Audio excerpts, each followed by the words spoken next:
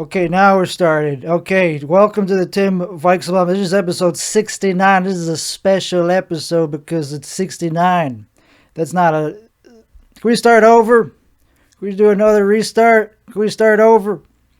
So I'm a perfectionist. I've been putting way too much thought into this thing, man. And that's a stupid idea because nobody is going to care about the...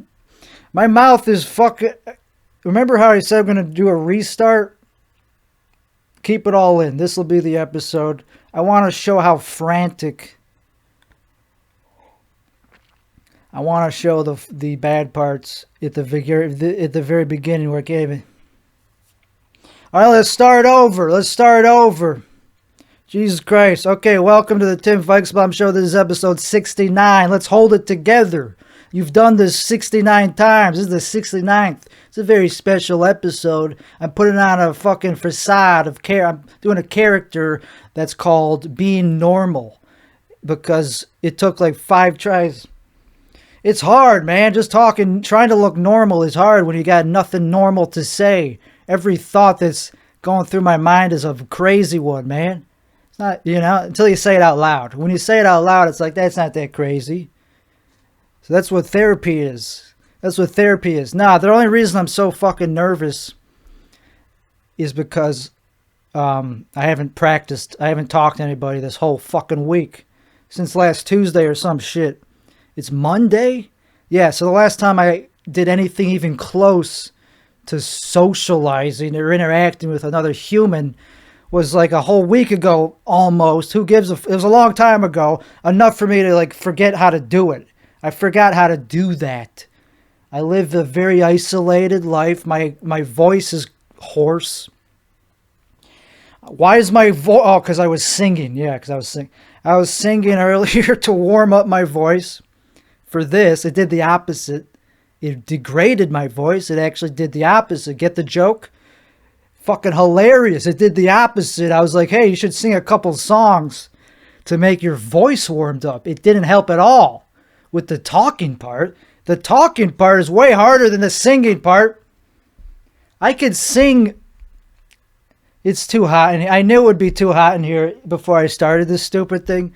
I knew I'd be like, you're probably going to complain that it's hot. And I'm wearing this stupid sweatshirt.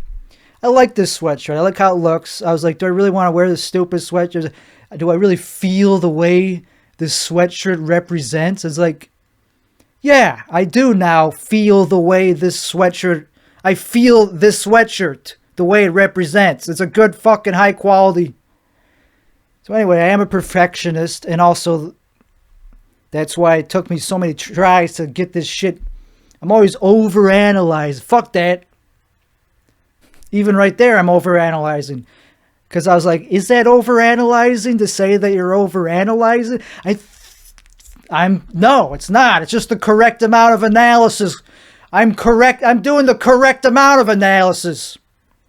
Perfectionism is a fucking label that people put onto somebody that's like taking too long. It's like, what are you taking forever to set up the lens of the camera and the lighting? Why do you have to care if it's like the specific percentage of red? Oh, you have to turn it down 1 percentage point of blue? Yeah. Because I'm going for a look. I'm going for a timeless look that will be nostalgic, that will invoke a certain emotion for the people watching at home. It may be me watching back 10 years later, or even like a couple months later, because that's how long it takes for me to have nostalgia, for me to be like, oh, I was actually a different person. That's why I care about the, it's not over-analyzing, it's the correct amount of analyzing. Perfectionism, that's bullshit is what I'm saying. I'm angry about that. It's the people that are called perfectionists are just called that because people don't like that they take forever to do shit. It's like, well, because I'm an artist. It's because I want it to be good. I want it to be not perfect. I just want it to be what I'm going for, which is a specific look. I'll know it when I see it, and when I see it, I won't have to fucking think about it and perfect over it anymore. I won't have to be a perfectionist anymore because I'll be like, that's what I'm going for. It's the type of thing where you just know it when you see it. That's what being an artist is. It's taste. It doesn't take long to know what something that you like fucking looks like.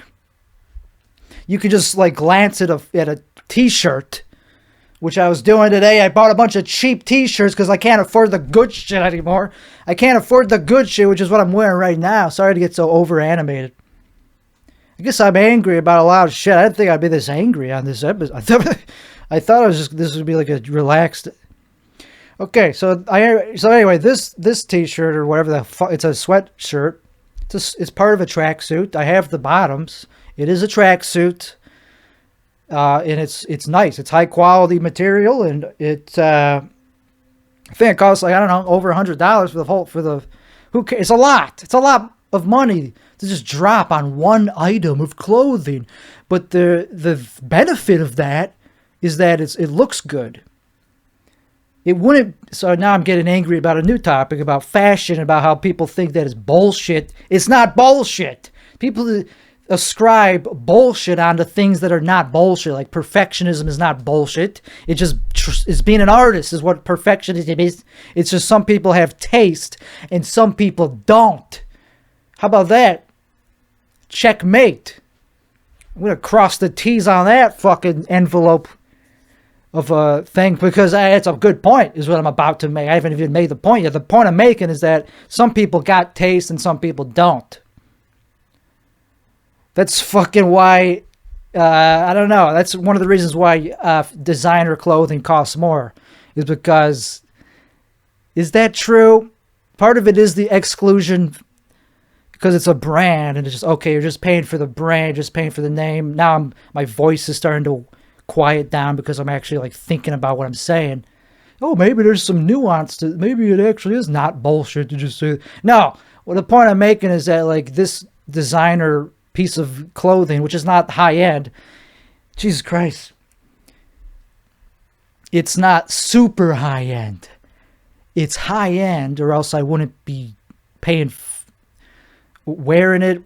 Jesus Christ, so many like different varieties of like ways to end a sentence. That's why I stutter.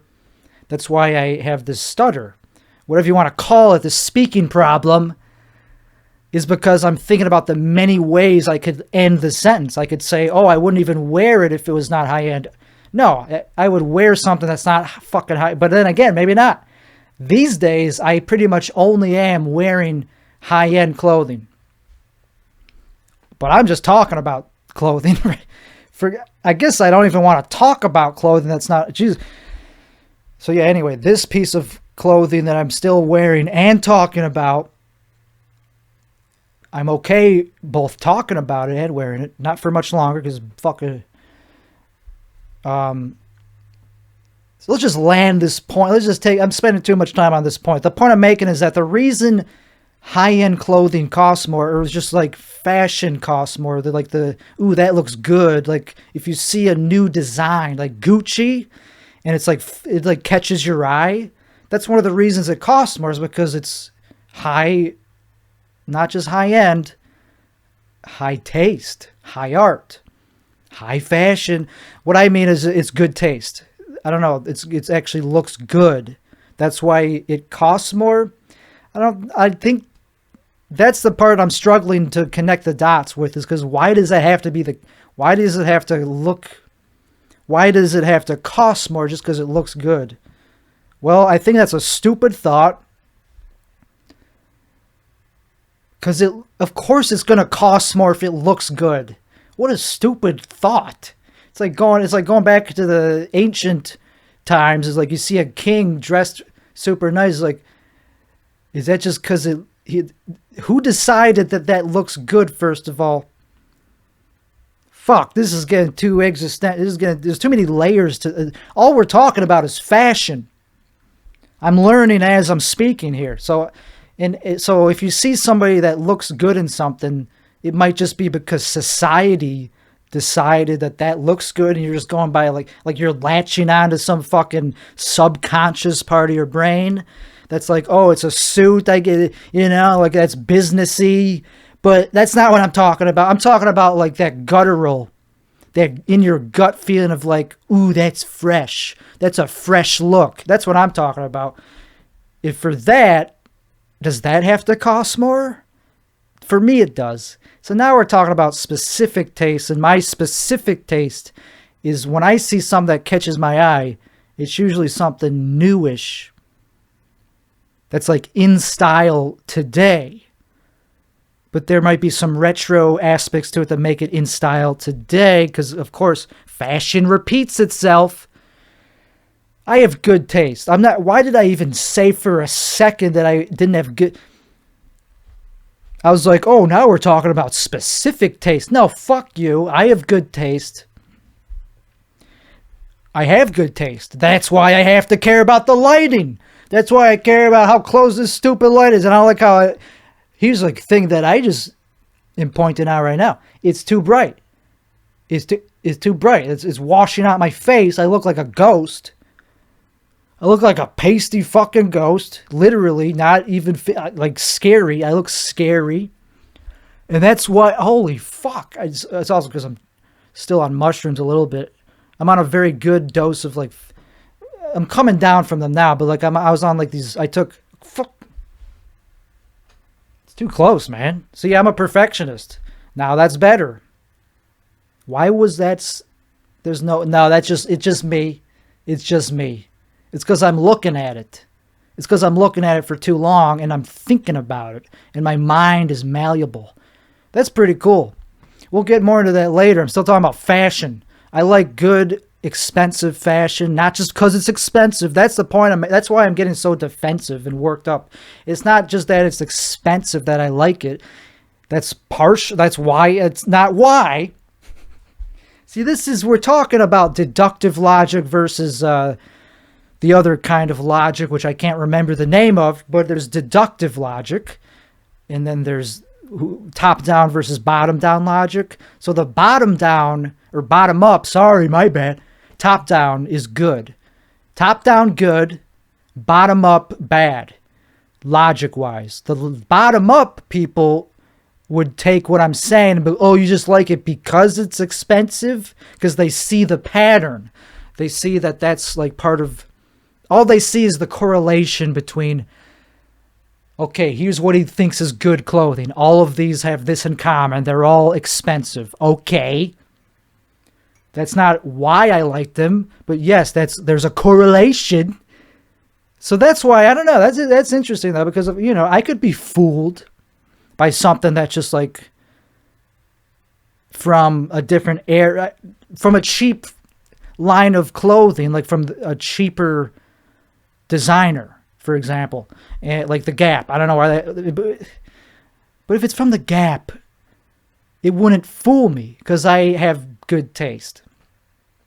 But I could be fooled, I'm sure, by something that's like from a thrift shop. How about that? That's what I was wanting to say this whole time, is like there's going to be people listening that go, oh, you don't have to spend hundreds of dollars. You could just go to a thrift store. Yeah, but then but that takes time and effort. I'd rather just have some designer just curate it for me and tell me that this is... So I guess I am kind of the type of person who goes by the brand.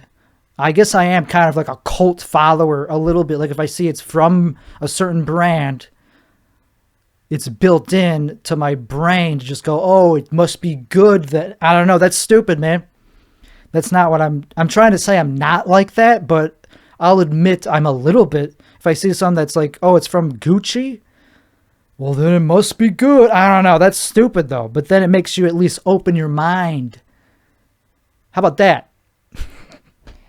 If you know that something is from a certain artist that's good, that you already like, but you're like, what the hell is this?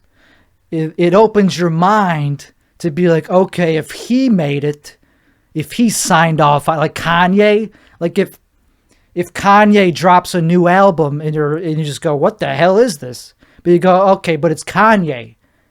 So come on, give it maybe it'll take until like the 10th or 50th. To be honest, music is a really good example of this. Sometimes you need to be told by told by an authority that it is a good song for you to actually go into it knowing that it's a good song. It actually is like, okay, and then it all of a sudden resonates. I don't know. For me, that's true, but also, I don't know. It's probably not, it's definitely not true. Who cares about other people? But for me, like certain Kanye songs, like on that album, the one with the tits, the one about the tits. It's like, oh yeah, that's all I remember. All I care about is tits. Like, I'm one of those, like, very dumb men who can't remember things unless it's tits. But there's definitely a song about tits in that album, and I can't even remember the name of the fucking album. It's not Yeezus. It's after that. It's like after that one. It's one that I don't care about. It's not like some one that I don't care about. With the whatever. And it was not my favorite album. But then people go, oh, you got this one song on, it was really good. And I was like, okay. And then it's still not that. I don't fucking know, man. Things are popular for a reason. So now we're talking about popularity versus taste. How about this? The Spotify algorithm. Spotify, it's not an algorithm. It's just if you go to Spotify for any artist, it'll tell you their most popular songs. At first, Kanye, one of his most popular songs. Might as well just look it up because I'm not doing anything else interesting. I mean, I could always just edit it. I mean, Jesus Christ, I'm such a perfectionist, man. Yeah, so anyway, his most popular... Sorry, Jesus Christ, I'm apologizing to myself. No, okay, here's what I'm apologizing for. Sorry for being so frantic and not confident in what I'm doing. That's all I'm apologizing for. And the apology is part of the bad thing that turns people off. It's part of being not confident. You have to over-apologize. See, I use the word over again to denote that it's a bad thing. Or else I wouldn't have to use the word over-apologize. If you're just okay, I already explained that concept a little earlier on. In the Jesus Christ. Okay. Father, Stretch My Hands is the song I was thinking. And it's on Life of Pablo. That's the album we're talking about.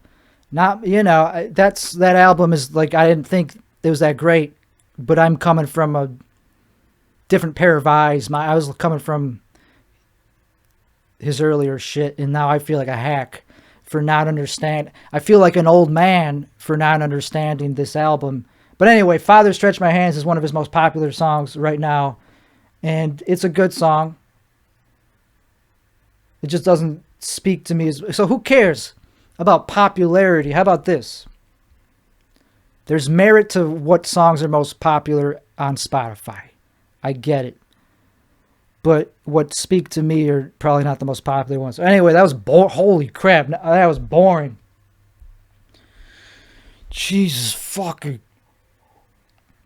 All right, let's start the show now. This is the start. Okay, welcome to this is now the start of the show. This is episode 69. The whole 19 minutes or 18 minutes. We're going to dump that.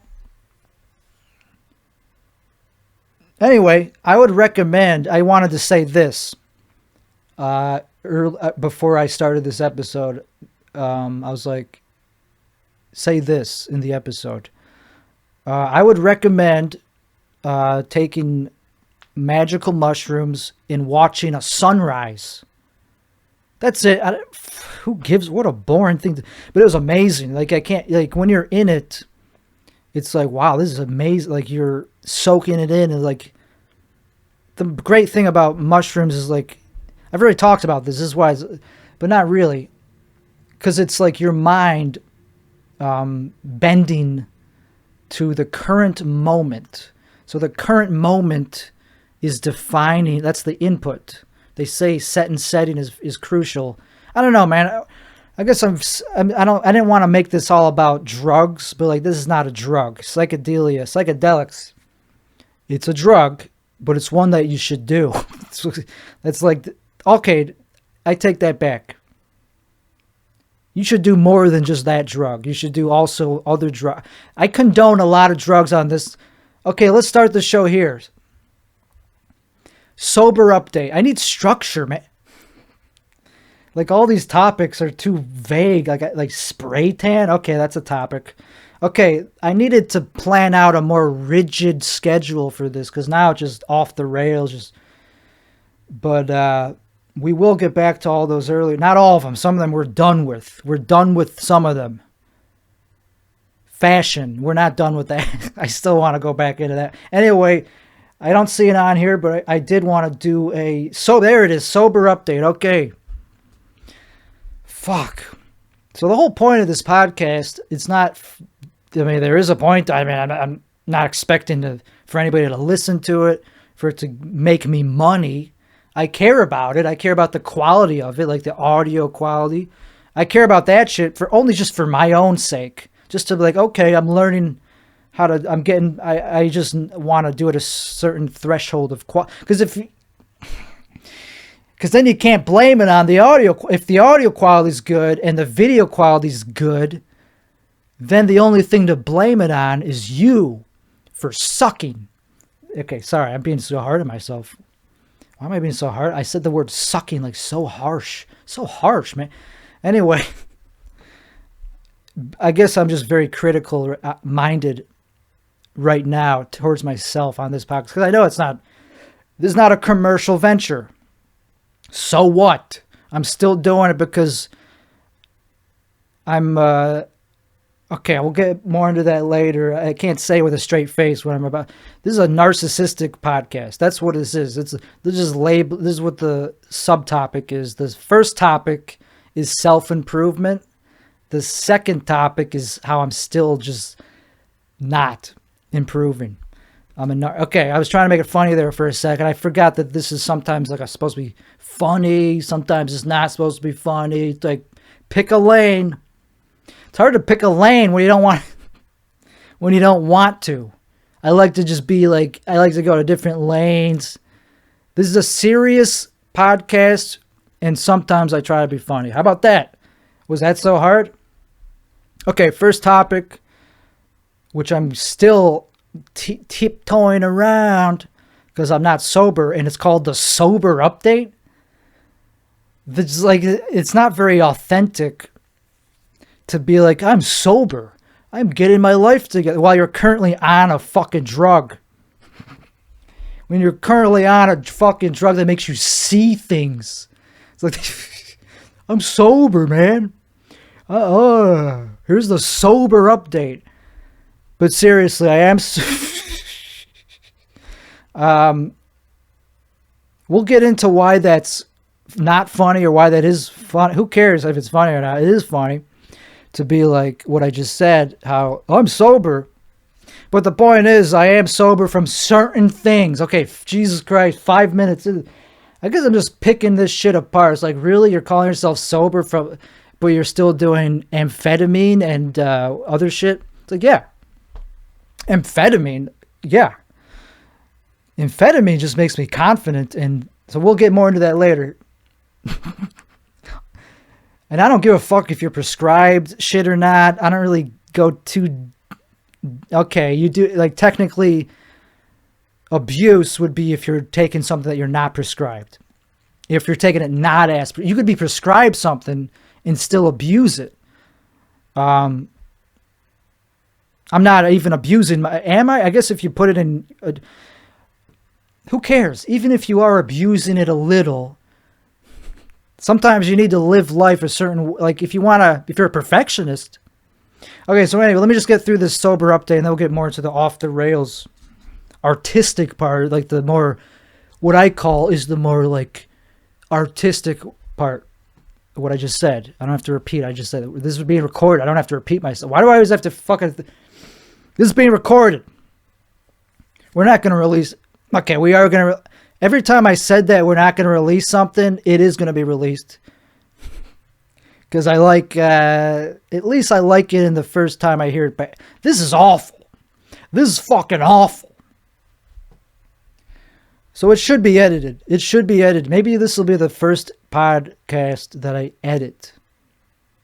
I've done that before, but that just made me want to stop doing it because there's so many points of like, this sucks. We'll get more into that later, why this sucks. We'll get more into that later. I know why this sucks. But we'll get more into that later. we got a lot to get in. I don't think this is gonna be a long episode. This is gonna be a fucking long, because it takes me time to warm up for these things. And like I said in the earlier part of the acid trip,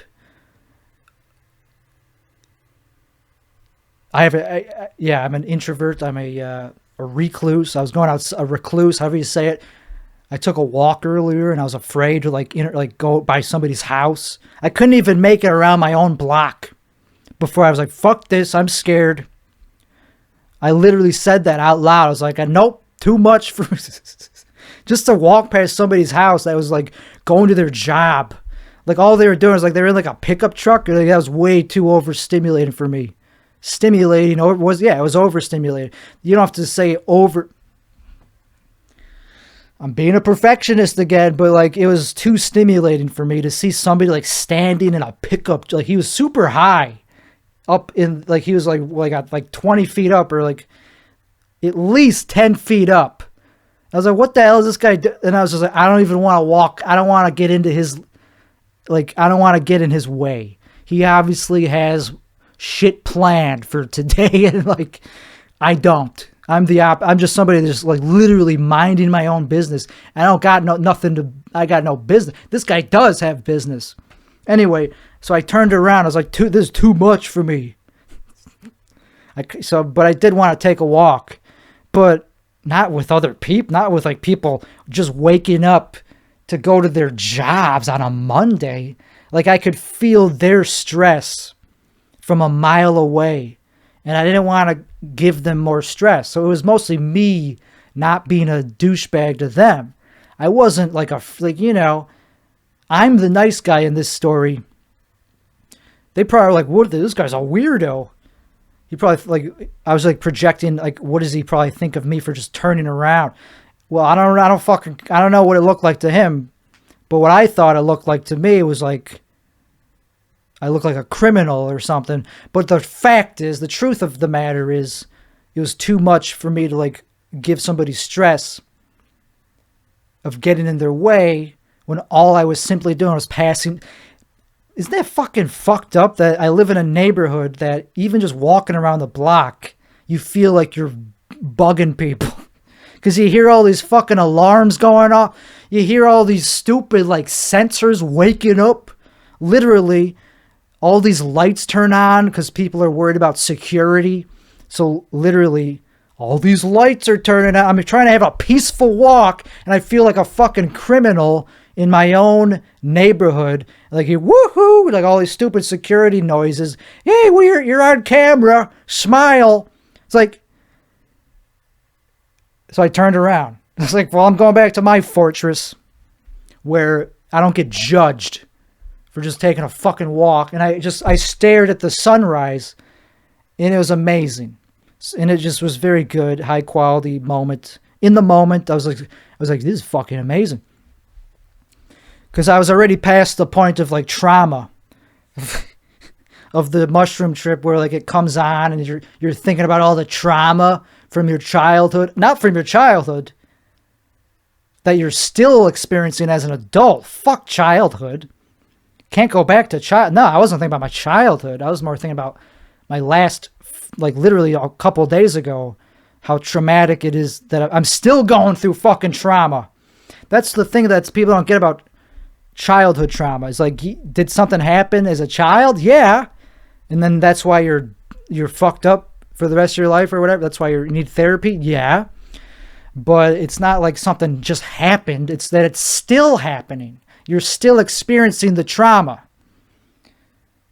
because it hasn't been resolved. Those people are still, you're still experiencing it. We'll get more into that later too, if I feel like it. That's one topic that I had written down. Okay, now I'm starting to get not as uncomfortable talking into a microphone as the very first few minutes. So let's actually cross this first official okay, sober update. I am sober from a couple things. How about that? Give me some credit. Give me some fucking credit. Just because I'm still doing other drugs, which are awesome. I stopped doing some of the self-destructive ones. All of them. I'm not doing any self-destructive drugs right now. So how about that? There's a way to categorize these things. I'm doing the ones that make me relive the trauma, like the ones that make me grow as a person too, or that make me strong enough to let the trauma not affect me in the moment. And then as soon as that's amphetamine, but then the mushrooms. Okay, so let's talk about the ones that are evil, the ones that are behind me. The ones that are behind me are weed and alcohol. Jesus Christ, it took me so long to just mention these drugs that I'm not doing anymore. I made the hard. It is hard because I used to, because those are good drugs. No, I don't know. They were good. Weed is like, there's a lot of side effects with weed. For me, there's a lot of side effects, so it wasn't good for me. Some people, it works to bury their trauma. For me, it was sticky, and it works for burying the trauma. But that's not, I don't want to just live life like not affected by my trauma. I want to confront it and punch the fuck out of it and rise above it and not be just affected by it my whole life like a negative Nancy who has to smoke weed. See, that's what most... Anyway, did I mention how long... Can we just get through this? Okay, sober from alcohol. That's the first one I quit for. I'm done with alcohol. Yes, I miss things about it. It's fucking fun. It's fun. That's what I miss. 500, and I guess the reason I'm laughing is because I'm starting to actually miss it. It's not funny. I don't know why. I don't know why the fuck I was laughing. I guess I'm laughing because I can't even get through this simple... Okay. It's just ironic that I'm talking about how I missed... it's just ironic to say that I'm sober when you're clearly still romanticizing these... Nah. I take that back. I've heard, because I don't go, but I heard that in AA, they do romanticize... They do romanticize their drinking days. Anyway, so that's part of it. So fuck you. I am making progress. I am recovering. So I can be proud of it. Okay, now that we fought that demon, now that we buried that hatch, that demon, literally, I had to fucking fight a demon. Multiple demons. You're seeing me in real time. That's what this episode, this is what this podcast is. Me fighting my demons in real time. To be like, can I be proud of this? Is this a good strength or a flaw? It's a strength, mother. It is a strength to be 524 days sober from alcohol. That's a big number. It's a big number, and I fucking... am I proud of it? Yeah, I'm fucking... I guess not really, but I'm happy that I stuck with that. I am fucking happy with it. I don't want to say I'm proud of it, but I am with the other one. So weed, not to say that I wasn't an alcoholic. I was an alcoholic. Fuck you. Somebody that says I'm not an alcoholic. Fuck no, I disagree. I had a great, it's one of my favorite drugs. It's my favorite drug, one of them. I would even say maybe it's my favorite drug if I was if I had a choice between all drugs in the world and I wasn't worried about self-destruction or destruction of other people's lives. Sure, alcohol maybe because it numbs the mind maybe. Because it turns up and it makes you funnier. You could still be smart on whatever. It's a good drug, but is it my favorite? That's the question I'm asking myself. I don't fucking know. I'm just going by if somebody gatekeeps, oh, you're not an alcoholic. If you don't do it as much as, you're not an alcoholic. It's yeah, but I was an alcoholic because I liked it a lot. I think that's all it takes to be an alcoholic. Because if you're using it because you like it a lot okay, maybe not. But anyway, 524 days sober from alcohol.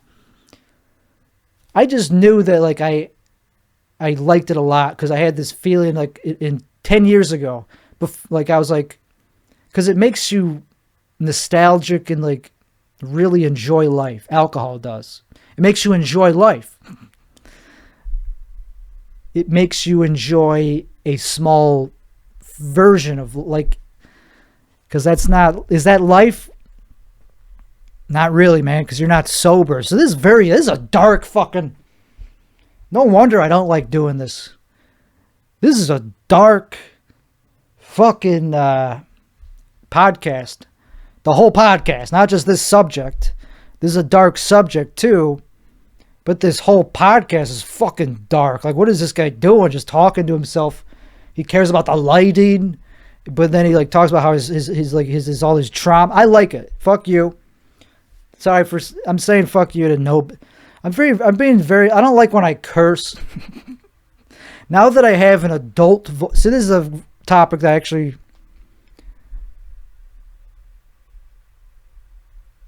I don't care that much about it, but like I have an adult voice. I'm spending too much long setting up the topics, and then I go back into like overthinking about it. Like, fuck overthinking. You know what? I take that back. Anytime I cursed, I'm sticking with it. I'm sticking to my guns. I like saying, sometimes it's a real fuck you, and sometimes it's just, I just say the word. That's the thing.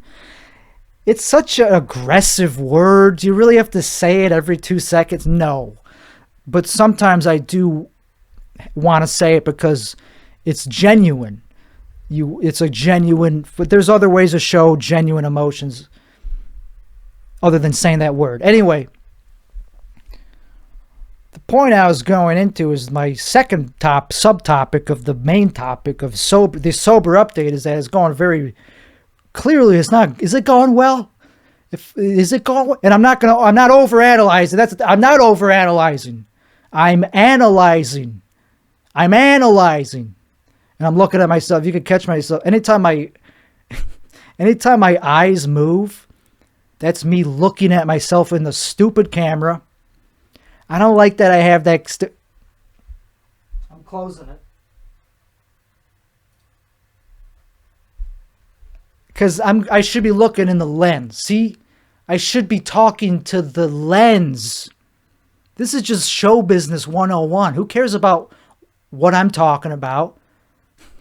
I don't care if it derails a genuine thought or me discovering something. Show business is my purpose in life. That's what I love about drugs. They tell you what your purpose in life is. Mushrooms do. Not drugs in general. Some drugs do.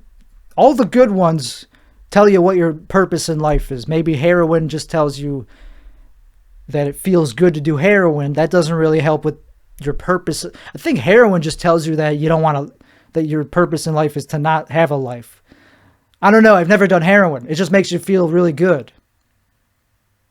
But then it just makes you want to, it's just so addictive. Anyway, next, let's just get through this topic. Then we can go back to the artistic ramblings, as I call them. I'm an artist. That's what I am. Like when people ask me what I am, I'm an artist. I could end it at that. And then they go, oh, are you making money? What kind of art do you do? Do you sell art or something on Etsy or something? Like, no, bitch. No. I just yell at a camera in my house in an artistic manner that I call art. And that's where the story ends. That's where the career, that's it. There's no career. It's not commercial. Sure, I put clips out sometimes and those get a couple thousand views. Whoopee! This is self-discovery. I guess I do care about that a little bit. But the more you care about just the views, the less views you're going to get unless you only care about that. That was not a real, did not make any sense. That was not a complete thought at all. To me, what I'm trying to say is, if you're only doing content production for views and that's it, Mr. Beast. Look at his eyes when he does an interview on a podcast. Look at his eyes. Does he have souls? Does he have a soul behind his eyes? No. His eyes are lifeless. He's giving away money. He's getting millions of views. He's getting what he thinks he wants, which is a big number next to his stupid fake name. Look how happy he is on podcasts. Does he seem happy? No, because he's not an artist. He's just commercial. He's doing something that's soulless to get views, and that's all he cares about. I'm not talking shit about him. He seems like a nice guy, but I don't know him. Maybe not. He has no fucking personality. He's just like, here, I'll give you money because I want views. That's not a person. That's soulless. So I am talking. Fuck it. I always try to say, oh, I'm not talking. Fuck it. I am talking shit about somebody like that. I don't know the guy. Fuck it. I am talking shit. And for all the people that look up to him, I'm talking shit about them too. I'm kidding, of course. For the effect of the joke. Not everybody looks up to him. I have to always defend my jokes. I'm just kidding.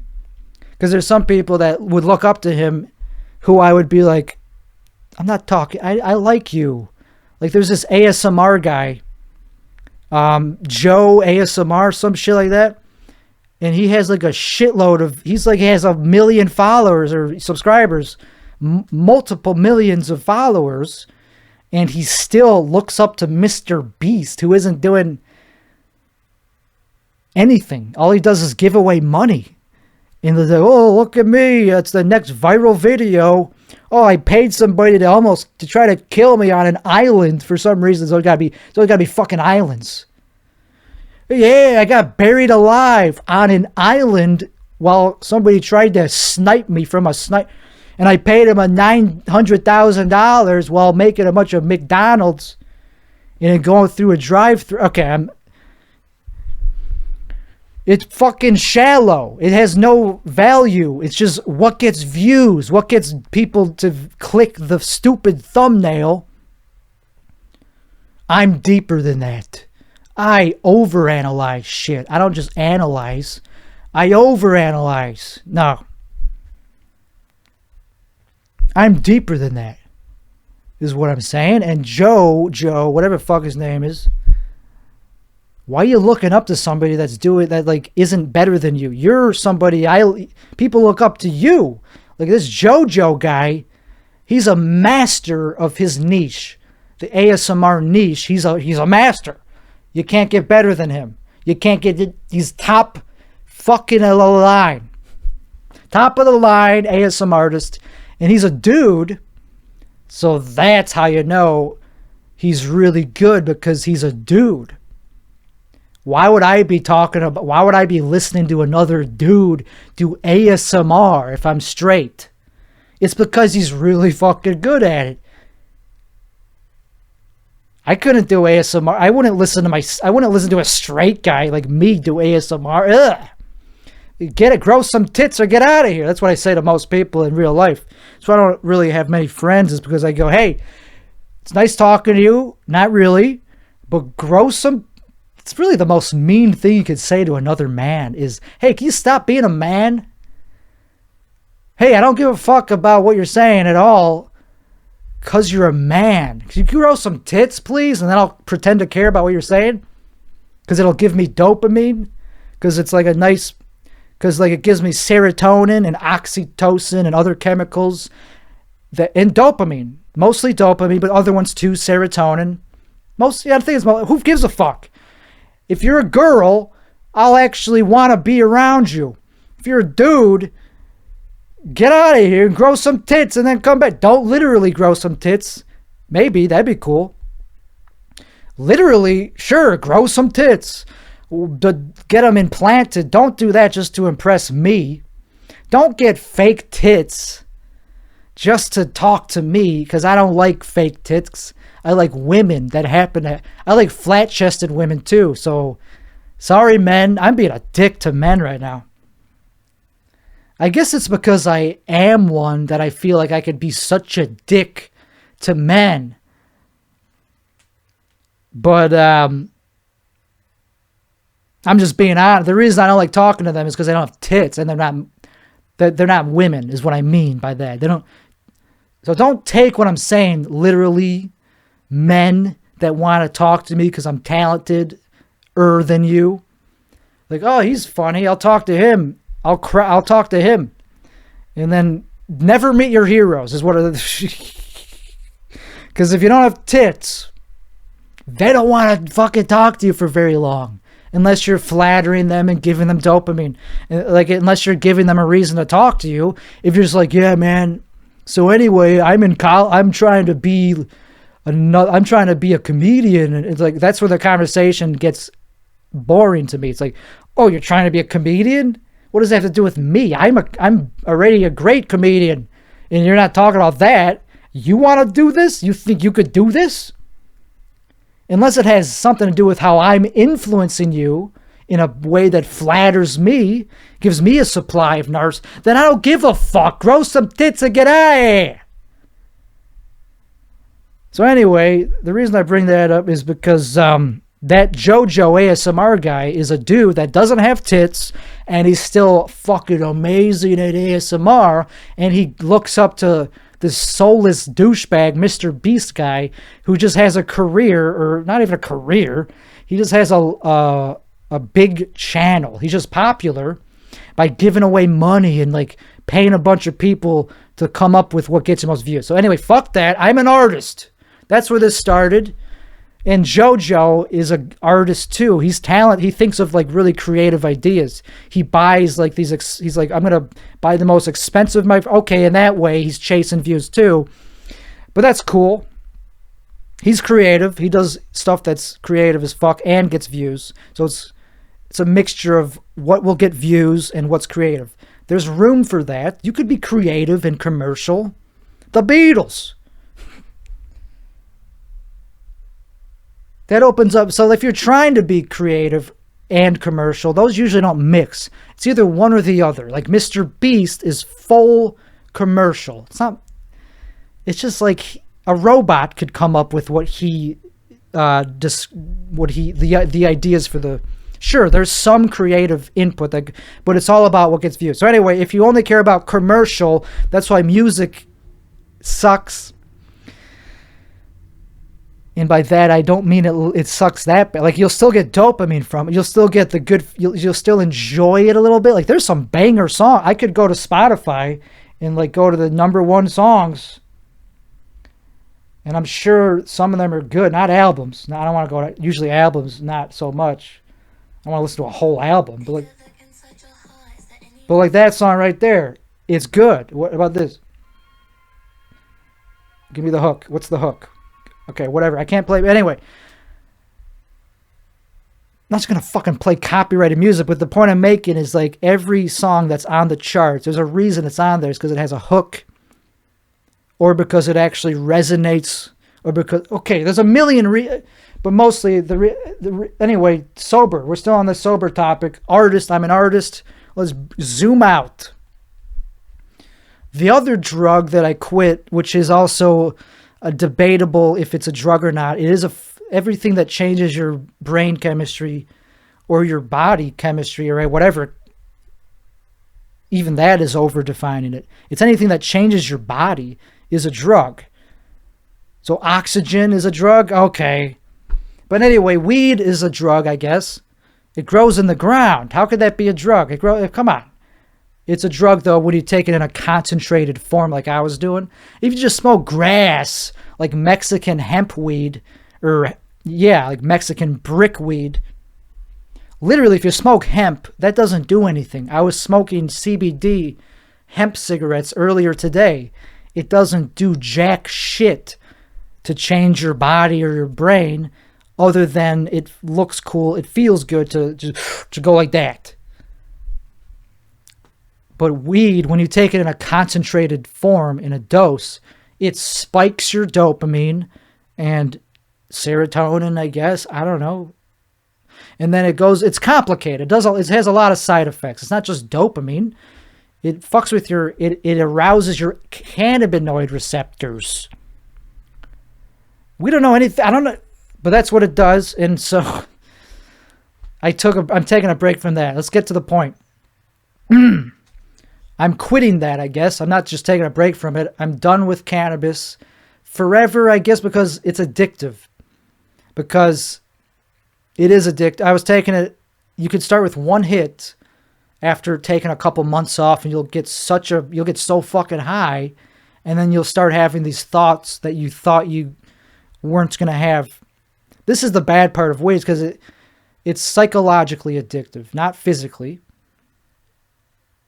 You have these thoughts of like, oh, I'm a better person when I'm on weed, because it buries your true thoughts, or your more animalistic thoughts, or your primitive, low quality thoughts. It turns those off for a few minutes, and it makes you think about things more rationally. It's like, oh, maybe I shouldn't be such a douchebag. But that could extend to maybe I shouldn't do anything creative. Maybe I should just sit on my computer all fucking day. So anyway, it's not good for me. I don't like it. I didn't like what it was doing for my life.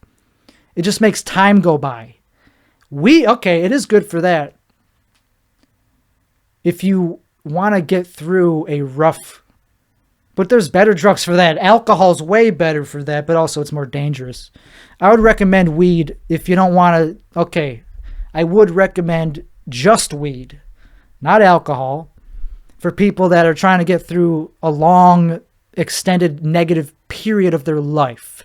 How about that? Like if they're in Alaska and it's frigid outside and they got nothing to look forward to inside except for getting through the winter, because they have no prospects, they have no social life, they just want to get through this winter, which could last, I don't know how long in Alaska, 9 months of the year. Yeah, smoke weed. You'll get through that winter very quickly. That's what it does. It speeds up time. That's only if you're doing it every day. The first time you take it, it'll be very intense. It'll slow down time. But once you get used to it, once you have a tolerance, it speeds up time. Probably most drugs that get you fucked up do that. Not mushrooms. Man. Mushrooms slow down. Mushrooms. I'm starting to love them a lot. I'm starting to become addicted to mushrooms. So we'll talk about that in a second. Because it's all about switching your addiction. It's like you always like switch up one addiction for the other if you're an addict. Which I'm still not sure if I am. Like a full out, blown out addict. Or if I'm just somebody that has mental issues like trauma and low dopamine like ADHD. Because if you have ADHD, you're going to need to get that baseline dopamine level up with something. Maybe there's ways to do it naturally, like sunlight, exercise. But if you don't have the initial energy to even do that, yeah, you need to be on a drug, at least if you want to have a high quality life. Sure, you could just not medicate it and just let life happen. But I agree with the medical, whatever. What do you call it? The medical, not information, but there's a better word for it. Knowledge, no. Instead of standing here thinking of the word on literature, yeah, I believe the literature, and not just the literature, I believe the data that the literature says. I actually believe that you could live of course, that's fucking true, that you could live, I guess it's not that obvious to some people if you don't know much about ADHD, but like it improves the quality of your life. Taking these drugs, medications that I'm currently taking, they have improved the quality of my life. I'm still messing with the dosaging. It hasn't solved all my problems. It just helps me get out of bed. Because if you have no dopamine, anyway, a lot of justification on this fucking thing. I was like, I'm very open-minded to being like, that's the thing. I'm very open-minded. I'm too sensitive for this earth. That's why I can't even walk around my own block. Well, I was on mushrooms. Cut me some slack. I was tripping out. So I was sensitive in the most literal. I was very sensitive emotionally, but not just that. Mostly sensory input. My sensory overload. It was beautiful. It was a great time. It was a great time. And it made me realize that like I don't have much to, now that I got over the hump of like thinking about my trauma, which is still a thing I'm facing every day of my life, almost the days that I think about it, the days that I allow myself to actually allow the trauma to come to the surface. Now that I got over that in the mushroom trip, it was just bliss. I was just like enjoying the way that the colors of the sunset looked amazing. And it all turned into like this pattern, this over-emergent. See, because when you just look at a sunset sober, it's just like, okay, that part of the sky looks colorful. But when you're on mushrooms, it's meaningful. It's like the whole sky starts to mean something. It's like the whole sky caters to that. It's hard to explain. There's this I hate using the word over on this episode, because it's not over. Nothing's overdone. Everything's just right. But when I first got outside, that's how I was like, I knew I was tripping a little bit, but when I saw the sunrise, the purple, the whole sky started breathing and like moving around in a way that was so satisfying and so artistically satisfying. Another word for that would be like beautiful. But so I was awestruck by how beautiful it was. And I'm not somebody that uses that word very often, so that's why, like, it really, because I don't really look at life as like beautiful that often, but it was beautiful. And then later on, the sun, when it got past the purples, just to the regular like blues and like the clouds were very fun to look at. And I know it's boring to listen to this, but I would highly recommend. I just can't believe that some people go their whole life without ever taking that. And like those people I'm judging. See, that's the thing. People judge me for taking mushrooms. I judge people for not taking them. We're like two different camps of people. We both hate each other. We both hate the other camp. I look at them with like this like contempt. Like, really? You think you enjoy life the way it is? You would enjoy it a lot more. I don't know. Maybe not. I'm only thinking of people that are like angry and like that need to trip. I'm not talking about people that have their shit together. Okay, maybe they don't need to take them. Like, oh, if they actually already do get enjoyment out of the little things and they actually have a good attitude and self-awareness. How about that? If they do have good self-awareness and they have already faced their traumas and all that shit, maybe whatever. But there's people like that haven't even opened the door on their traumas by not taking these chemicals, and they're pussies is what I'm saying. If I could do it, and you can't. Like I got pretty deep traumas, I guess. Not as bad as some people. I'm not saying but trauma's trauma. Any dose of trauma is going to be something that is not to be looked at as, you can't diminish it. You can't just be like, fuck yeah. You can't gatekeep trauma. That's like something I would say is a bad thing. You're causing more trauma by doing that. That's abuse. Trauma is caused by abuse. And if you're saying that somebody's trauma is not as valuable as somebody else, like it doesn't measure up, if you're comparing that and you're gatekeeping it and you're saying, oh, you haven't been, you should see what I went through, and you're still complaining, oh, well, you're being abusive. So you should probably look, maybe you're the one, you're being abusive is all I'm saying. Like, you got to look in the mirror. Because a lot of people that get abused become abusers. So it actually makes sense that they would be, some of those people would become the people spreading more trauma. Isn't that fucked up? But that's a thing to be fully aware of, I guess, which is what I'm doing on this podcast episode. This one specifically, the last one, I didn't give a fuck about how I came off because I was just trying to be funny. And it is funny to just say crazy shit like, oh. But I don't always say, I'm not always like in that way of like, I'm just going to say offensive. I'm not, here's another, okay. It's not, I don't say it because it's offensive. I say it's because it's funny and true. A lot of true, funny things happen to be offensive, but that's not the only reason I say it. I don't say it because I think it's offensive. I say it because I think it's funny and there's a grain of truth in it. Like I was saying about Jewish, I was going on a tear. It was not that bad. It was not that evil or like, but it was how I look at it as whenever I go on these very like controversial tirades. The reason they're controversial is because they're controversial. But the reason I like doing it is because it rings true to me. And it's funny. No, I don't do it to be offensive. Anyway, sorry for the tangent. Okay, let's get to this first topic of the episode. We're almost done getting to the first topic.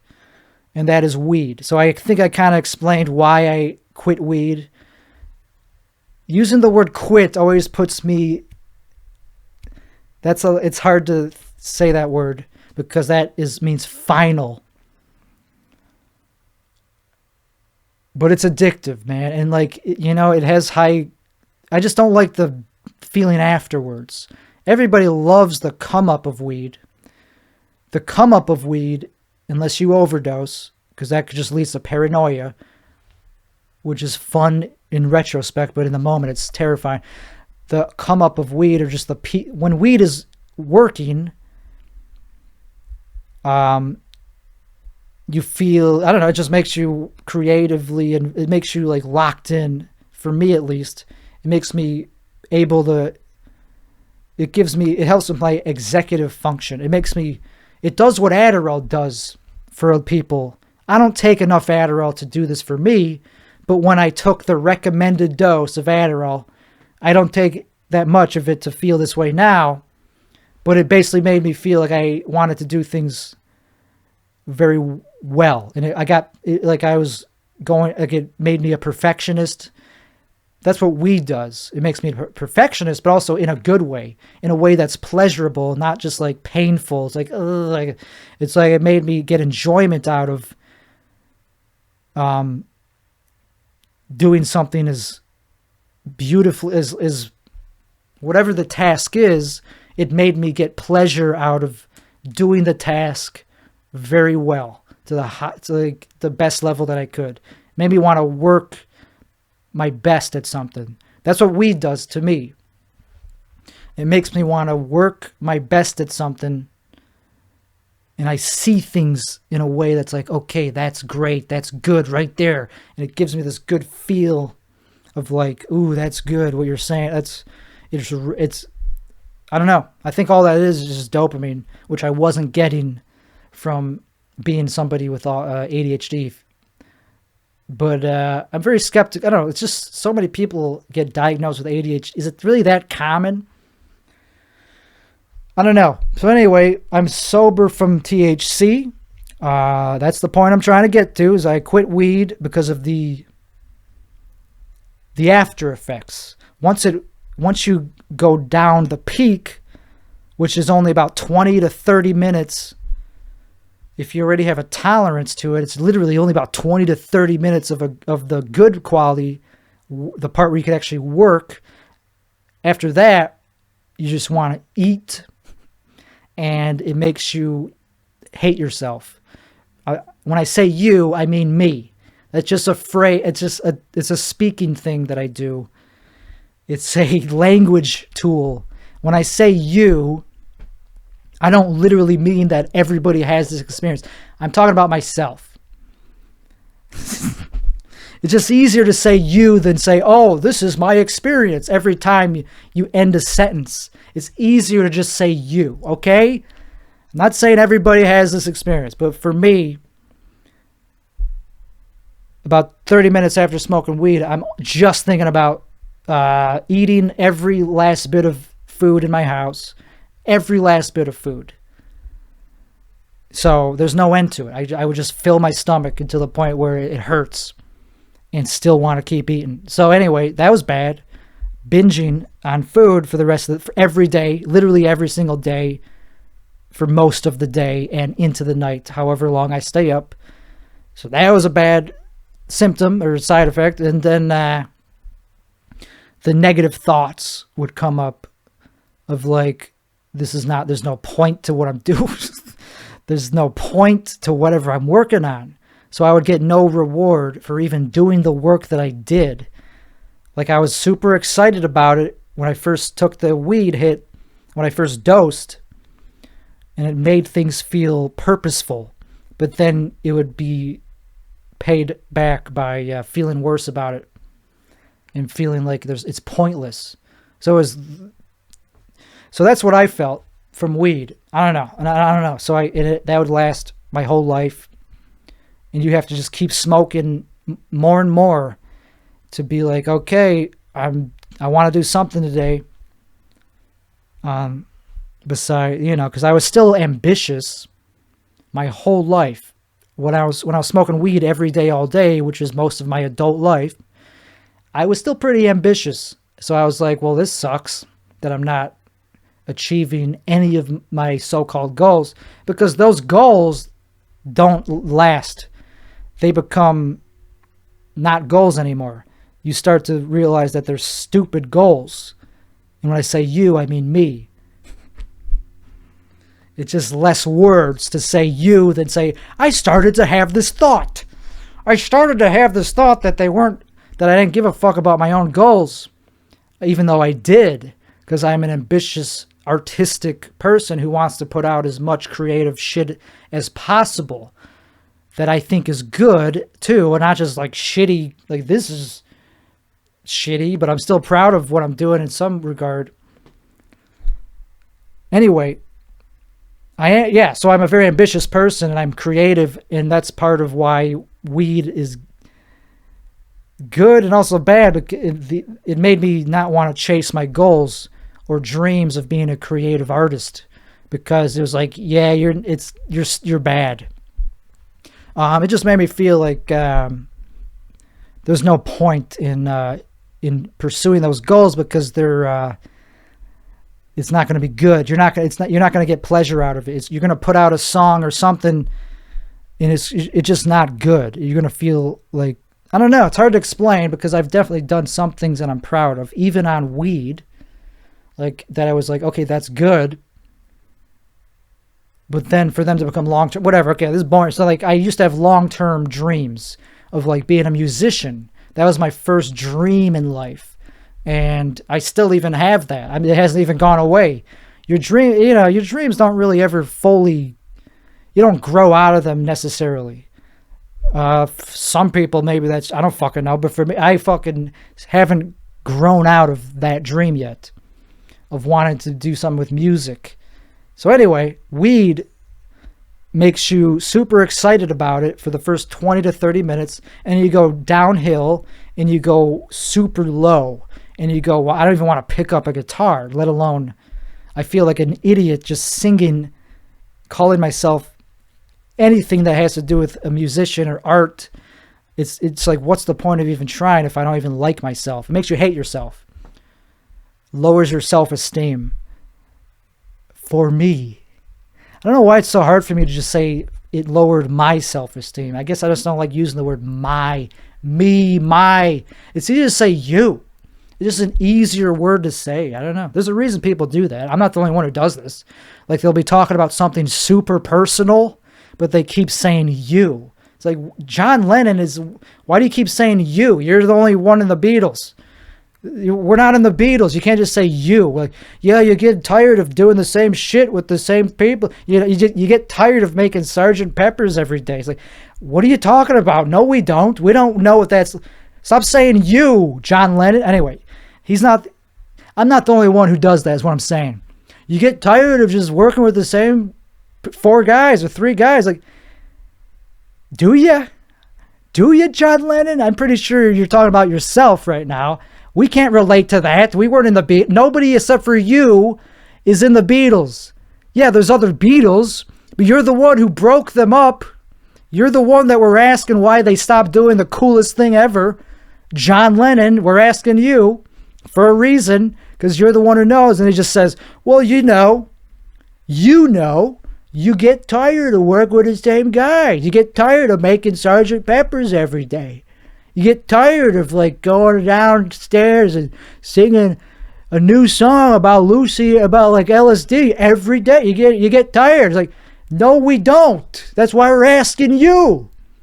We don't get tired of doing that. We don't even know what the fuck you're talking about. We can't just sing a fucking new song into a studio that's dedicated to you doing that. Are you kidding me? No, we don't know what the fuck. Why'd the Beatles end? Why'd you break up the Beatles? But he gave you the answer. He just used the word you because it's easier, because he didn't want to get personal. He's like, well, I broke up the Beatles. Woo, sorry. I said it there. I said it. Fucking stop. You got what you wanted. I stopped because you get tired. You get tired of making the White Album and Abbey Road, and being brilliant gets old. How about that? So stop asking me why I broke up the Beatles. Yes, John Lennon, woo. So that's why we say you. That's why people, cause I don't know, because it's just like to be relatable. Anyway, I'm not the only one who does that, is what I make. So anyway, final thoughts on the first topic of the episode. First topic, we're almost done. Sober update. If it's taken an hour to get through this topic, clearly it's not a good update. Clearly it's not going well. Because usually no news is usually good news, especially when it has to do with sobriety. If you have a lot of news for sobriety, ooh, that probably means you're not doing well with sobriety. I don't know, maybe not. I actually am doing well with sobriety. I actually am proud of the fact that I am making some progress on it, like that I could actually enjoy a sunrise. Sure, I had to be on a hallucinogenic in order to even consider going out of the house to do that, but I was still there. It was still like me, and it was great. And sometimes you have to be on a drug to enjoy a sunset, to actually get everything out of that sunset, even stuff that's not there. I got more out of the sunset. I'll tell you, hey, I overanalyzed that sunset. How about that? I overanalyzed that. So fuck you. I didn't, though. That's why I said fuck, because I didn't overanalyze it. That's why people talk about sunrises so much, is because they are a thing to be like they are fucking not overhyped, is what I'm saying. They're not overhyped, and they're worth the hype. Sunrises are worth the hype. You can't overanalyze a sunrise. Sure, you could say, oh, I was on mushrooms, so I was hallucinating. I was seeing a bunch of shit that wasn't there, but it was part of your experience. And there's no, it's there. I mean, because you're looking at it through human eyes. Even if you're sober, it's still only a version of what is reality. Your mind is, okay, you're right, I was just on drugs. You're right, you're right, this doesn't count. As I was overanalyzing it. I was overanalyzing the sunrise. It's just it's just light. It's just light scattered by an atmosphere, because there's different gases in the atmosphere that cause the photons to get absorbed or get bounced around. I don't know the exact science. That's as far, I know it has something to do with that. It's light scattering and all that, and the atmosphere, obviously has something to do with the atmosphere. The point I just made, I hope, if you're not too dense for me to not have to explain it, if you are too dense for me to not have to explain it, the reason I started talking about science-y stuff is because that would be what an atheist would do. That's what a boring person would do who doesn't know how good sunsets are. That was the old me talking. What I just did there, that was an illustration of what the old me would have done. It's like, oh yeah, it's just fucking a stupid sun. It's just light. It's just purple light. I could see purple light anytime I want. What's so special about that? Well, because you weren't on mushrooms. Because you weren't 500 days sober from... Okay, it wasn't the alcohol that made me enjoy it. It was mostly the weed, I think, and the making progress, trying to defeat my demons. That's what made me enjoy this sunrise, because I defeated my demons enough to. And that one of those demons is THC. It's not a demon, but that's something I was using to cover up my demons. Let's be specific here, because you can't. I don't blame the chemical. I don't think of THC as I don't care if somebody's smoking it around me. I try not to get it in my lungs, but I don't give a fuck. I'm not that triggered. I'm not like triggered by it, because it's just something I have control over. I have to be the one in control. It's not like, cocaine, where it's that addictive. Thank fuck I'm not addicted to cocaine yet. I certainly romanticize it very often, like I do with every other cool drug. It's one that's worthy of... Why do you think they have submarines that transport this shit if it wasn't worth romanticizing and writing movies about? Because it's a good drug. It's a fun, good drug. But you know what I mean by good? I mean it's one that's fun to abuse, which is the only way to take it. If you're taking cocaine, you're abusing it by definition, because it's illegal. So that makes it cooler. That makes it more cool. Is that it's illegal and it's fucking fun for only a few minutes, and it's super expensive and hard to get. It's hard to get the good shit. So if you get the good shit, ooh man, that's fucking cool. Even people that don't do cocaine, if they see somebody that's like, hey, I got really good coke, that guy has really good coke, he's cool, you look at him differently. He's like, oh, I respect that.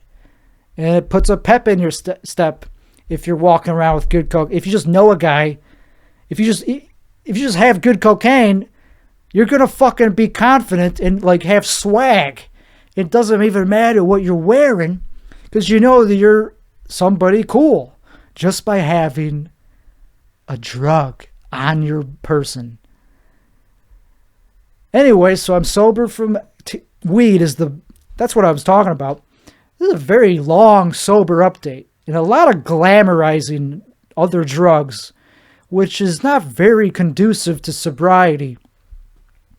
But you could sling coke and not do coke, so that has nothing to do with... You could still glamorize the cocaine industry, what the effects of cocaine, and just what it does to people. Like I was just saying, just how it's a status symbol. It's a currency for status, It's interchangeable for money. You could be like, do I want to get paid in money or cocaine? Probably rather have the cocaine, because it'll make me better at comedy, for comedy sets. Fuck, I feel like I'm going to become a cokehead very soon, because that's the only thing missing from my life to get me back on stage. Because I could be funny. I just need a huge amount of cocaine, not cocaine, but I need a huge amount of stimulating chemicals, or dopamine. I don't know why it took me so long to think of that word. It's not that I didn't think of it, it's that I didn't want to say it, because I oversay that word. I overuse that word. Do I? No, that's why I looked into the camera, because I was joking. I don't overuse that word. I use that word the perfect amount of times. I use that word as often as necessary, because I'm a perfectionist. I use it as often as necessary. I don't overuse it. That wouldn't be perfectionism. That wouldn't be a good job. I wouldn't be doing a good job if I overused it. So anyway, dopamine is this thing that I am lacking to do stand-up comedy. I used to be good at it, because it gets boring. The reason you don't see a lot of like... Okay, I can't generalize why other people quit comedy. It's probably similar. Because there's not a lot of... Okay, we'll get more into that later. I know that this is a super long podcast episode, but like it takes me a while to get warmed up. And this is episode 69, so I'm allowing myself to go a little bit over time. This is the only platform I have for artistic expression that I'm allowing myself to do. Because it's the only one that I have the energy to do. I would love to be doing other things. I would love to be going out and doing stand-up or writing and singing music. That'd be great, to be a singer in a band or something, or just producing my own songs at home. But I don't got the energy for that, the executive function. So give me some slack here. Cut me some slack. And anyway, and now that, I could kind of form cohesive thoughts. So let's start the show. Okay, so let's end this first topic. We're almost done. Sorry, it just keeps opening these drawers, these new tangents, which are not tangents. I hate that word. I hate the word tangent because there's nothing wrong with a tangent. It's not a tangent. To talk about, when I go on these tangents, I wouldn't be doing that if I didn't think it was worthwhile. Because the sober update, that is such a vague thing. It's like, what is that? What's the update? You're still sober. Okay, move on. Why do you have to keep lingering? Why is it taking you so long to say the number of days? And the reason for that is because it feels like I'm bragging.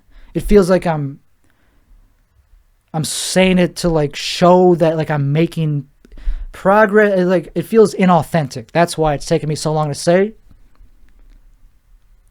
Yeah, I don't know. So anyway, I am 91 days. Yeah, sober from. I guess it just feels like you're making this proclamation. It's like, who cares the number of days? But like, it's just a number. Okay, the reason 91 days from THC. So that's a long time. That's 3 months. So 3 months sober from THC. So I've not been relying on THC to get through life. What a horrible way to say things. What a weird thought that is, to get through life. Who the hell just wants to get through life? Some people, I guess, want to just get through life. This is dark. This is not the funny part, apparently, but maybe I'm just not always willing to be funny because that takes like a certain mood and hyperactivity, which I don't have all the time. I'm not Robin Williams. Anyway, so some people just want to get through life. What a horrible outlook on life. What a shitty way to look at life.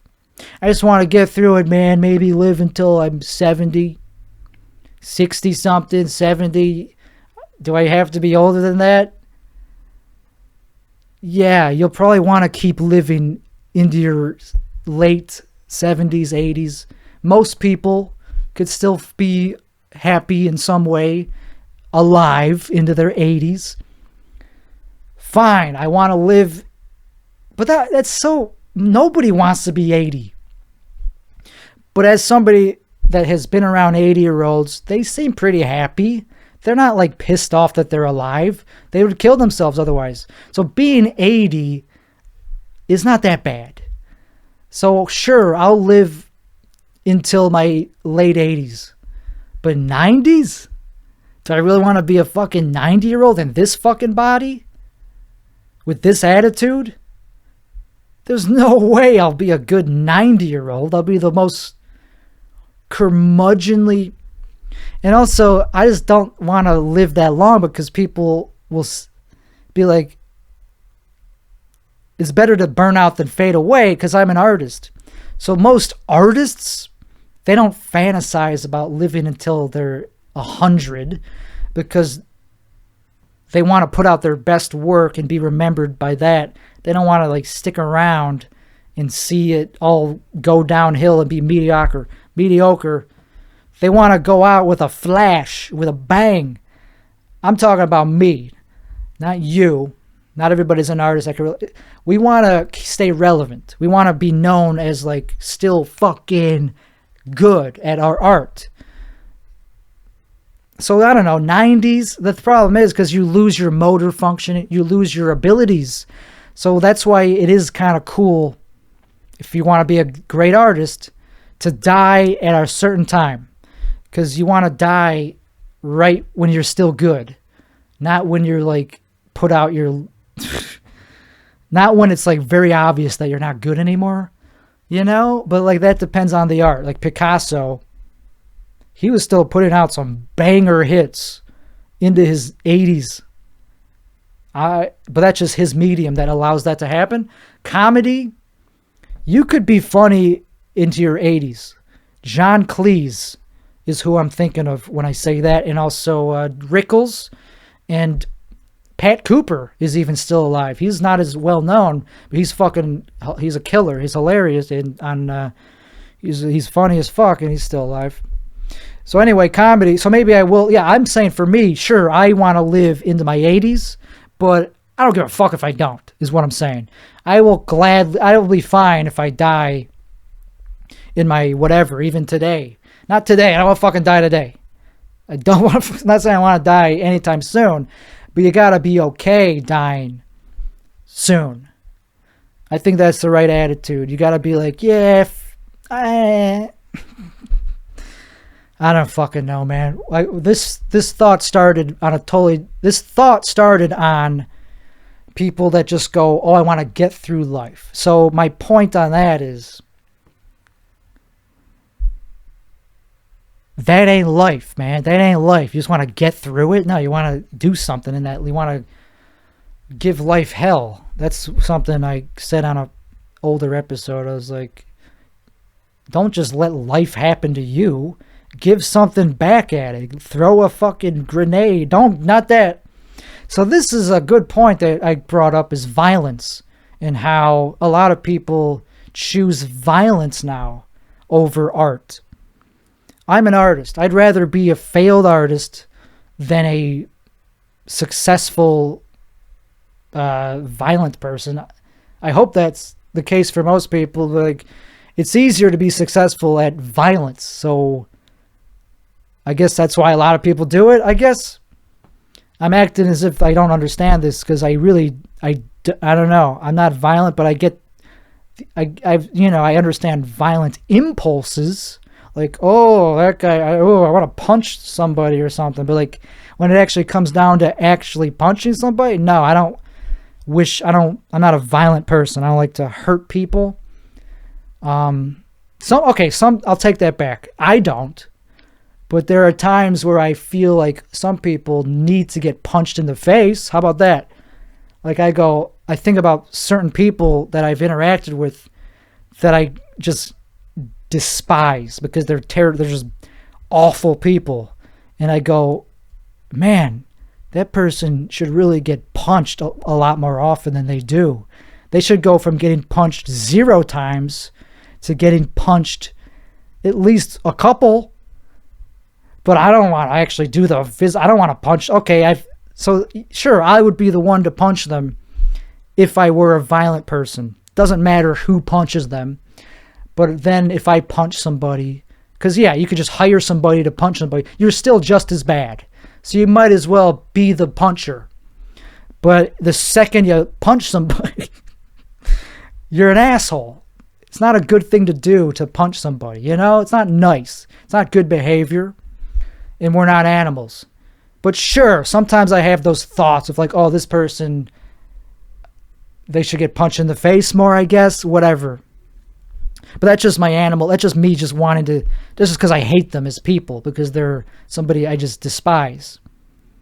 It's like, wow, that person, I hope something bad happens. Like, but no, not really. I don't really wish pain on them. But for them to not, I don't know, like, I'm not angry right now at anybody, but like when I get those pains of like narcissistic, when I get victimized, like when I am the victim of narcissistic abuse, which has happened a few times in the past month, I guess. You could call it that. It's a big word to use, the yay word, the abuse.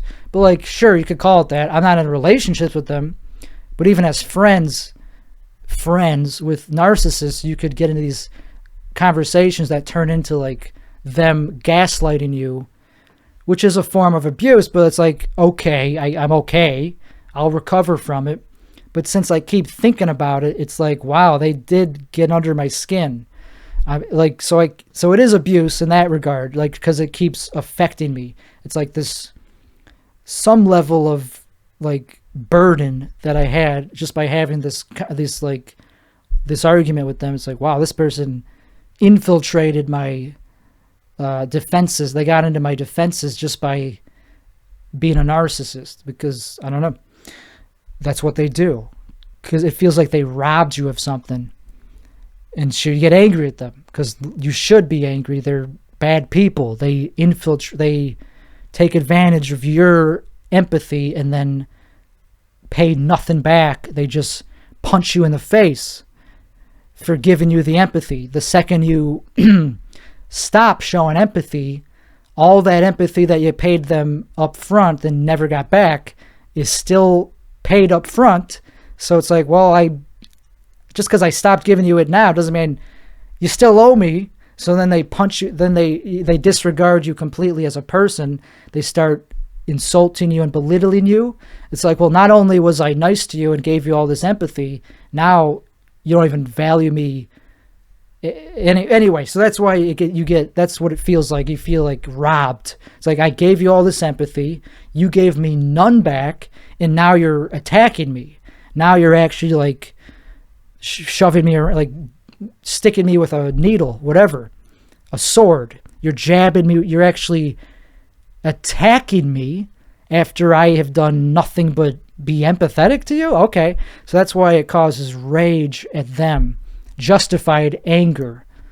And in those moments of anger, I feel like there's nothing you could, it's just like you feel like so infuriated because they don't have the awareness of what they're even doing, I guess. I don't know. It's like, I feel like I explained it enough, but like you feel so shortchanged, I guess. I don't know. There's different types of narcissism. And then there's apathy. I don't know. I'm talking about specific things, two different things. I'm just thinking of many different angles here. But anyway, there's no cure for narcissism, unfortunately. That's kind of what I was saying on the last episode. Like, it causes me to, these experiences with these narcissists has caused me to be so, not angry at them, but like hateful towards them. Like, not even anger anymore. It just turns into hate, towards these individuals. And it's like, I don't know, like I have nothing nice to say to them at this point. It would bring the worst out of me. I would say nothing at all to them, because all you want from them is to be distant from them. Because the second they start trying to get their hooks in you is when that's the first step for them to start gaslighting you down the road, or slinging insults at you and thinking that they're justified insults. Like, well, you're just sensitive for not taking these insults that are unfounded in the first. It's just character assassination. It's like, sure, you could believe that, but like, I like myself the way, like, these are not even necessarily things to work on. They're just it's just like, they're not even flaws. It's just like, you're assassinating my character because you want to feel above me. So anyway, fuck narcissists. And the only cure, so the only thing I would say to them is something extremely negative. I would say to them something that you can't say in public. You can't say this to people. It's that bad. It's pretty dark. It's a pretty dark realization, is that I have these thoughts about people that they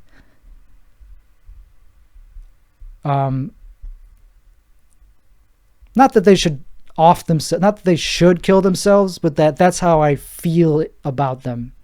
That's like, I don't think they should actually follow through on that.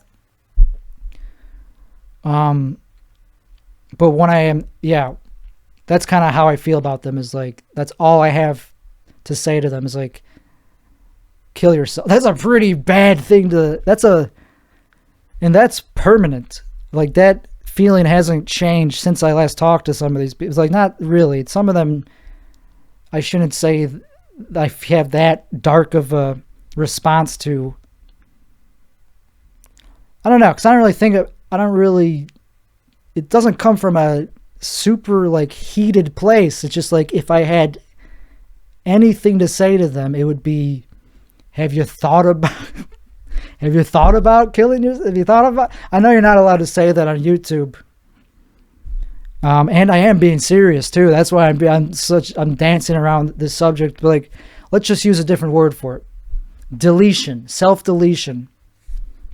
Usually it's the opposite. Usually people don't advocate for self-deletion, but in the case of certain people with certain personality disorders, and they're only that's a little bit black and white. Like, even the worst narcissists still have some positive, they still do some things to the world that are not all negative. So I guess that's why it's kind of weird to just like suggest that they self-delete. But like,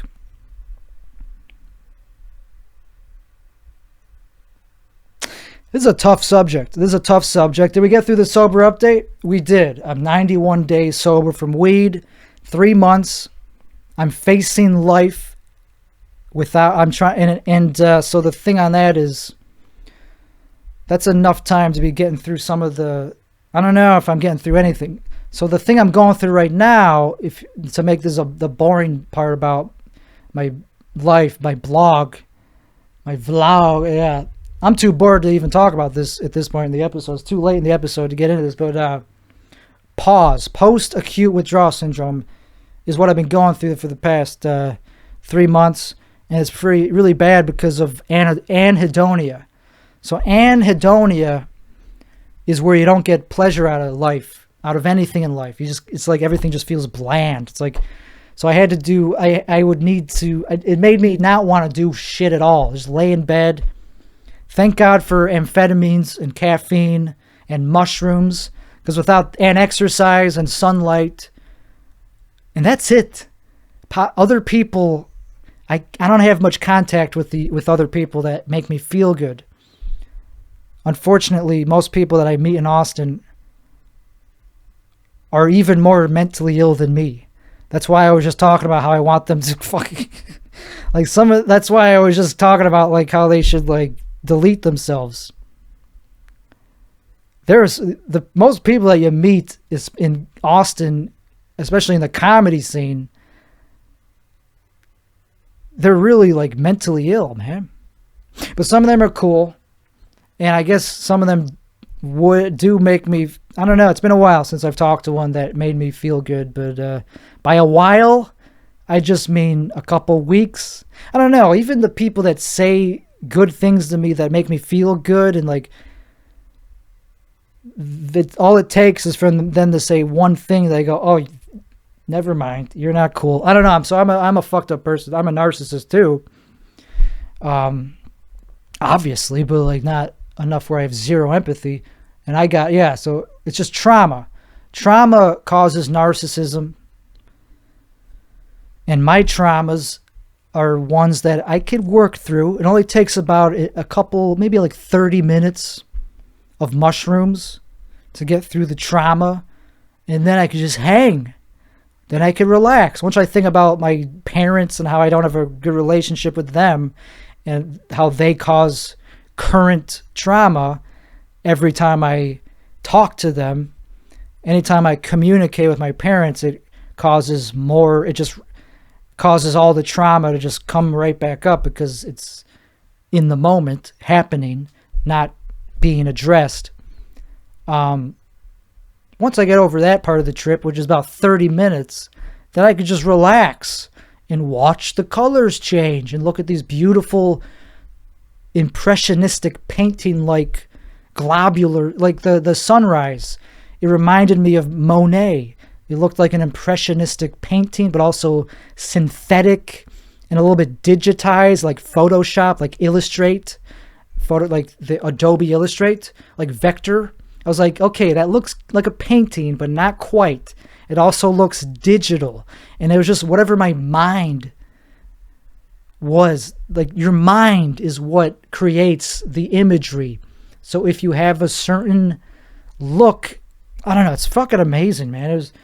It was not enough to freak out. But even if I was freaking out only in a positive way. I was like, oh, whatever. So I'm done. I'm done with this episode. I'm starting to lose my enthusiasm over some of these topics because this is a very exhausting. Some of the things I talked about are pretty exhausting to talk about, but I don't know. Self-love. I'm learning how to forgive myself because I'm learning how to not hate myself because weed is a mask. It's not really a mask. That's not the best metaphor. It's armor. Same with these sunglasses and dressing a certain way. That's armor. Having cocaine. Now we could get into that topic. Now they're off one of the fuck. All these topics are boring to me right now only because. Okay, one other topic, Kanye. And then we'll go back into the other shit. Kanye said that he likes Jews now. He posts on Instagram saying, I watched 21 Jump Street and now I like Jews because of Jonah Hill. So, as research for this episode, I watched that film. I watched 21 Jump Street. I forced myself to sit through it. It was a pretty good movie, but it's not one it was good, but for me to sit through a movie, I don't have the patience for that, or it has to be, low dopamine dysthymia, anhedonia stops me from watching films. Anyway, so I watched 21 Jump Street as research to see if Kanye was right to change his opinion on the Jews based on one movie? Just with one actor in it? With Jonah Hill?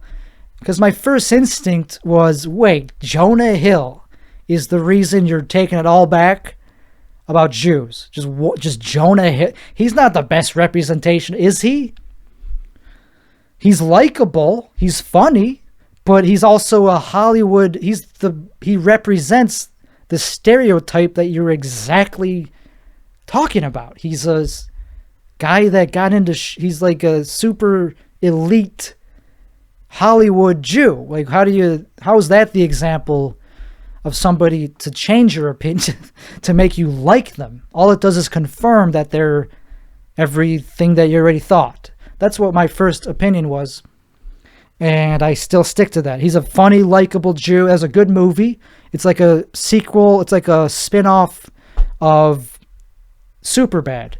It's similar to Superbad. It's a cop, similar style of humor, I guess. Whatever. It's a good movie. Good movie. Good flick. Not great. But good for how early in his career that he wrote that movie, and he was good, well acted. Jonah Hill, funny. He's hilarious. He's funny. Great comedic actor. The other dude, Channing Tatum, he's a flash in the pan. Nobody. He just happens to look good. He just looks good. Whoopee. He's an attractive guy. He's a Chad. Whoopee. So he added nothing to that movie. He was not funny in it. Even with all the writing, in contrast, he bombed. He wasn't funny in that movie. He was just a good-looking actor that said the lines. And that's why nobody talks about him. He's not famous anymore. Who the fuck? When was the last time you heard about Channing Tatum?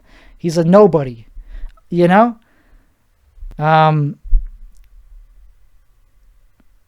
soul. So anyway, Jews have souls. Jonah Hill has a soul. And I don't hate the Jews. I look at them as stereotype. There's a stereotype I generalize. But do I hate them? No. I don't know what the fuck Kanye was talking about with this whole hating Jews and like endorsing Nazis. Like, too black and he's being a little bit too like narrow-minded. Like the whole very black and white. It's more nuanced than that. There's a reason people hate Jews, but there's also a reason they shouldn't. It's not black and white. Obviously, Jews earned some. There's a reason people hate Jews. It's not just random. It's like, oh, let's just throw a dart at see what race to hate. No, it's obviously because Jews are very like they love power. They love to hoard power over other people and like like they're smart and they are social. They're like whites. They're supremacists. They hate other people. It's very complicated to say in 2 seconds to give you like a TikTok version of why people hate Jews, but like, I'm not saying it's justified to hate, but it's certainly justified to question, to have irritation, I guess. I don't fucking know. But violence, I was talking a little bit of violence a little bit earlier in the show. This is not a fucking, is this a show? Yeah, this is a show. Violence, I don't endorse violence. I endorse thinking about shit. You could think about whatever the fuck you want. You could fantasize about whatever. Not even talking about violence. You could question why people do things out of hate, why people attack certain groups. I like to do that. There's no harm in that, at least when I do it. I'm not harming anybody. If you're dumb enough to be violent based on what I say, I'm just going to look at you like that. I'm just going to look at you like you're fucking dumb. I'm going to look at you how I look at myself when I say something dumb. I used to be dumber than I am now, and I used to I don't know, man. I've grown up a lot, so I expect other people to grow up. Sorry for scratching. Who cares? No one's going to watch this fucking thing. We're fucking hour or almost 2 hours in. And it's itchy. That's why I'm scratching my nose. It's itchy. I'm not picking it. I'm not picking my nose. I'm rubbing my nose because it itches a lot. Fucking everybody wants to call you on every little, oh, you picked your nose. Yeah, I picked my nose on a podcast. Yeah, I'm stupid. I have no self-awareness that this is being recorded, that I'm going to pick my nose. No, but I scratched my nose. I scratched my nose all over because it's itchy. I don't give a fuck how I know it looks bad. Okay, I care a little bit. That's why I'm talking about it. It looks bad. It looks bad to scratch your nose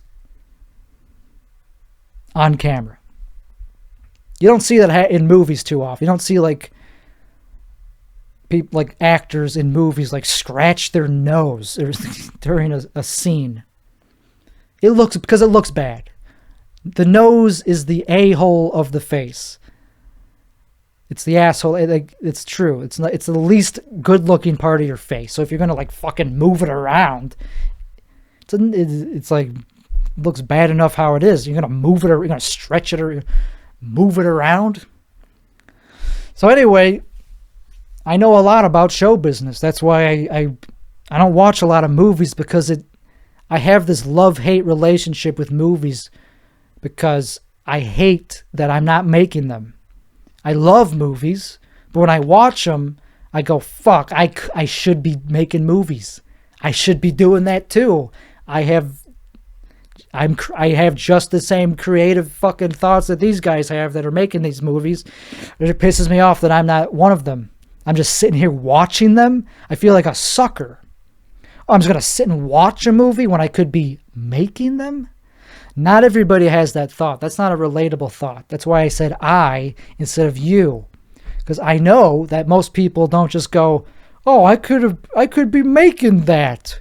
No, like most people just don't have that. They just go, okay, I want to go to the movie theater and be entertained. They don't go, oh, I want to do this. So that's why most people aren't fucking Jewish. Most people don't have that instinct of like, I need to be doing something creative. Jews are super creative. So that's why, I don't know, I'm very interested in why I'm creative and why Jewish men have like that same feeling of like, ooh, I gotta be something big. So anyway, it's not just a Jewish trait. There's Italians that have, anybody could have that trait of like, ooh, I gotta be doing something. I gotta be important. That's just narcissism. I don't know. Just who cares? I'm not making this episode all about Jews. Jewishness, whatever the phrase, whatever you want to call it, because it's very divisive. And I don't like always being divisive. I could feel it in my bones whenever I'm saying something divisive. That's another thing that I don't know if everybody knows. Is like, you could be an edgy comic, but if you're not aware of what... Okay. This is just a conversation I had a couple weeks ago with somebody. I was like, I don't get offended, but I could tell when somebody is saying something offensive. If somebody brings up race on stage at a comedy show, they're trying to do a joke about race. The second they start talking about it, I could feel the tense energy. Like, I'm not a sociopath. I'm not like autistic. Is like, I don't know. I could tell when somebody, and me included, is saying something that people find uncomfortable. But that doesn't mean I get offended by it, but you should still know what you're saying and why it doesn't get a laugh. So this is another very unpopular, like very like low traffic niche, is talking about how to do comedy. This niche of podcasting that I often gravitate towards, of telling people how to do comedy, which I have very little business doing other than the fact that I'm funny. But okay, you have no credentials, but I'm funny. So I guess I know what I'm talking about, and that's all you need is to be funny. I get whatever. So I know what I'm talking about, but it's a low traffic niche. Not a lot of people are Googling, how do I be a comedian? And even if they are, there's already, I don't know. There's not that many people trying to be a comedian. In Austin, there's thousands. Somebody was like, oh man, this new Rogan Club opening. I heard there's going to be like 100 new comics moving here just for that. I was like, 100? Are you fucking insane? Are you fucking retarded? You think only 100 people have been moving here by the truckload for the past 3 years since he started talking about it? 100. There's going to be 100. Most naive fucking...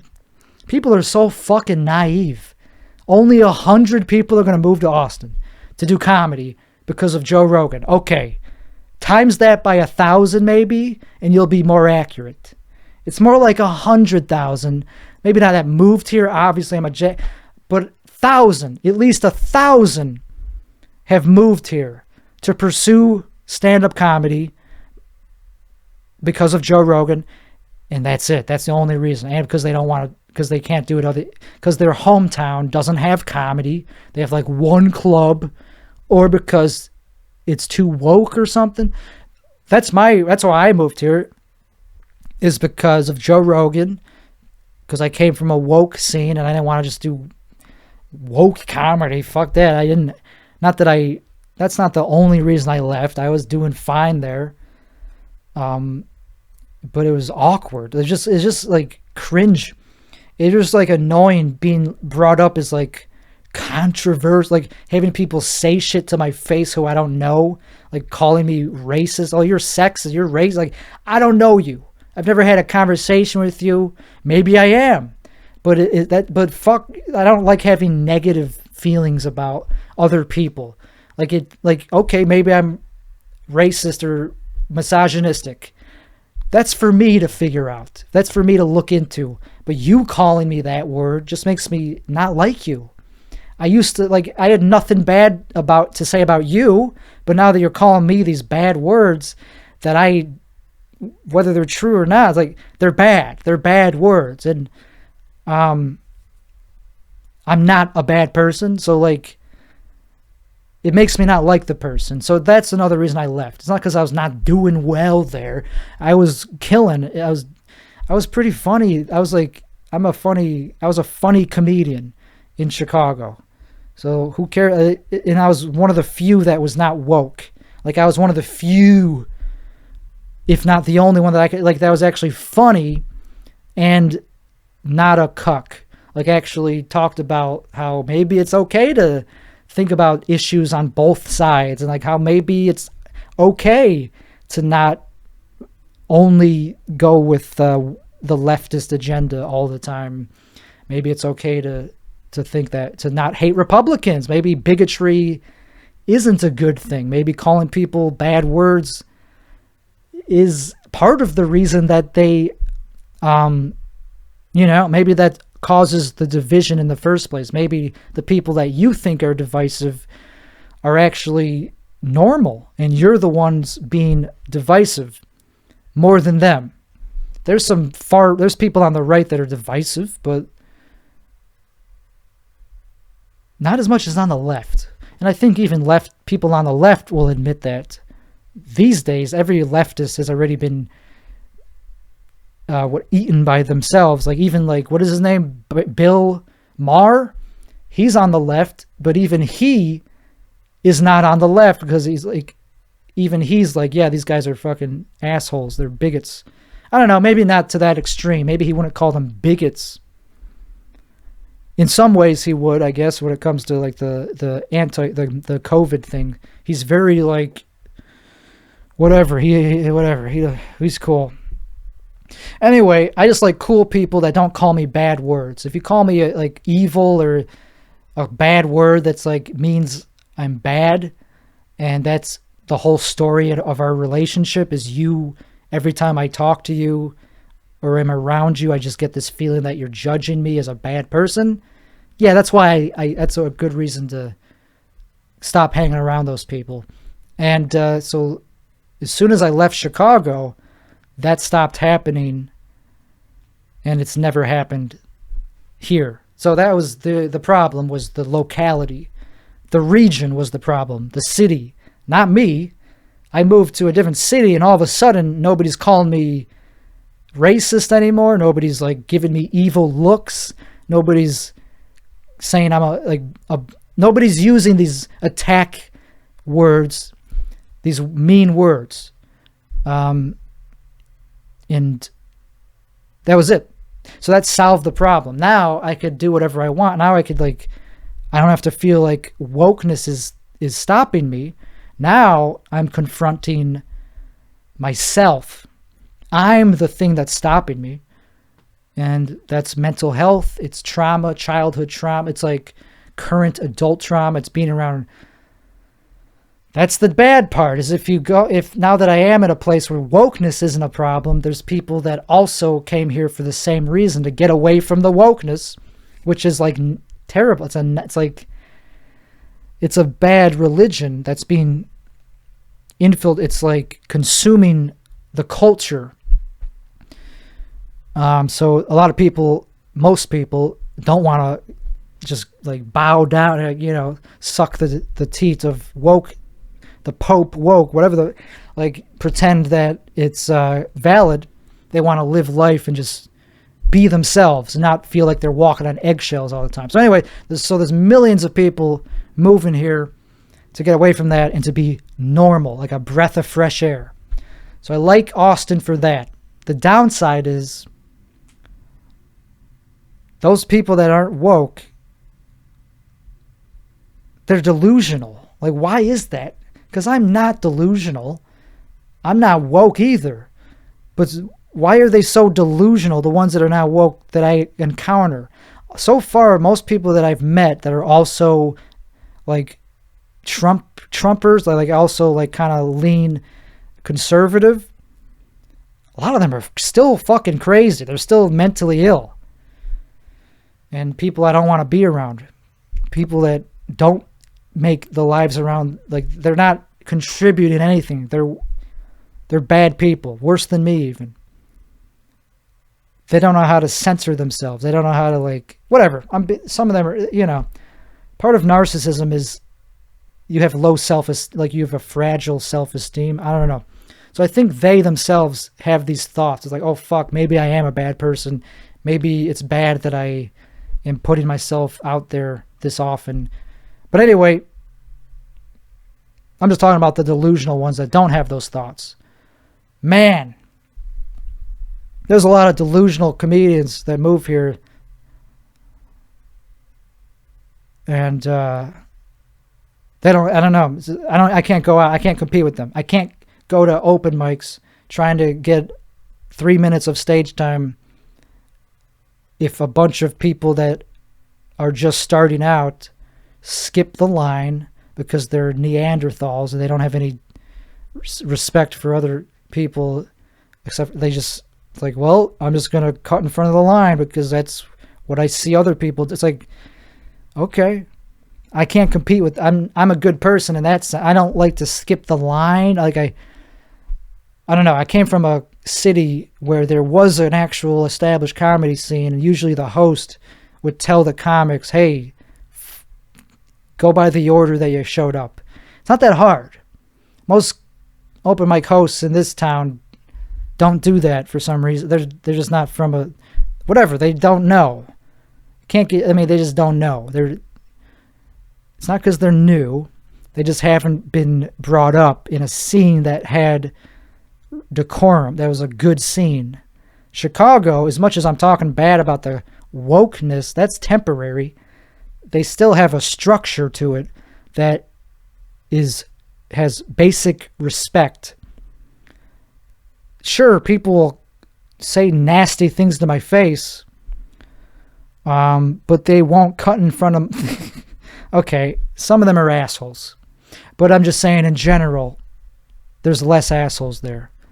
There's more respect for the process, I guess. Austin's a free-for-all, and most people here are not that good at comedy. I don't know. It's hard to say because I don't find anything funny. I don't even find myself funny. Except for in tiny moments. In tiny moments, I'll be like, okay, that was funny. To myself. I'm talking about myself. I'm not other people. It's rare.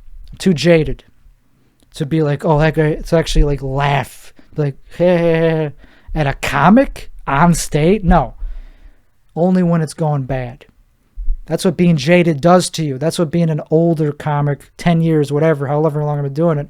It's been long enough where I don't laugh at like the good parts. Like when other people get laughs, when the audience laughs, I go, okay, that joke has been done before. That's just like a joke. You did a joke? Okay, whoopee. I like it when something bad happens, like when they forget something, like when they say a bad word that they're not supposed to, like when they call the host a bitch or something. I like when bad shit happens. That's when I laugh. I'm an asshole, man. When you see me laughing, that means you're not succeeding at comedy. You're not succeeding at stand-up. But in my book, I don't know. Maybe you are. Maybe you are. Because I respect, I don't know. It depends on the context. If you're just making an ass out of yourself and that's why I'm laughing, I don't respect that. But if you're making me laugh in a way that I think is funny but the audience doesn't get, then I will respect you as a comic. Fuck the audience. The audience doesn't know what's funny. They just laugh if other people are laughing. You got to be the first one to laugh. Okay, this is 2 hours. Okay, sorry. I apologize for the file size. I apologize for the length of this podcast. I mean, who cares? Nobody's going to listen to it. Actually, if somebody listens to this whole episode,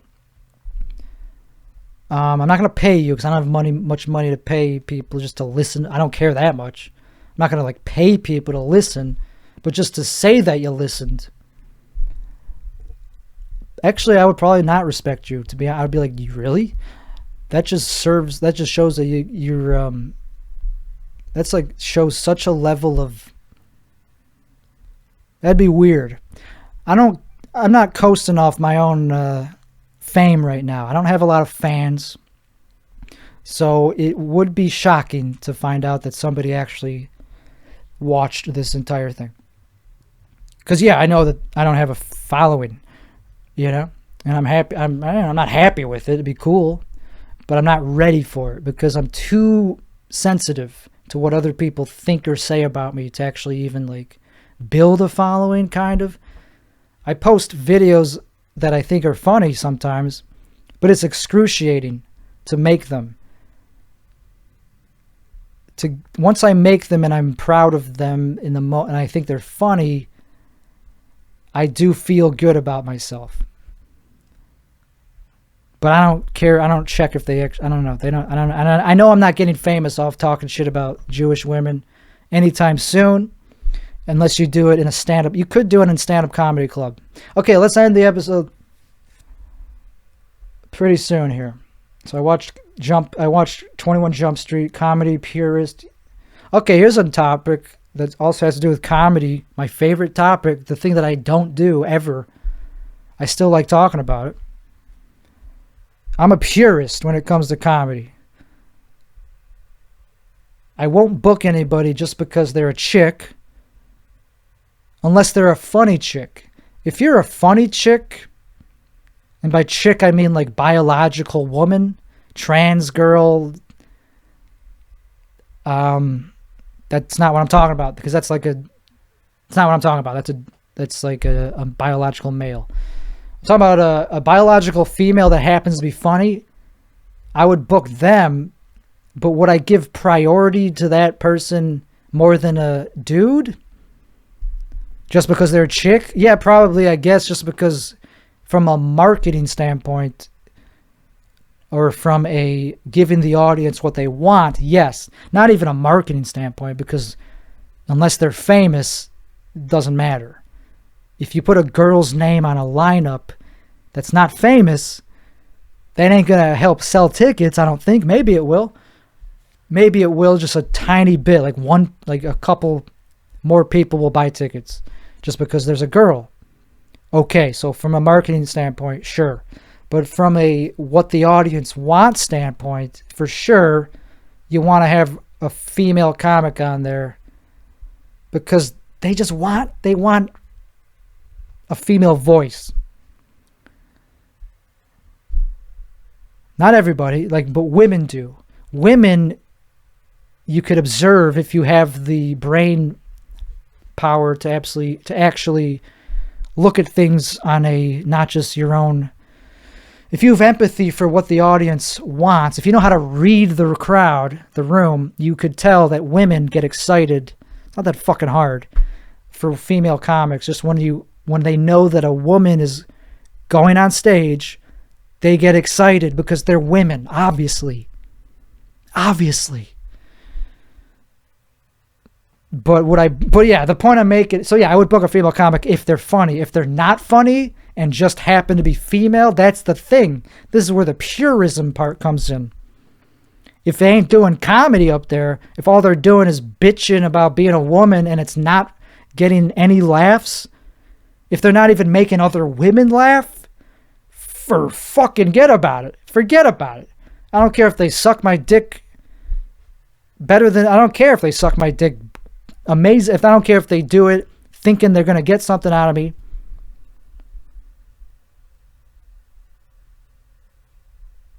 Sorry, I'm just thinking about if I would actually let a chick suck my dick who's a comic and lead. That's a bad thing to do. Don't lead somebody on. If you have any power in this comedy scene, in the comedy world, by that just means you run a show, which is power. That's considered having power. Just running a show at a bar that pays like $5 or whatever. That's considered power. Don't lead women on to think that they're going to get a spot by sucking your dick. That's a slimy thing to do. Tell them ahead of time, hey, I would love for you to to do that for me, to suck my dick, but I am not going to give you a spot on my show just because you suck my dick, because I'm a comedy purist. I respect the art form. I don't just do it. I can't. I'm not easily manipulated. It's not an exchange of sucking dick. It's not like, oh, you did something for me, I'm gonna give something for you. No, I book my show based on who I think is funny and gonna entertain the audience that I am working my dick off, which you just sucked very well. But yeah, I'm also working that dick off. So I don't even have a dick anymore because I'm working it off so hard to make it so an audience comes to my show that you ain't ever gonna get on, honey, unless you get funny, which maybe that'll happen. Probably not if you're already sucking people's dicks for sure. But anyway, that's just something that crossed my mind. Never mind the dick sucking part. That's a very like, I don't know if that happens that often, but let's just say a woman expected me to book her. Okay, forget the dick sucking. Forget about that. We don't even have to entertain that possibility that someone's going to suck my dick for anything. Let's say it's just somebody that I'm friendly with, but don't think they're funny, and they ask me to be on their show. I would have to say no. They could be on my podcast.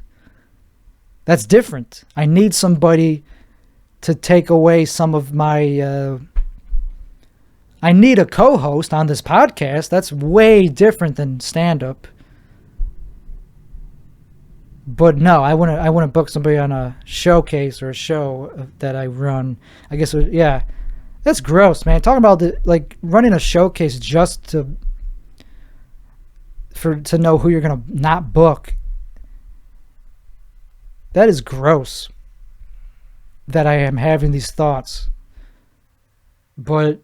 because I don't want to run a showcase, but I might be doing that with somebody for a second. And I don't know, I might, but it's not something I'm trying that hard to do. I have much more grandiose ideas than just doing a fucking showcase. Like, okay, I'm going to but if it makes me money, of course I would do it.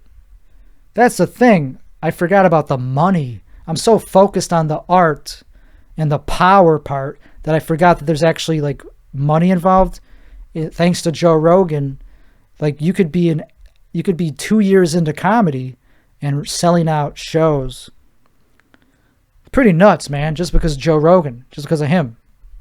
And because comedy in general is becoming very popular right now because people need a laugh. So if you aren't jaded and you actually do find shit funny, like amateur comedians funny, semi-professional comedians funny, because of course it's not that funny. Paying $20, most of these comics that do these showcases in Austin are not $30 worth of funny. But if you haven't seen a lot of comedy, sure, and you're rich because you live in Austin, Texas, and you're a yuppie, you won't complain that you spent $30 on a semi-professional comedian who's only been doing it for a couple of years because you really needed a laugh. And I don't know, it feels cool to be going to a comedy show. There's many reasons it's worth that much. The market wouldn't pay it if they weren't. But the comedy itself, it doesn't make me laugh most of the time. Like 99% of the time, I don't fucking laugh at somebody that's been doing comedy for 3 years. I know all the tricks that they're doing.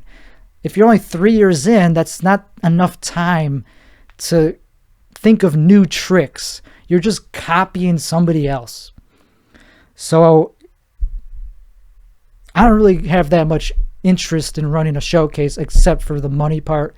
And then I would kind of feel like a sellout a little bit for that. But the whole point is to get to bigger and better things. I do want to run a show that actually has an artistic novelty factor to it, like Kill Tony. That's something that I'd actually like give my life purpose, not just fucking power and money and dicks. Like, oh, you gotta, even if you like all that bullshit of exchanging favors for spots. Somebody wanted to give me a spot on their show if I gave them Adderall. I like wanted to punch them in the face. Like, I'm not that desperate for spots. Not that like trading out, like it's just the thought that he thought I was that. That's such a very like belittling thing to do to somebody. It's like, hey, can you trade me your prescription meds and I'll give you a spot? Like, just the thought that I was that desperate for stage time. It's like, I could ask to be, I could get on show. Like he was basically bribing me in a way that was like almost too good to say no to. That is such a manipulative, nasty thing to do, because to be honest, I would want to be on that show, I guess, that he offered, but not for the reason that he was exchanging. Not for that reason. Not because I have Adderall. So it caused me to be extremely angry, justifiably, because that's a nasty thing to dangle. It's like, it's so manipulative because it's almost too good to say no. It's like high quality stage time. So it's like, he really wants it, but he's going to have to trade his medicine for it. So it's like, fuck that person. I want to say they should delete themselves. That's another person that I want for them to. This is a fucked up episode, man. But I'm being honest, man. You come across some bad people. I said it again. I come across bad people. Other people don't have the same empathy. They're not as like. Not everybody gets involved with these types of people to the point where they're even, but they do. It's not just me. I'm not that special. Other people also don't like these people that I'm talking about. But I get super involved with them because I empathize with them because they're funny comedians. But then I realize that they're narcissists. And they're like, talent does not account for being a narcissist. And it's limiting. If you're a narcissist, you're not going to grow to the point where, I mean, maybe you could become super famous and be a narcissist, but you kind of plateau after a certain point artistically, I think, if you're a narcissist, because you're not willing to grow as much. I don't know. Maybe that's not true, because some narcissists do. I'm just talking about myself. I have narcissistic tendencies, and I want to keep growing and getting better. So maybe, I don't know. It depends on the person. But the ones I'm thinking of, some of them are too narcissistic. They're like, to the point where they are not fun to be around at all. They zap you. They rob you of your spirit. Not your. They just rob you of your empathy, and then you feel like you got robbed. Like it was literally like they stole something from you, and it's like, hey man, that's not. I don't like. That's not cool. So you gotta shut them out of your life, man. It's fucking draining as fuck. So anyway, that's something I realized earlier. Is why do I have so much fatigue? Like right now, I have fatigue. Why do I wake up after sleeping all night and still feel like crap? Why does it take me so much effort to get out of bed, move around, talk, form thoughts, brain fog? Why is that? Is it physiological? Is it just something going on in my body, or is it mental? And I discovered the mushrooms, what they told me is that it's trauma. It's the buried trauma that is causing the fatigue, this chronic fatigue. It's because of mental trauma. So I don't know. What this podcast is about is self-improvement, and what that really means. This part of it is not just like doing push-ups or getting on the right meds. That's part of it. Or getting off the wrong meds or drugs. That's part of it too. But now this part that I'm going through right now is a hard one. It's one that's it's like one that takes brute force, confidence in myself, and self-love, and effort. It takes real effort to get over this. But I don't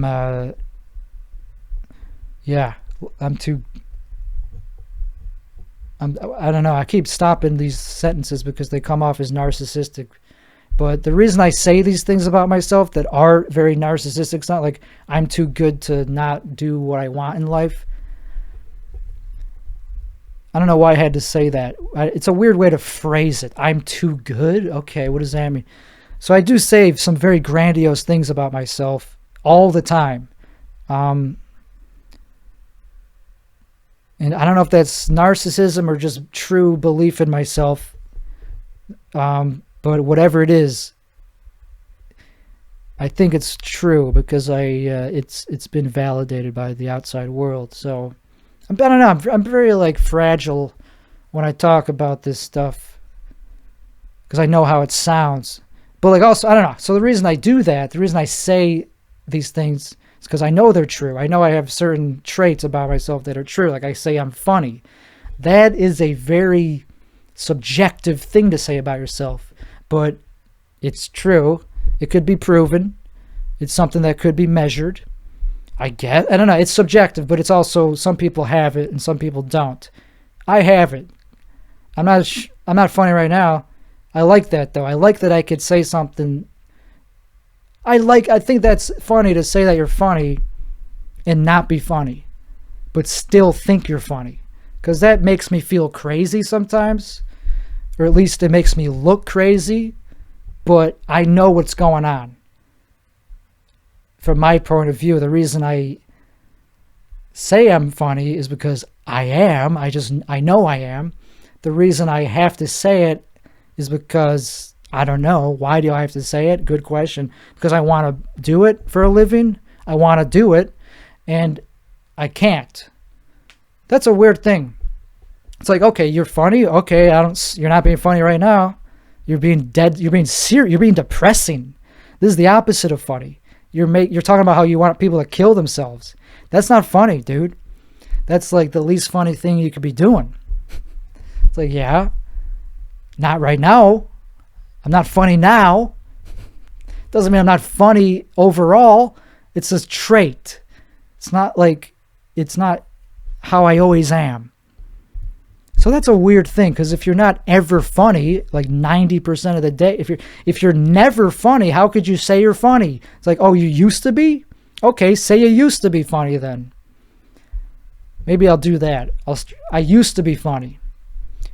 I am going through a mental health thing right now. Not crisis. I'm going through a mental health problem. I don't know. Where I can't be funny even though I know it's in there still. I still have a sense of humor. It's not dead. It's just not alive. It's dormant. Like I watched the movie Airplane. That's an undeniably funny classic movie. Did it make me laugh? No. But I understood that it was funny, and it kind of like was like, okay, that was like it gave me some good, like I thought it was funny.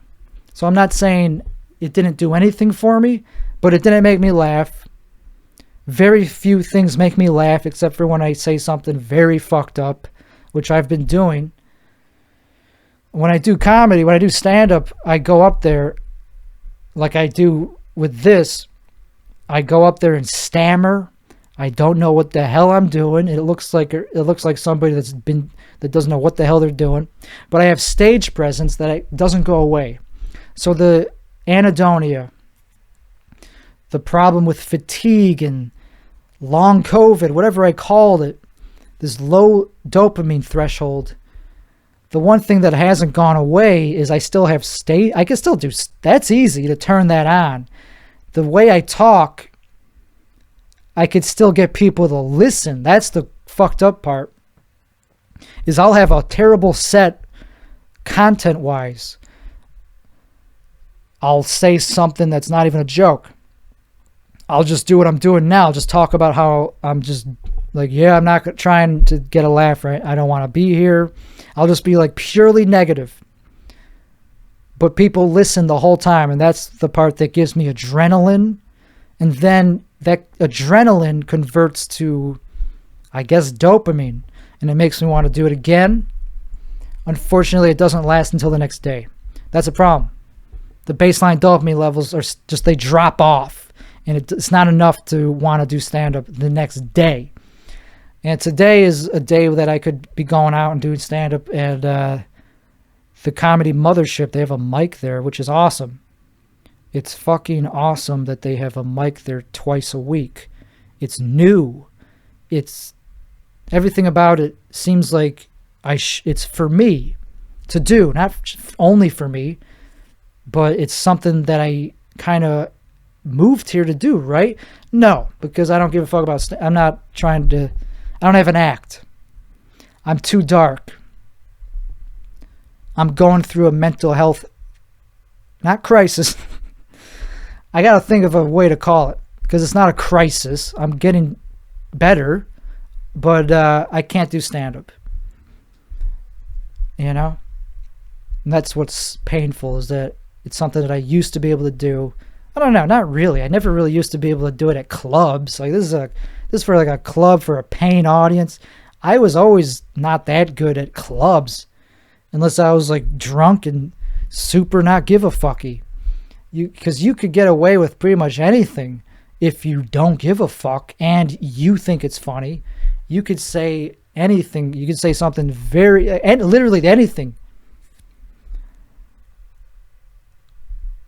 Yeah, if you have enough dopamine. That's all it is.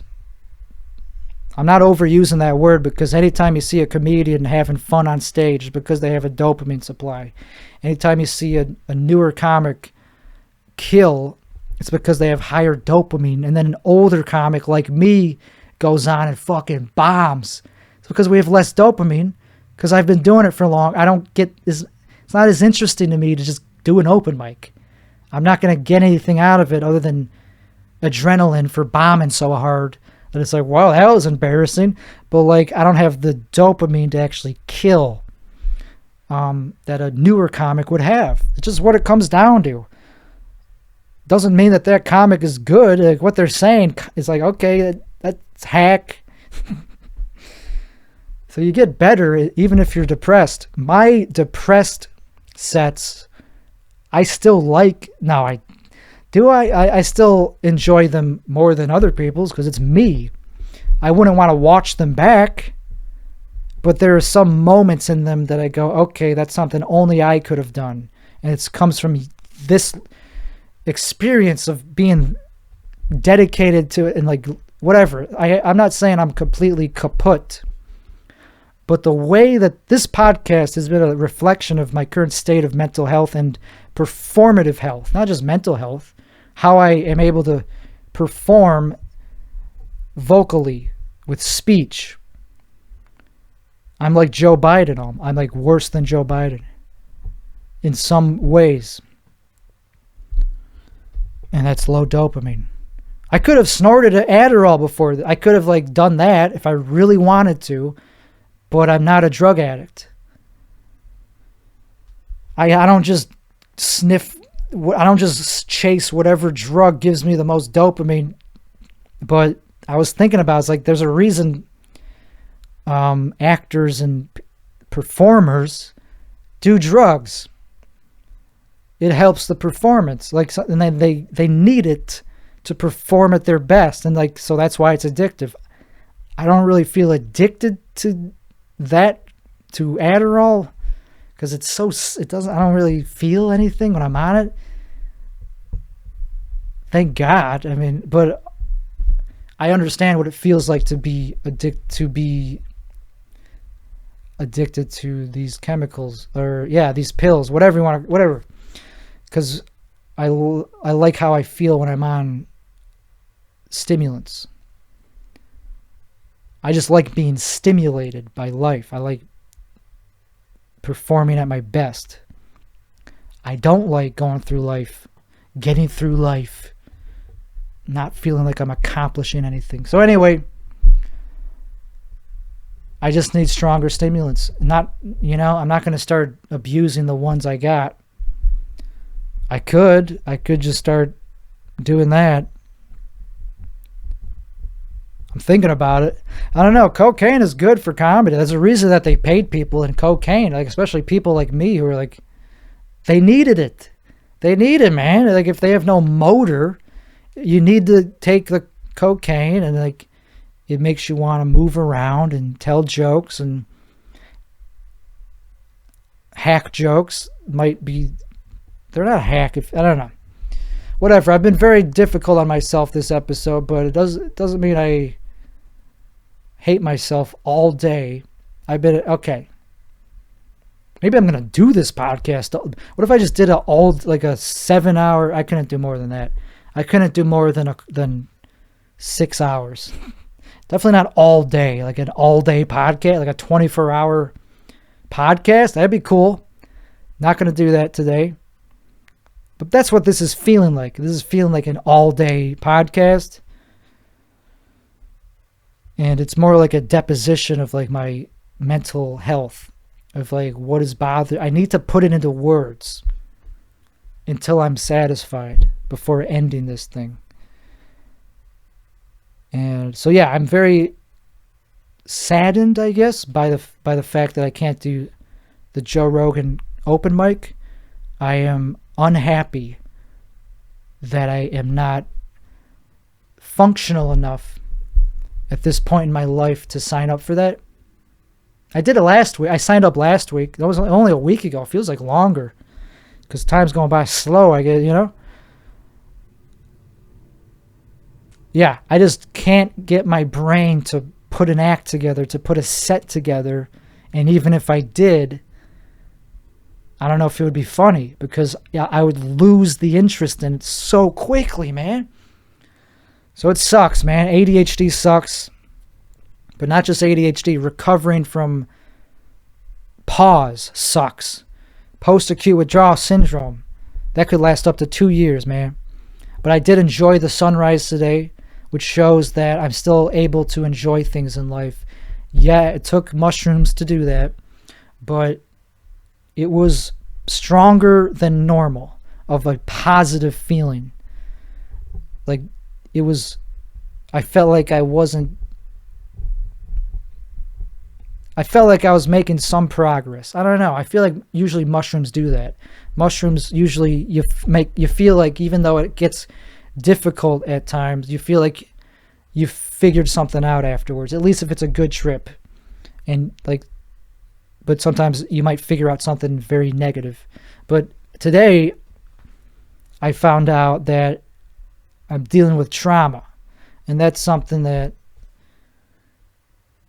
is going to take a lot of work to get over. That's why I'm fatigued. It's because of trauma, not because of some lack of supplement. And yeah, stimulants are pretty much the best thing to help with getting over this trauma, because you need to be awake to get things done, to keep your mind off the negative thoughts, and you have to be goal oriented. And I have goals. They're not very well defined right now. I guess my goal is to get over the pause, get over this negative thing of like not having motivation and waking up unrested. But that comes back to what I'm just talking about. To get over that fully, who the fuck no? Like, it's going to take more time and effort and working out and not being a bitch. But it's okay to be a bitch too. It's okay to let yourself feel negative, as long as it's not inward towards you, as long as I'm not mad at myself. It's fine to be mad at people that wronged me. That's fine for motivation, but I don't want to be mad at myself. I'm tired of being mad at myself. I'm only mad at myself when I ain't sticking to my goals. if I'm sticking to my goals, I have no reason to be mad at myself, which I'm trying to stick. I'm doing okay right now. I'm fasting.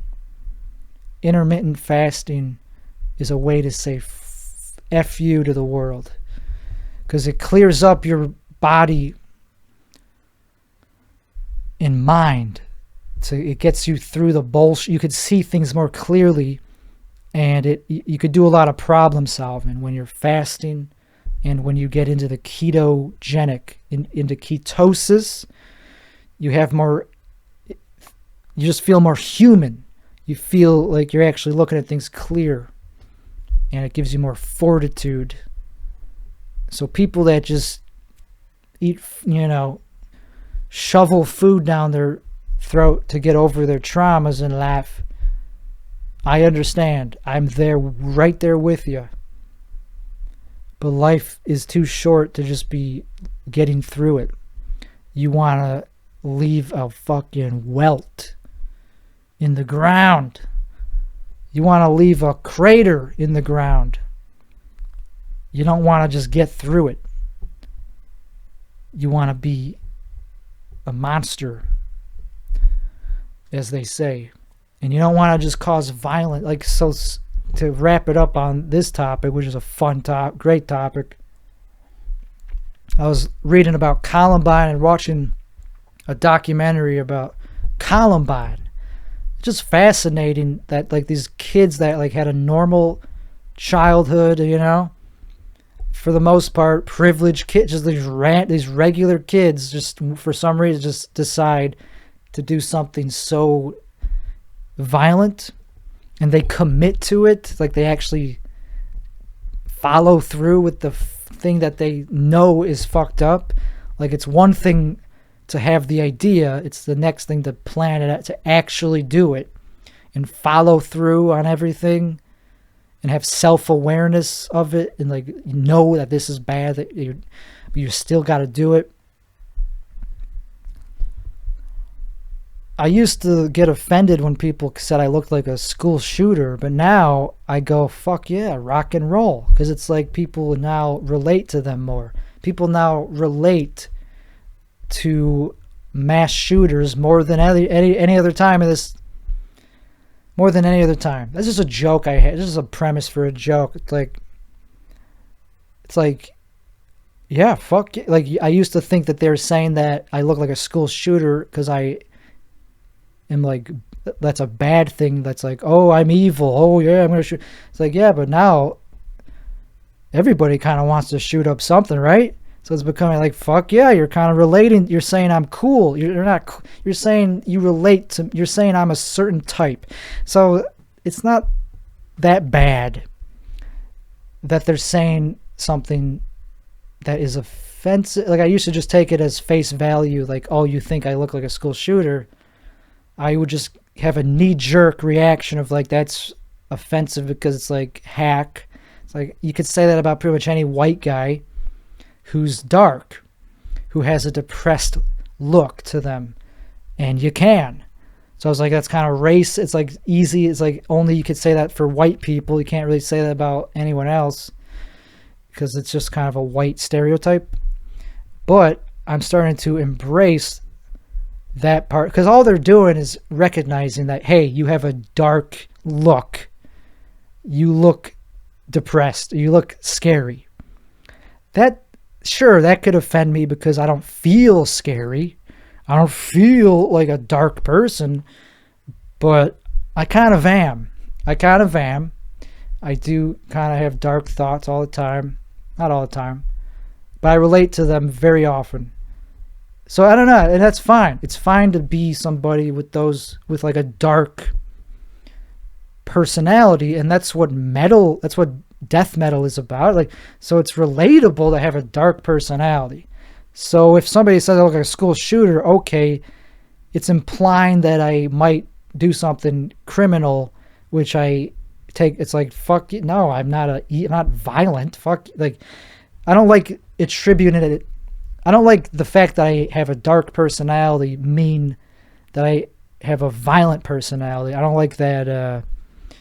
How people confuse, I mean, I don't blame them, I guess. I mean, you can't blame it. It's like, okay, if you have a dark personality, you might be violent as well. But it ain't the case, because most people that listen to death metal, they're not violent people. They just like darkness. And I have a lot of thoughts of like, what's the point of anything? What's the point of doing anything? Like getting out of bed, doing a job for what? To just pay your bills so you could do what in life? If you don't enjoy life, there's no point in even getting out of bed or doing anything. So I kind of like living on that intersection of like, what is the point of this? I like having that because it's freeing when you're able to have that thought, as depressing as it is. You ain't the only one who has that thought. It's like, what's the point of this? I wake up and then I have to be around people and get trauma dumped and get abused by, like, all this is like going to end up bad. So it's like there's no, it all ends up bad in the end. So it's like, what's the point of this? So I don't know. I like lingering in that and like embracing the fact that it's okay to have those thoughts, I think. Doesn't mean I'm endorsing, you know, because I don't know.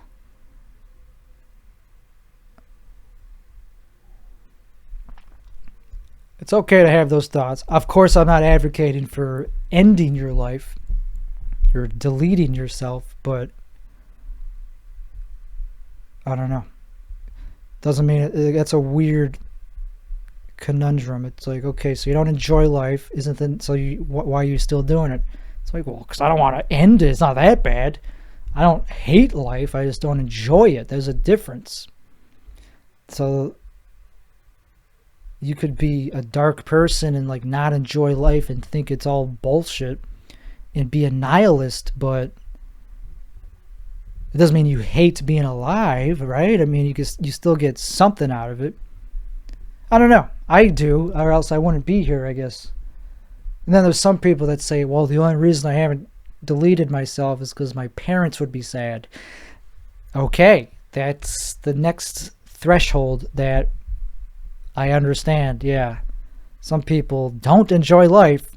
They just know that they would hurt people by, yeah.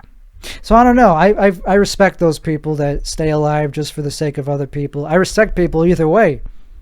I respect people that do delete themselves because they just didn't want to be here. What's wrong with that? Okay, you don't have to be here. I don't know. I just think it's okay to talk about this in a way that's, and make light of it a little bit, because you can't stigmatize these thoughts. You can't just assume everybody has a purpose that's like makes it worthwhile to not have these. It's like, what's the point of we're all just whatever. I like it. I like having dark thoughts. As long as you don't act on them, it's fine to have them. I ain't acting on shit. I'm barely even doing much shit. I mean, okay, this took a lot of work. That's why I'm still going. That's why I'm going so long. Episode 69. What am I going to call this episode besides do not listen? I don't want people to listen to this. This is embarrassing. But anyway, it was a fun day. It was a good morning of like, okay, let's see if there's one more real topic. We talk about chronic fatigue. I'm figuring out a lot of shit about myself. Like, I realize, like, I've been doing comedy for 10 years. So that's enough time to know why you're doing it. Most people do it because they think they're funny, but the ones that actually keep doing it for 10 years, like their whole life, and don't always get much out of it, like they just end up in the gutter, in the soup strainer of like, okay, whatever. Like me, I will never not do comedy because it's like I just have to. But even when it's going bad, even when I don't have the mental, even when I can barely get out of bed, I still think about when I am feeling good, I think about comedy and doing comedy. It's crazy, man. It's a very specific thing, but there's nothing else that could scratch that itch. You have to go on stage. Anyway, so there's people that are just starting out that I come across, and they're so fucking new and wide-eyed that they don't even realize that the only reason they're doing it is because of trauma. They might have heard that, like, yeah, I had trauma, like, but they don't fully realize that that's all they're doing out of this is trying to get approval from. They're trying to fix childhood trauma or adulthood trauma by doing stand-up, and there's nothing wrong with that. I'm just saying that's all it is. Like, that's great. Use that to entertain other people. That's a very generous thing to do. But at least realize that, I don't know, it's just nice to know that's what it is. It's just nice to have it in such a,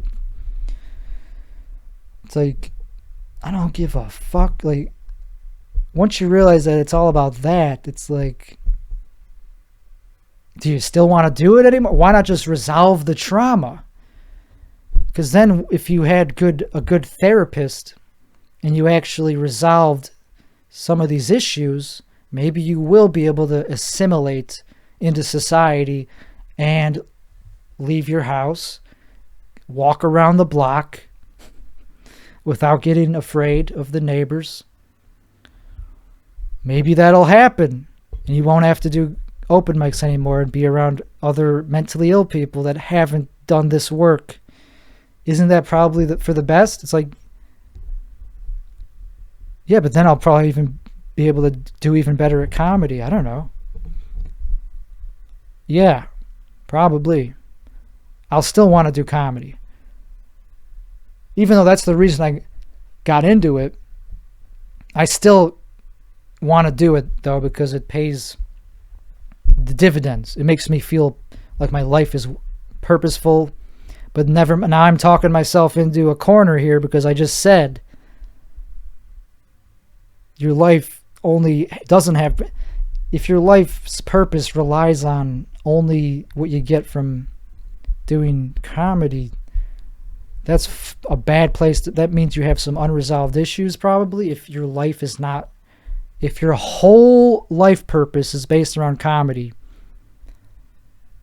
man, that is flimsy. It's like a slippery slope, man, because you're going to have some really bad, because that means when it's not happening, comedy-wise, you're going to be depressed and not feel like your life is worth living or that you have a purpose in life. And that's exactly where I'm at right now. But if I resolve the traumas that cause me to be this way, I'll have another purpose in life maybe. I'll find a more healthy purpose. How about?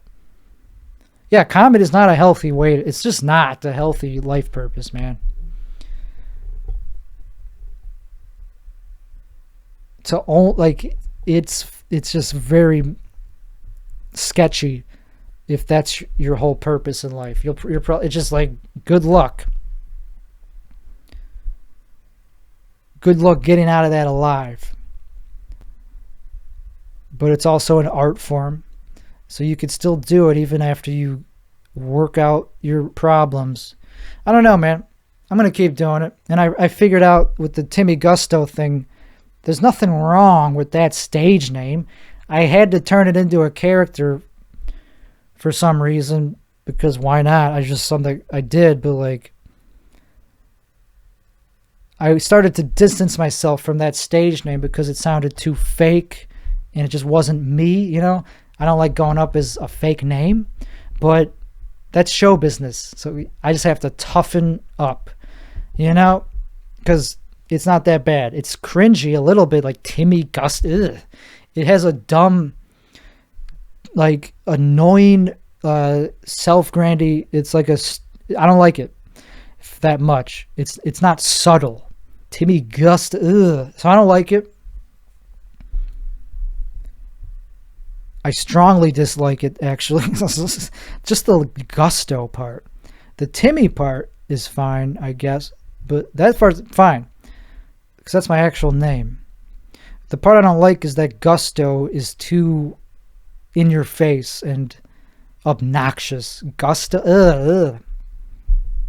I hate it. It's not who I am. So, unfortunately, I already chose it. I don't know. I should have put more thought into that. I should have thought of something that's not as obnoxious to me, at least. You know, it's not important what other people. If I don't like it, that's what I'm presenting to people. That's why I don't really like going up as that. I don't know. Yeah, I don't like it. It's too in your face. Like, boom, gusto. Like, ugh. Why did I pick that? Anyway, I know why I picked it, because I wanted something obnoxious and in your face. But like now that I'm actually like living with it, it's like that's not who I am as a person. I'm not like always in your face. I'm more nuanced than that. I'm not just the guy that just goes, just has like this self-aggrandizing feeling about me all the time. But like, yeah, so I don't like it, man. But that's fine. I guess you don't have to like your stage name. That you don't have to like it all the time. Then why did I pick it? Yeah, I've changed my name too, but I can't keep changing my name, man. It's a sign of mental illness to keep changing your name. Yeah, it's hard to go on stage using a stage name that is not authentic to who you are, that you can't relate, that's like, ugh. But I need a stage name.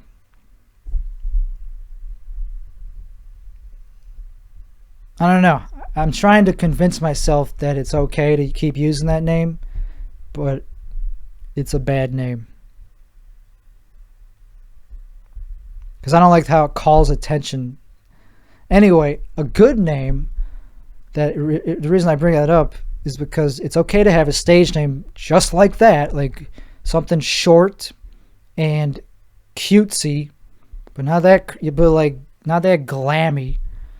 But Bobby Darin, that's a singer from the 50s, and he was a genius, and he picked a stage name.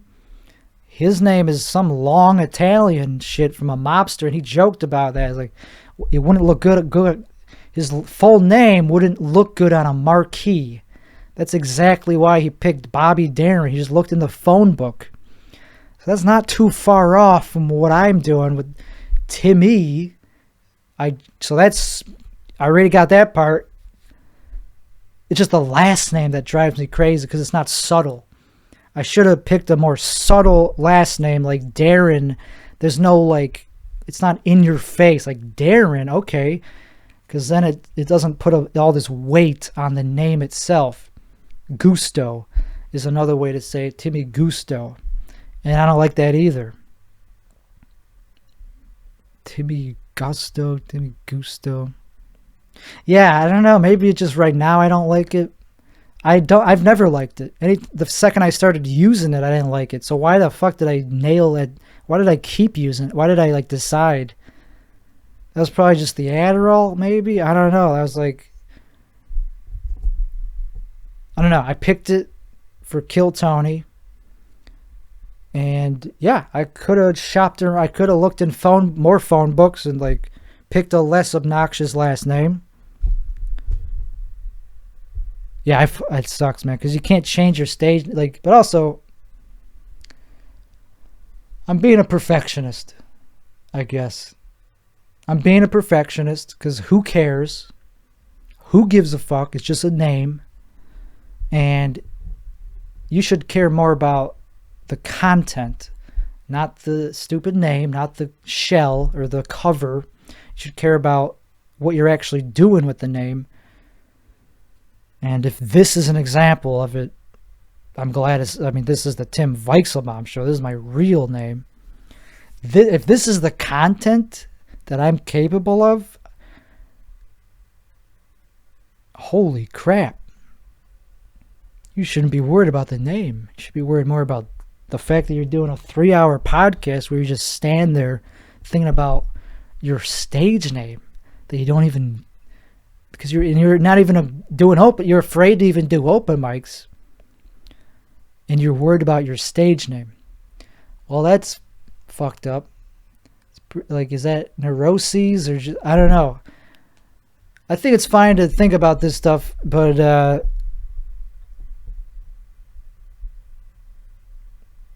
if I had to go back, if I could change it, I would pick something less obnoxious, less in your face. So, you know, I guess that is unfortunate, but it's just, you know, it's a name. I made it a character too, to try to, because I'm ashamed of how dumb the name is, so I had to make a character around it, which is fine. I like being a character. I realized it's just Tony Clifton. That's all it is. It's just the same idea. It's almost the exact same character as Tony Clifton. The same attitude, the same, how he's a singer. He's like this guy that thinks he's a sought-after lounge act. There's so many parallels. He wears sunglasses indoors. I didn't even realize this. Not even subconsciously did I think about Tony Clifton. Maybe subconsciously, but it slipped in because it was not, I did not realize how on the nose it was until now. Like the way that he's exactly the same thing as Tony Clifton. Timmy Gusto is just Tony Clifton, a modern, just me, my version of Tony Clifton, my take on it. So do I want to do stand-up as that? Yeah, if I want to get played off. Yeah, it's also like dice. Anyway, so this was a 3-hour, this is episode 69. And the only reason this is so long is because my energy levels are not high enough to be succinct. And I want to just break down until I got nothing left to say. And it's just going to be funny to... I don't think it will be funny to look back at this like, wow, that's sad. I think it will. It won't be funny, but it will be sad and then funny if I keep going in life.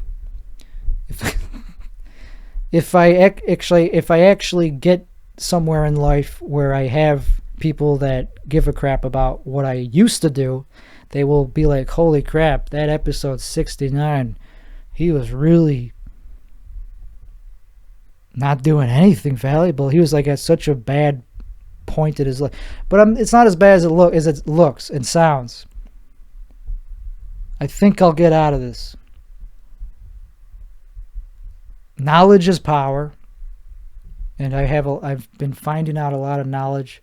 Finances, I don't care about that. This is I need to start caring about that, or else this studio will be a loss, and I'll have to close my business. It's not a business, it's a corporation, it's a company, holding company.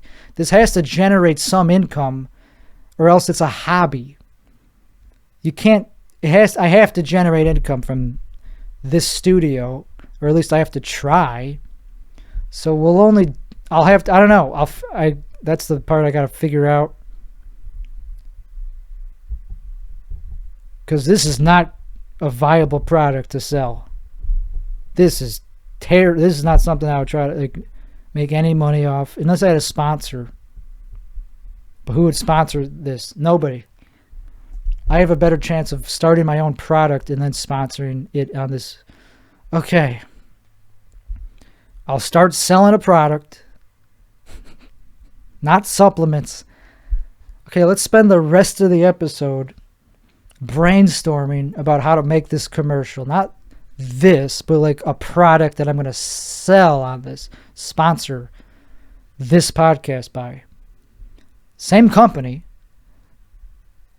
I have to figure this out, or else I can't deduct all this crap that I'm buying if it's not. This is real life shit that I got to figure out. It's just part of being a business person. Because this is not a hobby. as much as this looks like not even a hobby, this looks like less than a hobby. This looks like something like that you do out of not even a recreation. What would be below a hobby? Like addiction. Like this is not even an addiction. I'm not even like, what is this? If it's not a hobby, it's a failed, we have to call it a business venture. So right now it's a failed business. It's not failed. It's still new. It's only episode 69.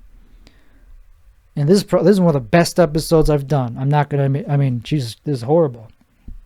I'm not going to listen to this. But anyway, I'm going to sell something on this podcast that I will also call, it'll be the sponsor. I'll be like, this show is sponsored by tequila. Like this tequila that I made, that I sell, that I don't drink because I'm sober. Because the whole point of this podcast is that I'm sober. That'd be funny. That'd be funny, but I don't know how to sell liquor. I think you need like not a license. How do you sell? I don't know. It's not that hard probably to sell liquor. You got to make it. I don't want to do that. I don't want to make liquor. That's something I could actually make in my, like around here. What could I make or sell or package? I got to think of something. So it doesn't have to be a physical item, or it could just be merchandise, but that's stupid. That doesn't make any sense. Oh, this is sponsored by merchandise. It has to be, I mean, I am into fashion, so I was thinking maybe something along the lines of that, but it would have to actually be something okay, maybe. I'm not saying I don't want to sell fashion, like, but how the hell do you, that's hard, man. Not the design part, but the getting people to make the clothing and distribute the clothing, moving it around, shipping it. That's the part I would need help with, man. I could design the shit out of clothing, man. Because I go on these websites. I was on this website, Shine. It's this huge Chinese clothing company that sells all this cheap, horrible clothing. Shein, Shein. And they sell like $10 shirts. And they're all like colorful, like 80s nostalgia, and they use algorithms to design these shirts, and then they determine which ones to sell more. I mean, they use algorithms to design their clothing, so it's very inhuman, and it's not very good. It's not as good as designer clothing that actually costs a lot of money, and it's not good quality, and it just goes in landfills. So I'll be wearing some of that on the next episode, because I bought $50 worth of shirts from Shein, and none of them are that great, but I liked some of them.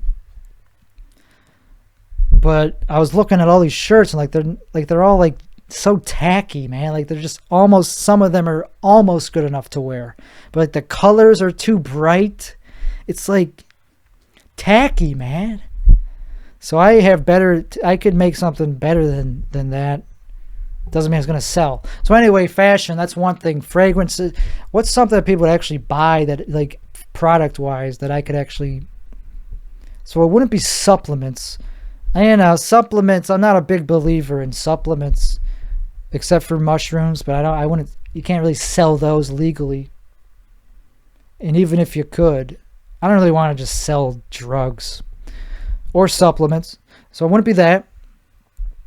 We're getting there. We're going to think of something. Maybe not. We're definitely not going to think of anything on this podcast episode. We're definitely not. Someone with ADHD, like maybe like a fidget thing. Probably not. Even this is kind of like a fidget thing. I could sell coffee. That's boring. I don't even drink coffee. I drink caffeine. Like, yeah, I'm very big on drugs, but not selling them. You could sell something to do the drugs off. Do the drugs, like a meth pipe. You could sell meth pipes. You could sell crack pipes or cocaine mirrors or something. A place to store your cocaine. I don't know, man. That's desperate, man. We're getting desperate. that's the best idea so far. I like the clothing idea, like maybe like scarves or some shit like that. T-shirts that say good shit. There's a lot of funny T-shirts that say witty things. That's been done to death. I'm not down with that. Maybe like one word, like maybe something that's like subtle, like just like one word on it. There's one that just said melanin. That was pretty good. I almost bought that one. And even though I'm not a person of color, I just thought it was a cool shirt. So I'm into stuff like that, like very like minimalistic fashion. I don't know. It doesn't have to be minimalistic. It just has to be, I know it when I see it. Taste. It takes good taste to create this stuff. But anyway, I don't know if it'll be that. It has to be something. What's a non-physical thing? Like, I make software. I could make an app. Okay, that's probably the most realistic thing. An app for what? We already got apps for everything. Like sober tracking, journaling. People like me, like if I needed an app, what would it do?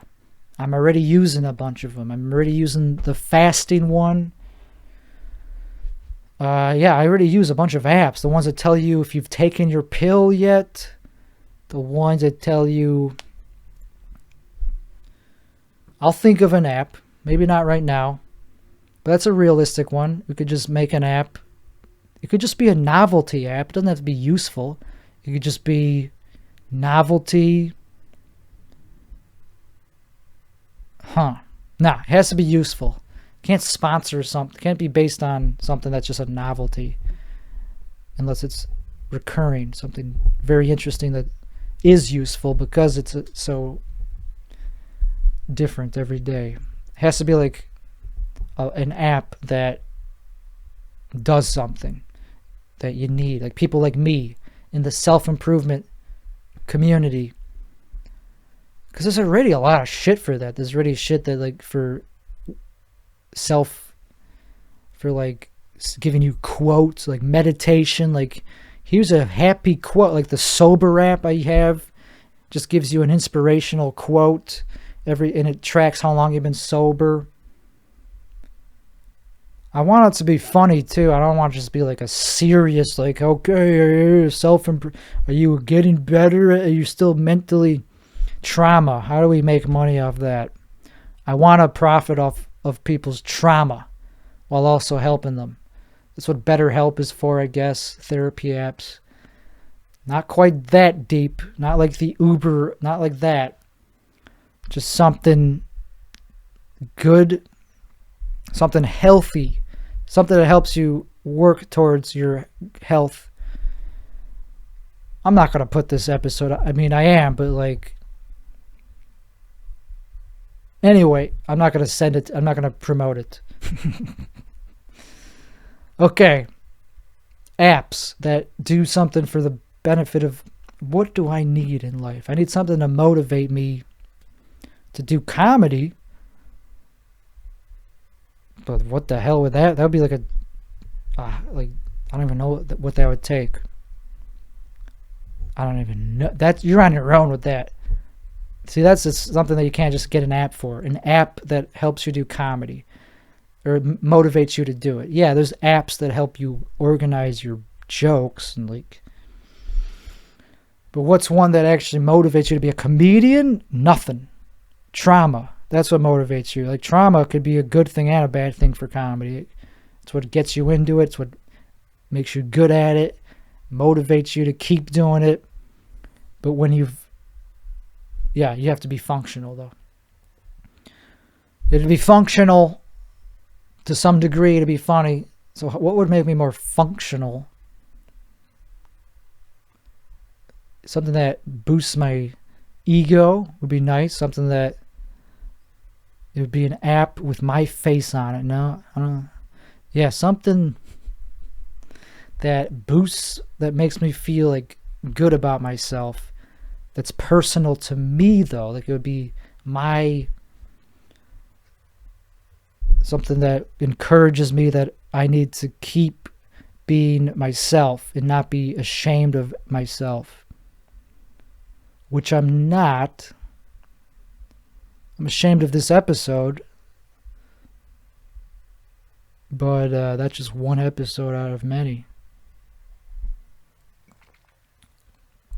Anyway, I'm not ashamed. Yeah, I'm trying to yeah, an app that makes you less ashamed of yourself. How about that? But like, I just thought of like something that just shows you a nice little nostalgia thing of like who you were versus who you are today. Like, it would show you like a collage of your old photos, you know, like kind of what the Photos app already does. Like 1 year ago today, here's a little collage from your phone. I don't really like being reminded of that, but I need something that's like just the things I value. Like, show me, give me a nice slap in the face of positivity of who I am in essence, my essence, and who I, because then that's what would spark me to keep going, to keep getting out of bed and keep working, keep making content, comedy, and going out and facing the negatives of being around people that are also mentally ill. That takes a lot of effort, man. It takes effort.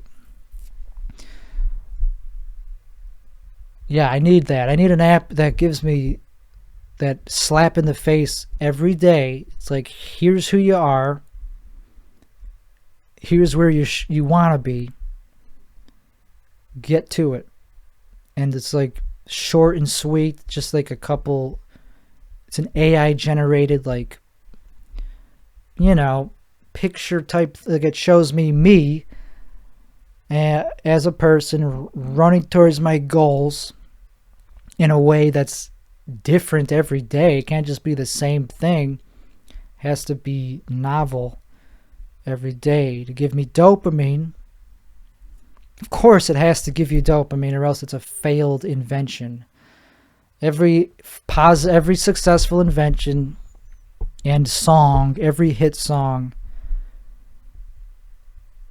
gives you dopamine. That's why it's good. Any creative decision that doesn't give you dopamine, it's like, okay, it should give you something. Anyway, you should have a reaction to it, a positive one. This one would give me dopamine because it would show me trying to be, can't be like too optimistic. Can't show me doing things that I know I can't do, because some things I can't do, like going on stage tonight, I can't do. I can, but it won't be good. It'll be bad. I'll bomb and feel bad about myself. But that's not the worst thing in the world. The problem is I'll be too tired by that time. It's only 12 in the morning, 12 p.m. It's 11 a.m. and I've been up since 2 a.m. So yeah, I'm going to be exhausted by the time comedy happens. So that's depressing. That's kind of sucks, but that's part of being fatigued. Part of having chronic fatigue. You can only stay up for a few hours of the day. I kind of want to take more mushrooms, dog. Dude, I should just keep going. I should do like a 4 hour. I thought 3 hours was bad. At this point, I should just keep going, man. Let's go for 69 hours. No, 6.9 hours? Nope. It would have to be something like that. Something like 690 minutes? How long is that? That's 10 hours. It's more than 10 hours. Damn, that's a long time. Wait, 690 minutes. Oh. Yeah, that's what? 11 and a half hours, I believe. Let's do the math. At this point, do I care about silence? Do I care about radio silence at this point? Come on. Okay, so 69 divided by, what are we doing here? 690 divided by 60. Yeah, 11.5. Yeah, we're not doing that. That'd be insane. I don't think the file size would even go that big. I'm sure, I guess the file size, I could handle that. I could do that. That'd be like 40 gigabytes or something, probably longer. Yeah, that would be like 100 gigabytes.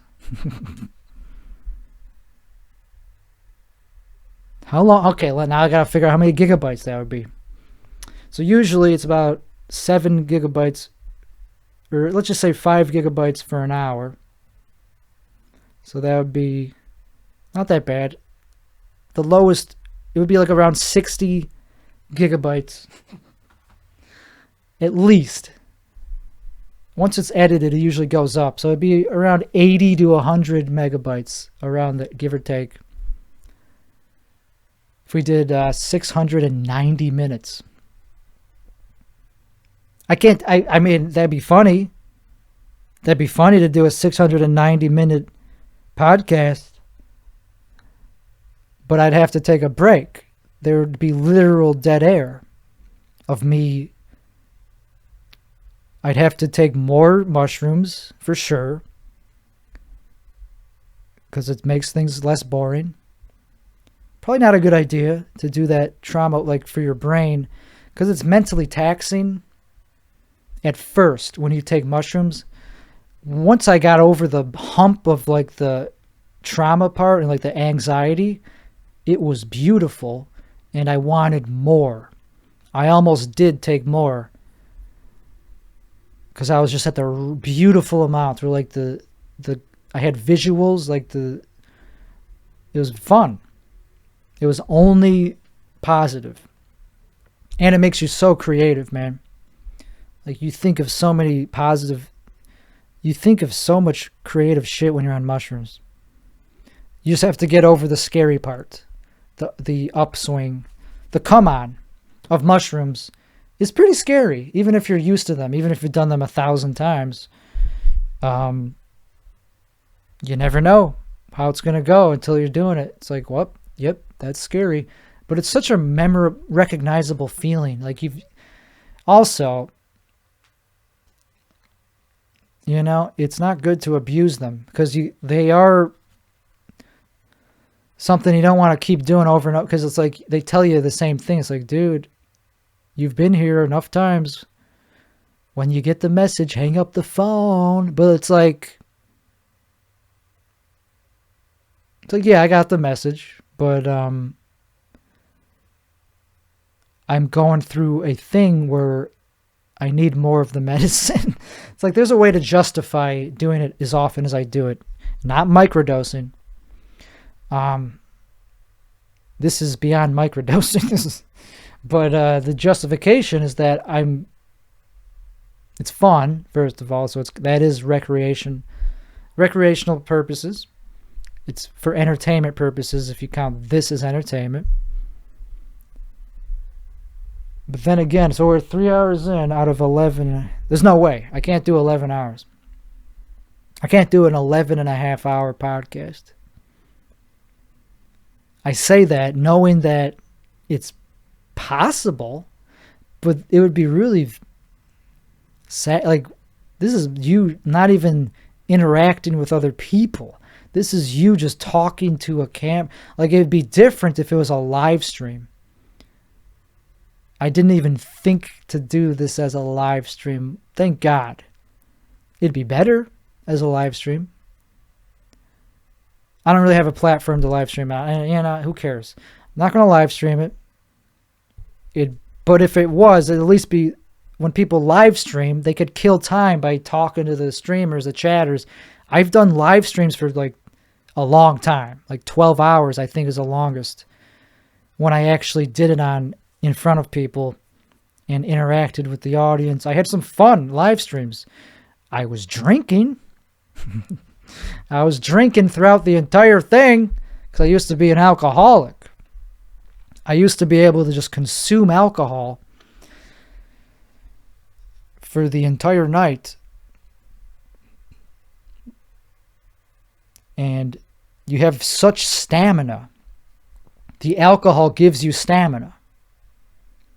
I would need to do something to get stamina, which I don't have right now. I'm running out of stamina, running out of steam. I have stamina. I would have ended this if I didn't have that. If I was like completely too tired. I'm not too tired. I'm just not satisfied with ending it on this type of energy. It's like when you go on stage and you are bombing and you can't get off stage because I can't get off stage on this. I got to end on a good note. So maybe I'll just end it on a good note. But now that I got it in my head that we got to do that we could do the 690. There's no way. That would be 3 times longer than I've done already. Right? Yeah, 3 times longer almost. More than that. Because we're only 320. So it'd be 3. Holy crap. How many hours? Who cares? It'd be a long time longer. It'd be a long time to keep doing this. And I don't think that's going to happen. That'd be quite a challenge that I did not sign up for. And when would I end if I did 11? Because we started, I don't know, 3 hours ago. So 11 minus 3 is, I don't even know, 8.5. Doing math in front of a, yeah, 8.5 hours longer, 8 hours more. We'd be, let me see, let me check. So we're about 3.5 hours in, so that would be 8 hours more. Are you kidding me? Yeah, let's do 8 hours more of this. This wasn't even a good episode, and you're thinking of doing 8 hours more of it. Maybe it'll get good by the 8th hour. Who knows? Maybe it just takes that long to get good. By hour 6, I might be swinging into I might be good. Okay, so 8. Holy crap. I'm going to check my email now that we're thinking about not ending this thing. Somebody invited me to something on LinkedIn? What? San Mark? I don't own a television. I got an invitation to connect with somebody on LinkedIn. And do I know this person? I think it's somebody that listens to the podcast, actually. Shout out to the people that have listened to this podcast. This will be one that, ooh, man. If you listen to this podcast, thank you. I genuinely, I do appreciate, even if one person is enjoying anything about what I'm doing here. I know that not all of it is good. I know that there's not a single person on the planet that would enjoy all of it, especially this episode, which is the worst one I've ever done. It's a lot of me. It's so much of me that I'm feeling like I might as well just keep going, because hey, it's not going to get any better it can't get any worse. It's like, well, no, I think it can. I think more of me is probably not the way to get more people to listen. I don't think making this episode 12 hours long is going to be the thing that helps, but it'd be funny. What's the longest? I'm sure that there's a record for longest podcast episode. I guess I'm doing this out of spite for people that don't support me. The fact that I don't have thousands of people listening to this, that's why you're getting this as punishment for the people that, I guess I feel it's like my way of define my own lack of success is by doing more of the same, even worse, and for longer. That's my way of showing that I don't care about climbing the ladder of success. I don't care about views. I do, of course, I want more of them. Like on when I put out a short, if it only gets like a couple thousand, I go, okay, that was a waste. That was a failed short. It's been a while since I've had one that went over 5K. Sucks, man. You know, like you think I should be happy with just that 2,000 maybe, but it's like, I guess it's better than I am happy with it, because that gets you a couple subscribers, and you got to be happy for every additional subscriber you get. I guess you got to be happy with. Yeah, that's fair, because if I did have a lot more people coming in, it would mean I would have to keep doing something to please them. Once you have an audience, you got to keep doing something for that audience. So the fact that I don't have an audience, a big one, means I don't have to worry about disappointing them. So I'm fine with having literally 1 or 2 people listening to this, because even that is crazy to me. That even more than one person, even just because I don't even like this. I like certain parts of it. I like certain episodes. I do like some of the past episodes. Just not this one. This one I'm not happy with at all. Because it's long. Because it's long-winded, and there's many. Because I'm spacey, and I look like I just look disabled. I'm talking like a disabled person, mentally disabled, and I am. It's kind of what I've been talking about this whole time, is how I'm like too depressed to do comedy, and I don't enjoy life. But at least at least I got that out in the clear. Now that that's out of the way, what haven't I said that I'm worried about saying? Nothing. So if you're, I don't know, that's like freeing. It's like, that gives you a little bit of like, makes you feel, it's cathartic to be like, well, I have nothing to hide. I could talk about literally any thought I have, not try to be funny, and still put this out and be embarrassed of it. The thing I'm proud of is the only thing that I'd be proud of is if I did this for another 8 hours. If I actually do this for 690 minutes, then that's an accomplishment. If it's just 3 hours of this, it's like, that's an arbitrary number. It's like, why the hell did you not edit that? Why did you do that? This is illness. This is just psychotic. It's just mental illness on display. Why would you waste hard drive space, let alone upload it? But if you do 690 minutes, then I could tell people. I'm still not going to tell people. Who would I tell that I'd be proud to say that I did a 690-minute podcast alone in my house with the air conditioning? No, I wouldn't tell anybody, but they maybe would find out. I would tell Instagram. I would at least make a post about it on Instagram. But aside from that, I wouldn't necessarily be like, yeah, I'm killing it in oh man, my comedy career is going fucking great. But I don't care about that, because I'm not even trying. I can't call myself a failure if I'm not even like trying to do it. I can't even do I'm too afraid to do open mics because I don't have a joke. I don't have bits. Okay, we'll wake up. This is still early in the day for me. I'm still waking up. But yeah, if I did a 690-minute podcast, I'd be like, yeah, okay, I did that. Never going to do that again. I'm going to go back to doing it for an hour.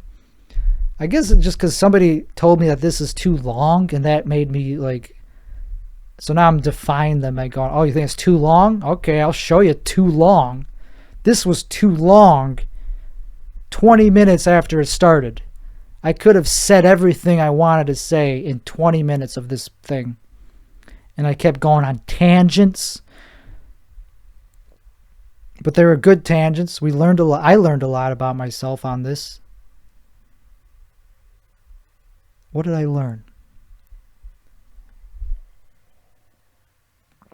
I learned that I'm afraid. I don't know. I'm very like hard on myself when it comes to talking about certain subjects, like my sobriety. It's a vulnerable subject. It's a very because it's It's like, yeah, okay, it's not interest. It's only interesting to people that know me. I don't know. Not really. That's not true. Sobriety, but you can't. But nobody cares. Like, it's gotta. You still gotta be adding value to the subject of sobriety. I don't know. You'd have to really cherry pick the parts of this to make it valuable to that subject. I think overall it was a very destructive look on sobriety, because I was saying how good drugs are. I didn't say anything. Okay, weed. I did say bad things about weed. That's the only one. Alcohol, I said, was good because because it's fun, and it gives you this cozy, like it makes you just to be blunt, it makes life worth living for some people. For alcohol gives you a reason to do stuff, mostly bad stuff. Like, it's not like alcohol makes me work on my act. It was good for thinking of premises, but going back and working at it, nah. It made me better at stand-up because I was more confident, and it gave me dopamine. So, I do kind of, alcohol, you can't just write it off. You can't just be like, oh, you're stupid if you drink. No, alcohol is a good substance. It has its benefits. In terms of enjoying life. And then you sober up and you feel really bad about all the things you did the night before. It's like, oh, that was a bad version of me. So that's why I quit alcohol. See, it's been a while. It's been a year and a half almost since I quit alcohol. So that's why I'm starting to forget why I quit. It's because, yeah, it's fun. It takes away the filter, and you say whatever you want to people, and that's fun.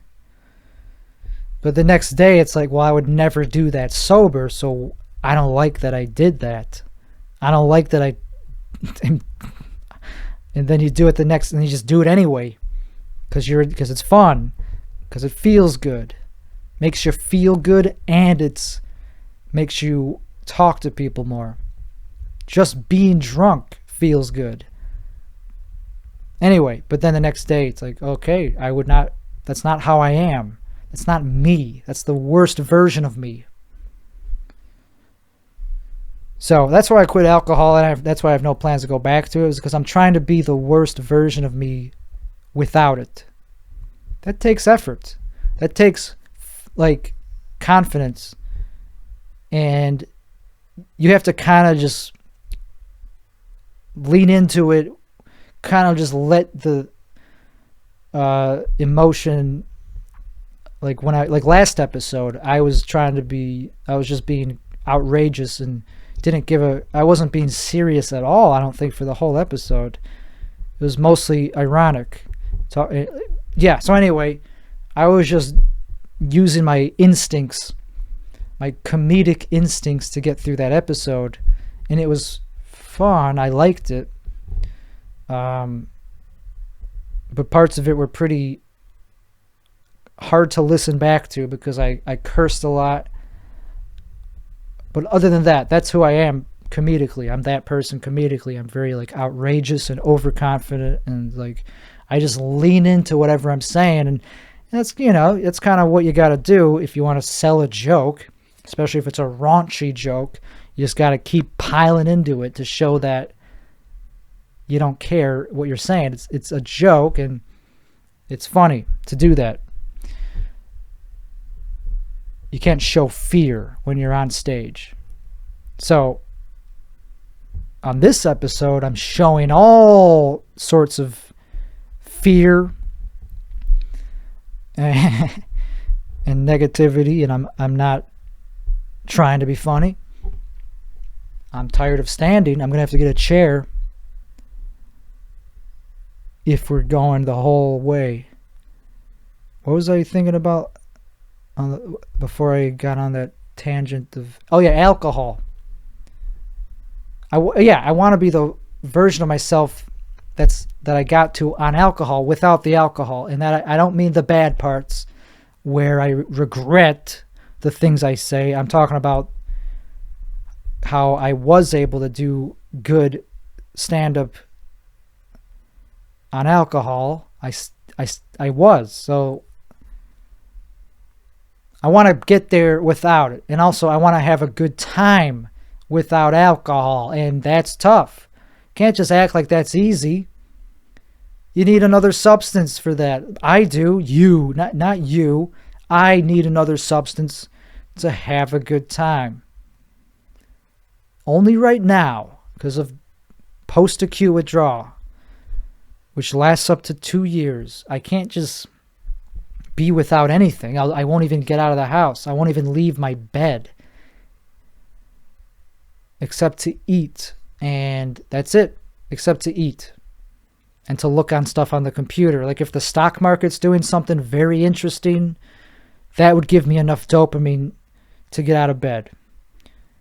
But you might as well take Adderall anyway, because that goes great with that too. Speaking of that, how is the stock market today? I usually check. I don't know. It's open. The stock market's open right now. I might as well look. Nothing new there. Nothing interesting going on in the stock market. That's fine. I'm curious where that bank is at that I invested in. First Republic Bank is up 13%. That's cool, but it's still down 88%. FRC. It's like, oh, that's good, up 14%. But then you go to the 1 month, it's down 88%. Holy Moses. That's not good news for me yet, because it needs to go up a lot more for me to get my money back. I could have made money on that, but I didn't sell a single share. I was like, I want it to go up even more.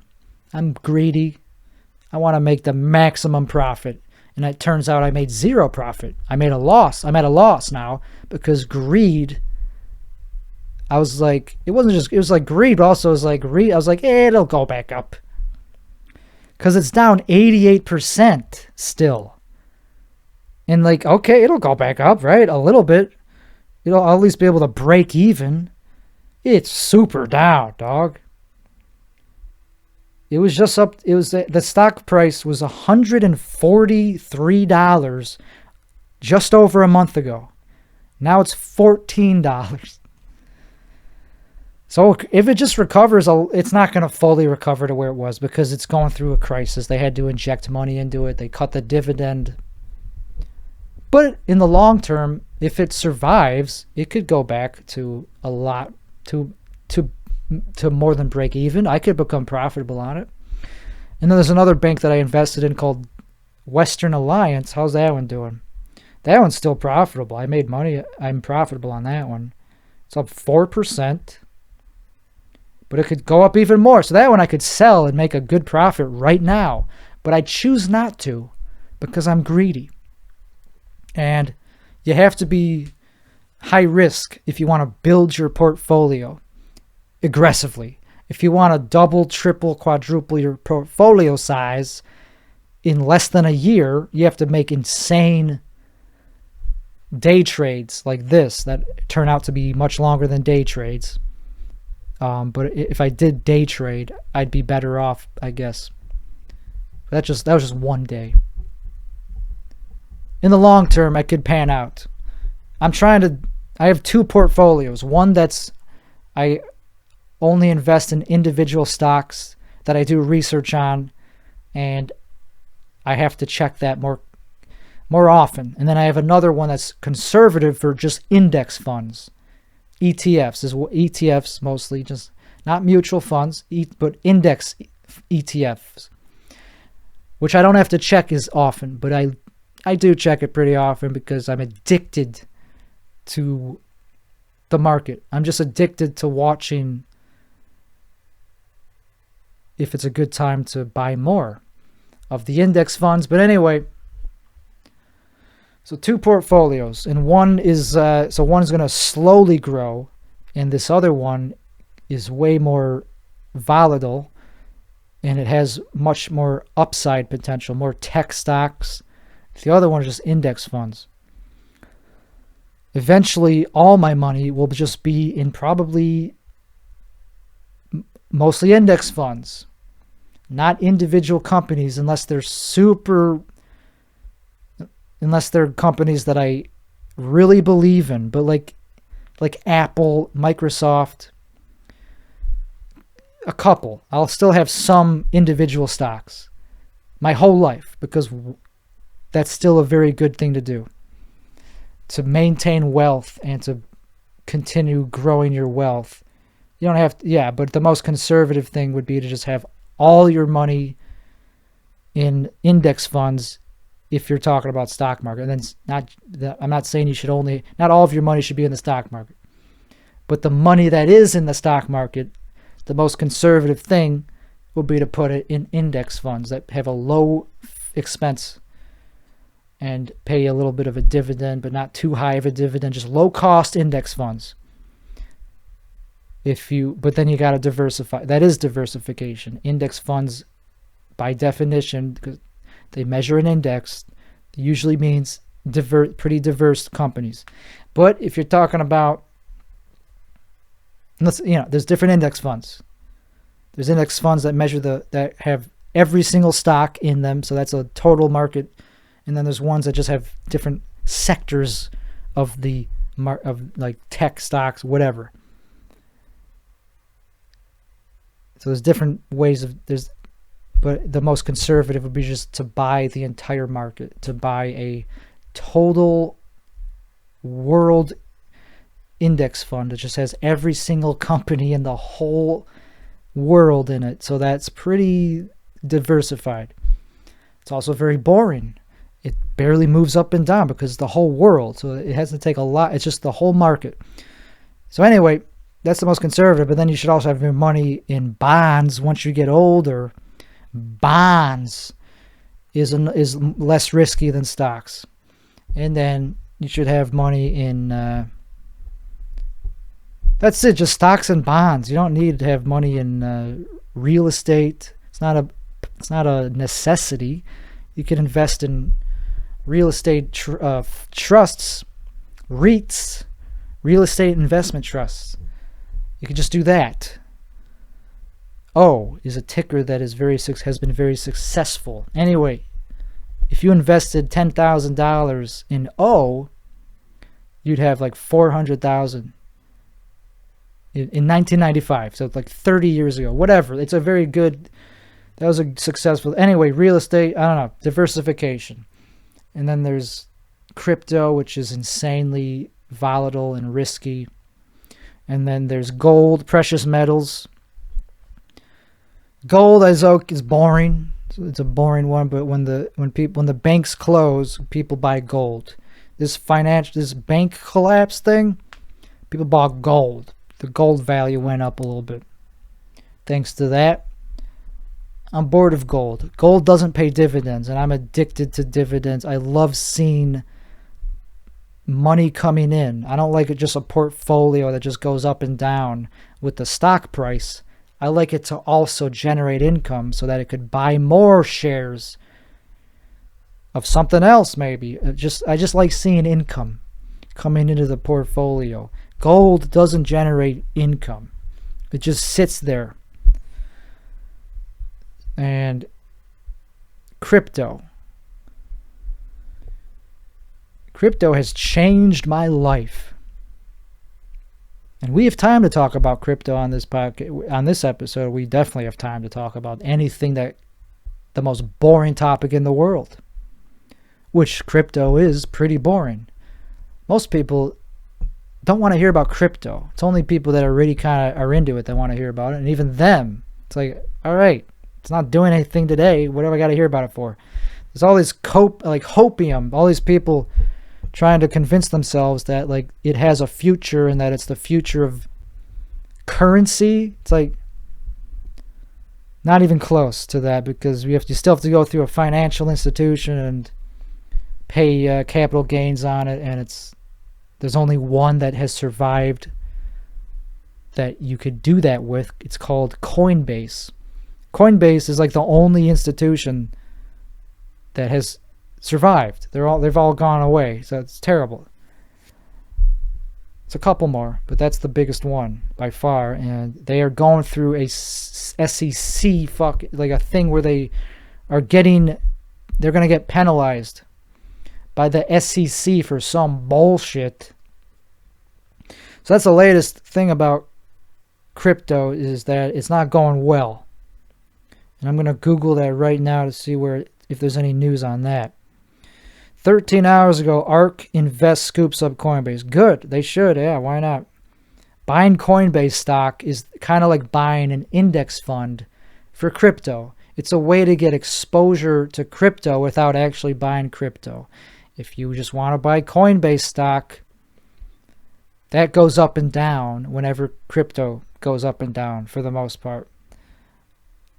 It's a stock that I like. I'm invested in that stock because if Coinbase goes down, there really ain't any other exchanges in America for crypto. That's the biggest one. So either you don't trust crypto or you don't.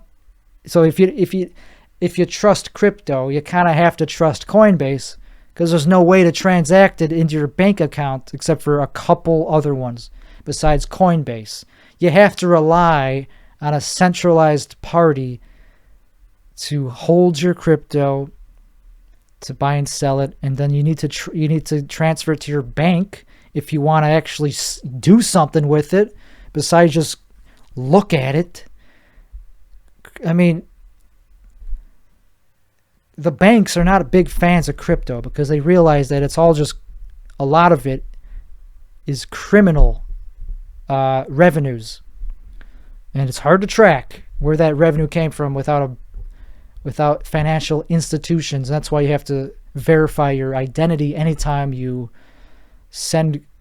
buy and sell crypto. You have to verify your identity. But if you acquired crypto 10 years ago and all of a sudden you're transferring it to these exchanges, they don't know where it came from. They have no way of knowing. They could track it by looking at the addresses, like, okay, this was used on Silk Road. But if it's just some random wallet, they won't know how you acquired that crypto. And banks don't really enjoy going through that KYC process. Be like, okay, are you a criminal? Where'd you get this stupid Dogecoin? It's like, yeah. So there's a lot of friction with crypto, right? It's exhausting. And if they regulate it even more, I don't know how much more they can regulate it. They already have a lot of shit going on with FinCEN. You already have to notify, you already have to pay taxes on it. Same as any other capital gains property that you buy and sell at a higher price. If you make money on it, you already got to pay taxes on it. You already got to know where it's coming from. If you make money, I don't know, man. It has to go through an institution to get into your bank account, and all of them require KYC. So if you send a big amount, they're going to ask where it came from. So they already are regulating it. They can't ban it because it's just a network that runs on machines. You can't really ban something that's decentralized very easily. They could try. Maybe they can if they buy enough servers to do a whatever you call it. 51% attack is not inconceivable. The government could probably afford that, but it's hard to ban. As it is now, it's hard to tell people, hey, don't use crypto, because you could easily just log in on a server with a VPN, and they don't know what's on that server. If it's hosted outside the country and you're connected to it privately through a VPN, they don't really know what you're doing on that server. You could be running a crypto wallet on there and transacting millions of dollars just from a Linux command prompt. That's the crazy thing about crypto, is that all it is software that's open source, and all it is just a Linux command line away from sending millions of, just one command is all it takes to send an unlimited amount of funds. And once you press that, Once you transmit the transaction, once you broadcast it and it gets picked up by other nodes and they verify it in the what do you call it? The memory something or other. It's been a while since I've actually done this. Anyway, once it's picked up, once it's in the network, you can't really unsend it. And then once it's confirmed, it's confirmed. You definitely can't unsend it. Mempool, yeah, once it's in the mempool of enough nodes, it's pretty much in there. It's going to be confirmed. I guess in some networks there's a way to unsend it maybe. Be like, whoops, never mind, don't verify, don't confirm this, take it out of your mempools. But once it's in like a couple hundred mempools, it's gone. It's the ship has left the station and it's final. And we're talking, this is real money, even though it's all just based on software and a consensus. Billions and billions of dollars has been transacted and profited from many businesses and individuals, and so it's real money being sent from a command line. Obviously, Bitcoin has a monetary value, has a very high monetary value right now. So it's just crazy to me that like we figured that out, that that software engineers figured out a way to do what banks do without an authority, a centralized authority. It's just anybody who has a computer is part of the verification process that makes it work. The miners are the ones that do the heavy lifting, but not everything is proof of work anymore. Now it's like mostly proof of stake. So that doesn't take a lot of power. It just takes value. I don't know. It's very fascinating, and I'm glad to be a part of it. It changed my life. As I was saying, I wouldn't be here without crypto because I would have to be working a different job that did not pay as much as I made from crypto. So I'm very grateful for that. I'm still grateful for that. It doesn't show. Like, I was tripping on mushrooms earlier, and I was very happy and euphoric about the fact that I have my own house. And I was in front of my house earlier, and I was like, it's weird how I don't even want to be seen in front of my house. Like, I'm afraid to be seen by my neighbors on my own front porch that I own. It's my property, and I feel like an imposter. But it's pretty cool to have that, and it gives me confidence that I'm at least doing something. I at least have figured something out in life. If you have your own house, you're doing something, and you didn't inherit it, you actually made it, like you actually made the money yourself, you didn't just get it from your parents. That shows that you're doing something right. You figured something out. That's it. But that was a while ago that I figured that out, and I haven't made any money since. It's embarrassing. So that easily weighs down the positives, is that I haven't made any money since 2021 is the last time is when I actually made money. I closed my business last year. It's still technically open because I'm still allowing users to withdraw their funds, but it'll close for good. The business operations ended last year. The actual entity will be closed at the end of this year. And that company, that business app changed my life. It was a very good source of dopamine, but also it gave my life purpose, but also it was a lot to handle. Too much for one person to handle. I knew this a long time ago. 2020 is probably when I realized I needed to start thinking about getting help to help run that thing.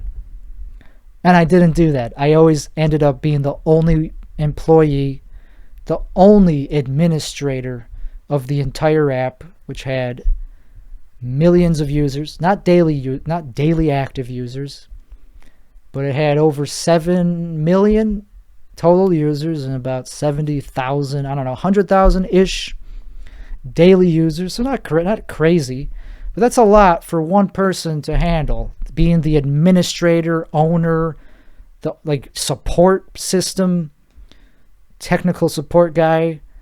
I was everything. I was the pro. I was the one building the features of the app, testing the I let the users test the features too, of course. They were the ones who found the bugs.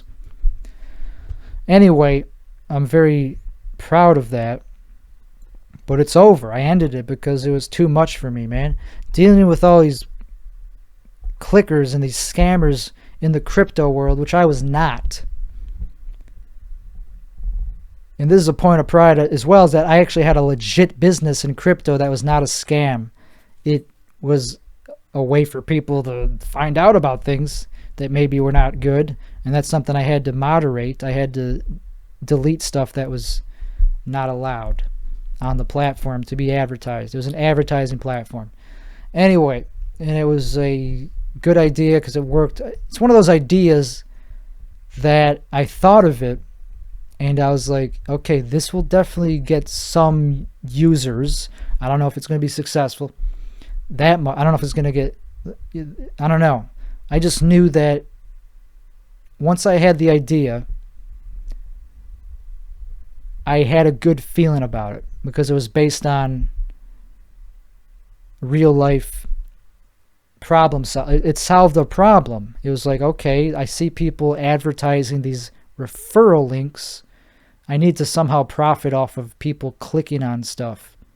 So anyway, so I thought of an idea and it worked. It's a pay-to-click service. You get paid to click on links and you get paid to view websites and perform other tasks.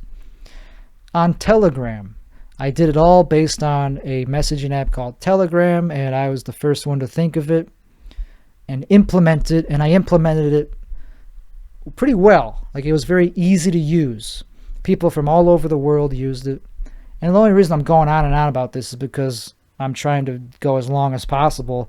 I mean, this is, I don't even know. I gave up on caring about everything on this podcast, except for the fact that I want to do 11 and a half hours, so a lot longer. 6 more and a half hours. Nope, I was wrong. 7.5 more hours. I wonder if that's even possible. I wonder if the software will even let me record that long. Let me see here. Fuck it. Anyway, so yeah, I started that pay-to-click service based on Telegram because nobody wants to go to a website anymore. If you have an app that already sends push notifications that millions of people use, you just make a bot for that messaging app and you tell the bot, walks you through the process. It's the genius of Telegram. The brilliant thing is that Telegram has these bots that you could program to do anything, to send any information to the user, and you could give them a bunch of buttons to press, like, okay, yes or no.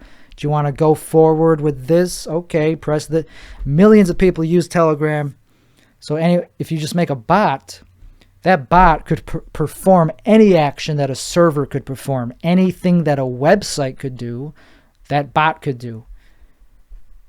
So I got 10,000 users overnight. The second I opened the app, 10,000 users within the first 24 hours.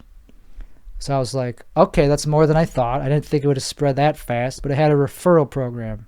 So this type of business model, it's too good to fail. It's pretty much a guarantee that you're going to get something because it has a referral because it's an incentive program. If you incentivize people to do something by paying them money, by paying them Dogecoin in this case, yeah, they're probably you're gonna get some takers. Some people will be like, yeah, I want Dogecoin. What do I got to do? Click on this link and I get 2 or 0.2 Dogecoin. I don't remember what it was when I first started. It was enough to get a couple Dogecoin. You know, I don't remember. It's not a lot, but it was back then. It was when Dogecoin was worth a lot less than it is now. So people accumulated Dogecoin by clicking on links, and I took a profit every time the advertiser was paying me Dogecoin to, and then they set up their ads, and they launch the ads, and those ads get fed to the users, the clickers, and those clickers get paid to view those ads. So I took a nice percentage per click. So I had all these people clicking on links, millions and millions of clicks per day. And I took a nice little percentage. And so I accumulated a lot of Dogecoin.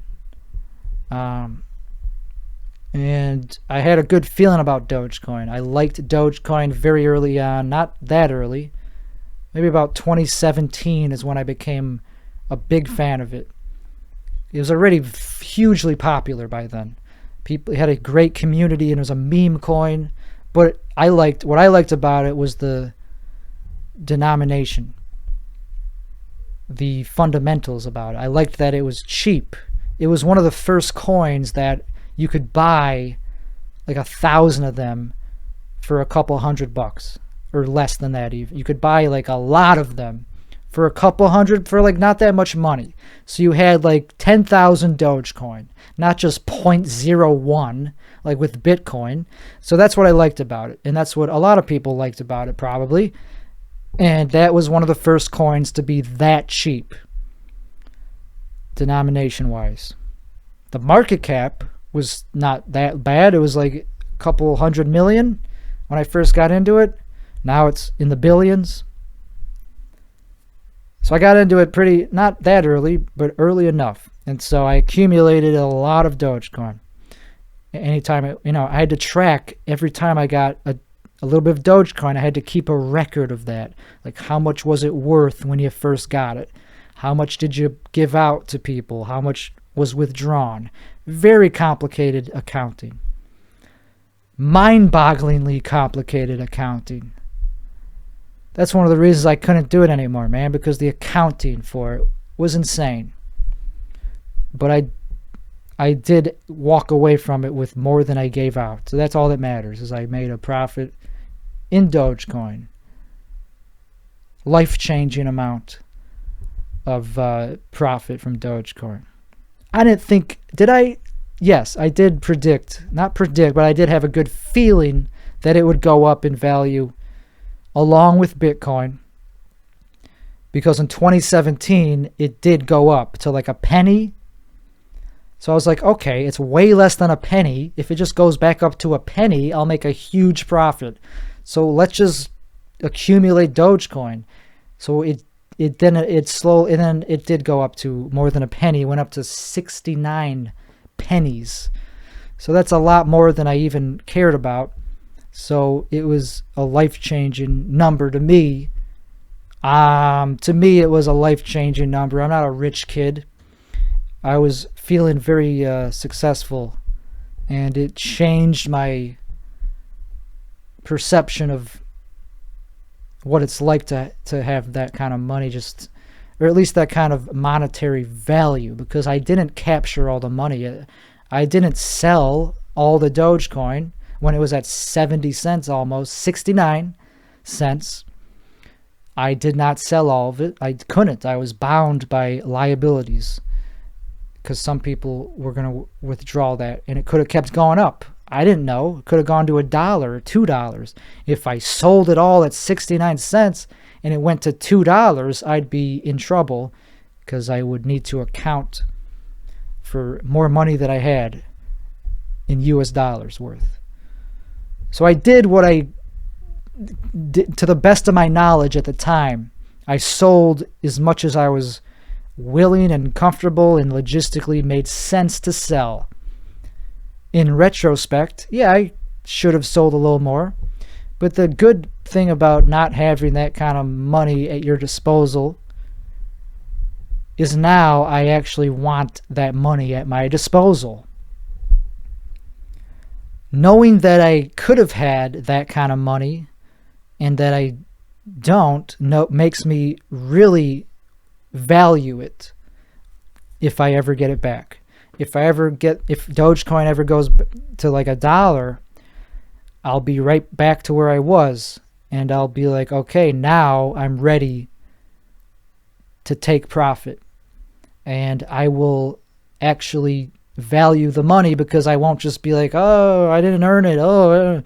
No, I've been waiting for it, and I did earn it, and I know what it's like to need money. I know what it's like to, because when I first had that windfall, that was before I had to pay taxes on it. So once you pay the taxes on it, you get struck with this reality of like, okay, it's not as much as you thought. After taxes, you can't just spend it all. You got to save some for taxes. So knowing what I know now, I would be much more conservative with that kind of money. I wouldn't buy stupid stuff like a Tesla, which is one of the things I bought. Not just a Tesla, I bought the most expensive one. That was a stupid idea. I don't regret it though, because I learned. Now I don't have to buy it ever again. Now I never have to do that again. I got it out of my system. I know what it's like to drive a 6-figure car. It's not necessary. It didn't make my life that much better. It didn't make me happier. If anything, it made me more depressed because I was like, well, I'm still just as lonely. I have nobody to show this car to except for alcoholics that I don't even like. So that's kind of sad. It's cool, I guess. Like, okay, you got this crazy car, but you have nobody to even show it to. Like, you have no friends. So it's like, it's just, if anything, it just highlighted how much of a loser I was. It's like, so you got this nice car and nobody cares because you don't know anybody. So it's like, what's the point? It was fun to drive, but also a liability. It costs a lot of money to drive. It was expensive to replace the tires every time you go somewhere. It was a race car. It was extremely crazy. Fun to show off to random people at a stoplight. When it turns green, you go 0 to 60 in 2 seconds. But it was like that's dangerous, man. And it didn't have good stopping power. I don't like the color. I don't like how this light is white. I'm gonna crank it a little bit to that. Nope, wrong dial. Oh, it already was. It already was all the way to yellow as it could be. Okay, too late to worry about the lighting. I mean, we're already 4 hours into the show. Does it really matter what the lighting is? So anyway, the Tesla, that was not something I regret, but it was a dumb purchase. I knew it was a dumb purchase. I needed that dopamine, though. I was also going through a negative... What a fucking surprise. That was when I just quit alcohol, so I was also very low in my dopamine reserves. I was not a happy person when I got that car. And so I sold that. Never have to spend that kind of money on a car ever again. Unless I have a huge fortune. Because it just depends on where you're at. Income-wise. And, net worth-wise. If you have a certain net worth, yeah, you could justify higher purchases. But I can't justify doing anything like that anymore. So anyway, I would drive a cheap car right now. I like the Miata. The Miata is not a cheap car. It's not an expensive car either. It's just not a cheap car. There's way cheaper cars. But anyway, I like to compared to the Tesla, it's pretty regular, but I still love it. I still like it. But anyway, so I'm scraping by. I got no income, and I'm waiting for. But crypto is life changing to me, and it jaded me a little bit because now I I don't know. Do I take things for granted? I don't know. I don't fucking know. I know I can't really get a job ever again. Can I? No, I could get a job. What am I talking about? I could totally get a job. It would just have to be not a shitty one. Like, I can't get a job working at Wendy's, probably. I don't think I would enjoy that. Only because it would hurt my soul. It would make me, like, feel like a loser. But I have nothing against people that work at Wendy's. It's just that I would feel like a loser working at Wendy's because I already don't have to. So going down to that type of employment coming from somebody that shouldn't, if they were just good with money, would never have to work again. That's the thing. Once you make a certain amount of money, you never have to work again. That's one of the true things about capitalism. Some people, oh shit, my iPad. We definitely want to charge the iPad. I forgot about that. We're not ending the show. This is just a little bit of maintenance because I didn't plan on going this long. A little bit behind the scenes here. Okay, the iPad is staying on. Not that I need it, but it's part of the show. This iPad is part of the show. I have barely needed it though. We still got a few topics on there. And I do want my tea. My cold tea. This tea is very, very concentrated right now. It's like the color of, it's like dark green yerba mate sludge. So anyway, I got out of the crypto. I'm no longer running a crypto business. Haven't made any money in a couple of years. I'm trying to make something of myself. I put out little dribs and drabs of content. This is a huge pile of, this is a piece of garbage, this episode of this podcast. And the entire podcast itself is not a commercial product, but that'll change very soon because we're going to continue thinking of a new product. Most likely, the most viable thing would be an app. I just need to think of a new app. Could be a Telegram app. I did have an idea for an app. Similar to the one that I already did and talked about that incentivizes the users to click on links. I had a new idea which I am very weary about because it's a little more gray. It's a little more borderline. I don't know. I like it though. It's just one I have to figure out the logistics. I just have to figure out how to get a cheap person to pump out fashion products for me. And it's a similar idea. I'm going to pay people to wear my fashion. They have to buy it first. That's the thing. It's an MLM. That's why it's sketchy. It's not though, because I'm transparent.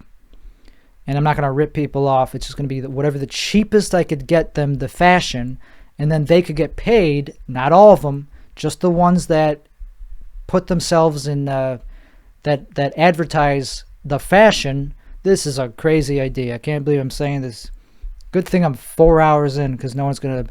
Okay, good. No one's going to hear it. Okay.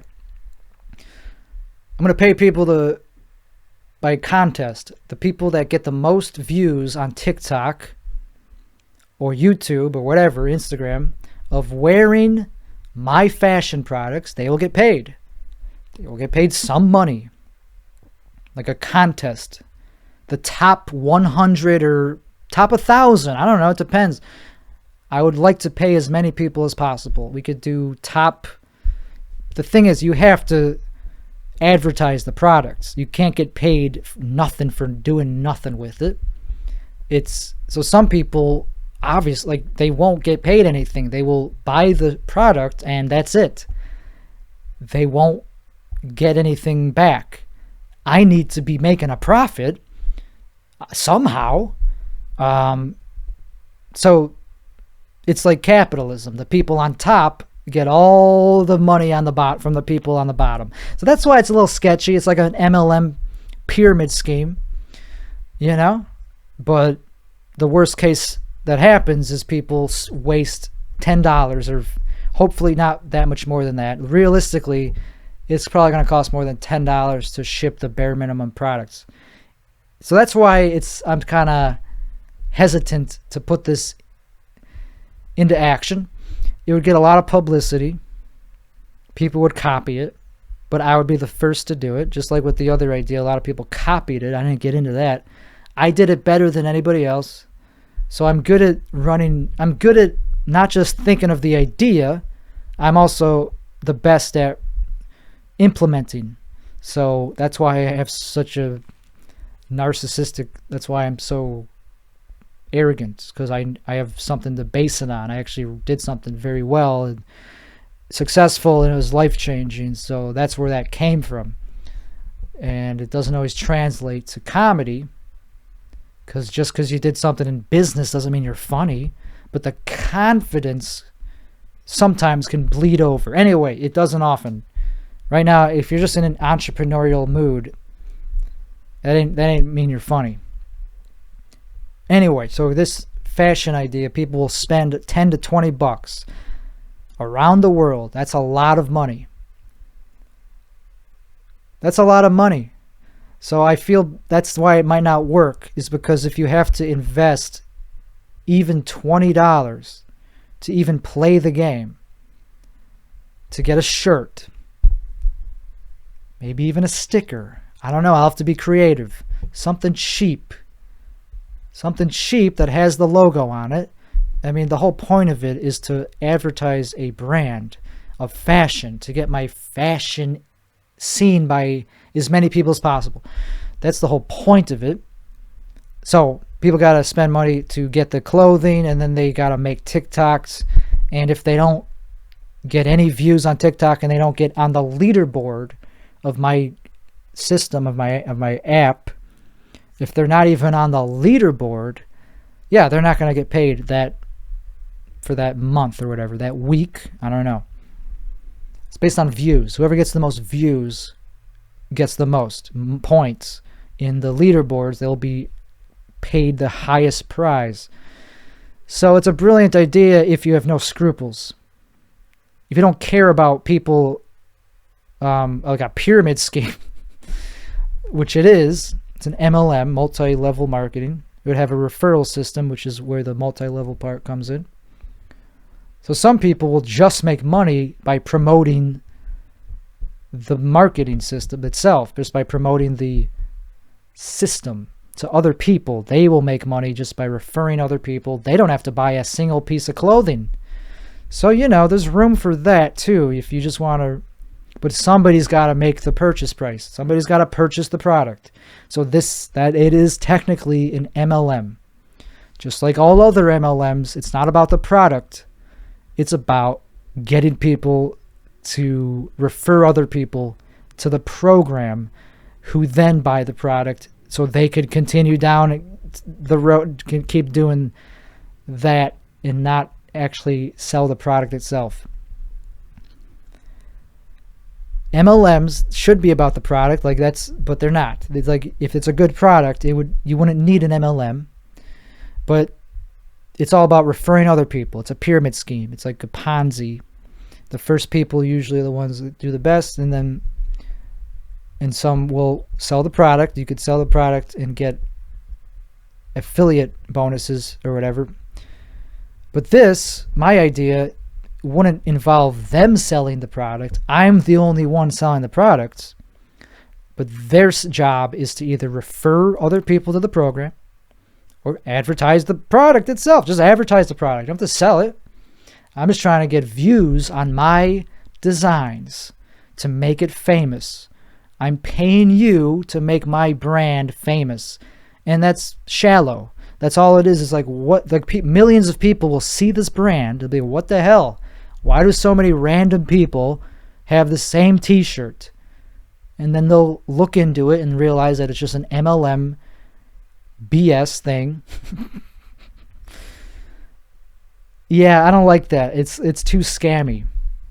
It's not a full-out scam, but people will be like, yeah, this is a scam. They will call it that because they'll see that it's an MLM. And they'll see that it's just a stupid charade. And the whole reason they're wearing the shirt is because they're trying to make money. And it's not that bad. There's nothing illegal about that. It's just that it's not a scam, because I wouldn't lie to people. I'd say there's no guaranteed nothing. There's bonuses. If you play this game, it's a contest. If you participate in the contest after purchasing this product, there's a chance. It's a very fair contest. If you're willing to play by those rules, there's no scam part. But not everybody's going to win. So some people will not get their investment back. You know? So it's a weird idea. And I'm not sure if I'm comfortable actually putting it into action, only because of what I just said, that it's a pyramid scheme and that it's an MLM. The products itself, they will be good. I will try, well, not good quality material wise. They'll probably be like the sheen quality, like very low quality material, and they won't last very long. But that's not the point at first. The point at first is to get the brand out, is to make the brand a well-known brand. Who cares how it started? If enough people like it, if they recognize it, it could get a life of its own. Even if it starts off as with a reputation of being a pyramid scheme, people won't care if it's good, if it looks cool. They'll be like, "Oh, that's the thing that started as a pyramid scheme. I don't give a fuck." That's how Andrew Tate started. I don't know for sure, but I'm pretty sure he like incentivized people to share his videos or something, and that's one of the reasons he got. People don't care about that. They care about only what he says now. So it doesn't really matter how you become famous. It's that you're famous. So I'm pretty fucking. I think this is a pretty thought out idea. It's just that it's sketchy, because I don't want to rip people off. I don't want people to buy something for like $40 and them get feeling like they got ripped off by like having this crappy piece of gear, piece of attire that they don't even like. Obviously, they don't like it. They're just doing it for the contest. So I want to make it fair as much as possible. Well, it has to be profitable too. It's a business. I have to be making a profit, but I want to make it so at least it's as fair as possible. You know, but it's a giveaway type of thing. It's not like they work for me. They're not contractors. They're just people participating in a contest, technically. That's it. If they don't like it, they could return it too. That's a good question. Most clothing companies do have returns. But this one is very hinged upon me giving money away, which if people are returning their clothing 90% of the time, that would kill off a lot of the profit margin. But that's to be expected. I mean, that's just something I would have to account for. It's like, okay, 50% will return their clothing and they'll get a refund. I doubt it, because they'll have to do it pretty quick. If they do it after a month, there's obviously a limitation on how long you could return something. I don't know. Depends on the distributor that I use.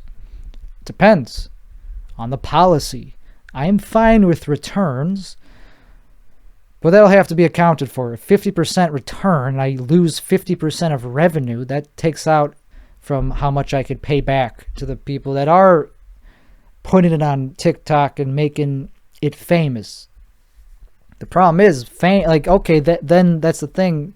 The hope is that if it becomes well known and people actually do like the design, then the hope is that I'll get additional sales without worrying about the program. It'll just be people who genuinely want to jump on this trend of like, oh, I saw that shirt on TikTok. It's cool. Oh, I want one too. And then it will get a life of its own, hopefully. And I won't have to do the program anymore. I won't have to bribe people to wear it. I'll just be like, yeah, I'm famous now. This is my brand, Timmy Gusto Clothing, line of fashion, and it will just be it'll just be known on its own, and I'll be able to actually get a real company. You know, I'll actually get good quality garments, and because it just has to be famous. You just have to. That's like, people buy designer clothing because it's well known, because it's a brand that they recognize. So that's it. Once it's recognizable, I will be able to charge higher prices and have higher quality materials and more exclusionary. It will start off as cheap and everywhere, and it'll slowly become more exclusive as it becomes more famous. So anyway, I like that idea. It's something that I don't know if I have the balls to implement, because I'm also the designer of the fashion, because this is such a ambitious idea. It's a way to force people to get your clothing by promising them a possible incentive of making money more than they spent on the clothing. It's a potential way to make money themselves by promoting my fashion line. So that's a pretty ambitious idea. It's like very evil, like very mastermindy, because it's like, it doesn't even matter what's on the stupid clothing at this point. They will pretty much buy it, guaranteed. Some people, if they see the potential, if they're convinced by the sales pitch of the program. So that would take some time to convince people to buy them, and once they see that it's actually legit and that people actually are getting paid, it'll grow pretty quickly, and I'll get sales and shit, and I'll get plenty of sales. But I have to make it cheap enough. Can't sell t-shirts for like $50. I would feel bad. But they gotta be good looking t-shirts, man. They can't just be stupid little iron-ons of something stupid that wouldn't even sell on Shein. It would have to be something clever, edgy, something that catches your attention. So I would focus on the design. So that's the thing. I am only pursuing this as a fashion designer, aspiring fashion designer. I am only doing it because I want to be a fashion designer. This would just be the way to get into the business without just doing it the old-fashioned way of like, okay, here's my website. All you get is the fashion, and then you got to market it yourself. No, I'm outsourcing the marketing. So that's all it is. It's just outsourcing the marketing aspect of this product with an MLM program, just like many other companies do with their shitty product. I mean, let's face it. I'm not like, if I was such a good fashion designer, I wouldn't need to think of a way to market it this way. I would just do it the old-fashioned way. But I don't think I'm that talented, or some white dude. Like, people aren't going to care about some. There's got to be a hip factor to it. Like, if it was woke fashion, that'd be funny. If it was like shirts that said melanin on it, which is something I almost bought. Even I am almost marketable to, mostly because of irony.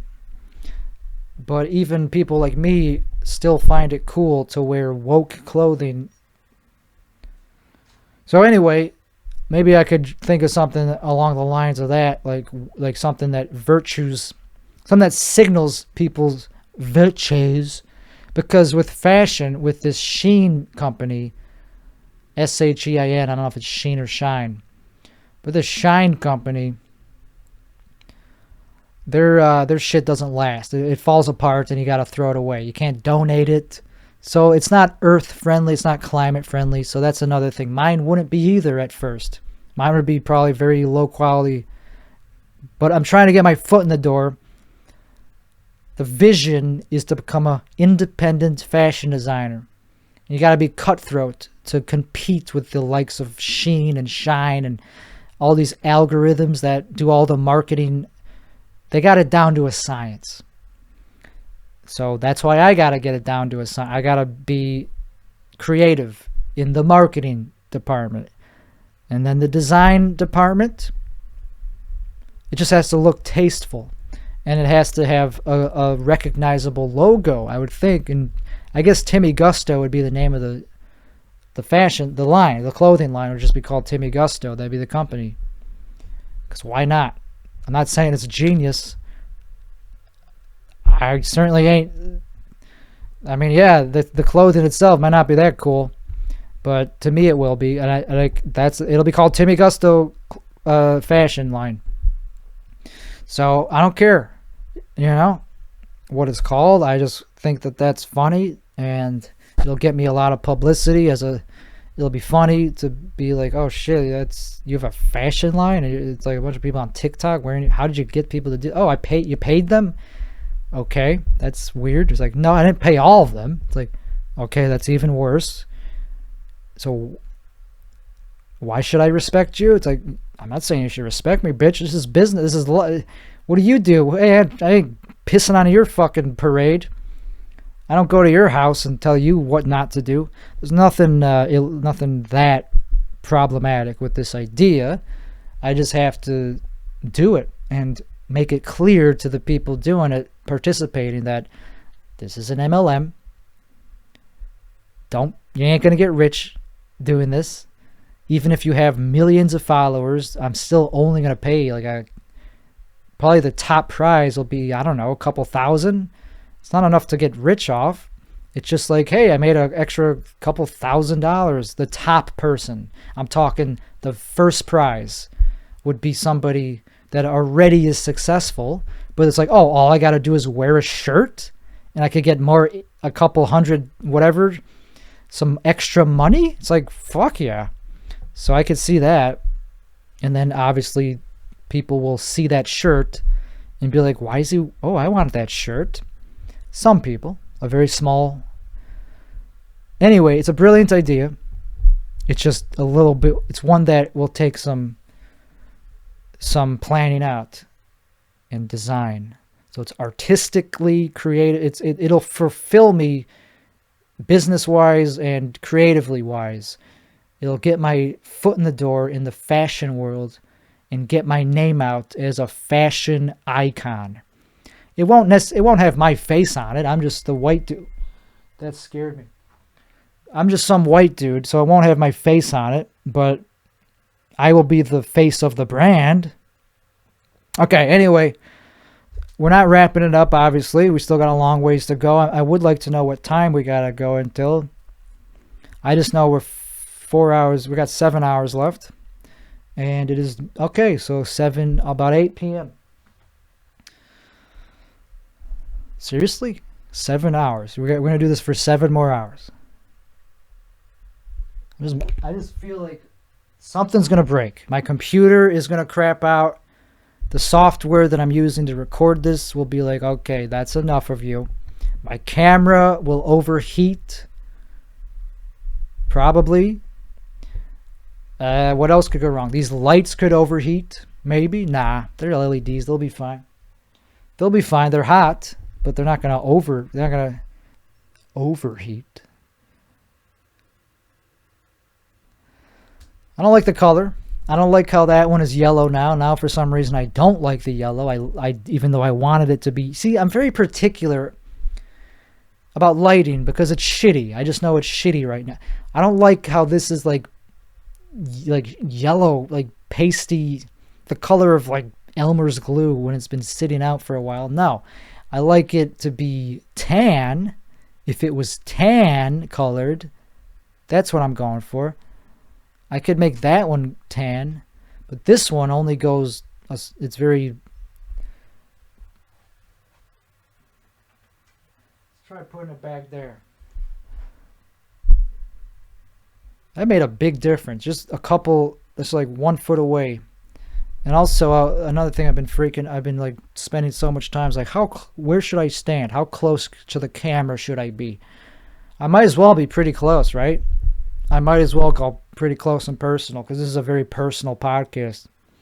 And the contrast is pretty high right now, at least in the, like, it's whatever. I just feel like the lighting, it's not good.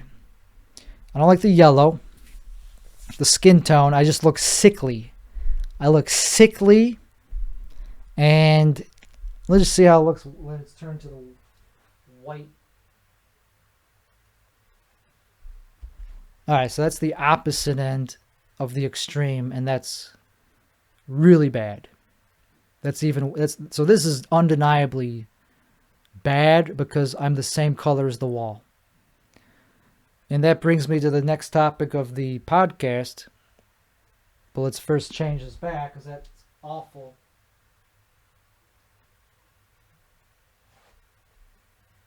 We're still going. Okay, now that I see what it's like the other way, that's better. But I still look sickly and yeah, it's like purple on the other side, like purple and like pasty glue yellow. It's like not a good look. And I'm obsessing over this. Like, how could I fix this?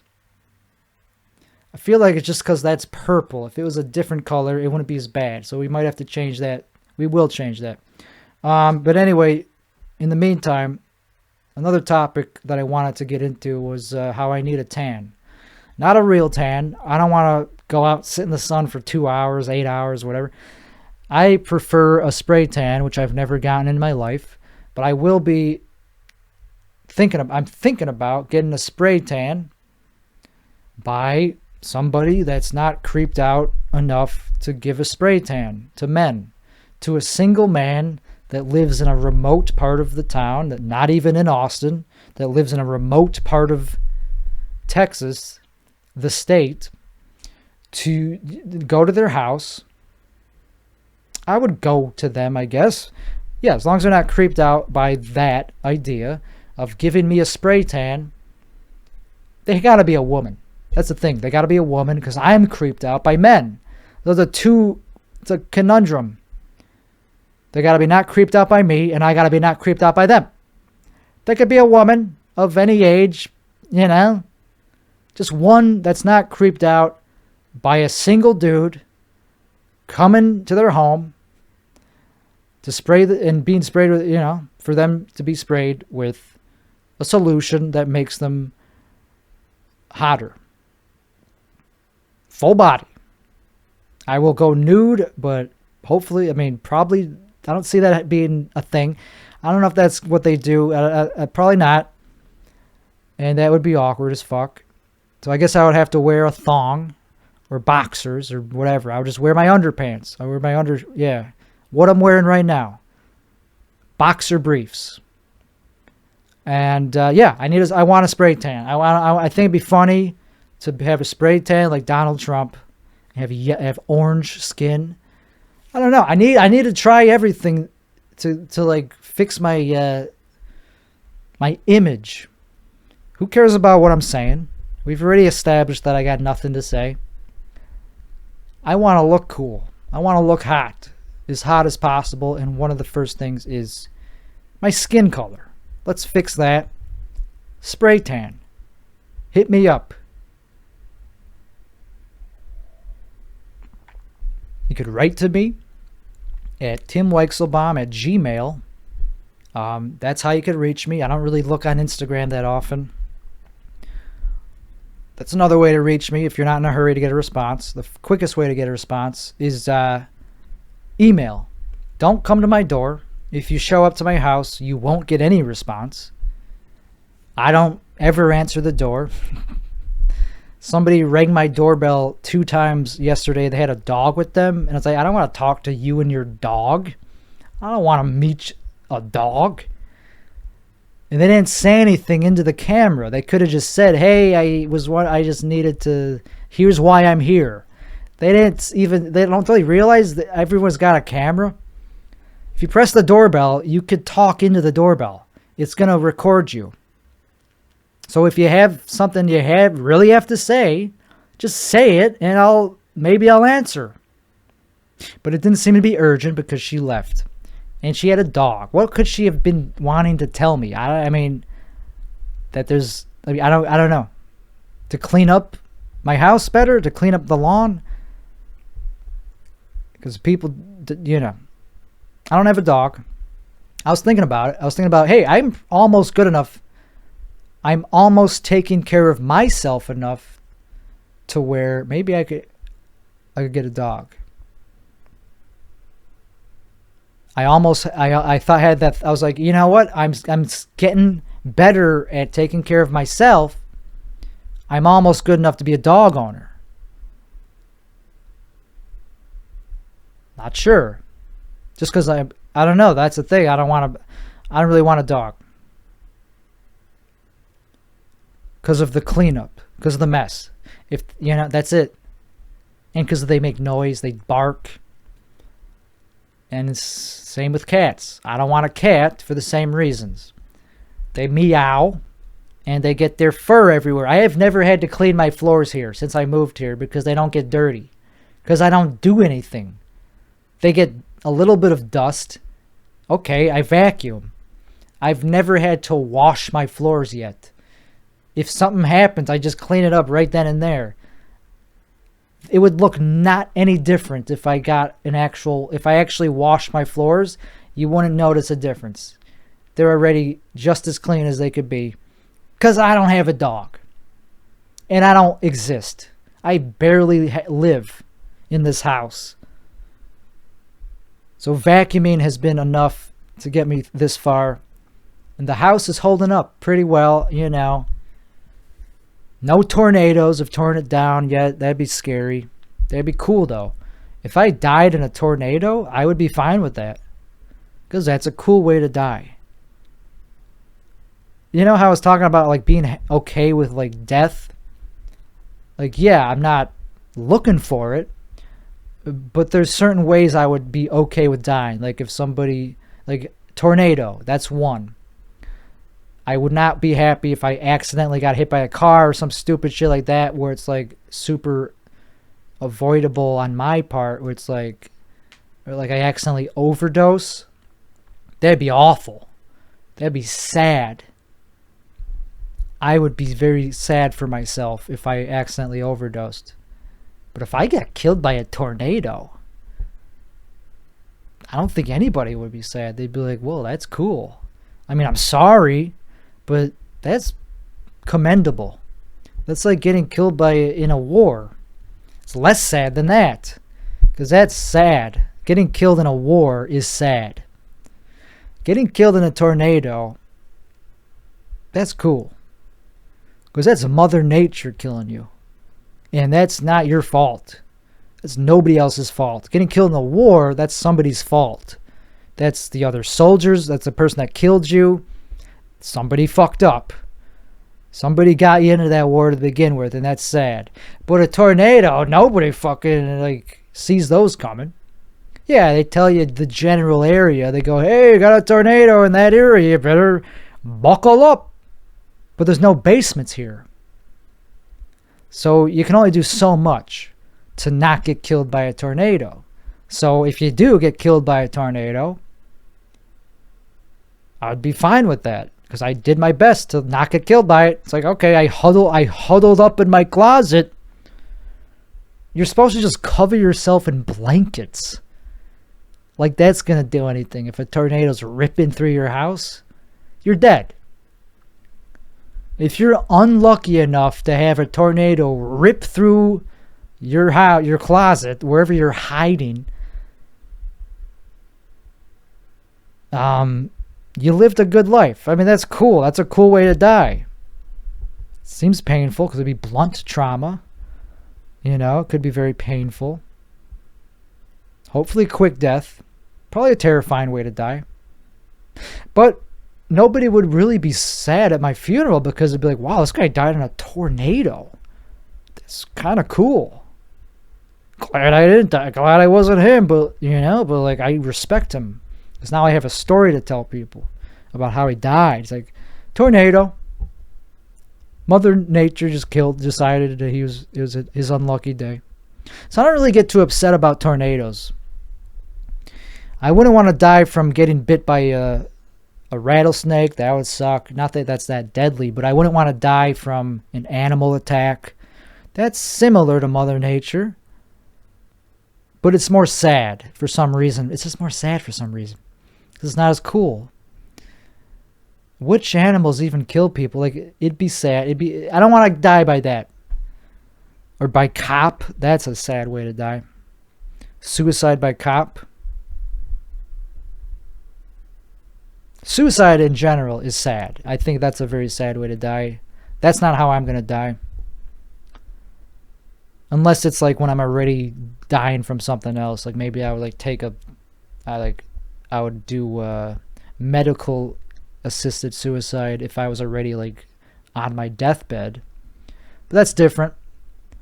I'm not the type of... I'm definitely not going to kill myself. But I'm just saying there's ways that I would be fine with.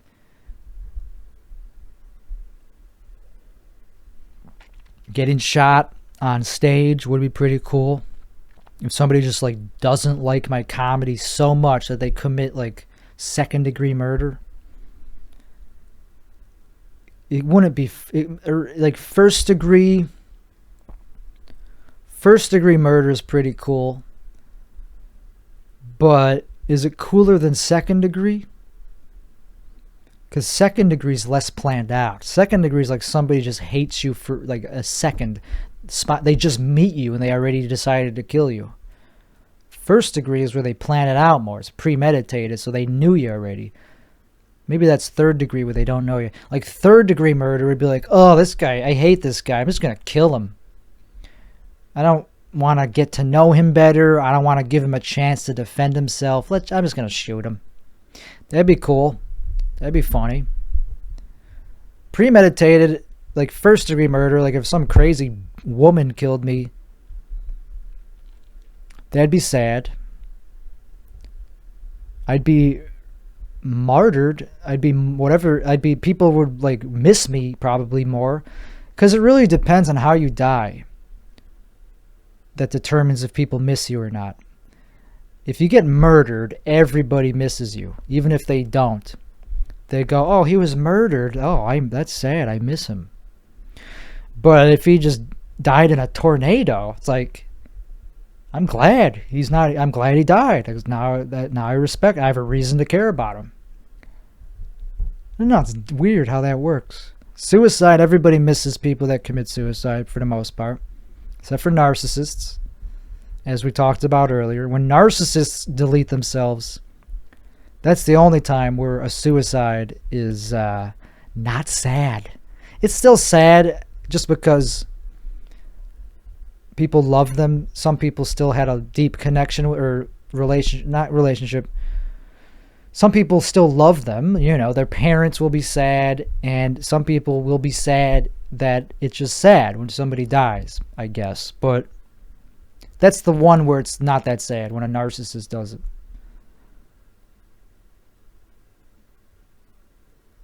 Bipolar people, and then people with borderline personality disorder, that's a bad one. They have a high suicide rate.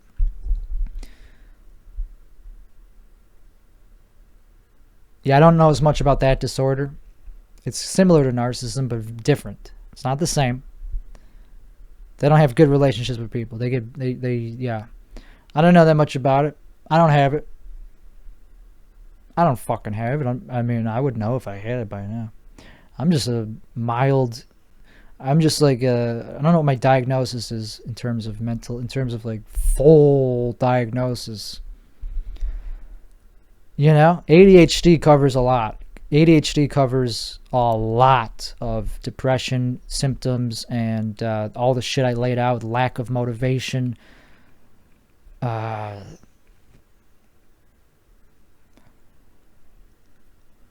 not the trauma. The stuff that I'm experiencing where I don't enjoy, where I have this, what I consider trauma buried in my head that causes fatigue, that's not ADHD. And the lack of confidence. I don't know. I don't know, man. I just know I need more stimulants right now in my life. I need more hard stimulants to get me to actually do the work I need to do, like the editing work on not this podcast. This podcast is not going to have any editing. Maybe a clip or two, but I doubt it. Because that would involve watching it back or listening to it back to actually to find out which moments are worth making a clip out of, and I think everything I said I'll remember for a later episode to say in a more concise, funny way. Sure, there were some moments that were funny, but I don't have the patience. I can't listen back to this. Not this. My limit is about 4 hours of listening back to myself, and even that it's excruciating. It's excruciating. Most comedians are like that. Most people in general don't like watching themselves back. They hate it. I hate watching myself do stand-up, even if it's good, even if it's killer. It's still embarrassing to me.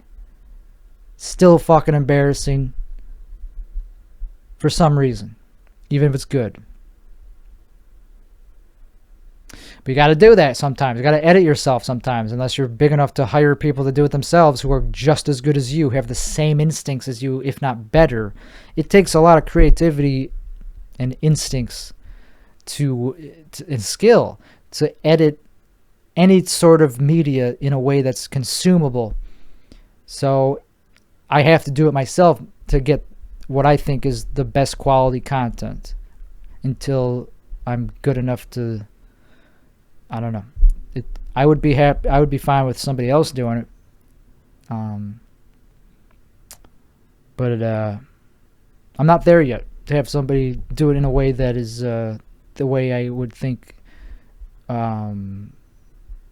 beats is of quality for what I'm looking for. It just takes a lot of work, man, to make a clip that's good enough to go viral. I don't know. I haven't gone viral in a long time, in a while, ever. I don't think I've ever gone viral, except for, unless you count 2007. Okay, I went viral. Fuck it, I went viral. It was not edited, though. It was just the back in the day when anything went viral on YouTube. It was easy to go viral in 2006. Just film your friend smoking salvia and put it on YouTube, and it'll go viral in 2006. It's not that hard. I was one of the people to do that. And it did well. A lot of people liked it. A lot of people enjoyed it. I thought it was fucking awesome. The friend who was mostly featured in it, that was the whole point of the video, he didn't like it after a while. He was like, yeah, I don't really like that that's out there, of me just doing a drug and freaking out and acting hilarious. I guess he just didn't like it for some reason. It was on the news. It was featured on like a lot of news channels. Dateline, NBC, I believe. And I thought it was fucking hilarious. And it was. And it still is to this day. I don't talk to that guy anymore. I don't talk to this guy anymore, but only because we grew apart. I would be friends with, I would hang out with him, but there's a reason we stopped hanging out. I don't know. Some friends, you just grow different ways. You just realize that you're not on the same page. You just can't hang out with them for very long until they start bugging the shit out of you. Because they like have very specific, they have like very hard line opinion, like they're very like opinionated in a way that pisses you off. Because it's like annoying to them. It's annoying to me. I'm not that way. I'm not opinionated. I'm not insufferable in any imaginable way. Everything I'm doing is consumable, and nobody complains. I've never been told to edit myself. I've never been told to stop doing my podcast. I've never been told that this is too long. I've never been told to not do a 690-minute podcast. I've never been told that I need to improve my personality. The opposite. I need to stop being so. I need to be worse. People say, hey, by comparison, you're making me feel like a douchebag because you're so good at life. You're such a good person and generous and like empathetic, and like you're making me feel like a dirtbag. Can you please stop being so good of a person? And then I go, yeah, sure. No, I'm. This never happened. That was not even a good joke. That was a terrible. That was like I couldn't even sell that for a second, man. Of course, no one's ever said that to me. No one's ever said that I have a good personality. I can't think of a time that's happened. I've been told I'm funny, but everything else is negative. They usually just say, "Damn, you're very like judgy and cynical and like, you know, yeah, cynical. I get that. Damn, you have a dark. You're like mean." So anyway, we're gonna take a little break, just to refuel. My joints are starting to hurt from standing for so long. I'm not used to standing for 4 hours.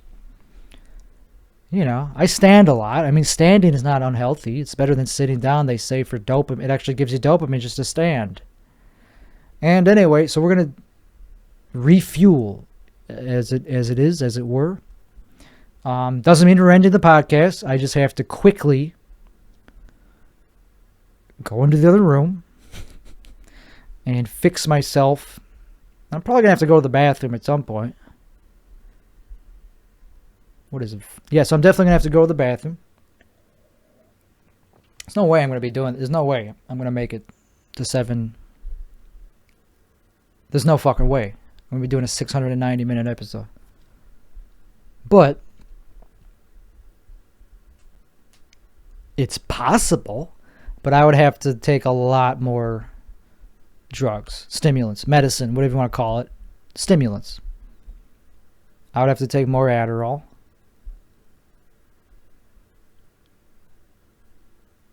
So I'm already getting tired. It's only been 4 hours. If you get tired 4 hours into a show, you think you could do 3 times that?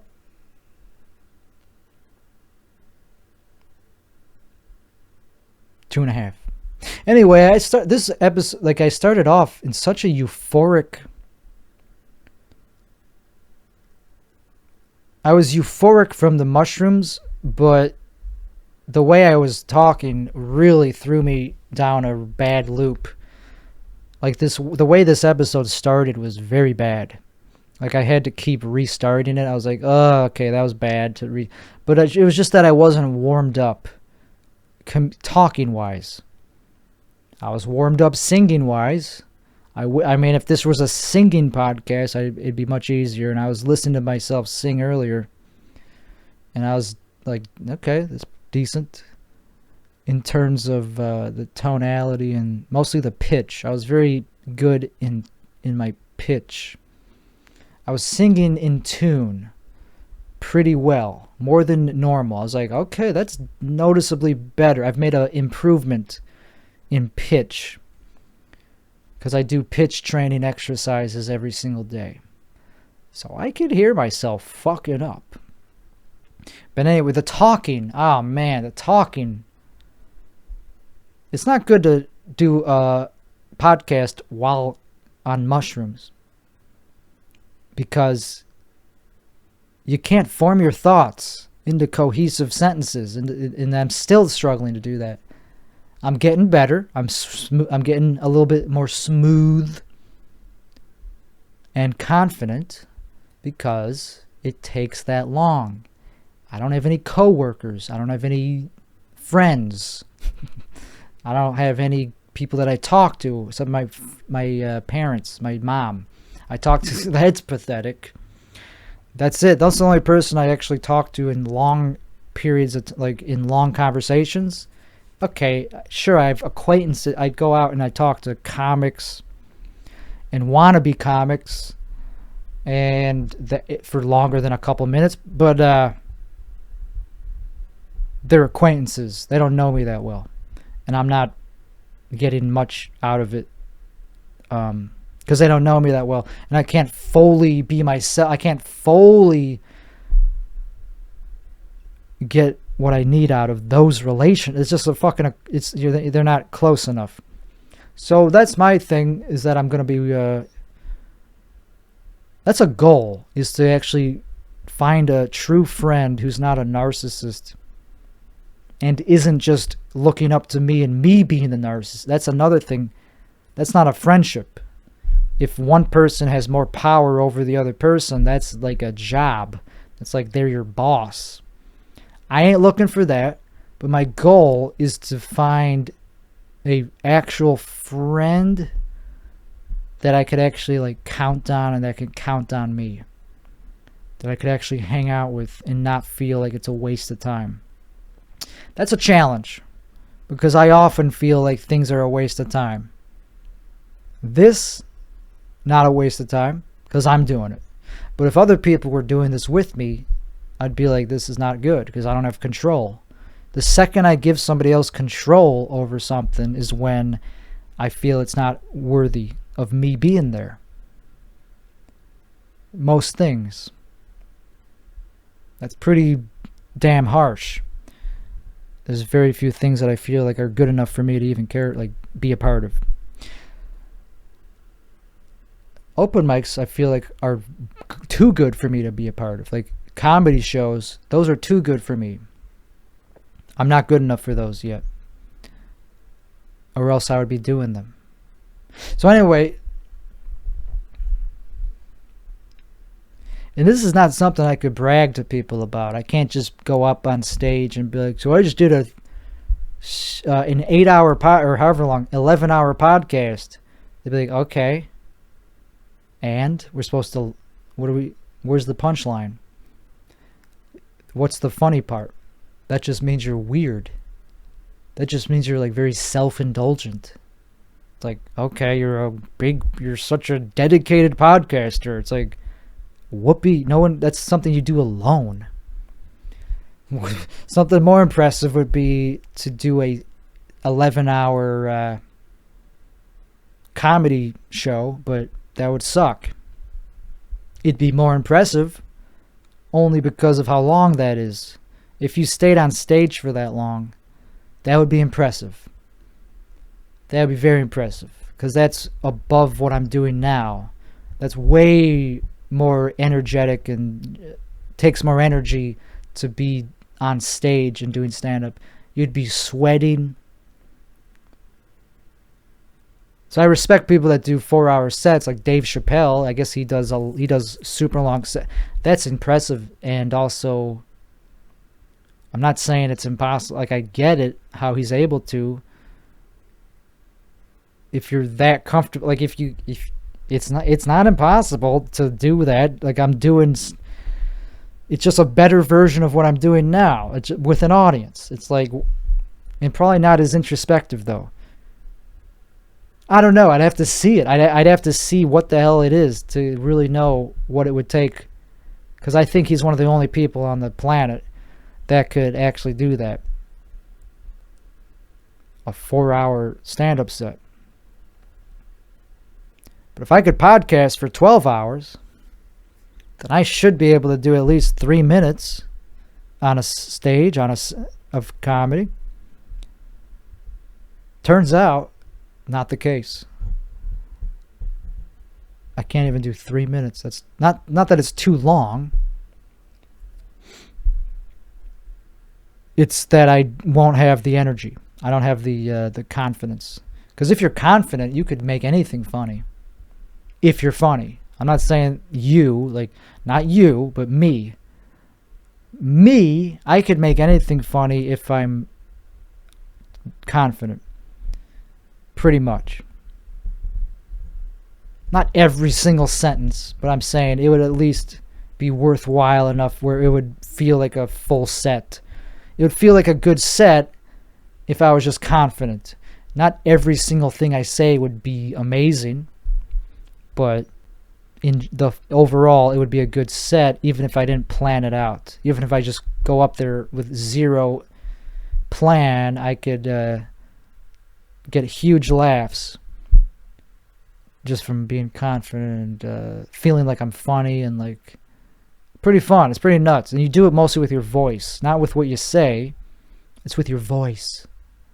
Like just by going like, hey, I don't know, just by the inflection of your voice. You don't have to like fill the setup with words. You don't have to like vomit a bunch of words. I'm a man of few words on stage. I'm very comfortable with silence. I enjoy taking long breaks in between sentences to build awkwardness and to show that I am bad at it, I guess. To show that it's like this anti-comedy type of thing. It's like, yep, I'm supposed to be doing jokes right now, but guess what?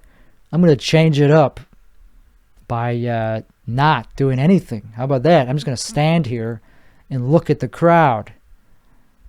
That's my act. That's what I do. And that could be funny a few times for a few seconds.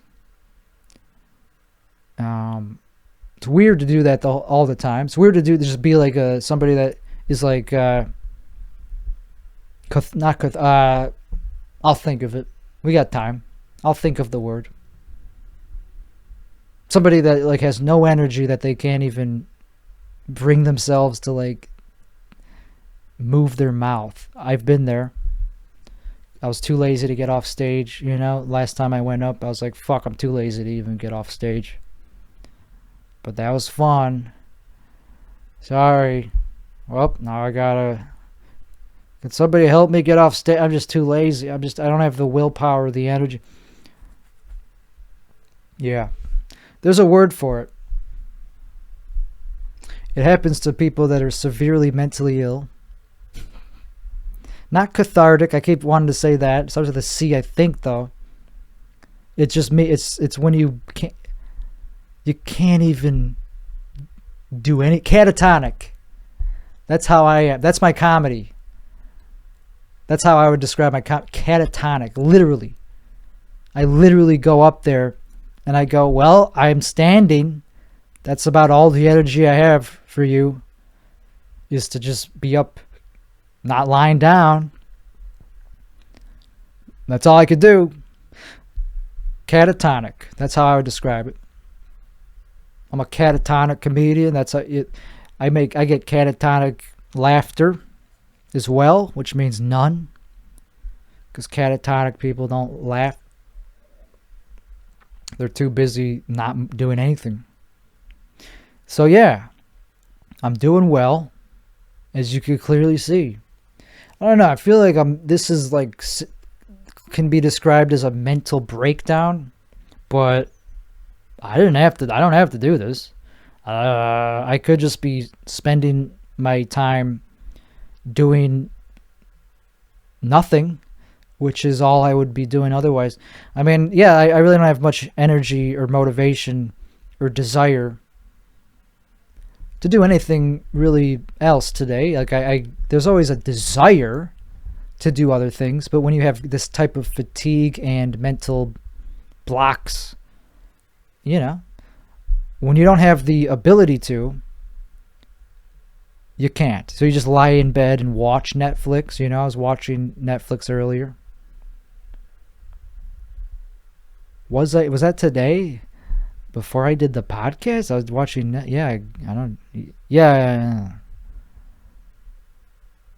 Maybe not today, but last night I was watching Netflix, and then I went to bed.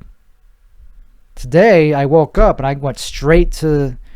I started the day pretty good. Like, I got out of bed pretty quickly,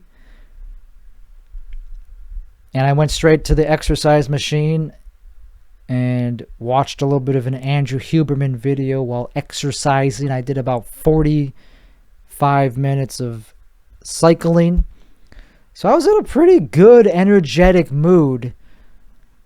I was like, I felt powerful before collapsing into this dreadful podcast. But before that, I was feeling pretty damn good in myself. I was feeling myself. I was also thinking about people that I wanted to say mean things to that caused trauma in my life, and negative feelings that I wish they would be, you know, I wish it could be resolved. I was thinking about that. And I took the mushrooms and I was waiting for them to hit. And the very first thing that I felt was just this rage and then a little bit of anxiety. I was like, okay, is this rage or just anxiety? And then that subsided, and then I started tripping a little bit, and then I went outside and I looked at the sunrise, and it was purple, and I was like, fuck yeah, that's awesome. It was already purple, but I just mean the shape, the whole sky started pulsating, and all these lines that weren't, like, it started forming this unifying pattern that was like so surreal and majestic and surreal. And it made me want to stay out there. It's like, this is amazing. This is why people take this drug. Not just for the trauma shit, not just for the introspection, man. It's to actually enjoy the deep, rich colors of nature. And then a bird flew over me, and I could hear its wings flapping, and I was like, why could I don't normally hear their wings that much. And I was like, can you stop? Can you shut up? And the bird was like, I could tell that the bird was like, yeah, sorry, I'm just trying to get through. You know, because birds are self-conscious too. They don't want to bother people. They're just trying to, like, they're like, oh, sorry, this is your neighborhood? Sorry for flapping my wings so. I was like, you quiet down. I'm trying to enjoy the sunrise. And I did enjoy the sunrise. That's why I'm still talking about it. It was a very good sunrise. And whenever I'm on shrooms, whenever I'm having a very good experience on psychedelics, for some reason I always think, oh, I can't wait to do this again. It's like, but why? What, you're already doing it. What does it matter? Why do you think about the next time? It's like, oh, I hope I get to do this again. It's like, why does that matter? Why do you have to worry about the next time you do it? Why can't you just enjoy it now? But that's what I was thinking. I was like, you really want to do this very often, don't you? You really think... And then I started feeling like, what, did I just see something? Did I see? Okay, I didn't see... I don't know. We're getting close to bug season here. Anyway, I'm not seeing anything right now. I'm pretty normal right now. But I was like, is this the whole reason is this the whole reason I'm alive, is to do psychedelics? It's like, kind of. Right now it is. Because it gives me purpose. Even if that purpose is just to look at the sun. Today's purpose is this podcast, but it's not as important as looking at the sun. I got more out of that than I did out of this. This is like evidence for like a psychotic meltdown. And yeah, but like I was saying, I could easily not do that. I mean, with or without this piece of evidence being out there, it's happening and regardless. So I might as well film it and put it on the internet, because why not? I mean, I don't really feel bad about it that much. I just know that I ain't gonna watch it. I ain't watching this. It's too long. If it was shorter, sure, but like, it'll get better maybe. I'm getting tired, man. I only have a few hours of the day that I'm like up and functional. I'm already starting to get tired. Like, as in like ready to go to bed tired. And I only have been up for less than 12 hours. Because that's part of fatigue. So we're going to we're going to do something not responsible. Which is to push myself to do more. Yeah, the thing, you don't want to take mushrooms when you're tired. Taking them at dawn, I would recommend, because I was still fatigued. I was still angry about that. I was like, why am I so why do I go to bed and sleep for 12 hours, like 8 hours, get a full night's rest, and have this fucking background fatigue? And like it's like I was pissed off about that, and like I realized it partially is from emotional trauma, and I want to fucking beat the shit out of this trauma. So it's a frustration that I'm going through of like, yeah, I have this trauma. I want to beat it though. I don't want to just succumb to it and lie in bed all day and not do anything. I'd rather do something like this that's horrible, because then I'll at least be like, okay, that's something I did and I'm never going to do again. Next episode will be a normal one. I'll do a normal one. Well, maybe. None of them are normal. The last one was weird, and a lot of them before that were very weird. But for some reason, this one, I was just particularly... I was analyzing myself a lot. Overanalyzing, you could say, but I would disagree. I did the right amount of analyzing. So anyway, the day is still a young day, and like another thing about being an introvert and a recluse is like I'm afraid to do anything outdoors. I don't like. I could go to a thrift shop and get some cool looking clothing. Too scared. I'm too scared of being around other people and like being myself, and like I'm afraid of revealing that I'm crazy, that I'm like that I have a weird personality, because then I would get judged, and like then I would be angry that I was judged for being awkward. It's almost just like that I'm awkward. Yeah, when you're low dopamine, you're gonna come off as awkward, and so that's why I can't do normal things like that, like go to a store. I can't do that. Can't get my hair cut right now. Certainly not right now. I'm too tired to do anything, but I can't get my hair cut yet because that involves talking to somebody like in a very close, like they're... It's always a negative experience getting a haircut. It's always like causes friction, because like I don't know. I'm not ready for that. I'm not ready to interact with people, man. Maybe I will be ready to interact with some kind of person after this.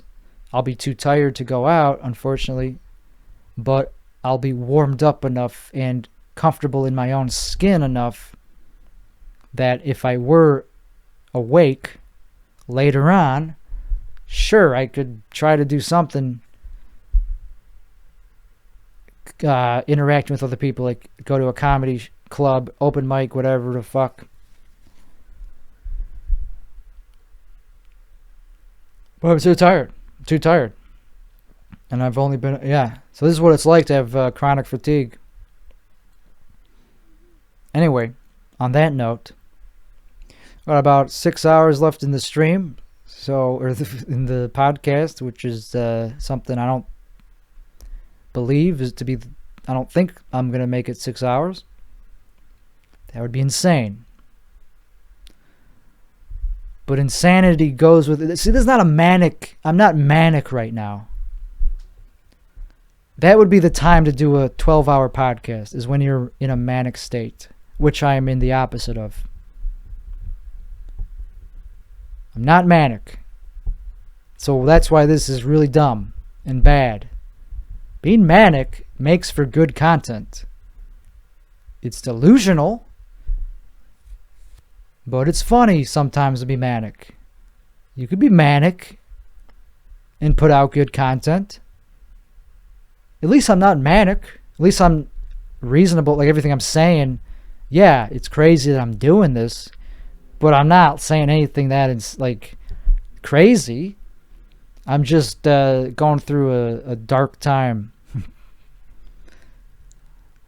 Not really. I'm starting to see the sun. I'm starting to see the light at the end of the tunnel in terms of this downswing. In terms of this psychotic episode that I'm going through, that sunset or sunrise, I'm probably going to see the sunset. Two, if I stay up late enough, that sunrise felt different than other sunrises.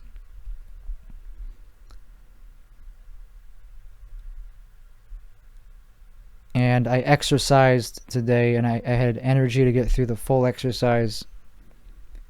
And I just felt a little more energized than normal, despite what you're seeing now and despite the fatigue. I just woke up a little bit more positive than the day before. So I'm just saying, there is an end to what I'm going through, I think. I'm not there yet, but I think the confidence could come back if crypto goes back up. If crypto goes back up, yeah, that definitely I'll be more confident. A lot of my confidence depends on external factors like money and validation from outside, from the outside world. That's something I'm trying to work on. That's something that the mushrooms help with tremendously, is not caring about outside forces that you don't necessarily control, and also that aren't based on quality or a measure of quality. Numbers are not a measure of quality. We kind of talked about this with the Spotify, and like, what, just because something's popular doesn't mean it speaks to me, doesn't mean it's my favorite song. Mr. Beast is very popular, but it doesn't mean he's doing something creative or artistic or of value other than, cool. Okay.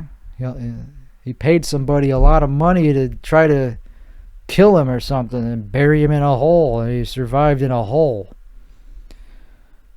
That's interesting, but it just stunts for the sake of spectacle. It doesn't really have like staying power. It's not like, okay, that's like your grandchildren are gonna look at that and be like, okay, he was a stunt guy. He did stunts and he was popular for it. Okay. It's not the worst thing to be known for. Like Evel Knievel. That's cool. I mean, that'd be cool, but like,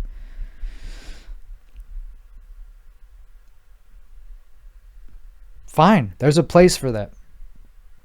Guess I can't really shit on it too much. If you know, I don't disrespect stunt devils, which I guess you could say it's similar to, you know, it's stunts.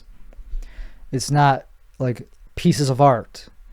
Like Kanye puts out pieces of art, music, and Picasso, he put out pieces of art. I'm an artist. This is art.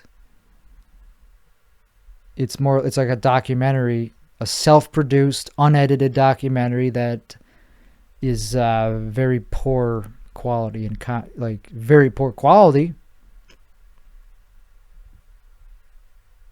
Like it shouldn't. It's bad, but it's art because I call it art because it has no commercial value and it's freedom. It's free expression. I could say whatever I want on here.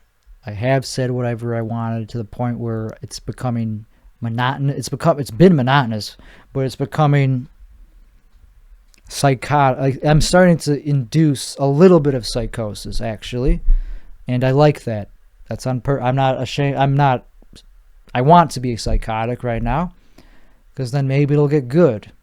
Because psychosis could lead to funniness. Or at least not being so self-aware. Being self-aware is not funny. Sometimes you need to be a little bit self-aware to get laughs. I take that back.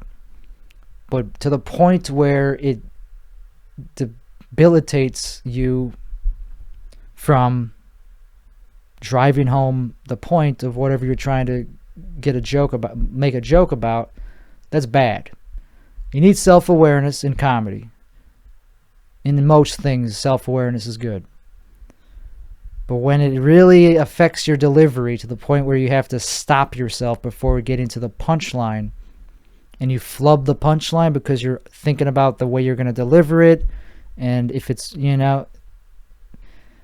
it's bad. You got to be in the moment and not give a crap about the future of what you're going to... You can't be anxious about...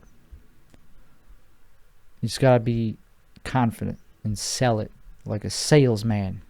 Salesmen could not know what they're talking about but still get sales because they're confident, and people they just go, oh, he seems like he knows what he's talking about, so fine, I'll buy the stupid thing, because it's just like this energy.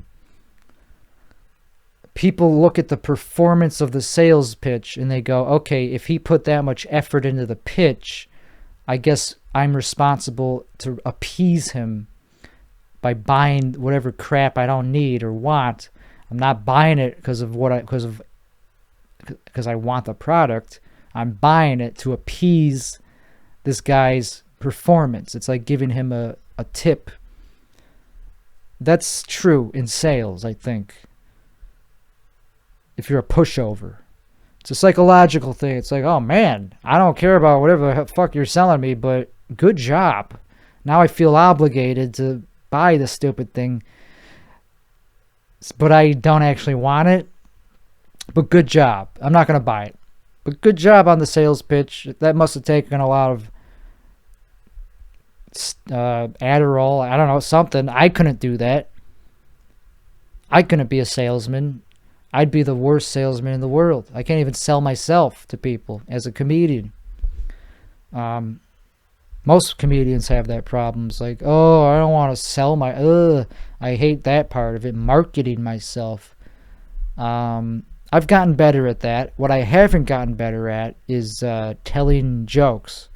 I've gotten worse at that because I think they're all hack. And they don't give me pleasure to tell them. It's like I could think of something like I did earlier today, and I look at it, it's like, that's not funny. That's just mean. So that's so hard, man. Like, I'll think of something, I'll be like, that's funny, and I'll write it down, and the second I look back at it, like when I'm actually ready to do the joke or try it, I just go, I can't sell that. It's not funny to me anymore. It was in the moment I thought it was funny. And I don't know how people get over that. I really don't. I used to be able to do it a little bit, like repeat jokes that I already got sick of, but I could still do them because of alcohol. That's it, just because of alcohol, man. And I did it a little bit in Chicago without alcohol. It's because... Why was that? I guess it was just better stage... It was just better quality stage time. So I did have some dopamine, I guess, because I was excited. I was just like, okay, this is a good room, good crowd, and I'm excited, and this is a good joke, and it really just does come down to dopamine. And I got a good intro. Like, if everything's going right, you could sell a joke, and you could keep doing it. But if it's a shitty room, if it's not, the energy's not there, and you're not excited about it yourself, just saying the words ain't gonna land the joke in every room. You gotta fucking be excited about it yourself, man. Even then, it's no guarantee it's gonna work. You'd be excited about a joke and love it and think it's hilarious, and then it won't work because it just wasn't as good as you thought. Anyway, we're gonna take a little break.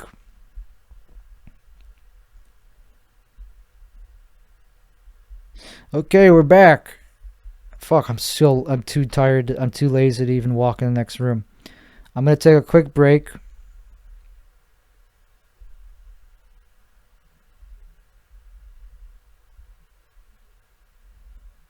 I'm just thinking about if I want to redose mushrooms. That'd be kind of weird. Not weird, but like when you're this tired, I'm way too tired for how early it is in the day. Part of it is because of this being, I guess, draining, maybe. This takes energy. Part of it is that I am not happy with it at all. Part of it is that it's like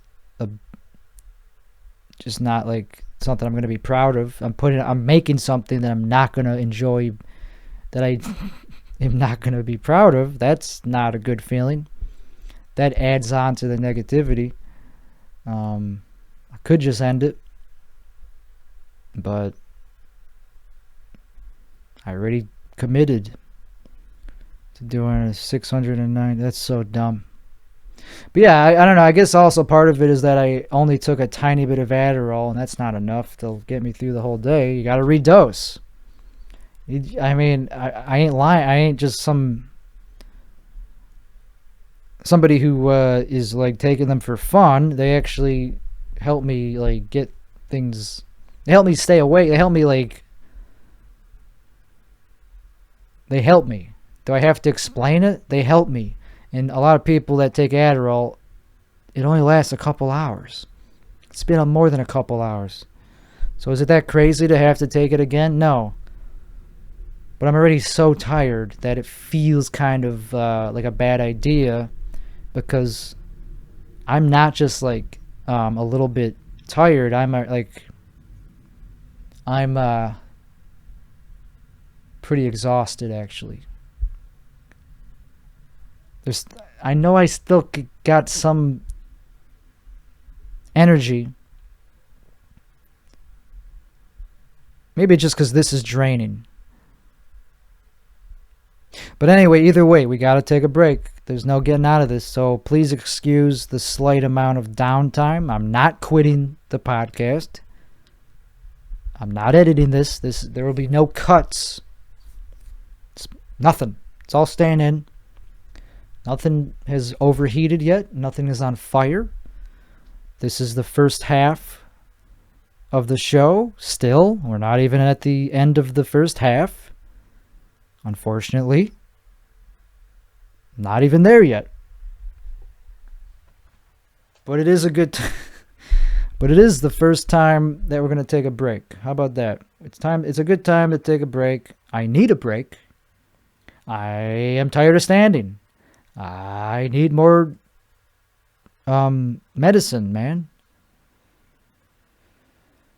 I'm such a little bitch, man. I gotta keep like taking like, oh, I need medicine. It's like, you don't have to keep talking about it, man. It's like, just do it. Just get it over with. Also, it feels like a cop-out to be like, oh, you need more medicine? You need more Adderall? A real trooper would not take more Adderall.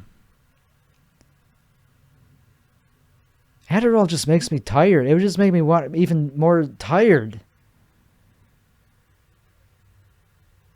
It just relaxes me. So for it to actually wake me up, I'd have to take a lot. And I don't want to do that. I don't want to take like a lot.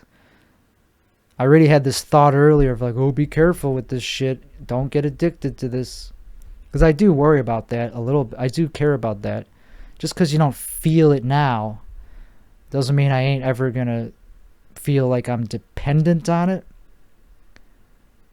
I guess I already am dependent on it if I'm already taking it like multiple times a day. But like, that's only because of what I'm doing. I wouldn't take it if I was just lying around, if I had nothing planned. Also, it's not strong enough to even... It really just does like mellow me out. I need something stronger to actually feel alert. But it's all I got. So, and caffeine is not strong enough at all. Mushrooms don't stimulate me. I mean, in some ways they kind of do. It's hard to sleep on them. They stimulate your serotonin receptors. They give you serotonin. They make you feel love. They make you love yourself. And but it's going to be bad if I redose with those, because I already had a pretty significant experience, and taking them tired, it's not smart. I've learned that lesson already, and my excuse is that the reason I want to take more is because It's fun. It would just make the time go by, maybe. Maybe not. I think it would. The right dose. How much am I going to take? That's what I'm worried about. Got to respect these things, man. Anyway.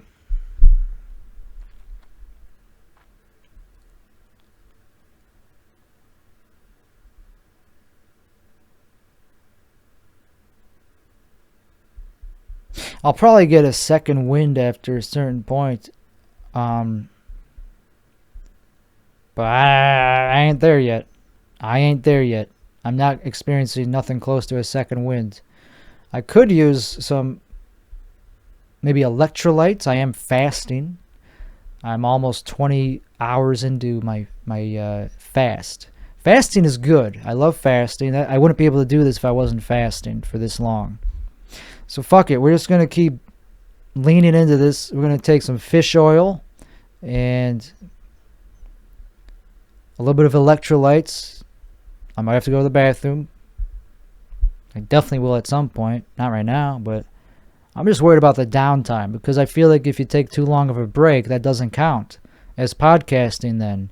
If you take more than like a 2-second break, 10 seconds at the most.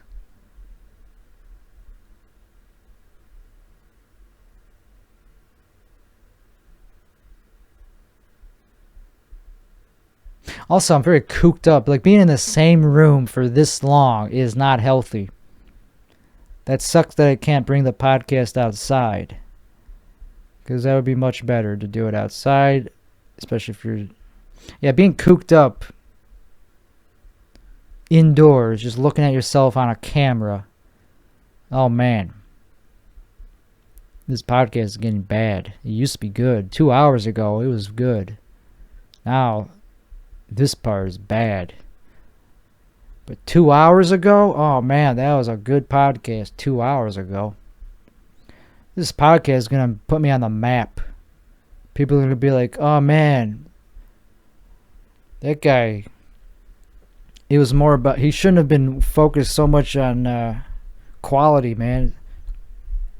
Quantity is what he should have been focusing on. Quantity. Number of hours per episode is what he should have been focusing on.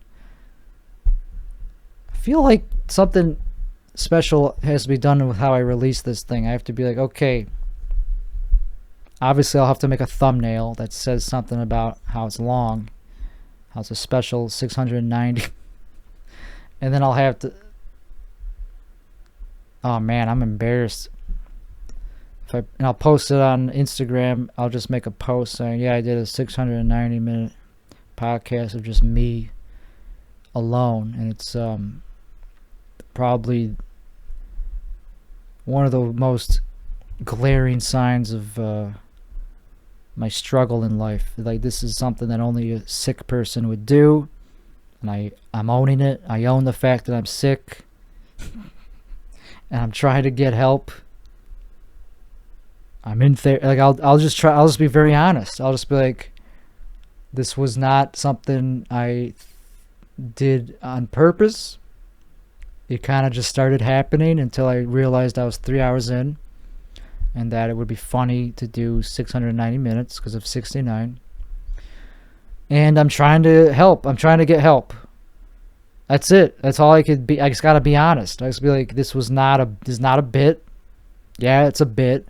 But I'm not doing it expecting it to get me anywhere except for looking like a cry for help.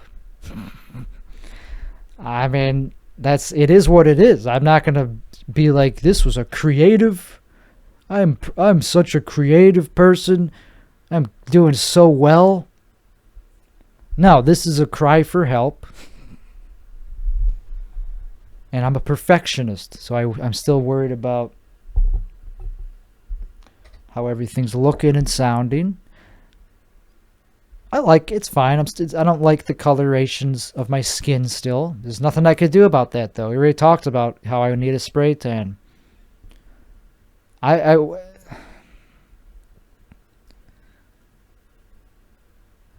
Can't do that now. Can't get a spray tan.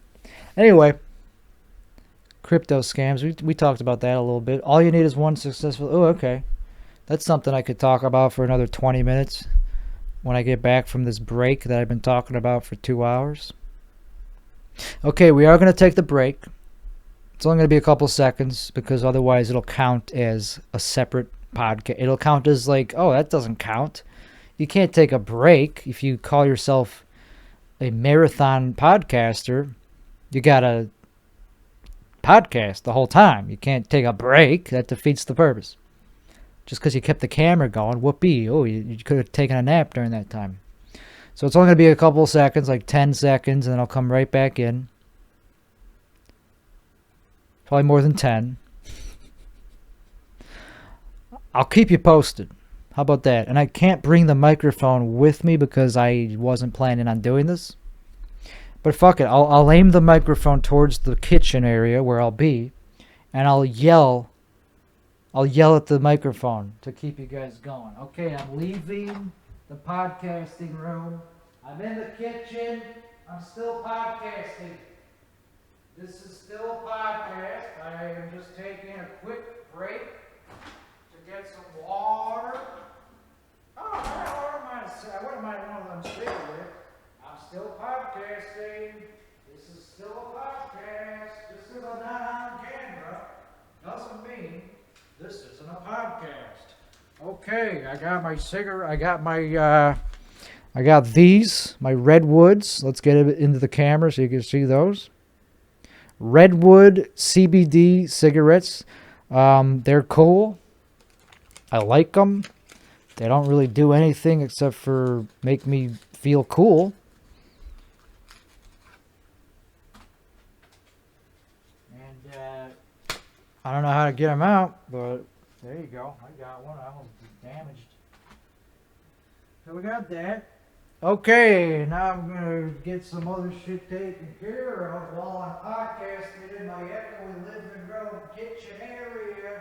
I am pouring myself a sparkling HEB unsweetened sparkling water, raspberry flavor, raspberry cranberry raspberry. This is episode 69 of the Tim Weitzelbaum Show. It's 690 minutes long is what I'm going for, unless I pass out. Hey, I could pass out during this, but that's still... I'm not going to stop the cameras if I pass out, obviously, so that'll be fine. I mean, that'll just be what it is. It's like, yeah, it's still... Fuck you. It's still content. Alright, one more thing. A couple more things. Alright, we need some electrolytes because I'm fasting. And fasting, you need electrolytes, so I'm going to pour some of those in here. Alright, that's a lot. Stevia, I'm going to squirt some more stevia into my thing there. And then we got a little bit of apple cider vinegar. Pouring some of that in there. Just a tad. It doesn't taste good. And then, pour. Things are going into my body. I am a person. I'm a podcaster. This is episode 69. I am very experienced at podcasting. And I do have to go to the bathroom, so that's going to be a reason that sucks. Whatever, what can I do about that? Nothing. Alright, I'm still off camera, but that doesn't mean I'm not doing the podcast. You can still hear me, right? Good. This is still episode 69. 69. Alright, I am just coming back. Oh, it's nice and quiet in here. No wonder, it's just me and my thoughts. No wonder I freak out so much when I'm in here, because it's so quiet. Jesus. I keep thinking I'm seeing things in the corner of my eye, man. Like, I'm not even tripping. It's just like a floater. It's just a floater, which is part of getting old, and certainly doesn't hurt that if you trip. You're certainly probably going to see more of those if you trip. But anyway, a couple more tasks have to be done. I got to refuel my fuel reserves, re-inject myself with a bunch of shit. What's in the news today, kids? Well, kids are talking about this and that. Alright, I'm not going to do that voice. Alright, I poured too much of that water. Alright. We're still going. I'm just working on some things here. And we're not even close to insanity. I'm not even close to losing my mind yet. I'm still pretty coherent. I am not on any drugs.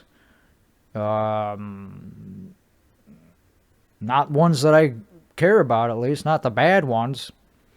I am a good person who does not abuse drugs. I don't condone abusing drugs. I condone living a healthy life. The hell is that? Sorry, I'm distracted by like a weird thing in the rug. Is that a... What is that? I think it's just a zipper. It's just a thing that has to do with a flute. I bought a flute randomly a couple months ago because I thought I was going to make a music video, which I never did because I lost interest. Same with many things in my life. I lose interest on many things very often. Anyway, I still got the flute though. I only got it just to use in a music video, not even to actually play the flute, just to look like I was playing it for comedic value. Alright, I do have to use the bathroom, so you will hear that in the background, because this house, the bathroom is right next to this room.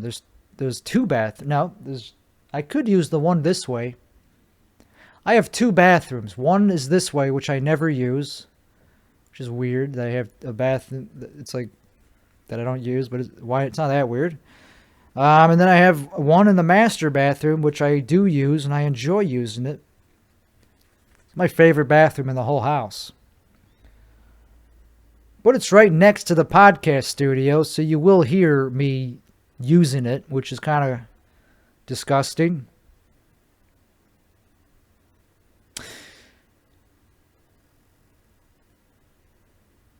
It's not that disgusting, but you will hear me... I'm going to use the other one. I'm going to use the one that's 2 rooms away, so you won't hear it as loud. You'll still hear me flush, but you can handle that. I think we're all adults here. Alright, I'll be back. This is not the end of the show. This is only not even halfway through. We're about halfway through, I think. Getting closer to that. Not quite. Let me see, actually. Let's do the math.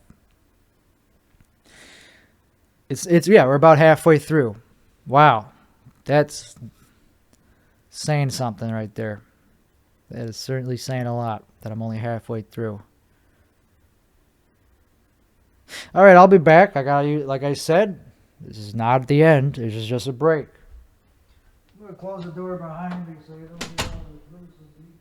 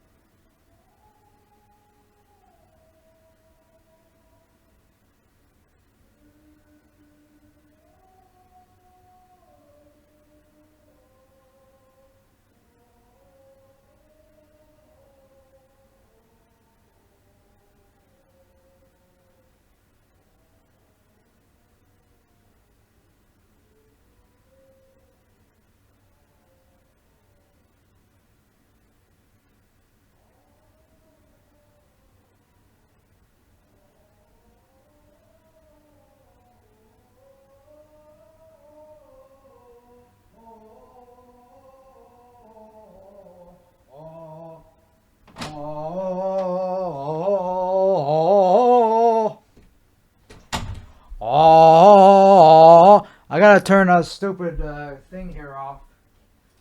I gotta go back to looking in the lens. This is still a show.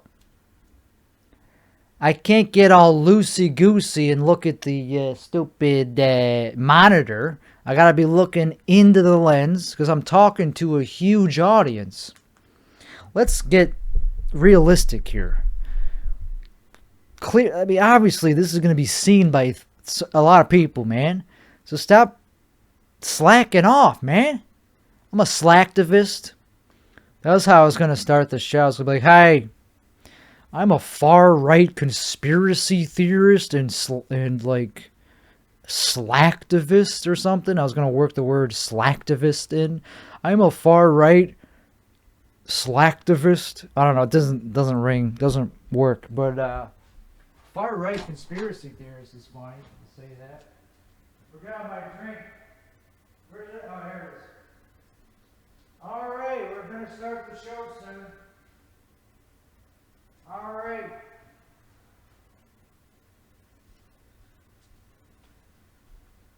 All right, and we're back. So this is part 2 of the Tim.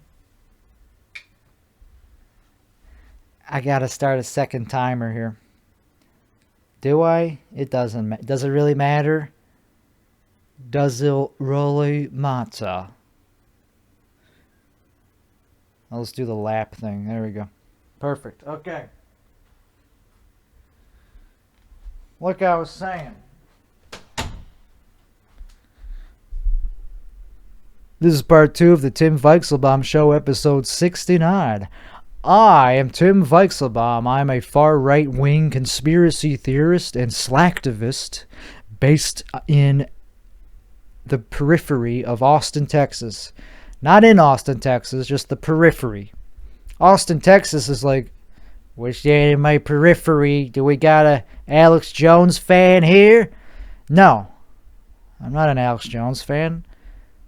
I'm the next Alex Jones. I'm the subsequent incarnation of him. I don't talk shit. I'm a smarter version of him in the sense that I learned from what not to do and not get sued into oblivion. Yeah, you know, I'm not saying he's smarter than me or that I'm smarter than him. I'm saying I've learned from his mistakes and won't do the actionable things that he did or said. I don't have a rabid following yet. I will. That's one of my goals, is to develop a rabid following of my right-wing conspiracy nutjob theories that I believe in and that I pen myself, that I think of and popularize. I am not actually that. I'm just kidding. I don't actually think of myself as a right-wing conspiracy theorist. I don't think anybody calls himself that. That's the joke, you idiot. Sorry, I didn't mean it. If you think that's legit, that I actually think that that's what I am, that's legit. So anyway, I don't really care about that. I think that's funny to just call yourself that. But I need a rabid following. I would like.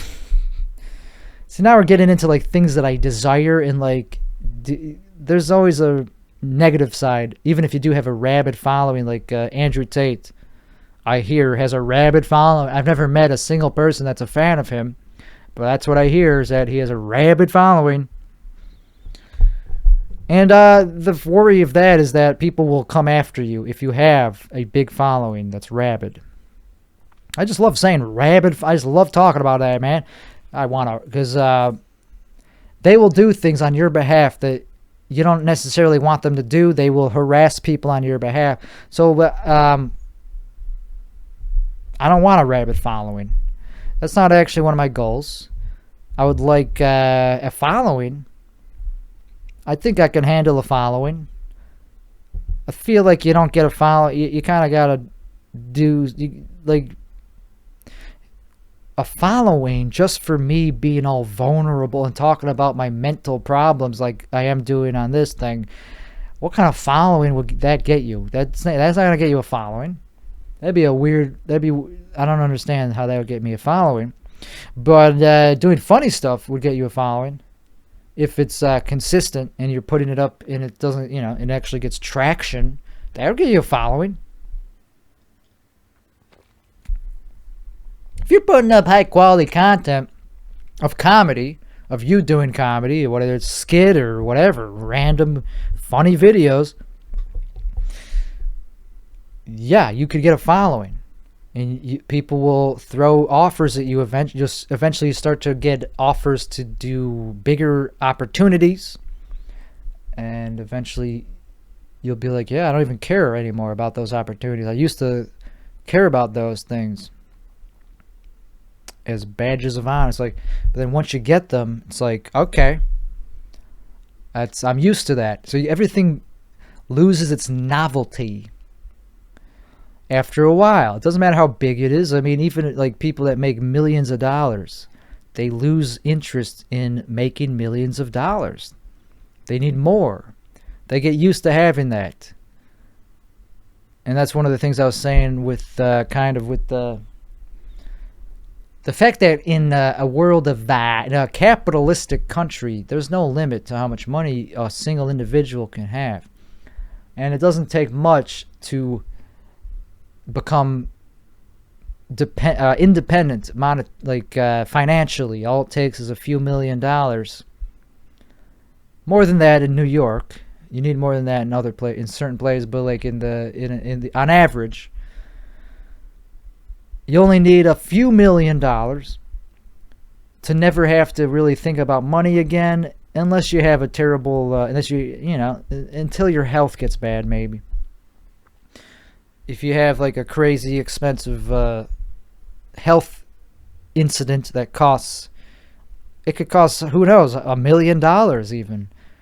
But that would be pretty much at the high end. And that's even with insurance, I would hope it wouldn't get to that level where it's like you're losing millions on just a health crisis that happens. So, but aside from that, that's really all you need to never need money ever again. Once you just have a few million in the stock market, you're done. You could live off the dividends.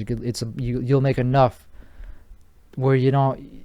If you live within those means, if you can be fine living off like that sort of pension-like deal, where you're getting paid like $100,000 a year, and you're satisfied, which that's reasonable. You could be pretty satisfied and have a high quality life on $100,000 a year. Yeah, that's all it takes. But most people get adjusted to it. They get adjusted to getting paid $100,000 and they want more. I don't know. Is it most people? Yeah, I would definitely want more than that. Unless I'm doing other things that make me happy. If your whole life depends on how much money you're making, then yeah, you'd want more than that. But if you have other things that bring happiness, and you're making $100,000 without even lifting a finger, that's a pretty cool place to be, because then you could just focus on shit that you actually want to be doing. Like me right now, I'm not a millionaire, but I'm just saying I'm doing something right now that is completely free for me to do. I'm free to do it. Does it make me happy? I don't know. We'll find out later in the show.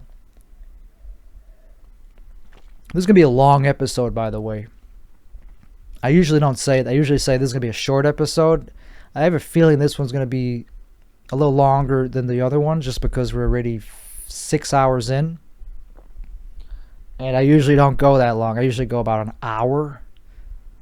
So this gives us enough time to actually explore the deeper trenches of my psyche.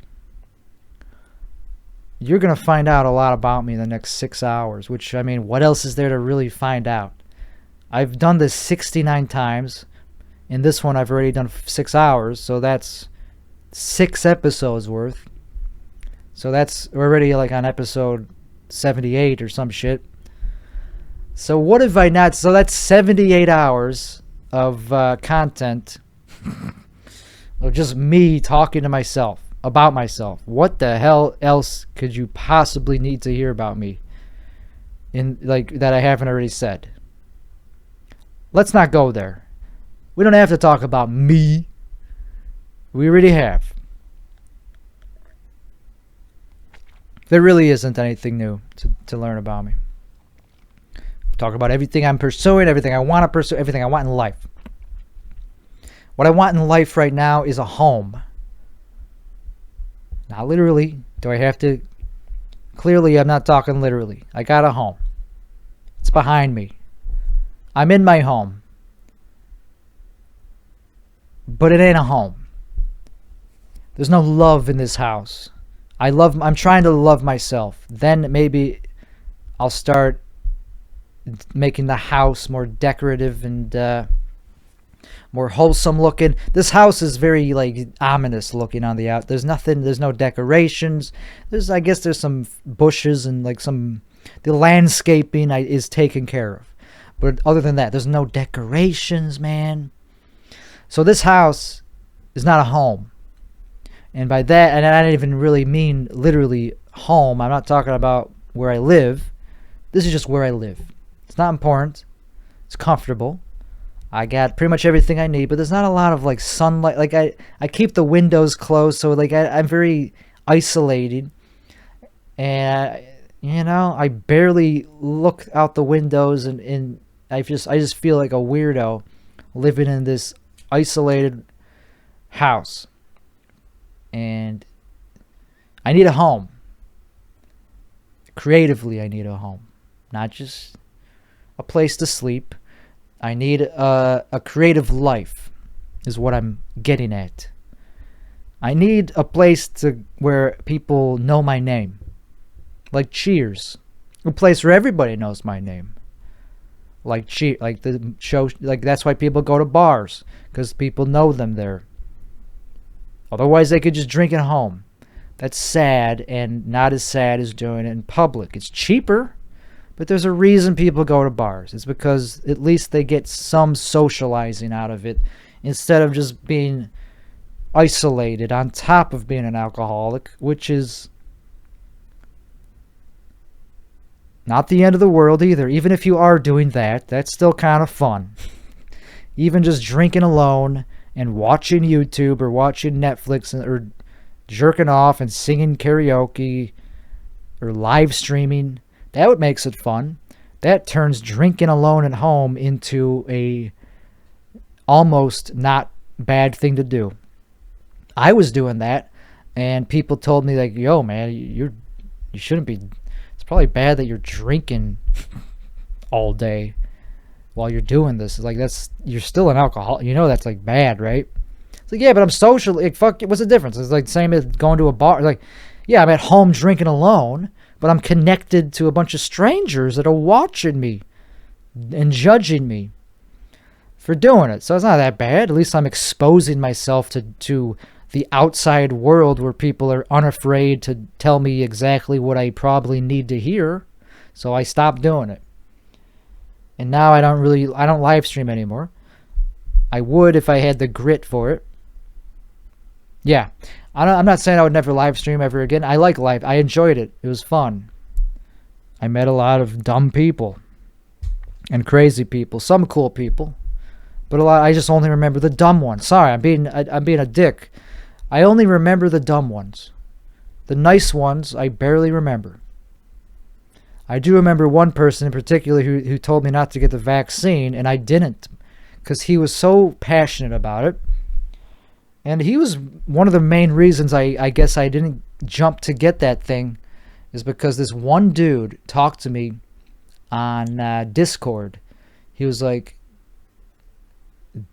don't fucking get that vaccine. Like, he spent so much effort selling me on not getting it that I, like, just to appease him, I was like, hey man, I don't necessarily care about what you're selling, but you said it with so much passion that it's like, fuck it. I guess I'm going to buy that. I'm going to buy the not getting the vaccine thing. And it worked out. I still have fatigue and anxiety that Started during around COVID, but it's hard to say if that's what causes it. I don't blame it all on COVID or not getting the vaccine, but I'm open-minded to be like, maybe I do have long COVID. That could be one of the reasons I got this fatigue like 3 years later, 2 years later, since I got COVID for the first time.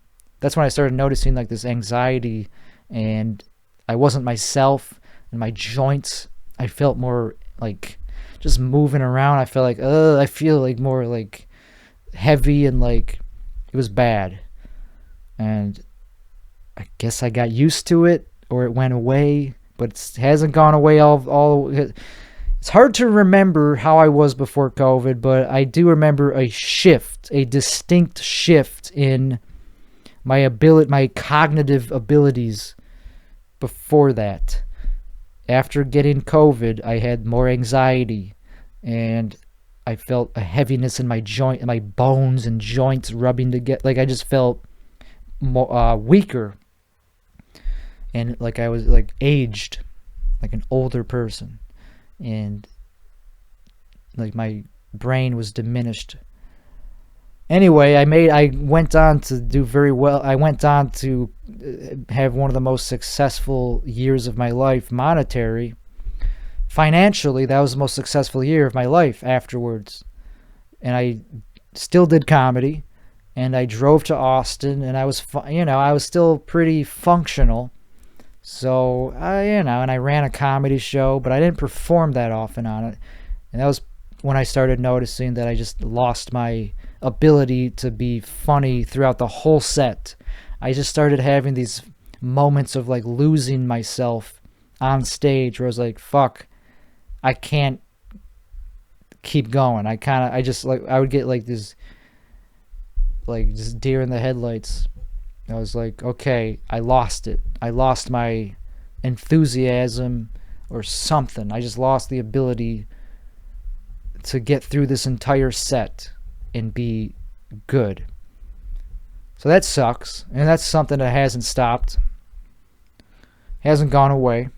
I go up on stage, and I'm not in it. I'm not connecting with the crowd. Anyway, long COVID could be what that is. And one of the treatments for long COVID is to go into a hyperbaric chamber to deprive your brain of oxygen, to induce, I guess, some form of hypoxia, and that causes your brain to like generate more stem cells. I don't know if that's true at all. I don't know what the hell I'm talking about, but that's one of the treatments, is go to a hyperbaric chamber, whatever the hell it's called. And I'm open to that. I'm also, I do exercise. I do as much as I can on my own to try to get my brain back to where it should be. I do Wim Hof. That's something I've been improving with. I've been improving with Wim Hof because I do exercises now. I do aerobic exercises, cardio, and I fast. I'm starting to fast again. I haven't been using my sleep apnea machine, which is that was bad. That causes me to wake up with a headache when I don't use my CPAP. I'm just too lazy to put it on, because by the time I go to sleep, I'm too tired to do. I can't do nothing. I'm too tired to just put on the mask. So that's stupid. So I woke up with a headache today. But anyway, yeah, I'm getting better with the Wim Hof. I was able to hold my breath for over 3 minutes yesterday, which is good for me. Usually I can only do about 2 minutes, but yesterday I did 3 in 15 seconds. And I want to keep going with that, see how far I could get. It's cool, man. And that's a good way to help your brain recover, and I don't know. Supposedly it helps your immune system and shit like that. Helps with anxiety. It helps you not worry about shit for a little while. And it's addictive. I do it many times a day. It's addictive. You get a little bit of a rush out of it, a little bit of a high from it. You're not supposed to do it for longer than... You're not supposed to, like, fucking suffocate yourself. You're supposed to only do it until you're uncomfortable, until you have to breathe. So I'm not trying to suffocate myself, but it gives you a rush. It's fun. It's fucking satisfying. It gives you a good rush. I'm trying to fight my demons the natural, most healthy way possible. Some people fight their demons in unhealthy ways, and I used to be doing that with weed and alcohol. I used to be a drinker. I used to need alcohol just to leave the house. I was taking it as medicine when I ran an open mic in Chicago a couple of years ago. Right before COVID is when it ended. And I was running an open mic, and I would slam a beer. This is like AA, man. I'm romanticizing my dark past as if it wasn't dark. I'm talking about it as if it was like the good old times, which it kind of was. It was fun. I mean, I would slam a high life at home and then walk to the bar where the open mic was, because it wasn't far from my house. Those were the good old days when I could just walk to comedy shows. And then I would drink more beer there that I snuck in. I wasn't going to pay for it. I'm a cheap alcoholic. I prefer other people to buy me drinks, because I am a performer and I'm providing a service, and I earned my pay in shots and, whatever else somebody wants to buy me. So then I would do another mic after that, and then I would do a different mic that I hosted later in the night. I was one of the hosts on two mics in one. It was on Thursday, so I hosted two mics each Thursday, and that was such a different. I took it for granted because it took a, I don't have that now. I can't just walk to an open mic and slam booze and feel like I don't know. It wasn't like, who cares? It wasn't anything to glamorize because I wasn't getting paid. I didn't really get any good stories out of it. I just met some crazy chick that got attached to me, and I got attached to her, and then it was just like I was just talking to her because she was like kind of attractive, but she was crazy, and but yeah, that didn't last very long because I didn't want to be like in the friend zone with a crazy chick. I wanted to at least get, not just be the person that acts as the absorbing all their trauma and not getting anything else out of it. Like, okay, that's it? You're just going to talk to me? No. So I stopped talking to her and whatever. So anyway, crazy chick. Yeah, man. We talked about that a little bit on the last episode. If you're not even having sex with them, what the hell is the point of talking? If like they're crazy and they're not going to have sex with you. Like, how low do you think I am? Like, that's an insult to my it's kind of like narcissists. That's what they like. They think they could just use you and like not give you anything. I don't know. Not narcissists gave me something. They allowed me to hang out with them, and one of them got me on shows for trading him drugs. So that's something. Yeah. So fuck that. But anyway, yeah, I just felt like, really, I'm not just gonna be somebody that you talk about your trauma and just be friends. But I agreed to it. I was like, hey, you want to be like, you got to tell them ahead of time. Like, yeah, I'm not just gonna be a friend. I mean, I'll get into a toxic relationship with you, but if you're not even into that, this is over. But anyway, what the fuck was that noise? I heard like a child. I guess that makes sense because it's 2 p.m. Yeah, this is the sound of joyous children or something is happening outside. All you need is one successful thing to give your life purpose. You don't need to do everything to feel like you have a purpose in life. Like even just hosting those 2 open mics, I felt like I had a purpose. That was enough to give me dopamine. I don't know what I did the other days of the week. I don't remember much about how I did the other days of the week. that era in my life, don't remember. But I was drinking a lot, so it's hard to remember when you're drinking a lot. So anyway, now, yeah, so I felt like I had a purpose, even though that's barely a purpose, just hosting open, that's nothing. But it was still better than I got now. So right now I feel like a boat without a dock. I'm just like floating in the ocean, in the open ocean, just like, where do I fucking set up my anchor? So I need a club. I need a home club that tolerates my lack of abilities at being good at stand-up, but understands that I'm still somewhat funny and that I'm just going through a rough patch, but that I still have some talent. I need that in my life. Haven't found it yet, or anything even close to it, except for maybe one open mic, but it's not, that's it, just an open mic. Whoopee. That's not enough to give me purpose. But if you just have one successful thing going on, like if you do have a successful show, that's it. You got a life. You'll feel happy. It's got to be a pretty good show. Yeah. I'm just saying, just something I realized. It's like, you don't need to be you don't need to be a mogul. You don't need to have like multiple successful things happening at once. All you really need to feel like you have a life that's worth living is one good thing. One thing that makes you feel like you're needed and wanted, and there's a community aspect to it, and there's people that look up to you kind of and value you.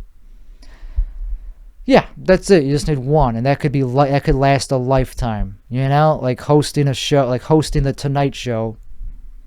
That's all Johnny Carson is really known for, and that's it. That's all he needed to be known for, because that was good enough. That was great. That was big. After that, I don't know. When that ended, same with Jay Leno. What is he doing? He's doing car stuff. He seems very happy because he has enough. He still does stand up. Like, he still has enough going on that he feels, he still is very much a part of things around him. Yeah, and he has another show. He's doing fine. So I don't know, but some people, when they lose that one thing, yeah, they're going to be fucking miserable. Like Paul McCartney, after John Lennon was like, you just get tired of playing with the same people.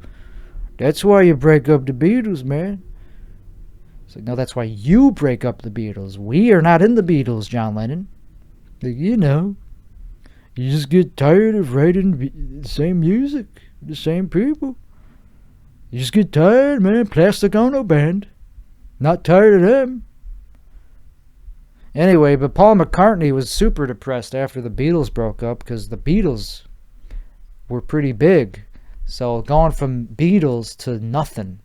From Beatles, Abbey Road, to, okay, I'm going to put out a solo album, I guess. That's fucking where I'm at. I used to be in the Beatles. When I was hosting those open mics, it was like that was my Beatles.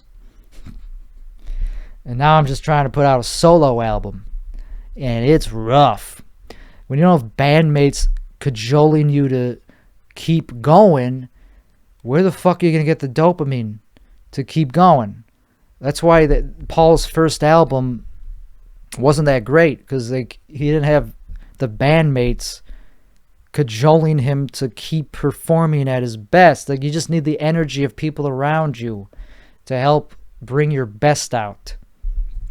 When you're just solo, completely alone, he still managed to do it. He still put out some great solo albums, literally alone. He put out Paul McCartney 2 alone.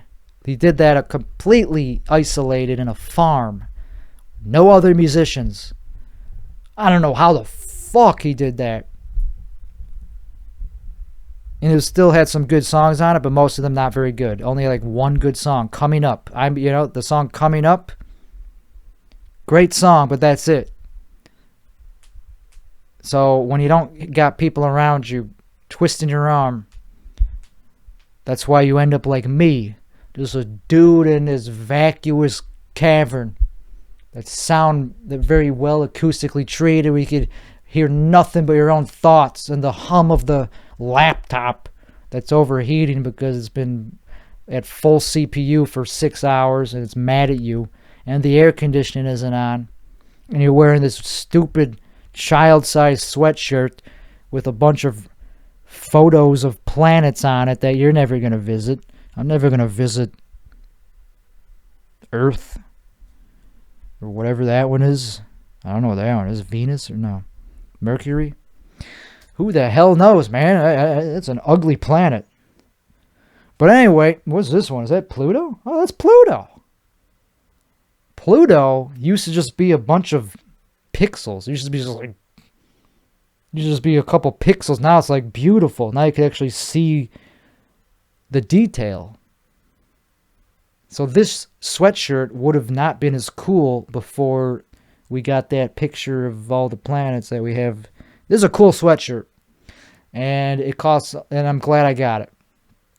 Never mind how much it costs, but the reason it looks so cool is because it's high quality. It's high end, and yeah.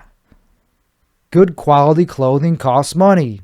Good looking clothing usually tends to be more expensive. High fashion is high fashion for a reason, because a lot of thought went into the design and look and style, colors. And sure, it's also usually high quality materials.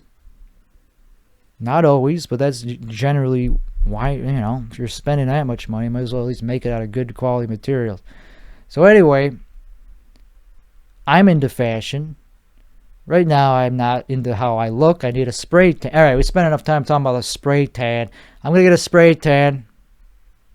If there's anything I'm going to do outside this house or in this house, maybe I'll get somebody that is crazy enough to drive out here, spray tan my naked body, and then go home, not getting murdered in the meantime. Anything's possible in today's internet age, where you could just go on Craigslist and be like, hey, I'm a dude. You're a chick who knows how to spray tan.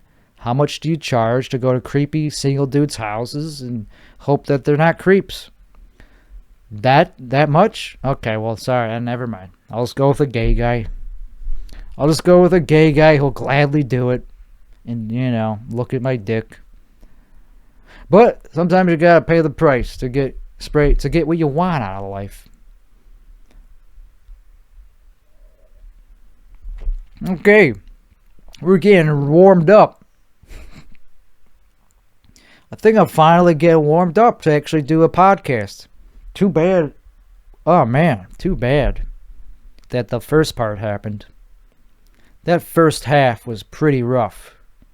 That was a pretty rough first half of this game that we're playing called the Tim Weisselbaum Show. I already talked about being a comedy purist. I don't think we have enough topics to last another 6 hours.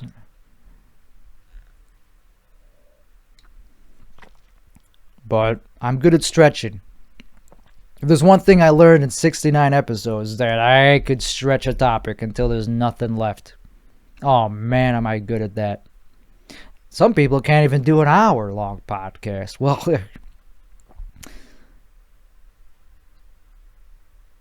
you'll get there. It's not that hard. You'll figure it out. Doesn't take much confidence. Clearly, I don't even have that, and I'm doing it for an hour. All it takes is believing that what you have to say is interesting. Which I don't. And I'm still doing it.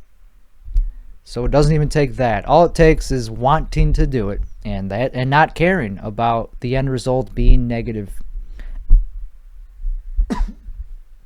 That's all it takes. That's how you do an hour-long podcast. You just don't care that it's going to suck and that most people aren't going to listen to it. And that's how you do an hour-long podcast. My legs are too big for pants.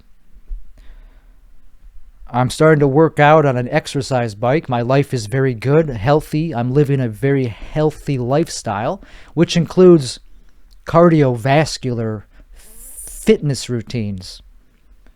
So I'm starting to get my legs up in musculature, and so I can't wear pants that I bought a couple months ago because they're too tight.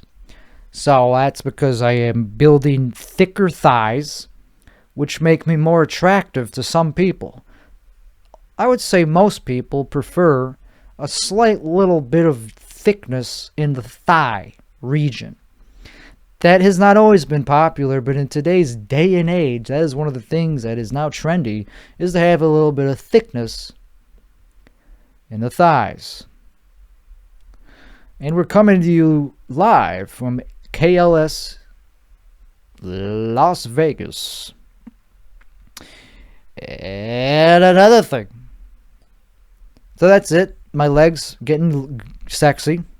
They're still very hairy.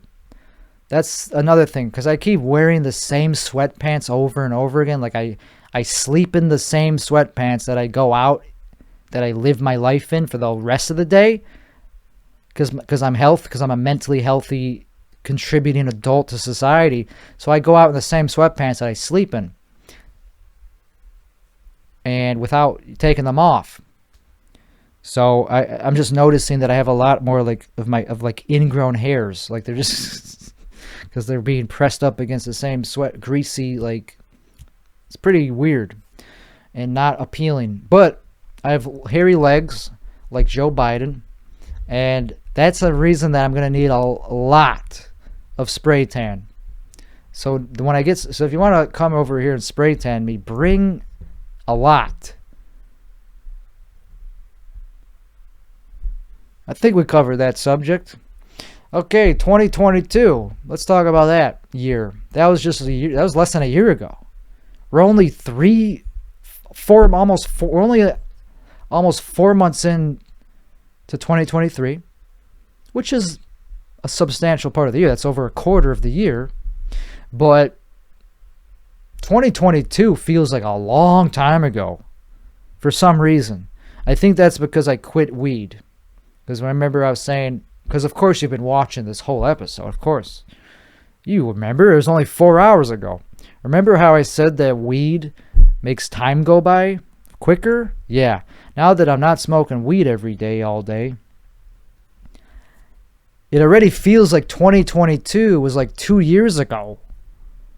Even though it was only like 90 days ago or some shit. Isn't that crazy? I don't know. When I see things that say the word 2022 on it, I go, that was only last year?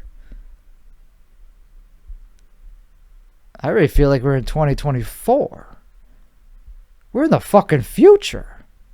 We're almost in 2024. I mean, 2023, that's a big number after Christ died.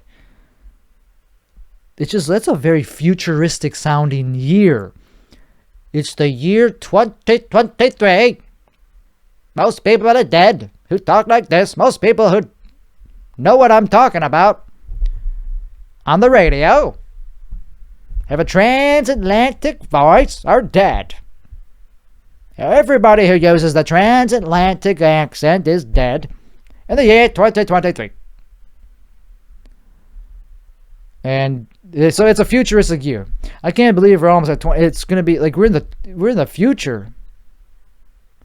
So that's why we're in a dystopia. Like people thought that it would just become a utopia for some reason, even though we weren't even getting anywhere near that.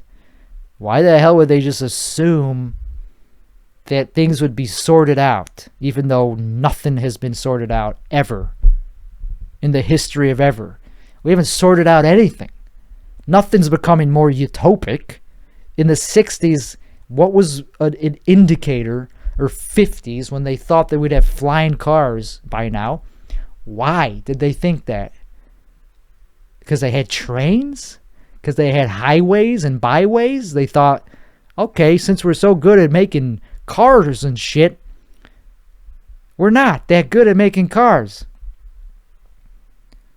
We can't even figure out 2D traffic. What do you think we're going to get with people in the sky? Flying cars? No, we don't have a good infrastructure yet, even for the ground. And you think we were just gonna magically in 20 years or 40 years have it all utopic? Nothing was utopic except for maybe it was a little bit utopic in the 50s and 60s when like everybody just had a white picket fence and like, but like people, come on, that was great. Like people like the suburban, like that was like peak normal family values. And like, hey Sparky, we got a dog. Hey, did you do your paper route, Roy, or whatever you named your kid back then? Hey, Arnold. I'm trying to think of a baby boomer. What would a name be of a dude born around that time? Like Chuck, Chucky. I don't know, man. There's definitely, yeah, who knows, man. Chucky. Hey, how's your paper route? Not a lot of kids are named Chucky anymore. Yeah. Or Bob. You know? Bobby. So anyway, that was a good time. So maybe that's why they thought it would only get better. But then segregation went away. And look what happened. Segregation went away, and now we're more segregated than ever. And we should have just kept segregated, because now we're even more segregated. So it's not a utopia. It's crazy how like people thought, like back then they thought we're going towards a utopia, because they were really wrong. We're not even close to utopia, man. We got like all this hatred and like bigotry on both sides of the aisle, and all these like wars still, and like people fighting just to get shit from the mall, like from Black Friday. People still care about like consumerism and eating a bunch of food and not dying of diabetes. A lot of people are still very fat, and the reason they're fat is because not just because they're addicted to food, it's because they have trauma. There are some people that gained a lot of weight in the past 5 years because of Trump getting elected and ruining their mental health even more. Because they are already mentally unhealthy because they grew up with parents that are like Republicans, and now Trump gets elected, so it's like even more reasons to face all this trauma, because their baby boomer parents are like, fuck yeah, I love this guy. Why don't you love this guy? Why are you just fucking getting fat? Why don't you have a job? Look how we're doing. We got a house in Trump. Why are you failing as a human being, you fucking millennials? And then the millennial is like, because I don't have the same opportunity that you have, and because you are a douchebag, and now I hate you even more because you're still talking, you're still the same person that you've always been, and you're empowered even more by this Trump guy, and now I gotta hear even more about your Republican ideas that I already don't agree with, and how you don't believe in global warming, and you love Tucker Carlson. So I'm just gonna keep eating, man, and I'm going down a downhill spiral, and I still don't have a job because too fat to get into the office. So it's Trump weight. It's called Trump weight. It's like some people gained like 400 pounds because of that shit. And it's not just Trump. It's because of their parents giving them trauma. The thing about having traumatic experiences with your parents is like, it sucks that you love them still because they're your parents. So you can't just cut them out of your life, which is the most healthy thing to do, because you still expect them to, for some reason, give you something. They expect you expect them to still give you the love that you need, but it's usually not the right kind of love. It's usually just more of the same. They don't grow out of it. But you love them, so you keep going, okay, maybe this time they'll actually show that I actually treat me like an adult and not make me feel like a kid, and like just be like, okay, they are just feigning interest in everything I have to talk about, and they don't actually like support anything I'm doing. So why do I keep giving them chances? Oh, because they're your parents. They're the only ones you have, and you're going to be sad when they're gone. So you keep them in contact because of guilt. It's like, I don't want to just abandon them, even though that's what's best for my mental health, because they only have so much time left. So it's, you keep contacting them at least every once a month maybe, and then you find out that it's just for their benefit. You get nothing out of it. It's just a reminder that they're not good for your mental health to talk to.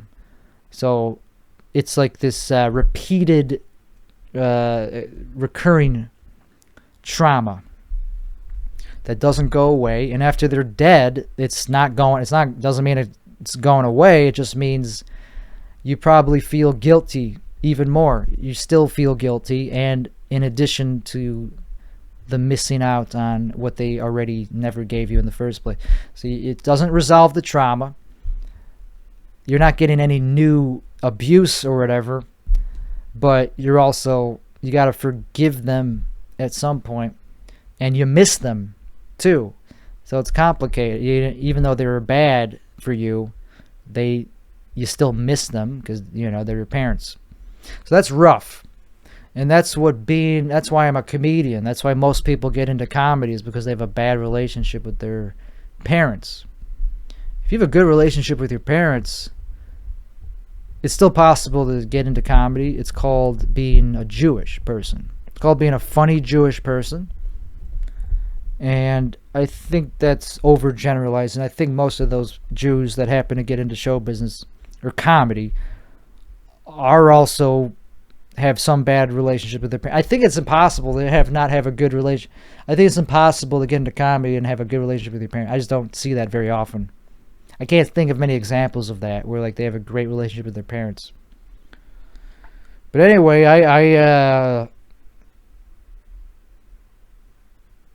once you get over that, once you get over the trauma part of this, it's like, okay, I get it. There's nothing I can really do about it. I got to focus on myself and improving, not letting it make myself manifest into these flaws that are debilitating. Because a reason you could become a perfectionist is because you're trying to always get the approval that you never got from your parents. So it turns you into a perfectionist.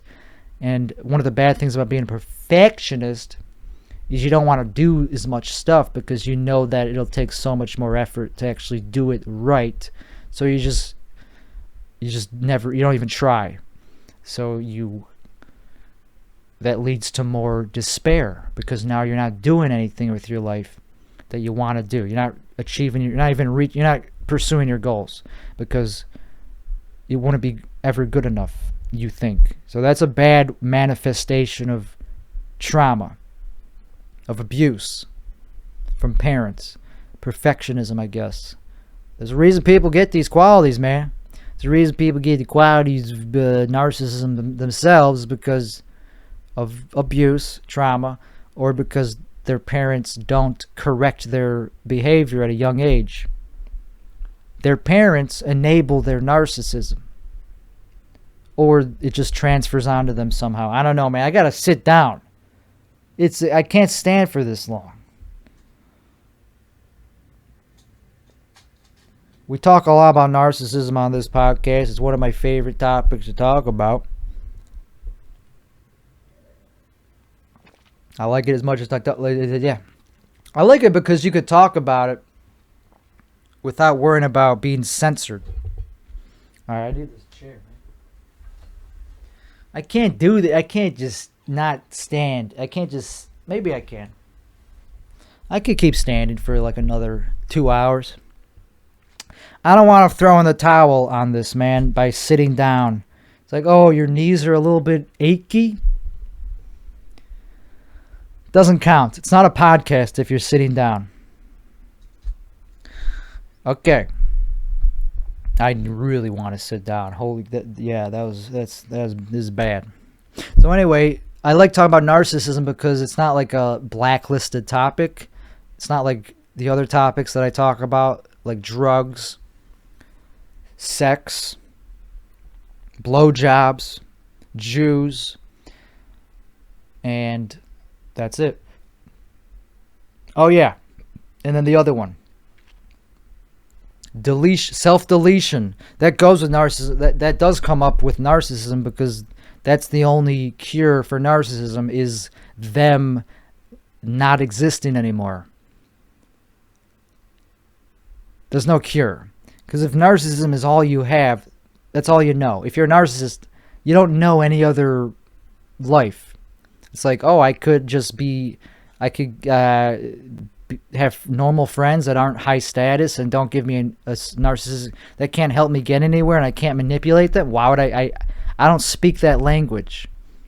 I could just all of a sudden just turn that off and start actually wanting to contribute to society and get a regular job and be in a office be in a healthy relationship. No narcissists understand that concept of healthy relationships whatsoever. So it's kind of insulting when somebody even suggests that, like, you don't have to be friends with like comics that are more successful than you. You could just be friends with like a regular person. It's like, why? Like, you mean like a repairman, like somebody that just works at a store? Like somebody that's not a comedian. Okay, so they're not funny, so I wouldn't want to be around them already. So they have no sense of when they're being funny or not. That's great. So I gotta listen to them talk about unfunny shit. Cool. And they can't help me get anywhere in the business. So it's an insult when somebody suggests to me that, hey, maybe you should consider being friends with not a comic, like a regular person. Like, okay, yeah, I'll just turn off the whole narcissist. I'll just be a normal person. I'll just be like, you know what? Even though I think I'm better than everybody else, except for a tiny percentage of people that are successful in comedy, except for those 10 people in the whole world that are better than me, that I want to be friends with, yeah, I'll just be friends with some average Joe who can't do nothing for me, that isn't funny, that I don't look up to, that has no skills that I'm impressed by. Yeah, great. Thank you for the suggestion. I'll just be normal. Yeah, so the narcissists can't do that. That's the only thing they know in life, is chasing clout and putting other people down. It's either you got something to give me or you're in my way. Get out of my way. Maybe you could manipulate these people below you to help you. I don't do that, but other people do. Other narcissists go, okay, you're not high status, you're low status. Be my assistant. Come to my gigs and film all my gigs. I'm not paying you, but I'm better than you. So you should be happy just to be around me. I'm giving you a special privilege of getting to do work. I'm giving you a free internship, and that's it. And the second you say one bad thing to me, that's it. So anyway, that's why I had to explain myself. There's no cure for narcissism. How the fuck do you cure that? Like, you see people as either pawns to be used for your gratification, or they're above you and you want to impress them so you could get more of a supply of it's called the narcissistic supply. Obviously, we've all heard that term, but it's pretty like, it's either one or the other. I'm better than you, or you're somebody I want to have the approval of to make me feel even better about myself, to confirm my feelings of superiority. I only care what high status people think. If you're not high status,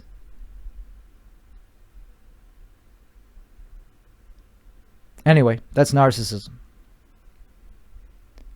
And so that's, yeah, I got to be careful talking about that, because there's no cure except for going to Oregon. That's the euphemism. That's a safe way of saying what I want to say, is that like you have to go to Oregon to cure your narcissism.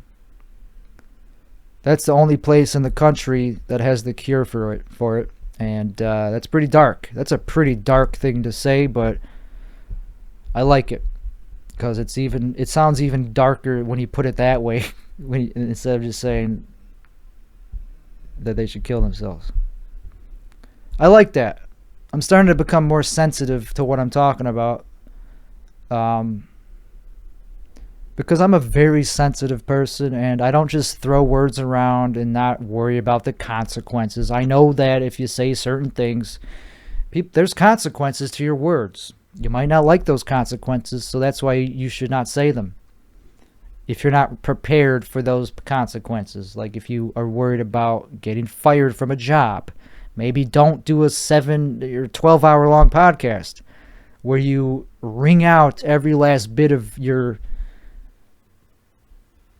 psychosis into the world and project it and upload it to YouTube. Maybe don't do that if you're worried about that, if you have a job. I respect people with jobs. Not really, but I get it. When they say, oh, I got work tomorrow, I get it. They got work tomorrow. They don't want to ruin their relationship with their employer. That's kind of part of having a job. You have to show up at a certain time. So when somebody says, oh, I got work tomorrow, I don't take it as an offense. I just go, okay, you have a job. I don't. I'm my own person.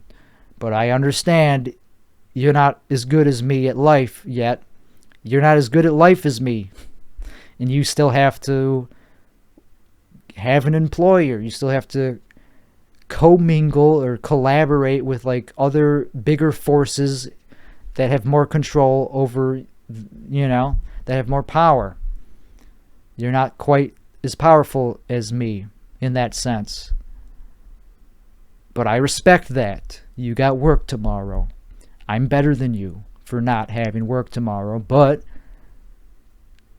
maybe if I had a job, I would still feel better than you because it would be a better job. Because it would be one that I'm doing. And any job that I'm doing is more important. Because it's my job and I'm an important, any job I'm doing, it must be very important. If it takes precedence over, if it takes priority over this, you gotta pay me a lot of money to not do this podcast for 12 hours. The only thing I would not do this for is like a 2,000, like a big paying gig. Like a gig that pays a lot of money and one where I get a lot of attention from women, maybe just by showing up, not by working, but just by showing up. That's what being a celebrity is all about.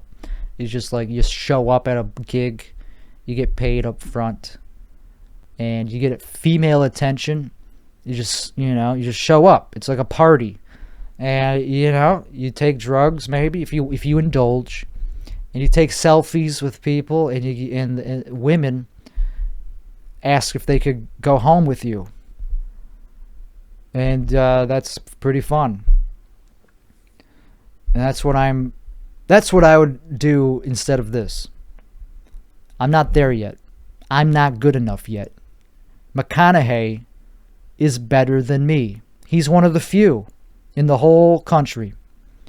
He's one of the few dozen people that I would actually be friends with because he's Matthew McConaughey.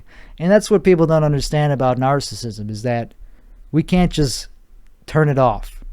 We can't just be like friends with somebody that's not in a movie. Somebody that doesn't have any power. Like, oh, you haven't been in any movies? Do you at least like write screenplays? Nothing? Why would I want to hang out with you? Unless you're talking about me, maybe. If all the time spent with you is just you talking about how great I am, fine. But I'm going to look down on you I'm still going to not value you as a person for that. And you're going to resent the shit out of me because nobody likes narcissists that do that to people. those friends, those people in their entourage that just suck their, make them comfortable, give them the supply that they need to feel good about themselves.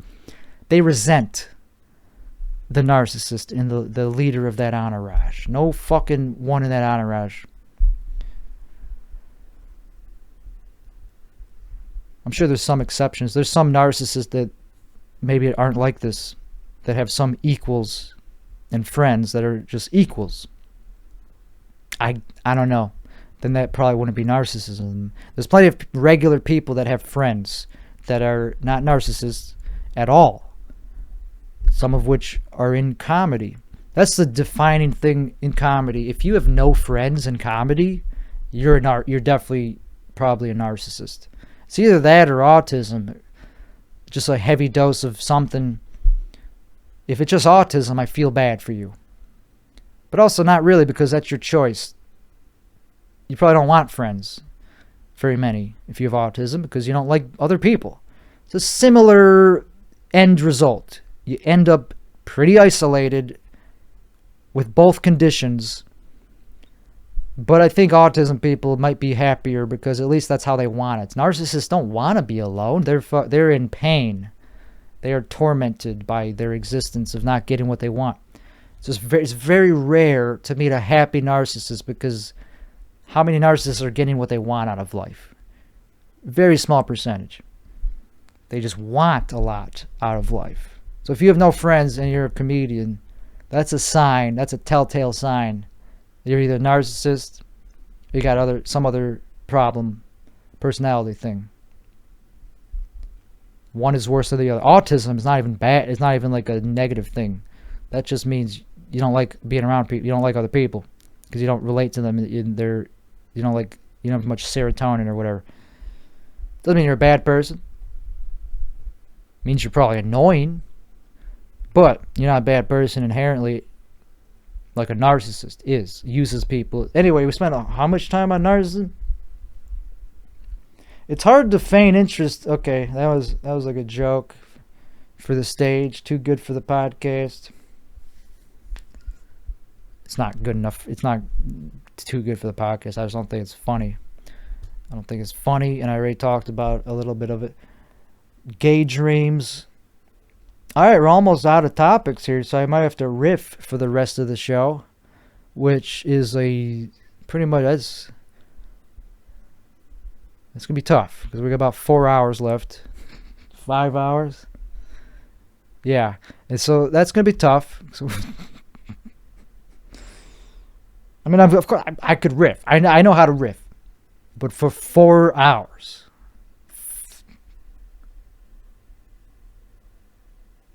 I don't even know how much time. A lot. We got a lot. Like, yeah, about 4.5. Yeah, 4.5 hours. We got 4.5 hours left. Oh, holy fuck. I gotta document this. I mean, I'm not a big social media guy, but this is funny. I'm starting to become a little bit extra. Like, I'm starting to get over the bullshit of, like, hating myself. Oh, I got an Amazon delivery. I got two things from Amazon. I don't know what I ordered besides the one thing. I wasn't expecting two. This is interesting. I'm freaking out a little bit over this Amazon bullshit, because I was only expecting one thing. So let's check. Sometimes you just forget what you bought. Okay, I remember. It was supplements. But I don't remember the second thing. I don't remember all of them. And I had to reset my password, so I can't get in. I could just walk to the door and check and just get it. All right, we're going to do an unboxing. I'm not in this. This is the fun part of the show where we do an unboxing.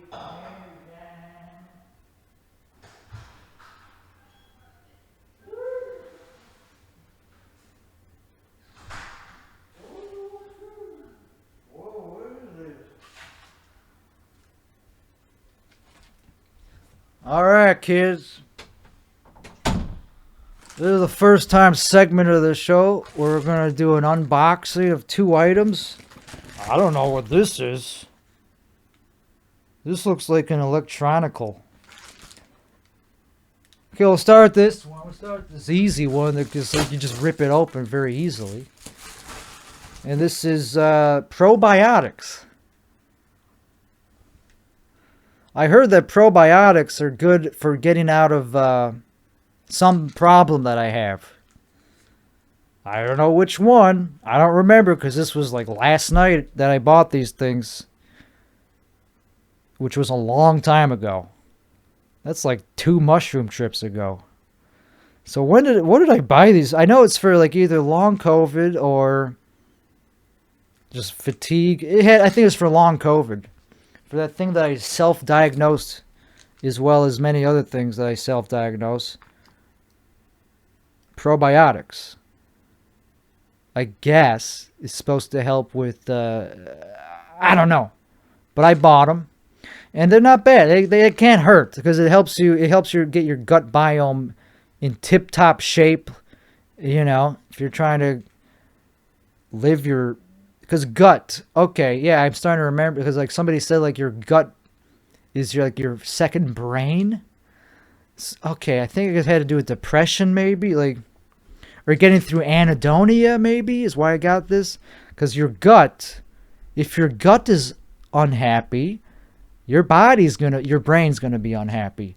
Jesus. So yeah, so the goal is to make my stomach happy by taking these. And then maybe my brain will be happier. Hey, I ain't a scientist. I'm open-minded. Anytime somebody says anything good about a supplement, I buy it. Because why, So anyway. And then we got this mystery box. I don't know what this is. Does it say, yeah, it says my name on it, so it's not like it was accidentally delivered. What is this? Oh yeah, this is very exciting. So the other day I was like, hey, I should get some grease for my garage door. This is garage door lube. Literally that's exactly what it says on the thing. It just says garage door lube. And I'm glad I did a 7.5 hour. I'm glad I'm doing a 12-hour show today because if I ended this earlier, you would not be hearing about this great item that I just got into my possession called garage door lube.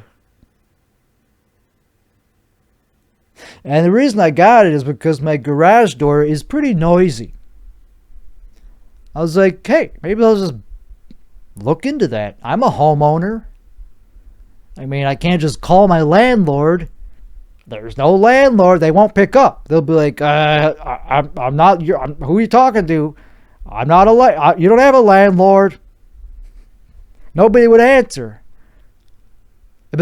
Maybe the old one would answer. They'd be like, you don't live here. What are you talking about? I'm not your landlord anymore. Oh, I thought you were. I thought you were forever my landlord. So anyway, I don't have a landlord, so I got this lube for my garage door to make it smooth and quiet. Because I'm a good neighbor. And State Farm is there. So I'm a good neighbor. So I was like, hey, let's look into this. So I Googled it.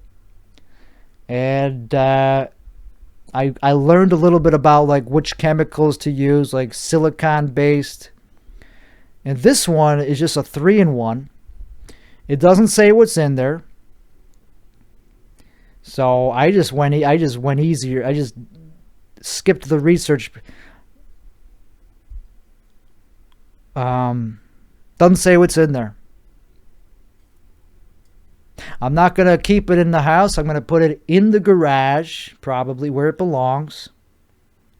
I'm going to be back. I got to clean up some of this mess here. We're not ending the show. This is just the cleanup part of the show where we clean up some of the things that were involved in the entertainment portion of the show. Don't drink it.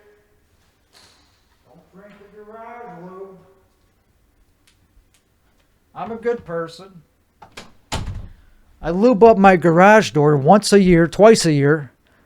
I've never greased up I've never lubed my garage door. But this is my second year.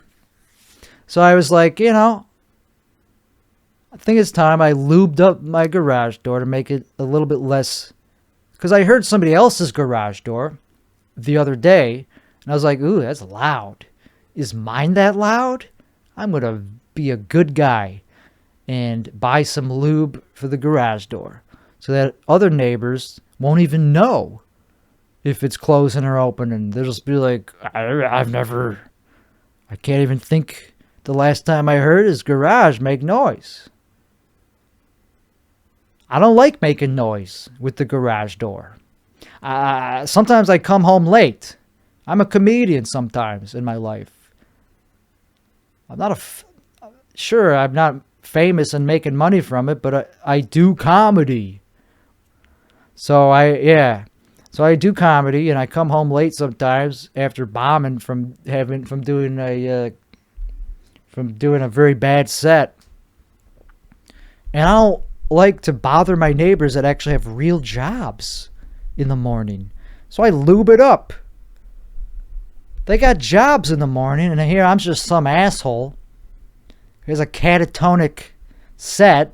Just goes on stage with, all right, thank you. And then drives home, you know, still catatonic. Can't even get out of the car. It's like, that was a bad night. I'm too catatonic to even get out of the car.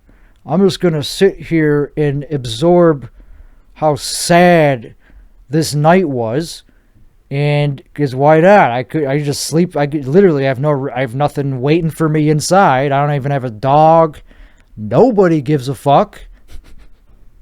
I could just die here. I could just turn the fucking exhaust on and literally I could end it right here. But I don't, because I am not that depressed. That's not how I would kill myself. Tornado is not how I would kill myself either, because that would be a weird way to kill yourself. I would not kill myself anyway, except for by going to Oregon, which means that's the legit way of doing it. And I wouldn't just do it out of... See, that takes a lot of like that, you know, that's not an impulse decision to just go to Oregon and get medical, whatever, assisted. So suicide. I'm saying the word. But I'm just making a joke. Because it's funny to me to joke about dark things. I mean, that could happen on accident too. You could accidentally kill yourself. You could accidentally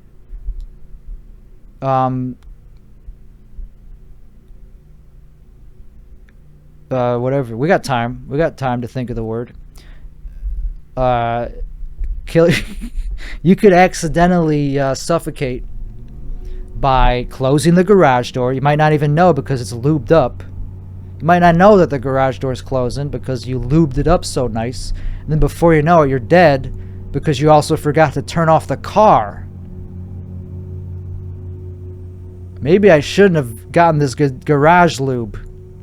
This garage lube might be the death of me. That might be the last thing I do in life is lube up my garage, because I won't know that the door is closed because I'll be too catatonic thinking about how bad I did on stage. Because when you do really bad on stage, I love how I'm wearing like a wizard sleeve. Like what the hell? This is ridiculous. But anyway, when you do really bad on stage, that feeling stays with you for a long time. Usually the whole night. If you do really bad on stage and then just drive home to your lonely house, you have nobody to talk to about it, nobody to console you, you're just going to be catatonic. You're just going to be sitting there like, should I even get out of the car? Should I even turn off the car? What's the point of gas? Do I care about gas? Money? I'm not going anywhere tomorrow. I have no reason to think about tomorrow. Should I even bother turning off the car? And then before you know, and you press the, but you somehow press the button because it's a reflex. It's muscle memory to close the garage door. And it's all lubed up because you just lubed it up the day before. Because you were in a good mood enough to lube up the garage. And you're wearing this wizard sleeve sweatshirt, which is ridiculous looking. It's like, you know what? I'm a fraud. I'm a fraud. I'm wearing children's clothing that's still way too big on me. And before you know it, you suffocate in your own garage on the fumes. So that's not a way I want to die. That would be sad. Not funny. I made it funny only because of the garage lube. The garage lube in the catatonic part. That is kind of funny. And thinking about how bad you are at comedy and how you're failing at your dreams. That's kind of funny. But to accidentally kill yourself is sad. That's the sad part that I can't make funny. Because my family would be sad. Yeah, they'd be like, ugh. That was preventable as fuck. Just because he lubed up his garage? That's why he died? Because he was too stupid to realize that his car was on while he was having a catatonic episode of self-hate? He didn't even do it on purpose? They would think it was on purpose, not realizing it was just a mistake. They would be like, he committed suicide for sure. For sure he committed suicide. Nobody who was in their right mind would accidentally kill themselves, suffocate. Like, so he must have been depressed. At the very, obviously he was not in the right state of mind. I mean, who would do that on accident? Me. Thinking about how bad my set was, I would do that on accident. It was like, do I even want to get out of the car? I lubed up the garage. I didn't hear that close.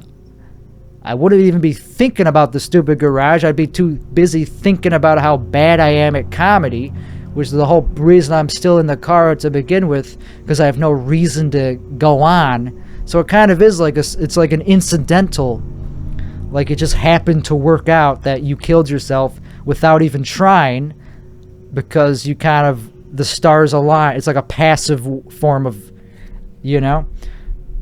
So sometimes it just works itself out. Sometimes life just has a way of not going on. Life just sometimes doesn't find a way. Life finds a way to not keep going sometimes, you know. Anyway, it's not funny the second time. Life finds a way. Life also sometimes doesn't find a way. What's making that noise? Oh, it's in my pocket. It sounds like it's a mile away. So anyway, my grass is getting cut, I believe. Maybe not. What are the notifications? Yeah, it's definitely my lawn being cut right now. You can kind of hear the microphone, and I'm sure it's picking up a little bit of that. I get my lawn cared for because I'm a good pedestrian. I don't do it myself because I don't know how. I'm afraid of... There's 1,000 reasons why I don't do my own lawn. I could list more reasons why I don't do my lawn than reasons...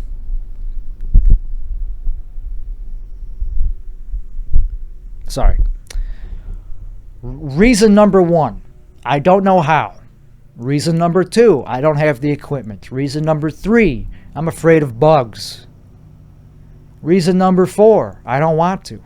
Reason number 5, I don't like being outside. Did I already mention that? That's kind of part of not wanting to.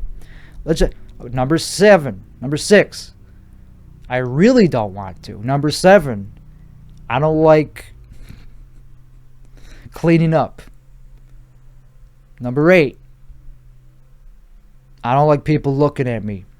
Number 9, I'm too good for that. Number 10, too lazy. I think that's enough reasons. Oh, okay. Number 11, it's easier to pay somebody else. Number 12, other people are way better at it. Okay, they're all the same things. Many reasons why I don't do my own lawn. None of which are bad reasons. They're all good reasons because there's a marketplace and people are good at it and willing to do it and it's affordable.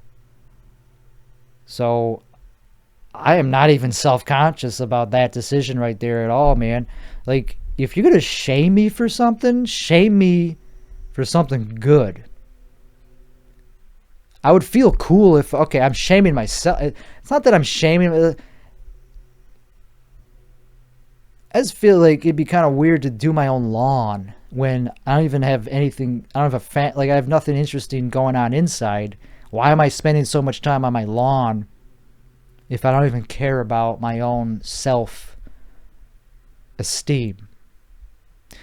That's the 14th reason why I don't do my own lawn, is because my self-esteem is too low where I wouldn't do a good enough job. So that's kind of just the same thing as not knowing how. I don't know how. Same reason I don't know how to do stand-up is because my self-esteem is too low. You need good... You would think it's the opposite. You think having good self-esteem would ruin stand-up. Not if you're funny. If you're actually funny, you could make anything funny even if you have good self-esteem.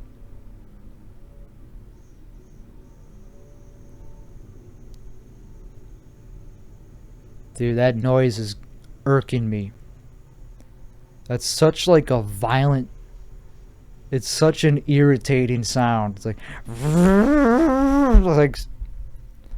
like a lot of frequencies. It's like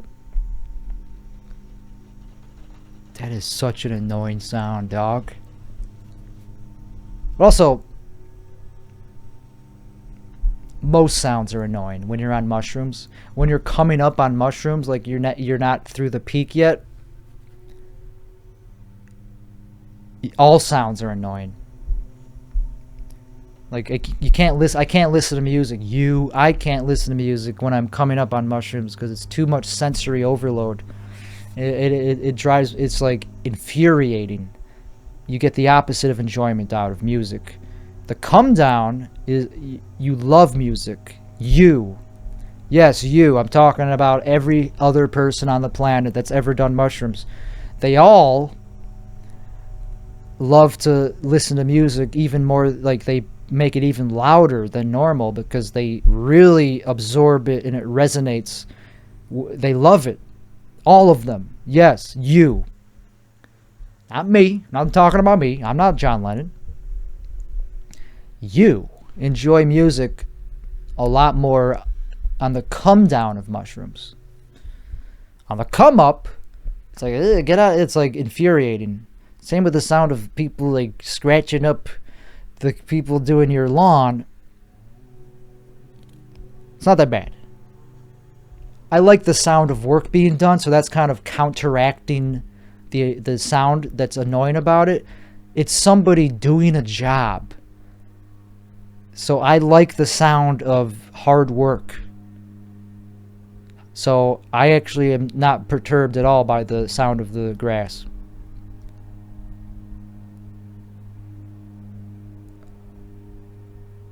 Sorry for zoning out there for a second. There's a reason for it. I'm not catatonic. I'm open. I'm taking in a lot of perceptions, changes in perception, which are cool. Anyway, I dig it.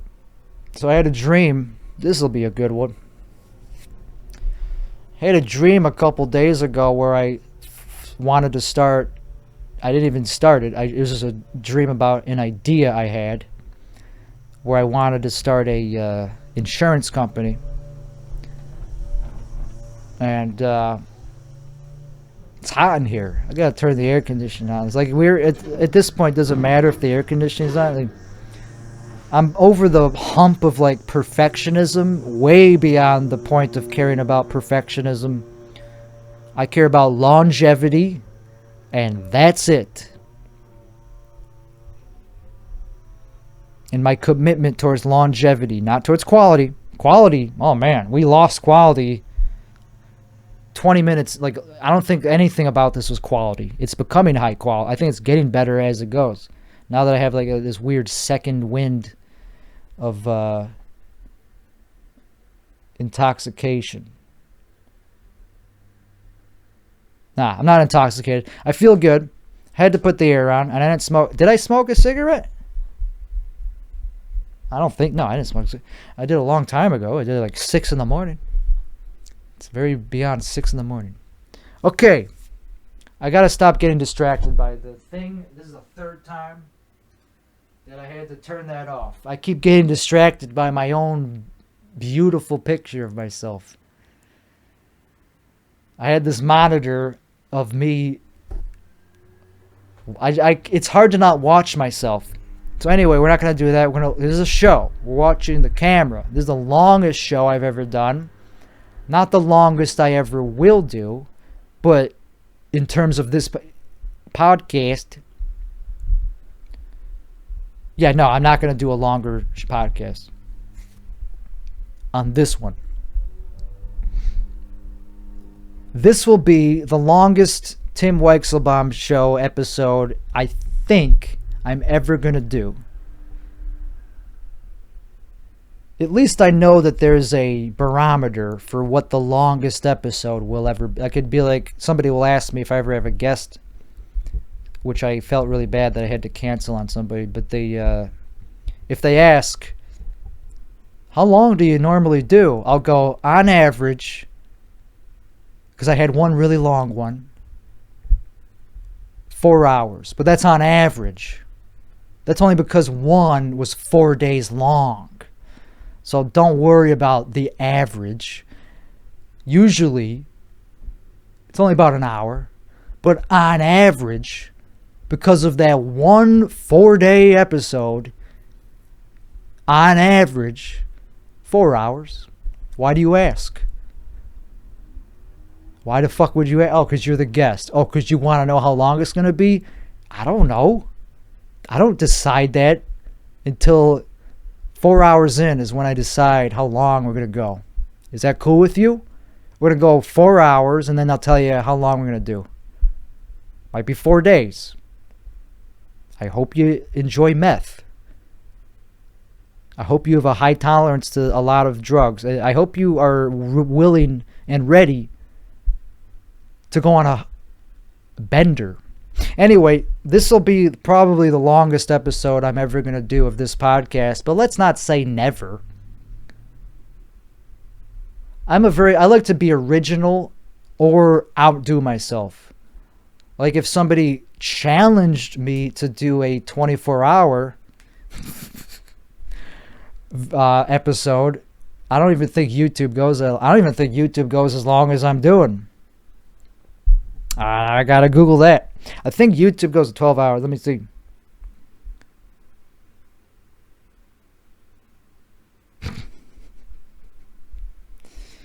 I don't know, man. It's not telling me. What's the longest? I don't know. I haven't seen anything longer than like, okay, have I? I've seen 10 hours. Yeah, I think it's about 12. Perfect, because I'm planning on going 11 and a half, so 12. Yeah, let's just go with 12. But if somebody challenged me to do a 24-hour podcast episode, I would probably take them up on that, but that's only if somebody that's like down the road. That would be obviously months, years down the road. I wouldn't just do it if one rando. It's like, oh, yeah. Fuck that. They would have to be somebody of high value. And they would have to be like Matthew McConaughey. for me to do that. They'd have to be like somebody of high status. That's why I had to put my hand up in case you don't know what high status usually it means, like up there. That's where high is.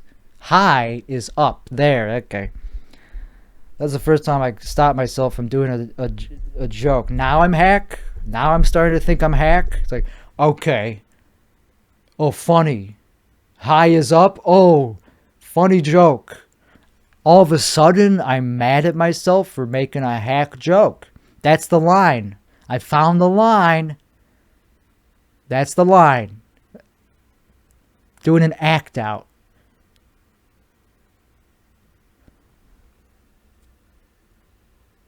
Everything else up until then was comedic gold.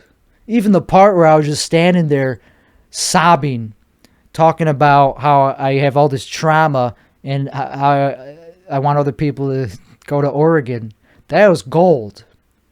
But that second you put your hand up and explain how high is up, that's when it felt a little bit too young for me.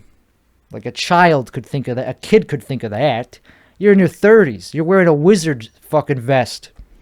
You're wearing a wizard shirt. Come on, man. You can't be doing jokes like that.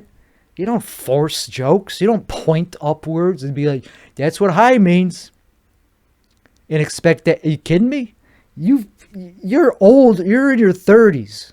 Look at how long these sleeves are. And you're doing it.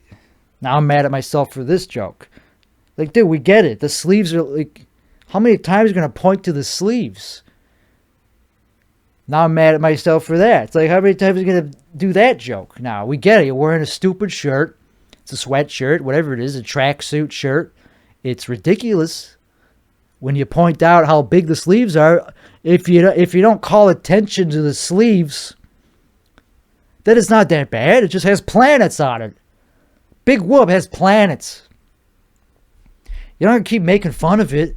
The second you call attention to it is the first time people have a reason to make fun of it. Other than that, they thought it was just cool. They're like, oh, he's cool. He's comfortable in his own skin. He's not going to mention how he's self-conscious of his outfit. And then he does, and he loses you. He's like, oh, he's not cool anymore. Not cool. He's self-conscious in it. Yeah, man, being self-conscious is dumb. But I get it. It's some people who just don't have the ability, the fortitude to not be self-conscious.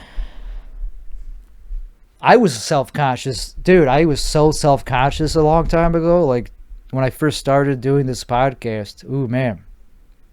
I'm talking about this episode. I was a different person, man. 8 hours ago or however long, man. Ooh. I was very self-conscious when I first started doing this podcast. But now that I've been doing it for about 8 hours, I'm pretty good at it. You could throw the book at me, and I would be like, I know how to get out of that problem. I've been there before. Oh, you should have seen me. Not even knowing how to get through a simple topic of like how long I've been sober, man. That was the old me. The new me is I'm proud of all my achievements. I was a stammering moron when I first started doing this podcast. Now I'm really good at it. Now I'm 7 hours in. I'm a 7-hour podcaster. There's not a lot of those walking this earth. Not a lot of 7-hour podcasters in this town. This town ain't big enough for both of us. If you're a 7-hour podcaster and you think this town is big enough for the both of us, go back to Twitch, because that's where you could do that very easily, and people will be like, big whoop, 7-hour stream. No. This is not a stream. This is a dude talking to his camera offline to nobody for 7 hours. That's way harder. That's way cooler. That's way more artistic and artsy and new than just doing it on Twitch, where you get a bunch of people feeding you shit to keep going and you get to sit down. Oh, That's so hard. You get to sit down and people give you little chats and they give you a little on-screen, little money update. Oh, you got paid $5. Of course you're going to keep sitting there for 7 hours if you're getting paid $7 an hour. Or a lot more than that probably if you're hot. If you're hot. If you have a following. That's nothing. Have fun in your ivory tower. Downtown. Oh, you're on 5th Street. Oh, you have a penthouse. This is where the real art happens. It's in a place where there's absolutely no culture. No artistic expression happens here. The security alarms. There's street lights. If you walk past somebody's house, you're going to hear a bunch of fucking cameras telling you that you're on camera. That's where the real artists are. That's where the real art happens. Here. In a nameless, cookie-cutter neighborhood where all the houses look exactly the same. That's where real art is happening. Not the ones that are unique. That actually had like an architect for each one. Like each one had a different vision of like, oh, what's this house gonna be? No. We think bigger than that. We think about whole neighborhoods. We ain't got time to go to each individual house and go, oh, is it gonna be a cute little red one? No, we're thinking big. We're thinking like oil money big. Like, okay, this neighborhood is going to have a bunch of Tesla employees. This neighborhood is going to be Apple employees. The real artists. The Apple employees are the future of art and the current day art, vision of art. I'm the vision of art. I'm the future of art and the current day vision of art. Fuck the future. I could die in my garage today with the garage lube. Not knowing that the door's closed because it's quiet and there's nobody to check on me. That's art.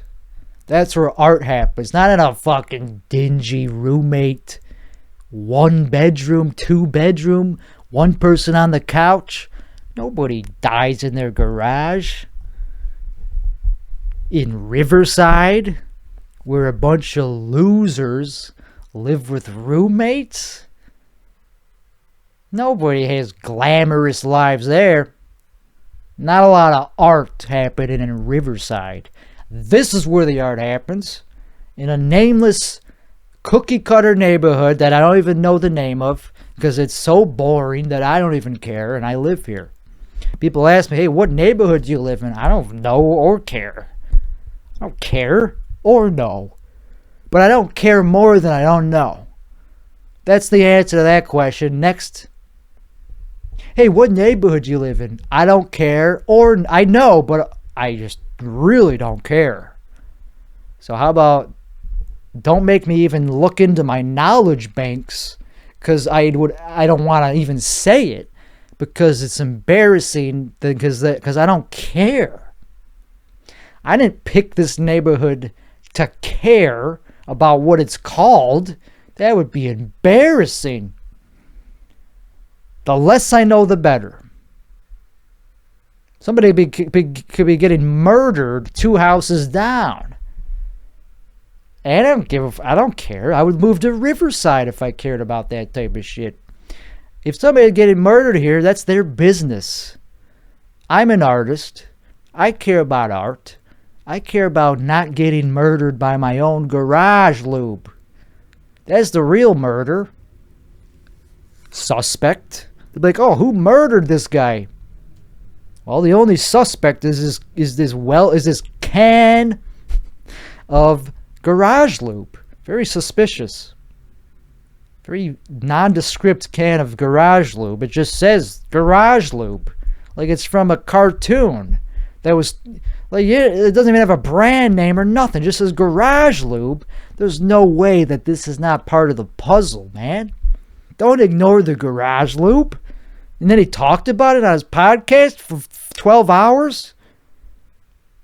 And it was a big motif of the whole podcast that was 12 hours long.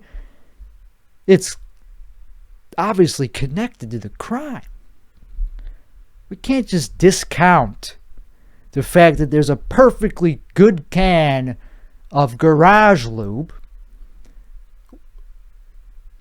while ignoring the fact. Let's not ignore. Stop focusing on the wrong thing, detective. Just because he did a 12-hour podcast, what does that have to do with mental health and whether he was suicide? Of course it wasn't a suicide.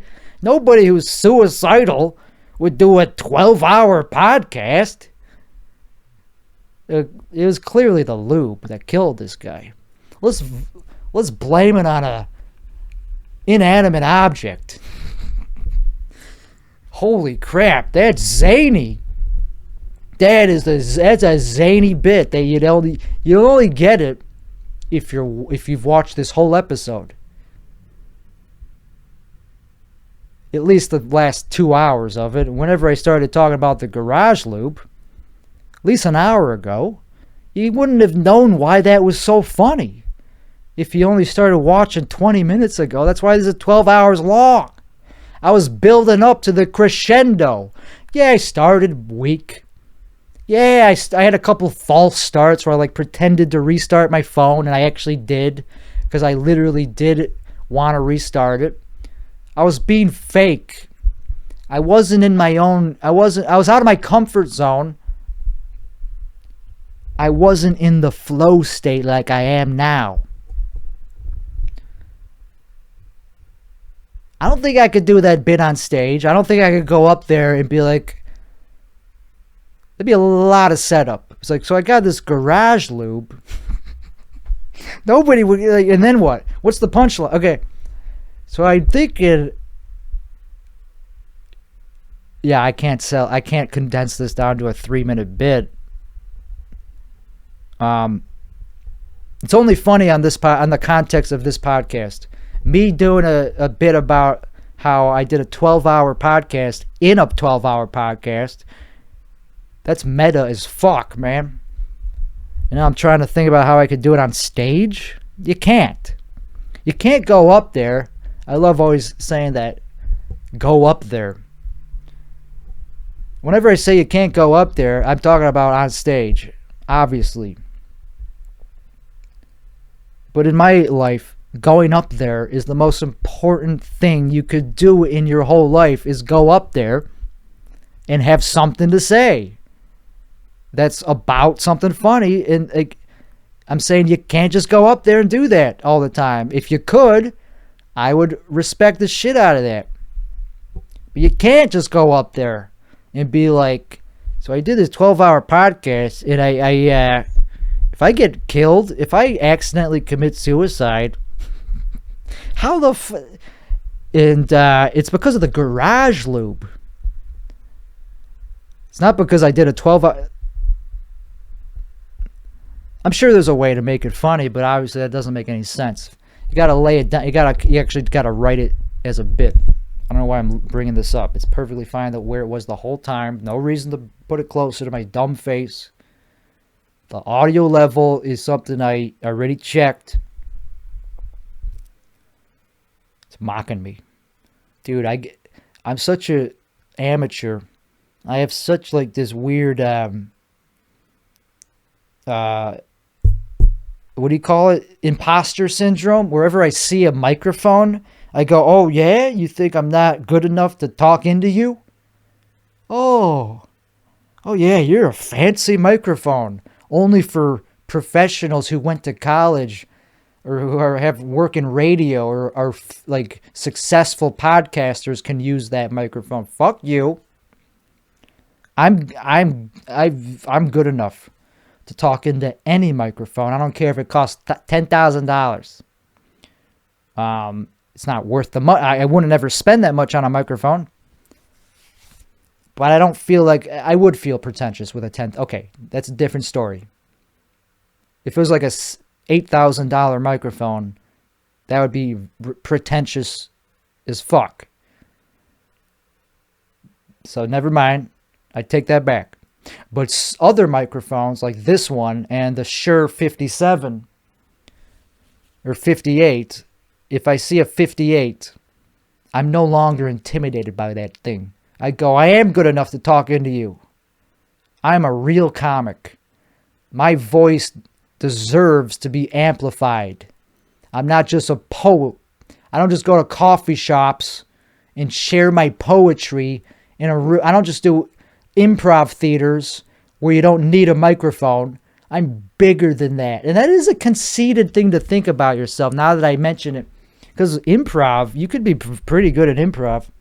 So every stand-up comedian that thinks they need a microphone is kind of pretentious just to think that they need a microphone. Like, you don't, unless it's a big venue. The microphone helps, though, because it helps pick up. It depends on your... Once you get to a certain point in comedy, you modulate your voice. And you need a microphone to pick up the quiet parts that might not be picked up and emphasized without the sound system. Because sometimes you do want to use the sound system to emphasize a joke.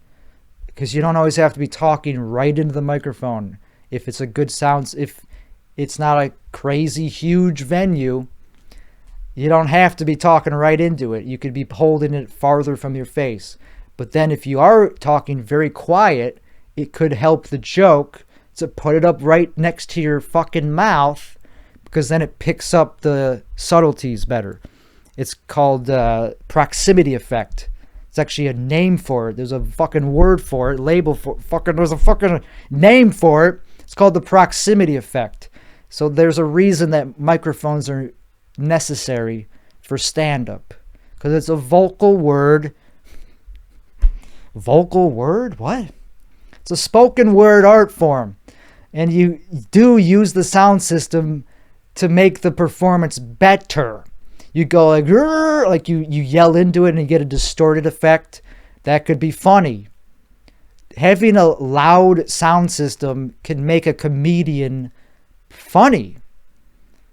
Just the fact that their voice is being projected, or whatever the word is, magnified in such a way alone can be funny. It's like, why is this weirdo?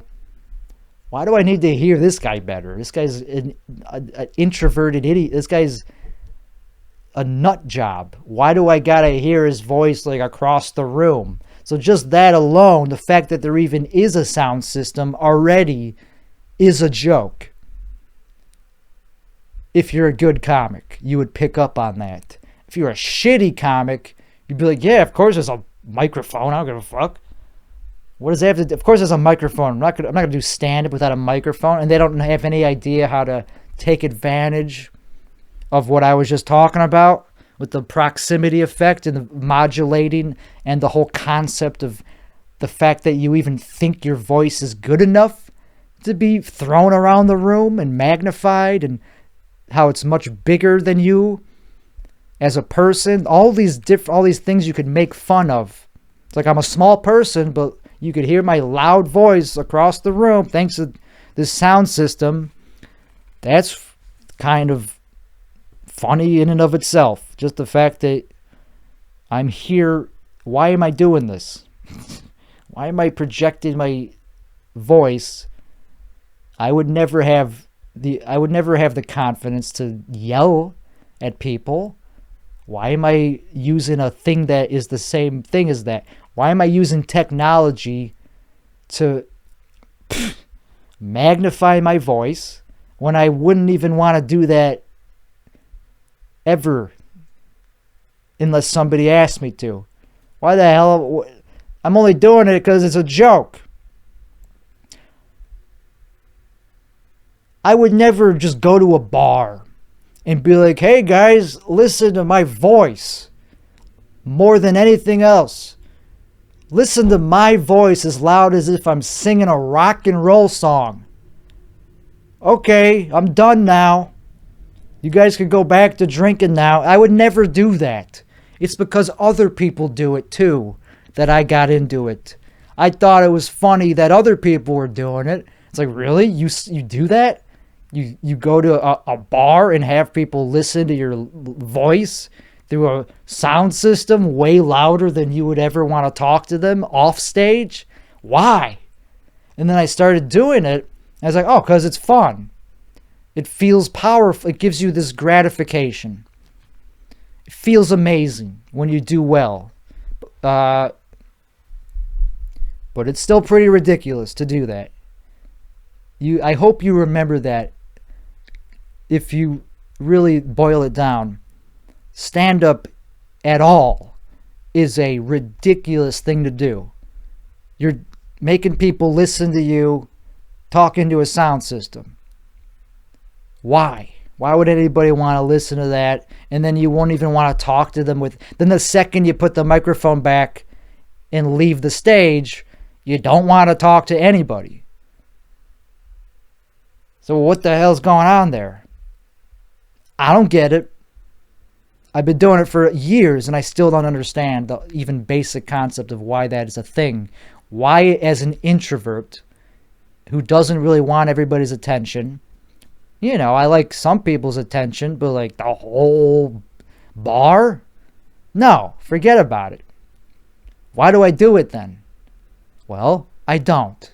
It's embarrassing. That's why I don't do it that often. It's embarrassing. You have to remember that fact. Forget about jokes. Just the fact that you're bothering the entire establishment just to talk into a microphone. I don't care if it's to do jokes or anything. I don't care if it's to spread a message about hate. About like, hey, we gotta start the next thing. Like a political speech, that's different because usually there's a purpose to that. If it's just to tell jokes, it's like, of course that's not going to go well. And if it goes well, that's weird. It's weird. People like that. I could have somebody tell jokes to me at home. So I don't get it. I don't get stand-up. I've never understood it. I pretend that I like it only because I like doing it. Sometimes. Mostly I don't. Because I'm normal. I'm a normal person who happens to be talented. So, as usual, I don't like doing stand-up very often because you kind of have to be crazy to want to do something that weird all the time. It's like, yeah, I'm going to go to another bar. I'm going to tell people more jokes into a microphone and hope that they don't hate me for it. It's like, they will. They will at least be confused. I mean, they're going to not hate you. They're going to be like, what the hell? Why is he yelling into a microphone? Why do I care? Why is he talking into a microphone? Why him specific? Why do I care about this guy's stupid voice? Why does it got to be projected at me? You're doing that every day. And you think you're normal? You're not. I'm normal. That's why I don't do it. I do it as a joke. That's why I go up as Timmy Gusto, because it's the most obnoxious name I could think of. Because that's an obnoxious name. Even I hate it. I hate that name. That's why I picked it. Because I don't understand why anybody would take that art form seriously. Like, yeah, I like good jokes. I like hearing about like a good story. I like stand-up when it's like appropriate to do. Like if it's for your own audience. But if it's just like, or at least if it's like, there's an audience for it. I get it. But like, why? Why are you trying to impress a random crowd of strangers with your thoughts, your stories, if you already know you're talented and interesting? What are you trying to prove? I don't get it. And now this is becoming less of a joke and more of like me actually looking like a bitter idiot. It's like, who actually has this opinion. And I kind of do. I guess I do actually have this opinion, because even the best comics, that's still all they're like dressing up their best thoughts into a palatable format for a random group of strangers. For what? So, because it feels good. For you, the comedian. The audience loves it, because at that point, if you're a professional, it's probably going to be actually worth listening to. It'll actually be warranted to have a sound system.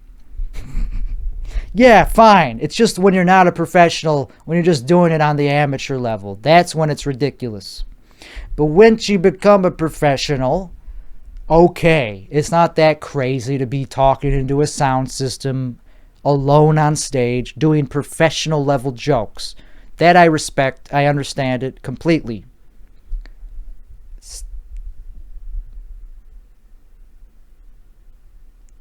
I just can't do it. I'm just jealous that I'm just trying to ridicule it because I currently can't do it. And that's why I'm sad about it. Not sad. That's why I have I guess I'm only sad that I have a stupid stage name. Because that means I have to go up there with a ridiculous stage name that I hate, and I have to go up there and own it and pretend I don't. I think that's fine, though. I think, because you could be a performer and still be angry about certain things that you made. Like, angry about your own decisions. It's too late to get a new stage name. But it's not too late to go forward with a better attitude about it. Just because I don't like the stage name all the time, I can't use that as an excuse to not go up. Just because I don't, that's a stupid excuse. Because, like, whoa, sorry, thought there was another thing, like a bug or something. Turns out it was also just my own vision playing tricks on me. As you get older and consume more hallucinogenic drugs, you start to keep thinking that they're working even when they're not. No, they're working. I'm very chill right now and locked into the moment. I'm very in the flow state. I'm in the episode. I'm very in the moment. I'm in the flow state of the episode. Only took about 7 hours to get into that moment, but that's just how long it takes sometimes. If you're a Beatle, you would know, because come on, we've all been Beatles at one point in our lives. We've all been Beatles, so you get it. It takes you about 8 hours to come up with a new good song in the studio at Abbey Road. You'll be at the piano or the harpsichord or whatever, the Moog. You'll be at the Moog synthesizer. And Paul, we all know this, but Paul will give you he'll whistle out a tune. You're like, what do you think of this? What do you think of this? And you're John Lennon. So you go, it's not that good. I'm the most Jewy Beatle that there is. So I don't think it's good enough. I got the biggest nose, therefore I know what I'm talking about. It's not that good, Paul. How about this? And then you play something on the Moog, that actually has soul, because it's you, and we've all been there. We've all been a Beatle before in this exact situation millions of times. You get tired of working with the same group of guys. It's So that's why you ended the Beatles. That's why you end the Beatles. But what I played on that Moog synthesizer was way better than what Paul threw at me. So that's why Strawberry Fields was not that good of a song. It could have came out better. Yeah, I'm still proud of it. We've all written Strawberry Fields Forever at least once in our life. We've all written millions of fucking songs and then we wish they came out better. And it's fucking because of Paul making us keep doing these albums. It's like, who are we trying to impressed. We already got millions of dollars. We already as successful as you could get. We're paving the way for what success even is. And you still want me to go on the Moog? I still gotta go on the Moog. You're like, what do you think of this? It's like, dude, I heard it. We're the same guys. We're the same lads from Liverpool. How many times we gotta do this? Okay, fine, I got a couple more in me. Yeah, let's do a couple more albums. A couple more Sgt. Peppers. Sure, we've all done that before. We all know what that's like to make Sgt. Peppers a few times. And then it gets old. And then Paul keeps bringing it to the studio. It's like, dude, I'm ending the Beatles. I know it's going to suck. Oh, it feels premature. Oh, yeah. It's not premature. We've been doing it. We put out, like, how many albums? How many Sgt. Peppers? How many Abbey Roads? And they're all good. I'm tired of it. I want to put out some bad albums for a while. I'm ditching the Moog. I'm going back to the roots, my roots. I'm going to go back to the hang out the Zigglers, whatever you call it. I'm going back to my roots. I'm sick of all these fancy multi-tracking, the phasers, I'm tired of this. I'm going to go back to my roots with the skiffle band and bomb for a while on my own, the Plastic Onos. I'm going to put out some good music on my own because everything I touch, there's some soul to it. At least you get why I do it. Even if it's not the best song in the world, you at least see what I was going for. Because I'm John Lennon, and everything I touch has some artistic integrity to it. Even the shittiest shit I've ever done is better than the shit you're throwing at me. It's like, oh, another song about polyethylene, about another song about a raccoon? Who cares about a raccoon? Take more acid. Then you'll be writing better songs like Tomorrow Never Knows. You're not taking enough acid, man. That's why I'm into the Beatles. Nobody cares about Rocky Raccoon, the Maxwell Silver Hammer, and all this shit that you pull out of your ass. That wasn't because you're just trying to impress who? Your school teachers as a kid? They're already dead. They already are impressed. They already have heard of the Beatles. They don't give a fuck. You're not going back to school. You gotta keep writing songs about raccoons and Maxwell's hammer and stupid shit like that. My shit is better. I have songs about walruses, which are somehow more relatable than yours, even though they're way more far-fetched. It's because they're coming from a place of art and not just commercialism. I am the walrus, and your shit sucks. Paul is dead, and that's why I'm into the Beatles. That's why you end the Beatles. Come on. You get tired of working with the same guys. It's like, no, we don't know what you're talking about, John. We don't understand that. You're the only John Lennon.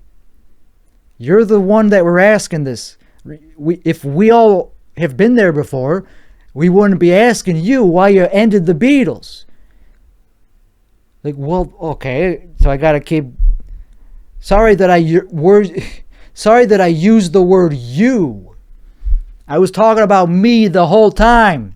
It's just easier to say you than, oh, I got tired of, me. No, it's easier to just put the blame onto other people because it's like, oh, you would understand if you were me. Fuck you. You would do the same thing if Paul kept throwing all these stupid tunes at you and you got to pretend that they're good. It's like, it gets exhausting, man. And I'm burnt down, man. I've taken enough acid. I've taken a lot of acid, man. And it ain't getting better. It ain't getting better. I hate to go against the grain here, but it can't get much worse.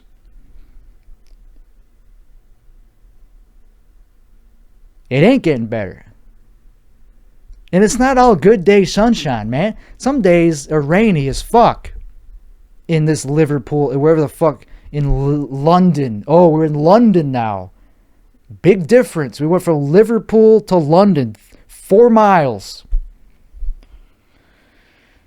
Whoopee. It's not all sunshine. And everything is yesterday. Everything good happened yesterday. This is only good song. This is only good song. Hey, whatever gets you through the night. That's it. That's the only song he's ever done that's good. I put out Help. That was a good song. I'm proud of that one. That's probably my favorite song that I've recorded. You know, it's what you do when you're in the Beatles. It's like we get it. That's what you do. Okay, sorry, that's enough time spent on that. I got really sucked into that vortex of like thinking I was John Lennon. I do wish I was John Lennon at time. Like that's probably my biggest idol in life. In my life is the guy that beat women. So that makes sense. But no, he was a good guy. I don't know. You could say bad things about him, but I'm just talking about what he did in the Beatles. Was super like. You can't really top that in terms of like creative fulfillment. Fulfillment? Yeah, fulfillment. He was a furry guy. Anyway, you can't beat that, but he himself still had these thoughts of like, am I really that good? I don't know. Just because I did some things that worked out, I don't see it. So that's why he ended the Beatles. I can't speak for him. I can only speak for myself. That's why I ended the Beatles. As soon as I said him, I was like, I don't fucking know why I ended the Beatles. I was just doing a bit. I was just doing a character.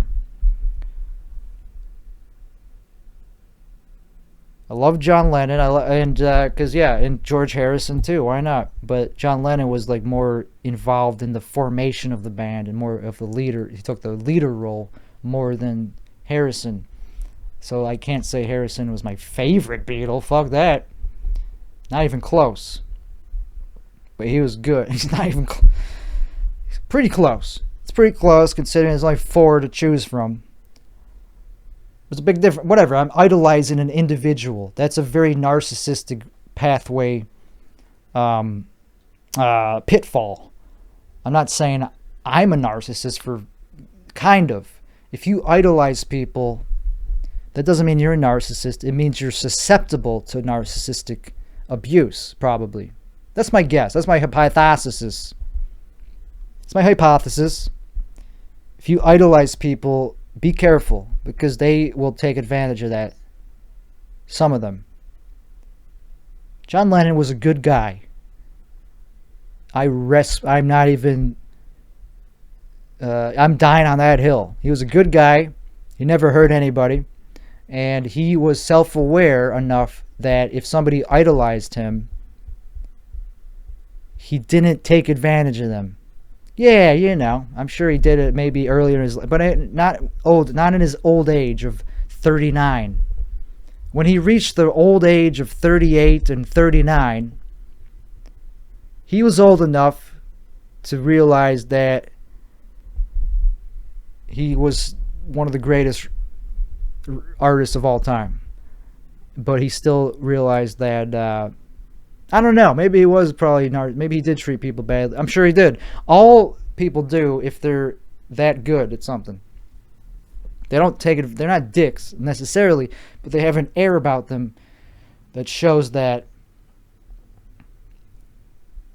Like Michael Jackson had it too. I don't know. He was like he I don't know that much about Michael Jackson's, but like he knew he was talented as fuck. He knew that he was good. He was humble, but that doesn't mean he didn't know what the fuck he was doing in the studio. The second he got into that studio, he knew what he knew what end product he was looking at, and I don't know. He was a perfectionist, and thank God, because those albums are really good. thanks to a lot of other people too. But he was the one that wrote them. He was the one that came up with a lot of the music. Not all of it. Not Human Nature. Not all of it. He was really good at coming up with music, like instrumentation on the fly, and like using his voice to compose complicated parts of music. And you gotta respect that, you know, just out of artistic curiosity. It's like he really cared about the subtleties of melody and harmonies in a way that you have to have a good ear to do, and be a good artist to do. Just because you have a good ear doesn't mean you're going to come up with the shit that he came up with. And part of it is because he was abused as a kid. Let's not discount that. That's why he was so good, too, is because he was trying to get over that trauma by being as good as possible at his art to overcome the abuse that he got. And he never probably got over it, because you can't. It just made him a great artist. It doesn't mean he got over the abuse. I'm just speaking as somebody that understands what he's gone through, because I'm also the same as I'm also just as talented as Michael Jackson. I'm one of a kind. I'm 1 in a million. 1 in a billion. Anyway, yeah, you can't just get over your trauma by working super hard at something that has nothing to do with the trauma. All that is the trauma forcing, like molding you, sculpting you to have this characteristic, this trait of perfectionism. It don't mean that you're confronting the reasoning, the core root of that trauma. If he wasn't abused, he wouldn't be a perfectionist, and he wouldn't have put out as much good music. So that's why it's okay to abuse your kids, because they will put out good fucking music every single time. It's never not happened. Every time a child has been abused, it led to the greatest selling album of all time. So I hope that's a good reason to keep abusing your kid. But it's not trauma. I think what I said has some truth to it. I don't know. I'm not a physicist. I'm not a scientific person. I like to say I am. I like to use big words like hypothesis. It's just a hypothesis, man. So you can't call me racist for whatever I just said, man. The Beatles, man. Sorry that they're over. Don't blame me. I wasn't even alive. Oh, it's my fault that the Beatles broke up 50 years ago? I wasn't alive. Sure, I take some, I'm not saying I'm without any blame, but to blame it entirely on me, somebody born 30 years after the thing came out, or after they ended the Beatles? I was born 20-something years. Damn, it's only 20 years. I was born a solid 2 decades after the Beatles collapsed, and you're blaming me? I can only take maybe like a tiny, like maybe like 2% of the blame. You know? It's too much. You can't blame me for shit that happened before my birth. Maybe a little bit, but not all of it. You know, like maybe like a couple. Maybe I was involved a little bit in the argument. You know, but I wasn't alive. But like maybe like I was there in spirit, because we're all the same. We're all the same, man. Anyway, we're not all the same. In the spiritual realm, I don't fucking know what goes on down there. Are we all the same in the spiritual realm? Probably. I think all of humanity is the same thing before birth, and then it gets squirted into these capsules that we call individuals. It's like an injection mold in a factory, like a plastic injection mold, and each mold is different. So it's a terrible metaphor, because we're not all the same as humans, but injection molds usually mean that they are exactly the same. So that's a terrible metaphor, but just the part where the raw material being injected, we're all the same, man. And then we're injected into these flawed molds because it's a shitty factory. But the raw material is perfectly the same. Perfectly high quality material. It's a shitty factory. They're trying to make all people all the same. They fucked up.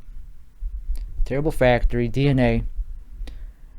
And we're all the same otherwise than that, raw material wise. So I don't know what that answers, what question that answers. It doesn't answer any. Nobody asked me a question. Pretty sure I'm alone. I didn't ask that question. I already knew that. I've taken enough acid. I already know that. There's no reason to be sad when anyone dies. Because they all go back to where they were, which is where we all going back to, man. I could be a cult leader if I actually didn't laugh. If I actually didn't have a sense of humor, I could be a cult leader. Thank God I got a sense of humor and actually realize how absurd what I'm saying is, man. Because if you don't have a sense of humor, that's how you get Dan or David Fisher, David Koresh. That dude, he didn't have a sense of humor. He actually believed the shit he was saying. He actually got people to act like kids. He actually got kids to believe that he was he was like Jesus. And it's funny only up until the point where you actually believe it. Yeah, it's funny now that it's not currently happening. And it's even at the time, I'm sure people were making fun of it because it's a cult, and people can make fun of cults when they're still happening, and it's a real thing. But to be a cult leader, how the hell do you do that without having a sense of humor and seeing how ridiculous that is to say about yourself? And anytime you do something that shows a human flaw, if you accidentally trip on something, it's and you have to own up to it and be even though I tripped right there and it was very embarrassing looking, I'm still the savior. Even though I completely made an ass out of myself right there by opening the door the wrong way. I thought it opened this way. It actually goes inward. Yeah. I'm still the savior. And that was not funny. You're wrong to laugh at that. And you're out of the church forever unless you sleep with me. I'm still the savior is what I'm saying. There won't be any sleeping involved. You could do it this afternoon. We don't gotta make it the whole night. But by that I just mean you have to blow me. I didn't want to say that in front of the kids. The kids are allowed there too because I'm a pedophile. So, but I like to use not coarse language. Because I'm the savior. And you're out of the church if you tell anybody about that. What I just did there with the door hinge. Somebody was trying to be blasphemous by playing a prank on the Savior, the next coming of Jesus Christ. I'm a carpenter. I should know how that door works. I'm the one who built the stupid thing. Don't tell anybody that happened. That would ruin me. That would lose me at least a couple members of the a large amount of the people would be like, really? The dude that calls himself Jesus and is a carpenter, he didn't even know which way the door went? What an idiot. And he got mad at people. He didn't even play it off as a joke or nothing. He didn't even laugh at himself. He has no sense of humor about it.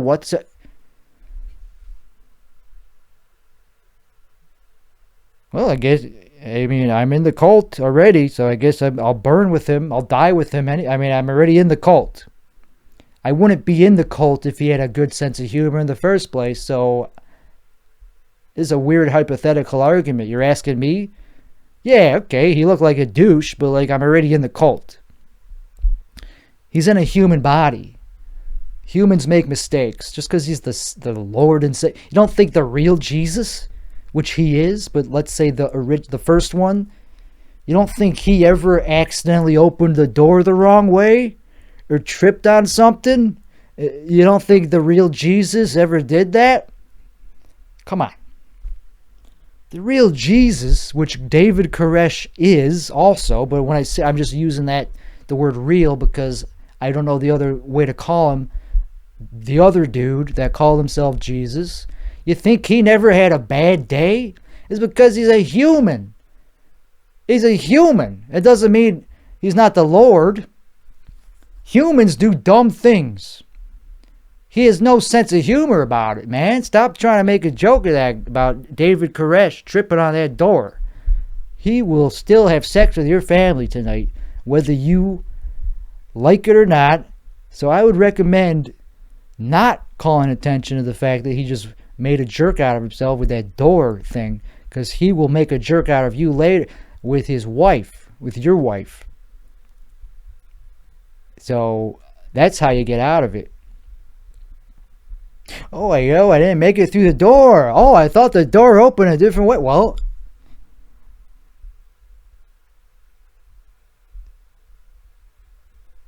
fool me once, I'll have sex with your wife either way after this.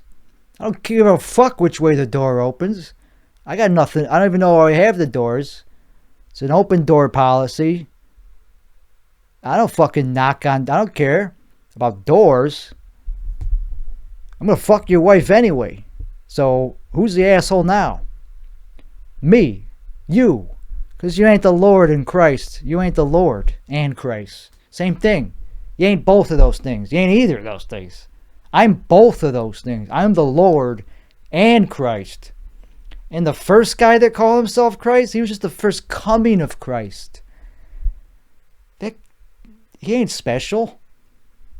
I'm the second one, which means I'm currently the only one that matters. The old one, he's a hack. I'm better. I'm the new one. My name's David Koresh. Fuck the other guy. Fuck the first one. Yeah, you know, I'm him. I'm the same thing as him. Like, But I was drinking back then, man. I was drinking back then. That was my drinking days. The 80s or whatever. Was it the 80s? Back in the 80s. The BCs. You know, it was the 80s. I got it right the first time. Because that's what they called it after death. I was dead by then, so never mind. I forget. Back in the 80s when I was dead, those were my drinking times. It was almost made sense. That would have been a brilliant thing, I guess. Back in the 80s, I like that. That's funny. That's a good... it's been done. Anything that has been... that you think... of course, that's been done before. Back in the ADs. Get it? AD? Because it's a long time ago when Jesus was dead after death. Sorry for, I don't want to keep explaining it because it already wasn't funny to begin, but now it's really not funny. But I'm sure an improv group has done that premise or that pun 1,000 times. So I'm not a genius. I'm not the second coming of Christ. I am the second coming of John Lennon. I'm that. That's who I am. That's who I am. That's why I know what he was talking about. That's why I could speak for him so well. I can't explain Yoko. I can't explain that. That was a different time. I was drinking. That was my drinking days back in the 80s, the 80s, the 70s. I was dead by AD. By 80s, I was dead. I only made it through one of the 80s. The first one, AD. And then I was dead. Alright, this is too high. This is becoming too weird for me to not sell tickets for.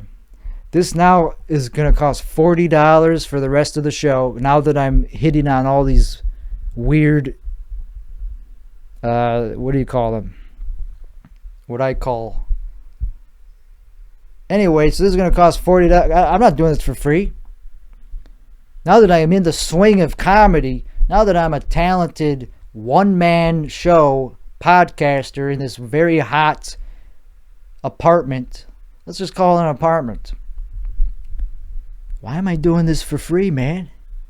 I got all the fucking confidence in the world to do this for the real money, man. Austin, Texas, man. People are paying $40 a ticket or some shit to see people that started doing comedy 2 years ago. What business do I have not charging anything for a 12-hour podcast episode? The last 4 hours of this podcast are going to be only on Patreon or something like that, because it's too good, man. It'll be up on YouTube for a few months. But then, once I become brazen enough, I'm going to move it to Patreon, the last 4 hours. Just the part where I started talking about John Lennon and how I got hyper-focused on that bit. I was doing a one-man improv show with myself. And you can only do that when you're me. When you're on a certain amount of chemicals and performance-enhancing drugs, and you have years of experience and dedication to the craft of art and comedy and living alone and glorifying your patheticness. If you glorify how you live in a nameless cookie-cutter neighborhood, why is that window closed? I could have been looking at the nice, beautiful... I could have been taking in the nice outside vibe instead of just looking at a beige window. A beige shade of a window. Everything's beige. Why is my favorite color beige? Who the fuck gets inspired by beige? Okay, my reasoning for picking beige is because it's neutral. Because then you don't notice it. It blends in. It's like, okay, I don't notice that it's there. It's only there for functional reasons, to absorb the frequencies so that you hear nothing but your dumb thoughts and the hum of the computer, which is getting angry. Let's turn the air conditioning back on. That's the first priority. I don't want shit to overheat. That's the worst of my worries, is something overheating besides my own heart. Like the computer. I don't want shit catching on fire. I don't know if this shit's rated for 12-hour long podcasts, man. I usually only do an hour. So, doing a 12-hour one today, and that was just kind of something I wasn't planning on doing until the last minute. I didn't know if I was going to do a 12-hour or just a 1 hour. I was like, well, it's either one or the other. Either we're going the full 6-9, or we'll just do 3. I was about 3 hours in when I was like, let's just go for the full 12. What am I stopping at 2 for? I was over 2 hours, and I was like, I still got about 10 hours worth of things to talk about. So let's keep going. I could stop it and save it for next week and just release it as is as a 2-hour. If you're going to do a 2-hour, I got 10 hours left in me. So I went with a 12-hour. So now we're doing a 12-hour podcast. Not a stream. I'm not interacting. That would make it easier. This is hard. This is something you have to be trained to do and psychotic enough to do. That's rare. You don't see a lot of 12-hour podcasts because I hope I don't have to explain why. What if somebody was like, wait, what? Why not? It's like, well, let me answer that question for you, buddy. How about if you have to ask that question, you're crazy. But no, nobody asked that question is the point I'm making. That was the joke I'm making, and now I'm trying to turn it into more jokes. Hey, why is it on a 12-hour pocket? Nobody asked that question, so you could stop it right. There's no hypothetical person walking down the street going, wait, what? There's not a lot of 12-hour pocket. I don't understand why that is. Well, because that's what an audiobook is for. If you're going to listen to something for 12 hours, hopefully it's not just a podcast.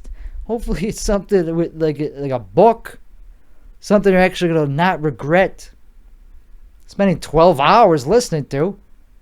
Doing it, I understand. Doing this is artistic and like expression. Am I showing enough of my waist? Should I put the camera down? Am I too close to the camera? I think it looks better with me farther away from the camera, because then you can see that I am definitely standing up, and it makes me look more crazy because I'm detached from the, I don't know, it's a slight change to try out for a few minutes. So anyway, do it. Whoa, the trees, they look fake. Fake plastic trees, man.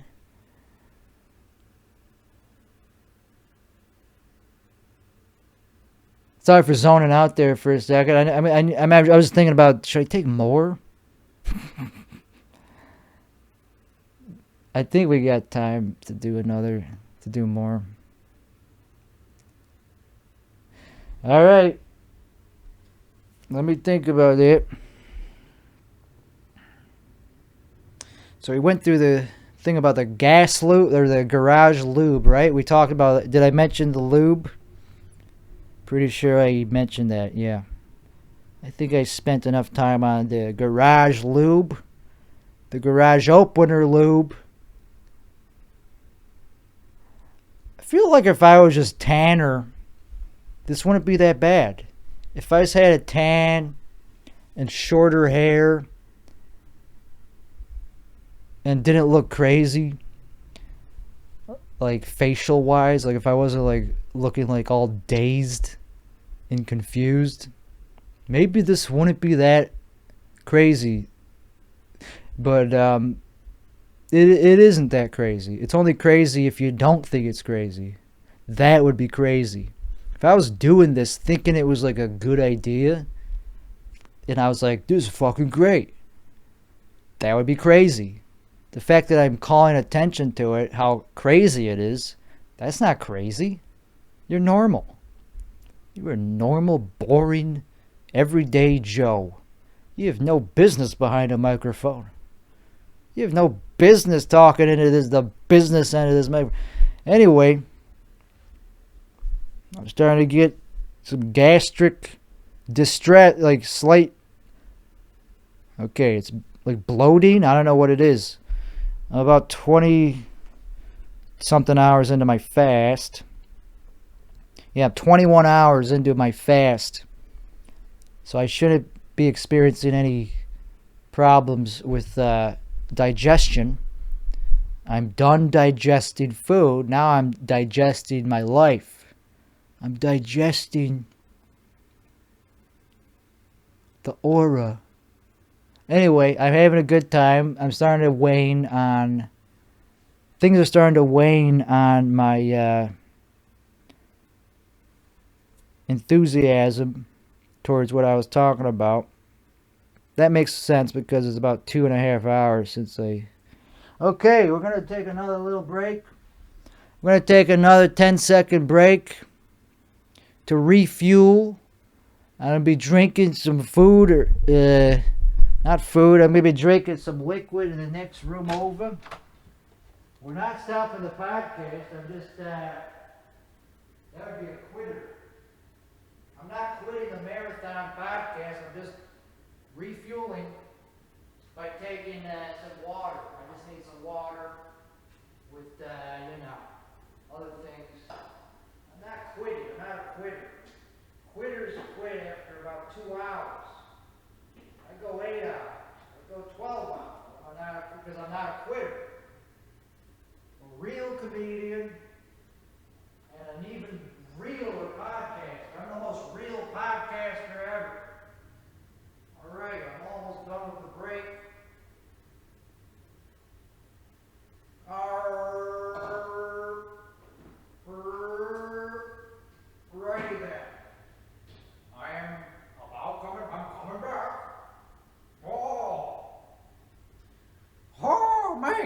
It's fucking hot in here, babe. It's not, it's not even summer yet. I can't imagine how bad it's going to be doing these 12-hour podcasts when it's like in the middle of July. In the middle of July. When I'm doing these 12-hour podcast episodes every week, which is like, you might as well just not stop recording then. If you're going to do it, like, you might as well just do a 24/7 podcast. That'd be cool. Not stream. So that, how would you release it if it's 24/7? You just have to like start uploading it as you're starting the next episode. It's like, okay, I gotta pause it. I gotta pause the recording so I could upload the previous 24 hours and then start the next one. So I'm not gonna do that. I'm not that on meth. If I was on meth, I would just not. What's the point of stopping the recording? That's the weird part. Because you'd have to release it. But there would just be like a bender type of deal.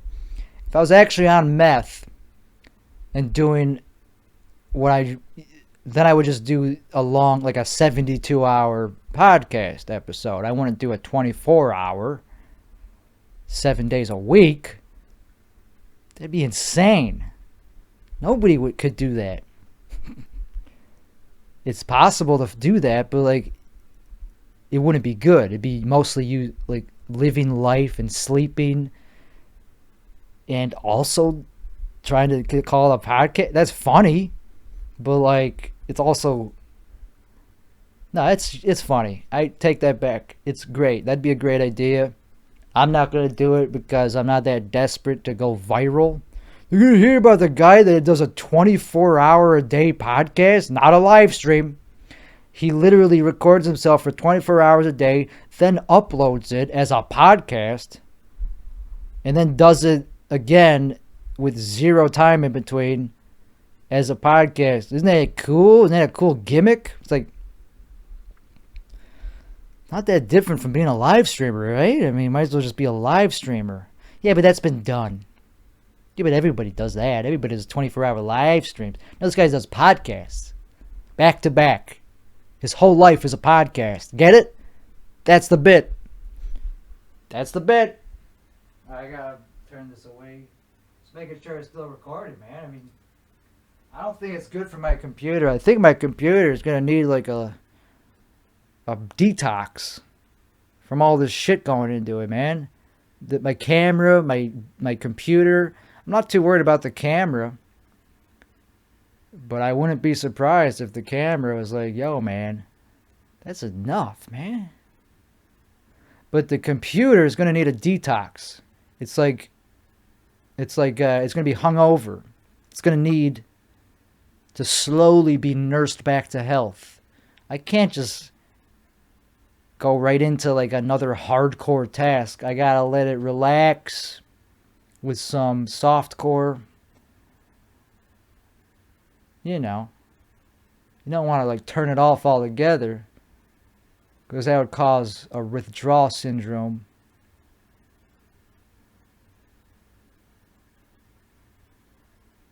Oh shit.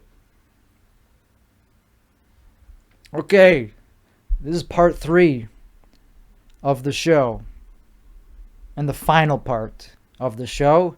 We're not separating it out technically, but we are separating it creatively, artistically. There's going to be part 1, 2, 3. This is part 3.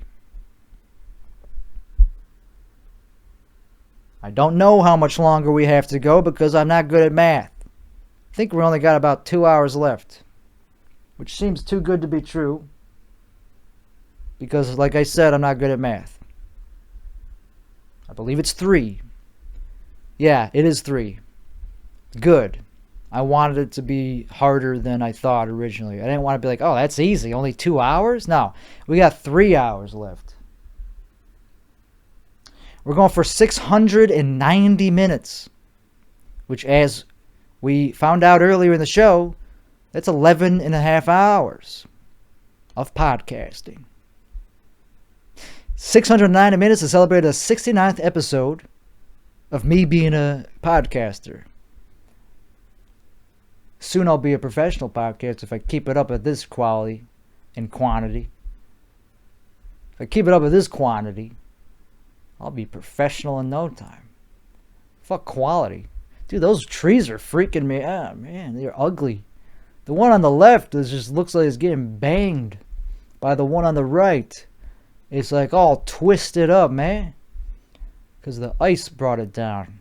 And it reminds me of like Dr. Seuss. Nature sometimes is evil. Like sometimes nature gets angry at you. And that's what that tree's doing to me right now. It's like that tree reminds me of a vision I had of a different tree, where it was like, damn, trees could be evil. They could be ugly looking. Like they could become like scary, man. And that tree is kind of tripping me out a little bit, you know. It kind of had like a weird 2D. It's like, you know, like it looks flat. Just it looks all like it's all twisted up from the ice storm, so it's like half killed. It's half keeled over. It's like, are you dead? Are you gonna? So you're hanging in there. That tree is literally like hanging in there for dear life. It's like, I feel bad for that tree. I should stop looking at it as like judging me. I'm judging I'm the one that tree's looking at me, going like, look at this guy. What's wrong with this guy? Why is he judging? He's like keeled over. He's hanging on for dear life, doing a 12-hour podcast, and he's judging me, a handicapped tree, just minding its own business, trying to get back on my own 2 feet. I have a life. You don't. I'm a tree. My life is figured out. And you're looking at me like I'm crazy. Sometimes you just have to stare at disabled people. And that's what I'm doing with this tree. And that's part of ADHD, I think, is because I got called on that once for staring at a handicapped gentleman. He's like, yo, I don't like that you stare at me. I was like, I didn't even realize I was doing that much. But okay, I'm sorry. I'm sorry that I'm doing that. I didn't know I was. I'm a kid. You're a very mature kid. You're more mature than me. But then I felt bad for him, so I was like, okay, I'm not going to do that anymore. I didn't feel bad for him. I just felt like an asshole because I was being an asshole by staring at him. But I was only doing it because it's fascinating. It's fascinating to look at something that nature that's fucked up, that came out wrong. That tree was fine a couple weeks ago. That tree used to be a regular tree. And then it got cold. And now that tree ain't ever going to be the same. And somebody got to do something about it. Like, it just like hanging on like it's at a 45-degree angle. It's like, it ain't going to, what is it, just going to all of a sudden just start going back to normal? It's like, it's already at a 45-degree angle. It's creeping me out. It looks like a Dr. Seuss illustration. And that's Texas. I don't know. I'll move on from it in a second. I'll move on. The next chapter of the story is underway. It's loading. It's propagating. The DNS network is propagating the next and final chapter of the 3-hour show. Rest of the show is 3 hours. Yeah, we cut it in 3 parts. This is the third part. This is the best part. It's way better than the first 20 minutes. Oh man, that first 20 minutes of the show, I was like very hard on myself. I was like, because I put so much anticipation into this episode. I had performance anxiety. Now that's past. And that's because I've been doing this for 8 hours. Because if you do a podcast for 8 hours, you're going to get over the anxiety. You'll get over the nerves about 7 hours in. You'll be like, oh, okay. Maybe I'm not that bad after all at talking into microphones. It's just that you gotta shake off the rust. And it takes about 7 hours. So that's what I'll tell people the next time I do stand-up. Is I'll tell people, hey, I'm rusty. Give me about 7 hours. Is that alright? Just give me 7 hours. And then I'll be funny. And then you'll get your money's worth. Then you'll get your $30 worth that people are charging. You believe it? People are charging $30 to see people that started comedy like 2 years ago. That's how you know there's a bubble. We're in a fucking bubble. And I'm not even one of those people on the show. What a crude or rude, ironic. How ironic. One of the most artistic expressors of freedom, of American creative freedom, is living in some unknown neighborhood with all these cookie cutter castles, McMansions, and he don't even get paid part of that $30 a ticket, and he been doing this for 10 years? What a rude irony. What a painful irony that this world needs to fucking be woken up to. Somebody's gonna write an article about me.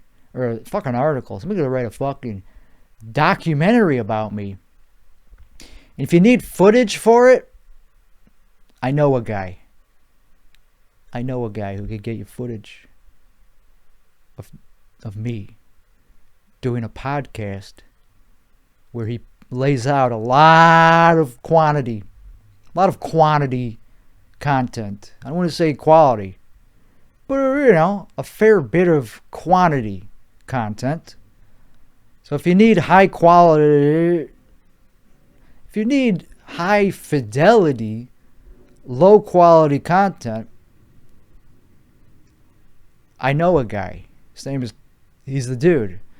The dude that you're writing a documentary about happened to record himself for about a year. Over a year. In his own house. Sometimes for about 12 hours. So you got a lot of quantity source material to work through here. You got a lot of film to go through. This guy put out a lot of quantity material. Wouldn't say quality. But if you need to write a documentary about me, ooh man, there's gonna be a lot of source material to fill it up with at least 30 minutes worth of quality content. I don't know about quantity, but it'll be quality. He's got quantity content already, but if you want quality content, yeah, they'll probably come down. It'll be boiled down to about, maybe, I can't see you doing a mini series on this guy. This guy isn't mini series worthy. He's maybe like a 1-episode documentary. Netflix, not good enough for HBO. I say this guy, yeah, fuck it. This guy is gonna be a legend. He's already, he'll be a legend by the time the documentary comes out. Obviously, you're not going to do a documentary about somebody that ain't already a legend. The documentary is what gives his cult following a thing to jerk off to. That's what the documentary is for any cult following of any legendary comedian podcaster that hates his own stage name and cringes whenever he goes on stage at his own comedy and hates himself at his own comedy. His style of comedy can be described one word: catatonic. Ooh man, he's gonna be getting paid so much $30 tickets. He's gonna be getting paid $30 so many times over. Wouldn't you hear about this guy? I could only describe his comedy in one way. That's catatonic. The most catatonic thing you've ever seen. He's going to blow this scene a new asshole once you see how catatonic he is. He has all the catatonia in the world, man. He died in his garage because he didn't even realize that the door was closed and his car was still on because he was thinking about how bad he was at life, at comedy, at his dream. He was pretty good in other ways in life, but not at his dream. He died chasing his dream and being sad about it because the garage opener lube made the garage door quiet. So he didn't know that it was closed. He pressed the button on the garage door, forgot to turn his car off, but remembered to press the button on the garage opener. So he just had lubed up his garage door. So the garage door was quiet. So his catatonia is what killed him and what made him a great comedian. Isn't that fucking amazing? That's fucking beautiful. His own powerful catatonic personality is what killed him. That's what got the better of him. All the best performers die from their own devices. What makes them a great performer is also what kills them. And in this guy's case, it was catatonia. He was so depressed by how bad he was at comedy that that's what killed him. Being bad at comedy. If he did good that night, he wouldn't have died. He would have had more pep in his step. It all comes down to pep in your step. Or coke in your pocket. Same thing. It all comes down to having a lot of pep in your step. And he would have done better if he had cocaine in his pocket. If somebody gave him a good line of cocaine before he went on stage as Timmy Gusto, he would have been like, fuck that name. I don't care that that's my name. I'm a fucking talent. Because that's what cocaine makes you feel like. It's like, I'm a talent. So you go up, he would have went up there, but that's not what happened. He died in his car. So I'm just saying, that's not what happened. He would have still been alive. We wouldn't have had this documentary going. If he was still alive, he'd be the narrator. He's already the narrator because he gave a lot of source material, you see, because he had a lot of quantity time on his hands. He had all that quantity in the world of time. So he actually did happen to predict his own death and gave us so much source material that he actually is the documentary narrator. He actually is the narrator of this documentary. So we don't even have to hire a voice actor because he gave us such an amount of material, quantity-wise, not quality. I wouldn't say it was quality material, but the quantity was unparalleled. It was first-rate quantity. This guy's content, first-rate in quantity. There's not a guy that produces longer podcasts that I can think of. I can't think of the last dude that put out a 12-hour podcast. I mean, Joe Rogan's are pretty long, but 12 hours? Anyway, that's like pretty much the YouTube limit. This guy's a genius of being a catastrophic catatonic failure. That's what the podcast... So this is the title of the document. Catatonic failure. Cut out the laughter. You can't laugh at the depressing documentary title. Say it normal. You're the narrator. Catatonic. I forgot. What was it? Failure. Oh, yeah. You're watching catatonic failure. I'll say it straight. I'll say it deadpan. He was a catatonic failure. Because, of course, they're not going to say the title. But they might say it like, you know, how they, you know, they'll say it, but not like, you got to say it as if it's conversational. Dude, he was a catatonic failure. His catatonia is what killed this guy. You could say he was a catatonic failure. Dude, he was so bad at comedy, that's what killed him, the catatonic. He was a catatonic failure. Use one of those. I won't be there. I can't give them. I'm the dude in the documentary that we're talking about here. I'm a dude playing a dude that's going to be in a documentary. I'll survive. I'm going to fake my own death in a car. It'll be a realistic dummy. I'll just fake the death. I'm going to survive. I'll be in the credits. Oh no, I'll be like after the credits roll, I'll do a cameo. Like, but it won't be, you won't know it's me because that'll totally ruin the documentary if it's just like, oh, he's still alive. No, they'll think I'm still dead. But I'll do a cameo, like Andy Kaufman style, as somebody else. I'll be like, dude, here's a cat of time vet. What can I say? Yeah, what a loser. I'll do something like that at the very end, and you won't know it's me. But I'll be there. The real fans, the conspiracy fans, the ones that have listened to the entire episode will know that there's a conspiracy because I'm saying it right now. I'm revealing it right now in a podcast that nobody's going to listen to because this is 12 hours long. I could say any conspiracy theory that I plan on doing and nobody's going to ever hear about it. This is like the safest place to give you a plan of a crime that I'm about to do. You know the safest place to tell somebody your crime? A podcast. You might as well just tell it to the ocean. If you're telling it on a podcast, hey, did you hear about this guy? He said he was planning on doing a big crime. Like, no. Where did he say that?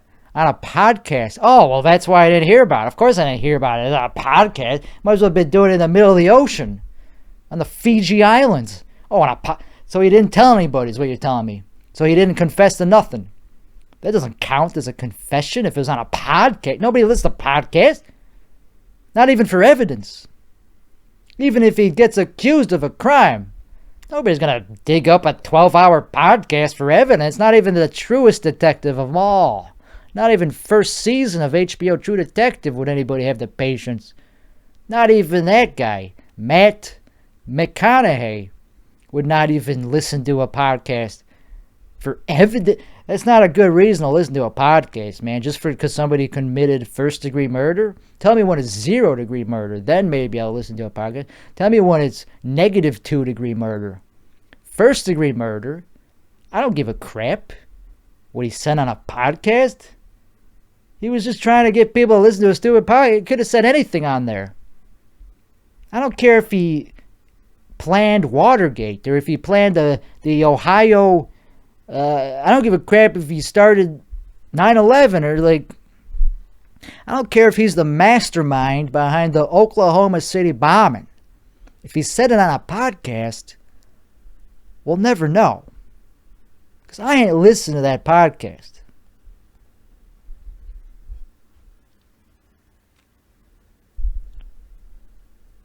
That'll be a good documentary. That'll be a good documentary. Hey, I know when to end bits.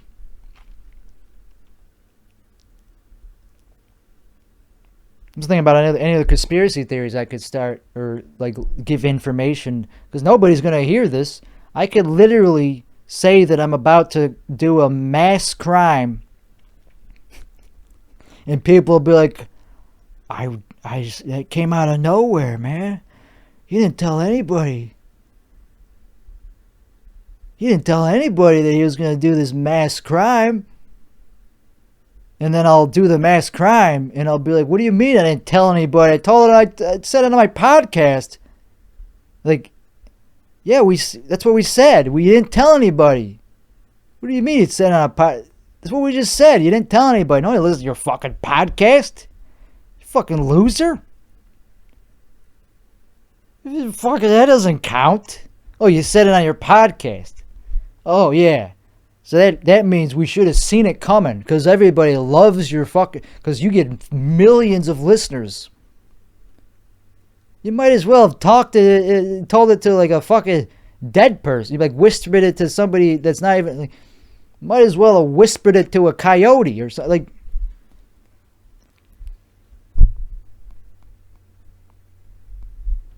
I mean... It's the opposite of going out in public with a megaphone. Oh, you told it on your podcast. So you told nobody, is what you're saying. You can confess to anything. You can confess to the Watergate bombing. You can confess to the oil spill. You can confess to that on a podcast. It doesn't count. Nobody listens to podcasts. Nobody fucking listens to your fucking podcast. You fucking loser. You could have told it. You could have said anything on there. You could have confessed to like killing Nancy Reagan on your podcast. Oh, well, we don't know. We don't listen to your fucking podcast, you fucking loser. Oh, now we know who killed Nancy Reagan. Well, we don't know because you didn't say it to anybody. You didn't confess, is what I'm saying. If you say it on a podcast, it's still a cold case because that's not, nobody knows. Nobody listens to your fucking podcast, you fucking loser. You could say anything on a podcast. You could say you murdered Andrew Dice Clay. You could say you had sex with you started COVID by having sex with a gorilla. Nobody would know how COVID started. You could have a smoking gun that shows that you started COVID by having sex with a bat. And we'd still be like, I don't know, was it a lab leak or something? You could be the guy that started the financial crisis of 2007. You could be that guy. You could be Satoshi Nakamoto. You could literally be that guy. If you say it on a podcast, we will never know who that guy is. Because nobody listens to your fucking podcast, man. Who the fuck listens to podcasts? Oh, you got smoking gun evidence that you're Satoshi Nakamoto. You got the first address forever. You got the private key. And you're going to prove that you're Satoshi by sending a coin from that address. Well, we won't ever see that because you did it on a podcast. And nobody fucking listens to podcasts, dude. You could do anything on a podcast. Nobody's going to fucking care. You could murder somebody on a podcast. You could literally murder somebody on a podcast. No one will ever know who murdered that guy because it was on a podcast. No one listens to fucking podcasts, dude. So anyway, I don't think I'm going to do this for another 2 hours. I kind of wanted more drink. I wanted more to drink a little bit. It's always good to have something to... It's always good to take in a little bit of fluid. When you're doing a long thing like this. So fuck, I'm going to take more fluid. I'm going to get more drinks. I'm not ending the show. This is not the end of the podcast. I'm not throwing in the towel. I'm a professional broadcaster.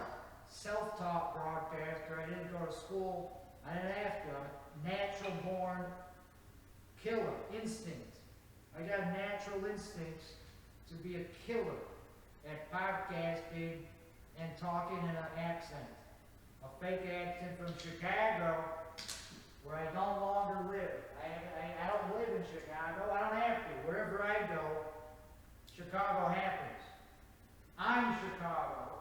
Wherever I go, I don't have to be in Chicago, because I am Chicago. I bring Chicago wherever the fuck I go. Wherever I go, Chicago is. I don't gotta be in Chicago. I am Chicago. I'm from there. Not only am I'm not just from there. I am Chicago. I don't have to be there. Oh, I don't live there? Oh, whoopee. I never left, because I am Chicago. Chicago happens wherever I go. That's where Chicago is. Chicago is wherever I am. Because I am Chicago. Whoops. And nobody's going to listen to your fucking podcast. If it happened on a podcast, we're never going to see it because it happened on a podcast. And nobody listens to podcasts. Fuck it. I'm putting out. I think I'm ready to finally. This is the last act of the podcast. This is the sunglasses era of the podcasting career that I am exhibiting. This is like a nutshell of, this is an entire podcast career that we're going through. on this 12-hour exhibit. I am Chicago. I'm the most authentic person you can meet from Chicago. I got the spirit in my bones, in my blood. I leave it on the seat when I leave. You could just be like, you smell the chair. Like, oh, Chicago was here.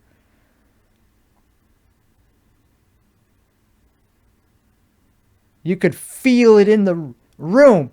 Excuse me. You could feel Chicago in the room whenever I'm there, even if I'm not saying nothing. You could just be like, hey, it feels like Chicago's here. It feels like a little bit of Chicago here. Feel a little bit like, I feel like I'm in Chicago all of a sudden. Maybe I'll get some Lou Malnati's. Maybe I'll see a Cubs game. Yeah, it's because I'm in the room. I'm Chicago. I am Chicago. That's why you feel that way. Because I don't have to live there anymore. I bring Chicago with me wherever I go. That's why I don't feel like I ever left that place, because I'm still there. Because I'm Chicago. Wherever I go, doesn't matter. Chicago. People are going to smell hot dogs. They're going to be like, oh, what the hell? All of a sudden, I feel like I'm on Clark Street. Am I on Clark Street? Is there like a fucking, what do you call that fucking place? Wiener Circle? Am I at Wiener Circle all of a sudden? Maybe I'll get some hot dogs. Like, no, just me. It's just me. Just because I'm here, because I am Chicago. Wherever I go, that's Chicago. Because I am Chicago. So I never felt like I left. Dude, I don't even feel like I ever left Chicago. Because I brought it with me here. I brought it here. I am. You get it. You get it?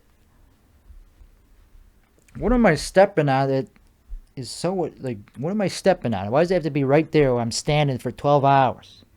So anyway, I had a dream that I started an insurance company.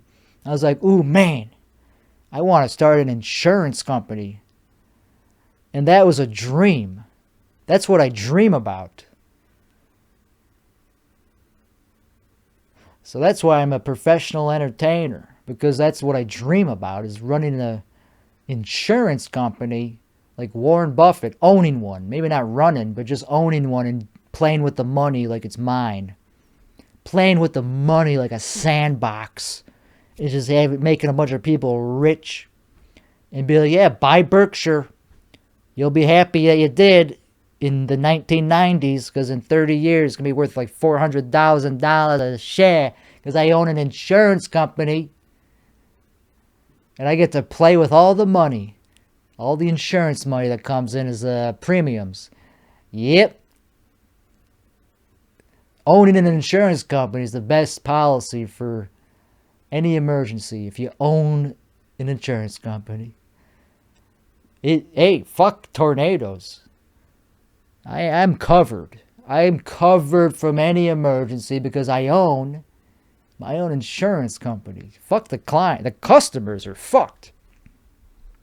I can never pay out what the customers are paying me in premiums. If I had to pay out every last penny of what the customers pay me, I'd go out of business. So obviously I'm banking on not a lot of emergencies happening. Because I'm fucking Warren Buffett. And I own my own insurance company. So if you own your own insurance company, you can do whatever you want with the money. You're going to have this huge amount of money that just comes in for doing nothing. You're not even doing shit. But people are paying the money because they hope that just in case an emergency happens. Well, usually emergencies don't happen. Most of the time, there ain't no fucking emergency. So you're making money off not emergencies happening. And that's a good business to go in. Because most of the time, That's not an emergency, or else they wouldn't be called emergencies. If they were happening like 40 times a day, it's like, oh, what's the emergency again? It's like, well, it's 9:41. That's the emergency. It's 9:41. Oh, 9:42. Here's another emergency. What is it? That is 9:42. I just told you what the emergency. Well, that's not an emergency then. If it happens all the time, that's why it's called an emergency. And that's why owning your own insurance company is a great business. You're profiting off of normal shit happening. Hey, if normal shit happens, I'm going to be a millionaire. If nothing bad happens today, I'm going to make $1 million. I'll bet you on that. I'm putting $1 million on black. Oh, whoop. Oh, I won. Nothing bad happened. Another day. Another not 9/11. I just profited off of that. Nobody drove a fucking plane into something. Nobody lit your house on fire. There wasn't an earthquake. I could do whatever I want with that money. I could play with it. I could fucking take a bath in that money because nothing bad happened. And I get money in it. I own my own insurance company. I could do whatever the fuck I want with that money. I could build a sandcastle. It's not even your money. It's not your money. It's not a bank. You're paying me in case something happens. If nothing's happening, you ain't gonna call me. It's my money in case of an emergency. But if there's no emergency, don't call me. Yeah, if there's an emergency, well, okay, I'll give you a couple dollars. But I still got a huge amount for all the days that there wasn't an emergency. Because 99 times out of the day, there ain't an emergency. But I'm making money off those non-emergency days. Man, do I love it when a day goes by and nothing bad happens. Because that means I'm making money that I can do whatever the fuck I want. That's what an insurance company is. Do I have to keep explaining it? So if you don't got your own insurance company, what are you doing with your life, man? So that's why I dream about it, man. That's why I have dreams of owning my own insurance company, man, because that's a dream. Just be lying in bed, nothing bad happening, no emergencies, and you're making millions of dollars because people just go, hey, I hope nothing bad happens. I'm going to pay this guy. I'm going to pay this guy in case something bad happens. And if nothing bad happens, I got ripped off. But they never say that. They just go, okay, well, that's fucking life. Nothing bad happened. That sucks. For me, I'm like, hey, great time to be me because nothing bad happened, which happens most of the time. Most of the time, nothing bad happens in life. You know, what was the last time something bad happened to you? Maybe a couple of months ago, you know, maybe a few years ago, you get something, your house got caught on fire or some shit. It doesn't happen every day. Unless you're a fucking loser. So what are you doing? Not having your own insurance company. Everybody should have their own insurance company unless you're a fucking idiot. What are you doing? And if you don't, at least have, I can understand not having one. Maybe you don't have the means to start your own insurance company. That's why you dream about it. That's why it's my dream. That's why it's my dream, because I don't have one yet. When I have one, I'll be sleeping like a baby. There'll be nothing to dream about because I already have my own insurance company. I'll wake up with no problems in the world because I got my own insurance company. That's better than having insurance. Have your own insurance company. You're covered. You're covered from any emergency if you own your own insurance company because you got millions and millions of dollars of other people's money that's now yours because you're providing a service. It's actually not there. It's your money. Stupid. Why is this so hard for you to understand? It's not a bank. Insurance companies are not banks. All the money that they have was earned through premiums. It's not a deposit. They don't get that money back. You're not a bank. Stop thinking that, it's other people's. No, it's not other people's money. That's the company's money. You earned it by providing a service, which is promising them that if something bad happens, you'll pay up. But usually, that never happens. That never fucking happens. For most people, that never happens. For auto, it happens very often. But fuck that. I'm talking about life insurance. I'm talking about like home insurance. Most homes don't get blown out by tornadoes. Most insurance policies expire way before anything bad happens.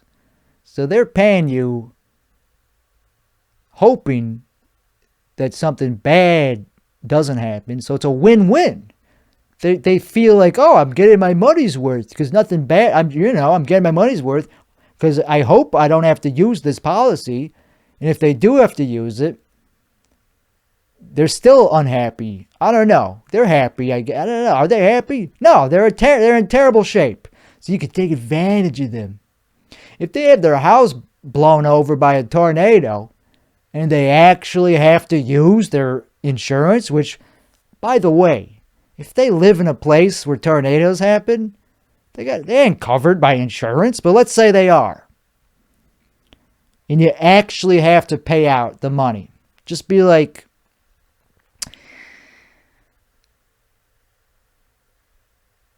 I'll give you this much. Just take advantage of their grief for losing the house, because they're going to lose all these possessions that are invaluable to them. So just be like, all right, I'll give you something for it, but like, hey man, I'm just being honest, man. This shit ain't covered, man. Did you read the fine print? You got to make them feel like they're getting a good deal just by getting anything at all.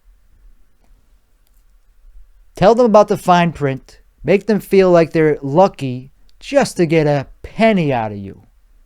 That's what you do in this rare situation. Okay. And then you say, did you read the fine print, sir? You got to call them sir to make them realize that they're not special. Just call them sir. Even though they're policy holders and you know their name. Says their name right on the paperwork. Call them sir to create distance between you. To make it more impersonal. Sir. Can I call you sir? Even though I know your fucking full name and address and everything about you. Did you read the fine print, sir? Tornadoes. They don't have, that's not covered. You live in a tornado valley or alley, whatever the fuck. You live in tornado alley, which is literally the only place in the world where tornadoes happen, and you're expecting us to just cover your house? This is for fires. You didn't read the fine print. This is for fires. I hate to be the bad guy, sir. But this is for fires. I'm sorry. I'll give you $8,000 for the whole place. And that's me being generous, because I mean that's just because that's not that's not like I'm just being generous. You're lucky to get anything. Don't say that. Don't say that. Don't be that transparent. But that's what you're doing. You're trying to get them to believe that they're lucky to get anything. They're not going to read the fine print. They're not going to act. Some people, if they live in Tornado Alley, are they smart enough to read the fine print that says that they're covered by tornadoes? No. Chances are they're not. And they're going to be happy to just get anything. So that's where you undercut them. That's why they're called insurance adjusters, because we adjust downward,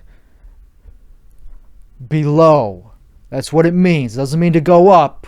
That's the opposite of what they're hired to do. Anybody could go up. We didn't hire them to go up. Adjusters are called adjusters to go down. That's why we call them adjusters, to adjust it for us. We don't give a fuck about adjusting it for them. We wouldn't have hired you to adjust it for somebody else. We want you to adjust it for us. The owner of the insurance company. The guy who always wins, no matter what. It's a win-win situation is what I'm saying. Even if there is an emergency, that's why we got adjusters. The adjuster, they call him up on the phone, real sweet talky voice. They go, "Oh, sorry, Miss Ma'am. Sorry, ma'am. I got your name here, but I'm going to call you ma'am. Sorry, I can't even do it. I can't even do it as a joke. I can't even do the sweet talky thing as a joke. I break character because, let's be honest, those insurance adjusters are scumbags. No. They're cool. But they're working for us. So they will call them in the sweet talk voice. Like, "Sorry, Mrs. Flanagan? Mrs. Redneck who lives in a tornado alley? Sorry." I'm trying to think of a redneck name. Flanagan. Probably not. Not a lot of Flanagans live in Tornado Alley. Probably just something like one syllable, like dirt. Dolt. I don't know. I can't think of a good name, a good example of that. Like Smith. "Hey, Mr. Smith." I don't know. That's too on the nose. "Sorry about your house. We're going to adjust it for you." That's why I'm called an insurance adjuster. It says on your policy that it covers $100,000 worth of property damage. Well, if you read the fine print, the tornado, it was only an F0. We only cover F2s and up. It was an F0. Sorry, honey. Sorry that your shitty house got killed by an F0. But we don't cover that. We cover actual emergencies. And that's just your house, man. That's just your house. You got to bring it up with your builder. You got beef with the person that built your house 400, however long ago they built that thing. They did a shitty job. Because this was an F0.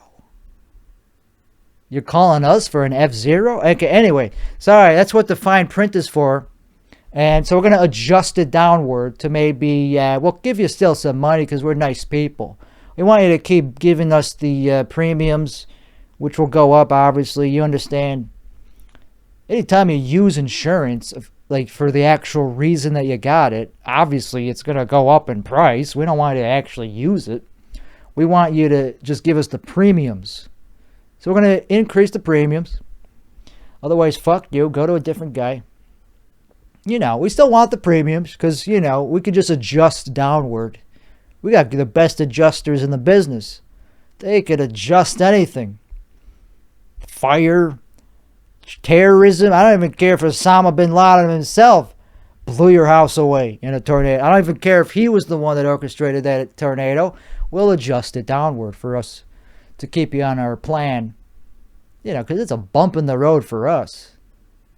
100 grand, 200. That's nothing for us. We're making billions on these premiums. You know, we'll give you something as long as you keep giving us those sweet premiums. Same with health insurance. We hope that you don't use our health insurance. If you're a health insurance company, you're a scumbag. I don't deal with that. I'm only talking about home and car and maybe life insurance. Life insurance, I'm not that much. That's a little bit scummy to make money on people's death.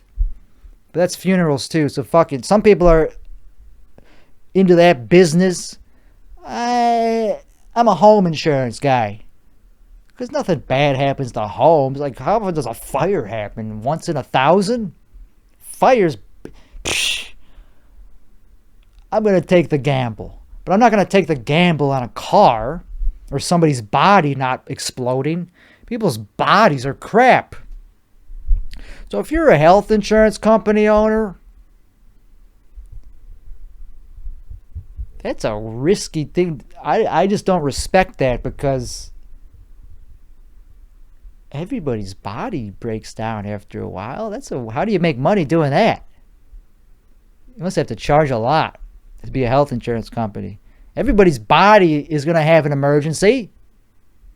Everybody's. I guess that's why they ask you all these questions, like, how old are you? Do you smoke?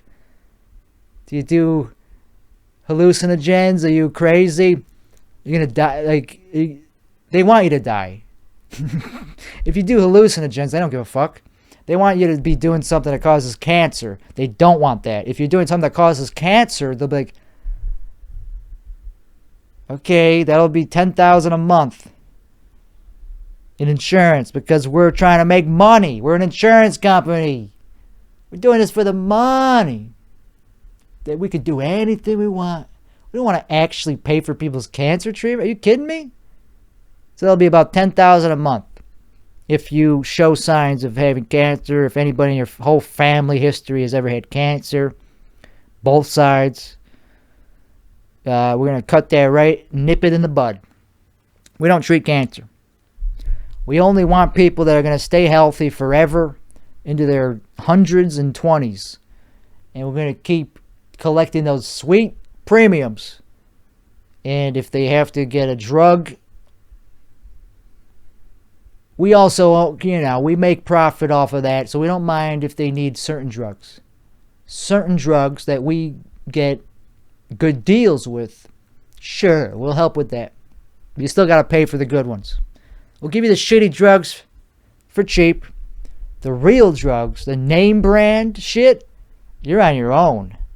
You kidding me? We're trying to run a business here. We're not going to give you name brand pharmaceuticals. We're trying to run a business here. We're middlemen. We only pay if something bad happens. And if you need a drug, that's not an emergency. That's just you wanting a cool drug. Oh, you want the name brand version of whatever, methamphetamine? That's coming out of pocket. That's too obscure for us. We only pay for the boring, shitty drugs that anybody could get. So anyway, that's why I want to run an insurance company. If I didn't make that clear, should I spend another 10? I think I spent enough time on that topic of the insurance company thing. That was pretty, I don't know how long, a long time. That's how Dave Chappelle does 4 hours. I don't know. I think that's what it would look like, is he would come up with like a premise like that, and it would turn into 20 minutes very easily, because it's fluid, because he's in the fucking flow state, and he just keeps hammering it on and keeps ironing out the premise, and it's continuously, it's funny. It goes on to be funny because he keeps drawing new bridges. He keeps finding new veins to tap into. So I don't like to explain the process of comedy, but that's only because this is a 12-hour podcast and we got time to do that. Maybe he does that too on his 4-hour sets. Like, now I'm going to explain to you why that was funny. Now I'm going to explain to you why I'm Dave Chappelle and you're not. It's from experience, man. It's from experience.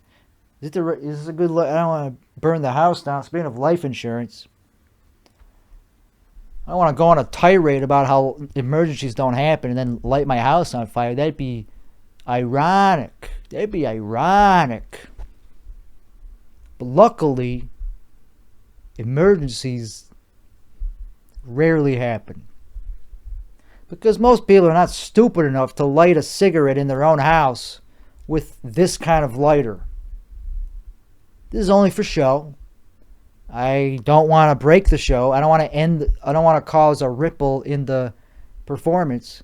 by getting the regular lighter. So we're going to use this one because it's closer to me, and I happen to have it in my hand right now. So we're just a couple seconds away from getting through the most dangerous part of this podcast, which is lighting a cigarette in my own house, which most people don't do. Most people, when they're smoking a cigarette outside, they don't go back in with the same lit cigarette. They usually wait for it to go out. Me, no.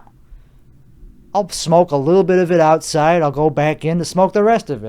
I'm not out here just to smoke a cigarette. I'm not a loser. I'm out here to get fresh air. I'm not here just to smoke a cigarette. I'm looking at the sunrise. I enjoy nature. I'm going to go back in and smoke the rest of the cigarette. I'm not an animal. I don't go outside just to smoke cigarettes. I'm going to go inside to finish the cigarette.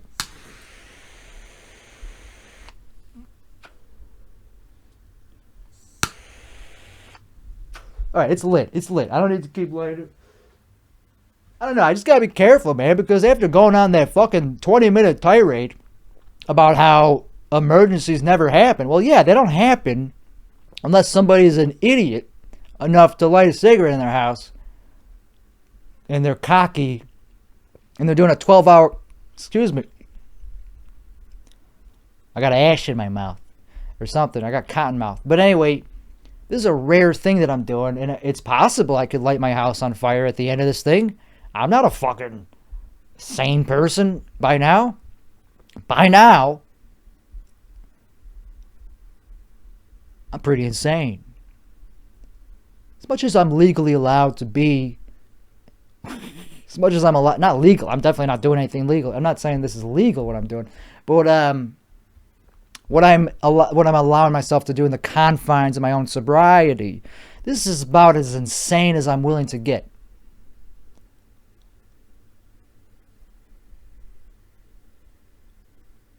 All right, anyway, we got a couple... Whoa. I'm not tripping out. I'm just wondering if I'm tripping out. There's a difference there. There's a difference. Tripping out, I don't have to ask. I'm wondering if I'm tripping out, like how much I'm tripping out. And it's not that much. It's very it's very normal and pleasant. I'm over the hump of trauma. I should take more. I could take more. Nah, more would be a bad idea. See, I know that much about myself. It'd be a bad idea to like take a double amount.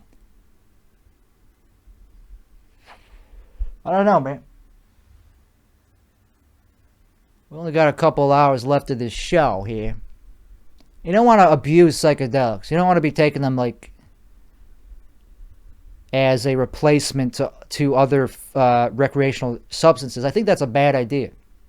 But I'm only going by my gut feeling, not by anybody else telling me what to do. Nobody has said like, oh, you shouldn't replace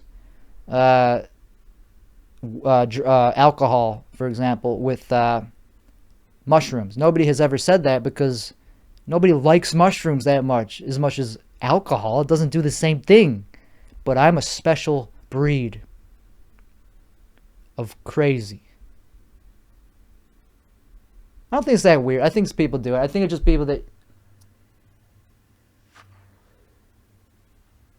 I don't think it's that weird what I'm saying to abuse psychedelics. It is abuse, but it's not weird. That's all I'm saying. Yeah, it's abuse. It's bad, but it's not weird. It's only bad in the sense that it's bad for my mental health. But it's not weird. Tons of people do things that are bad for their mental health. But that's it. It's only bad for my mental health, not for my physical health.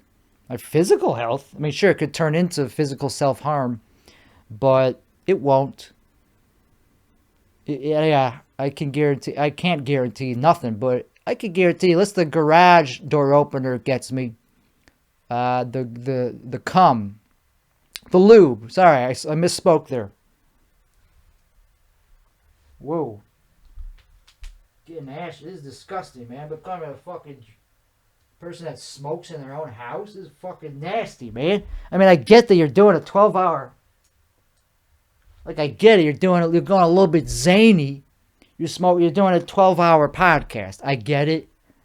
But, like, really? You're not even going to crack a window?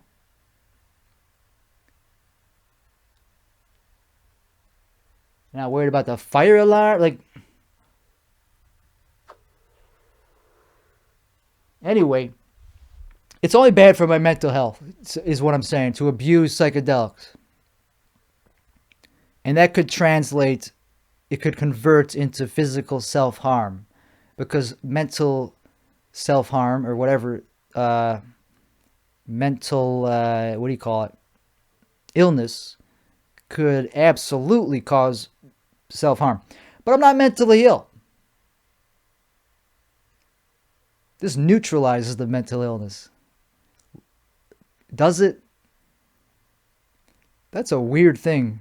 That's kind of like how ADHD people have to take stimulants. Like, if you're crazy, taking mushrooms does the opposite of making you crazy. It makes you not crazy. If you're already crazy, take mushrooms, man. It'll neutralize. It doesn't work that way, my friend. It doesn't work that way. It makes you crazier. Makes you crazier, but usually just makes you want to kill yourself. So that's not interesting. It's not like crazy in a fun way. Anyway, I should probably stop talking about people killing themselves. Whoo, man. But that's true, though. That's all it does. It just makes you dark. It just brings out the demons. It doesn't make you, like, crazy and, like, in the crazy sense. It just makes you kind of dark. And nothing wrong with that. As long as you, I mean, being dark is fine as long as you're not hurting other people. Don't hurt yourself and don't hurt other people. How about that? We're getting serious. We're going to end on a serious note. Whoops. I don't know. It's a weird thing, man, because the comedy, if you do dark comedy, you're kind of condoning darkness. You're kind of like you're using dark themes to bring happiness, to make people laugh. Not to make them happy, but happiness comes from laughing, I guess. Does it? It's an escape from reality to just laugh at crazy shit. Dark shit, I guess, is what I'm saying. So, now that I'm actually thinking about this and not just rambling without actually having my brain attached to what I'm saying, it doesn't mean we want people to kill themselves, is all I'm saying, man. The comics, when we do jokes like that, yes, I'm speaking for more than just me. I'm not an idiot. I know that, I can only speak for myself. But when any comic, for the most part, I can't think of any comic that does a dark joke and actually wants people to think it's literal. Or when you joke about dark things like suicide, ooh, man. That's a dark one. Doesn't mean we want you to do it. We don't want you to do it. Nobody wants you to do that shit. It's we want you to yeah, don't do that. Jesus Christ. Now I'm really having a deep, I'm going back to the first act of this podcast where I was like, actually, whoa, should I say that? Does that make sense, man? Be careful, because of course, if you're hurting very badly, so that's why I can't, fuck it. I am going to say this, because it's on a podcast, and nobody listens to podcasts, so I can say whatever I want. So, I forgot about that. We're 9 hours into a podcast. Nobody's going to listen to this. So why say it then? It's like you might as well yell it into the wind. It's like yelling at the clouds. Fair enough. That I guess that's the only reason not to say it, is because it could only bring the video down. But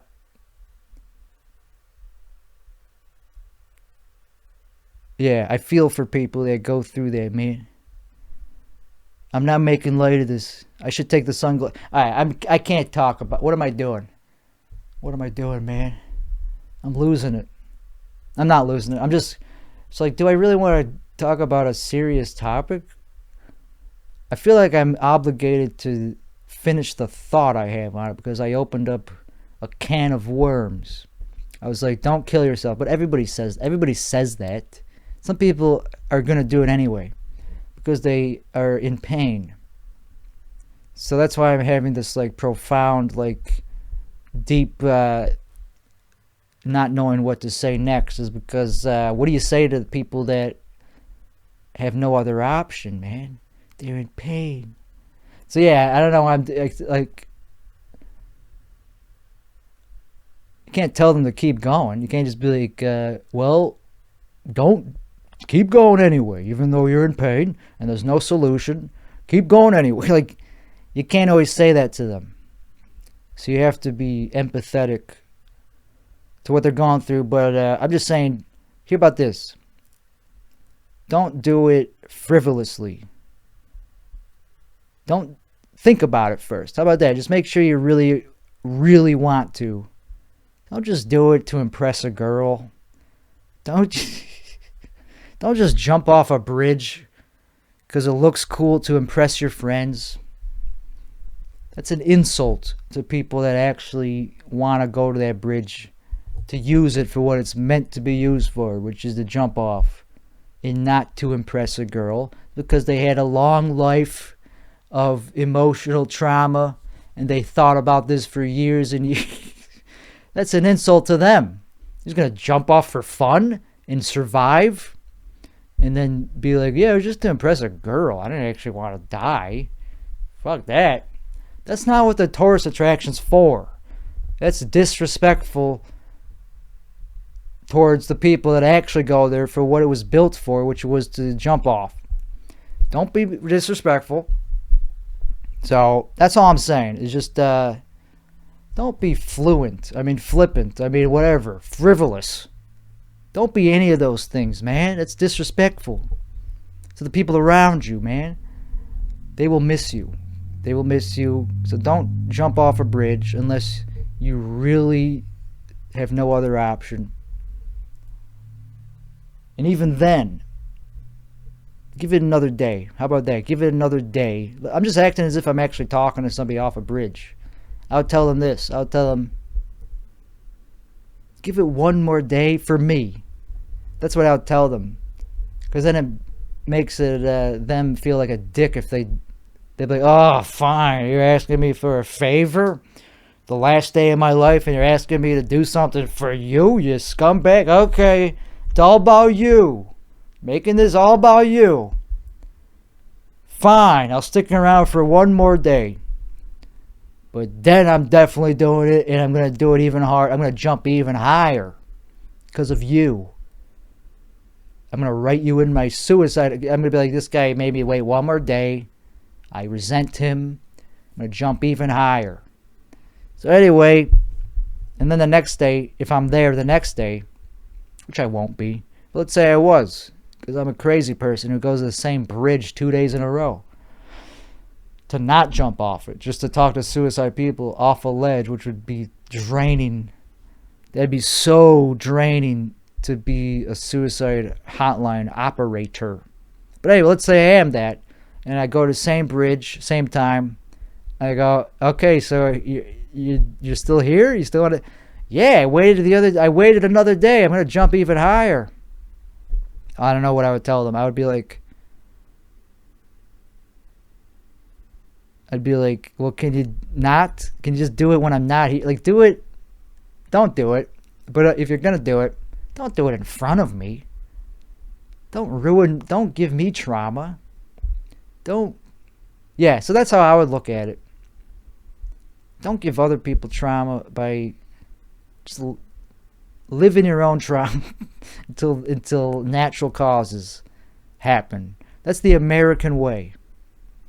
Accept the trauma as something that can be tackled in expensive, super hard to find and access resources such as therapy and magical mushrooms, which are way easier to access these days. You just get them anywhere. But let's say, yeah, that's the American way, is to fight your trauma one podcast at a time. Even if it's a 12-hour podcast, that's better than jumping off a bridge. So that's the American way, is to sit in your catatonic state and just absorb the negative frequencies and let them, and try to get stronger and let them bounce off you the next day. See, if, like, yeah, they're taking it down today, but it doesn't mean you won't learn how to, or at least tomorrow you might be stronger. You never know. You might wake up feeling stronger the next day, even though you still got that fatigue. I'm speaking from my experience, man. 12 hours ago, a long time ago, when I first started doing this podcast episode, not this podcast in general, I'm just talking about this episode. That was a long time ago when I first started doing this. I was a different person. And I struggled with fatigue and chronic fatigue. And look at me now. I'm almost 10 hours into a podcast. I'm standing on my own 2 feet. Yeah, I got some pain in my bones. My feet hurt. I still got, my back hurts a little bit, but it's not stopping me. It ain't stopping me from focusing on the performance. I can take a break later. I still got the fatigue. Now that you mention it, sure, I still got it in my brain. I got the fibromyalgia. I got something going on in my brain where it's like all over. It's like whatever. But anyway, look at me. I'm figuring out a way to live life still, despite the handicap, despite the chronic fatigue caused by emotional trauma burden. The burden. I'm carrying a burden. That's why I got fatigue. It's not for nothing.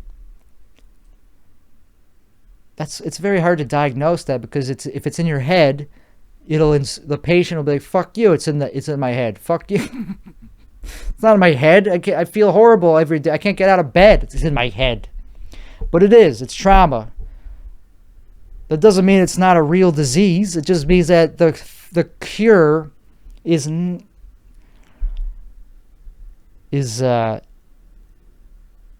interwoven. There's no cure unless you get into the nitty-gritty of your subconscious. I don't know if there's a cure. I just know that mushrooms open you up to at least looking at the bundle of trauma and at least being like, okay, I'm gonna whatever you call it, disentangle it. And maybe if you disentangle that trauma enough, it'll help with some of the physiological symptoms. Once you look at it and have emotional strength over all these subconscious burdens of what I keep calling trauma, maybe then the physiological symptoms will subside, because it's a catch-22. Which came first, the chicken or the egg? The head. It was the head. It was the trauma. It's a mental thing that came first. Then the physiological symptoms came later. That's me figuring out what chronic fatigue syndrome is. For the ones that have no physiological reasoning for it, if there's no, maybe long COVID is it's very, I don't fucking know what I'm talking about, because long COVID has similar symptoms as chronic fatigue syndrome, and that's just physiological. You got a virus, it weakened your immune system, and you're still fighting it. It's taking resources off your immune system to keep fighting this latent. Yeah, it's very complicated. I'm just talking about chronic fatigue for people like me. My experience, what I was learned today, with no research, just from my own experience, is I got a bunch of knotted up bullshit in my head, in my subconscious. Maybe I'm gay. That's in there somewhere, So that's a bad. Not that I care that much about. That's not a big one. That's not something that's plaguing me. And I I'm not gay. That was a bad example. I'm not gay. That was a terrible example. I shouldn't have brought that up. Why did I bring that up? I'm not gay. Some people... Let's move the defenses. Let's put somebody else under the bus. Let's throw somebody else under the bus. I'm not gay. I'll leave it at that. I'm the least gay person ever. No, actually, I don't mind. I'm not the least gay person. But anyway, I don't care about that. I have other traumas way above that are even harder to talk about than just if I'm gay. If I was gay, I would tell you in a second. I'd be like, oh, finally, I know I'm gay. But but these traumas that I'm talking about are more prickly because boring. It's not boring. It's just trauma. It's like me talking about my trauma. That is tough because that's the reason it's trauma. And also, it's not my business. It's not fair to lay out. It's just not appropriate for the podcast. How about that? I'll keep it for stand-up. I'll keep that for random audiences that who gives a fuck. But when it comes to this podcast, I'm very specific about what I talk about on here. I have a deep censor unit on at all times. I don't just say whatever comes out. I'm very thought out. Everything that I say on this podcast goes through a censor. A real-time censor. I never have to edit anything out because I have a real-time censor that edits it before it's even said. That's why I pause for 12 minutes. It's like, should I say that? Should I say that? Anyway, and I do that on stage too. I go, I'm not going to say that. But then I bomb because you're supposed to say stuff on stage. You're not supposed to just be catatonic. I'm not going to say that because that wouldn't be funny to me. Might be funny to them. I'm not going to say anything until I think of something actually funny to say. And then before you know it, it's time to get off stage because you haven't thought of anything funny to say. Anyway, that's been my whole comedy routine for the past 2 years. As soon as I got to Austin, I was like, I got nothing funny to say, so I'm not going to say it. Sorry to waste your time. Sorry to waste yours times. So that's what I'm going through. That's what catatonic. That's what it's bad. It's bad. It's funny, kind of. It'll be funny once I figure. It's just low dopamine, caused by chronic fatigue. It's very complicated. It's a web. It's a spider web. Spider web is what it is. So anyway, that's what this episode is about. It's the most deep episode. What if it wasn't? What if the 12-hour episode was the least deep one? It's he didn't say anything deep. Don't listen. It's all he did was joke about bullshit. He didn't get deep at all. The 12-hour. Listen to the hour-long one. 12-hour long one. He was just trying to fill time. He didn't go deep into his personality. He didn't put anything on the line. And I got nothing to put on the line. But yeah, there's a reason I don't air out all my traumas on this fucker. That'd be too much, man. It's between me and the people that caused the trauma. I'm not gonna that'd be a little bit. I have decorum. I don't use this as a talking shit. I don't talk shit on this podcast. I don't talk shit about people by name, at least. If I say, it's if I can't avoid the specific, if I can't make it obvious who I'm not talking about, if I can't fucking talk shit without it being obvious who I'm talking about, I can't do it. Because I'm a nice guy. And I have respect enough to bring it up with them off the show. This is a show. This is a show. Who the fuck would use a show to do something as rude as to cause personal conflict, bring up personal conflict or whatever, bring up, reignite, create personal conflict with somebody else. That's not what a show is for. This is for entertainment purposes only. And I'm only saying that now? 10 hours in, I'm saying that now. I feel like I should be saying that at the very beginning of the show, before I get into all these topics. Then people go, oh, it's just for entertainment value, not for like actually listening to as like advice. It's just for entertainment purposes only. You dum-dums. You actually taking a chapter out of, you actually think what I'm saying like is real, like sure, it's based on some truth, but like it's for entertainment. Everything I'm doing now is for entertainment, to create intellectual property, to make me money on a documentary after I fake my own death. So don't take it don't actually take it as advice, except for when I talk about comedy. Of course, that said, just because it's for entertainment, there's still some truth from it. There's still some grains of educational truth, maybe, like, that you could draw on how to improve your life.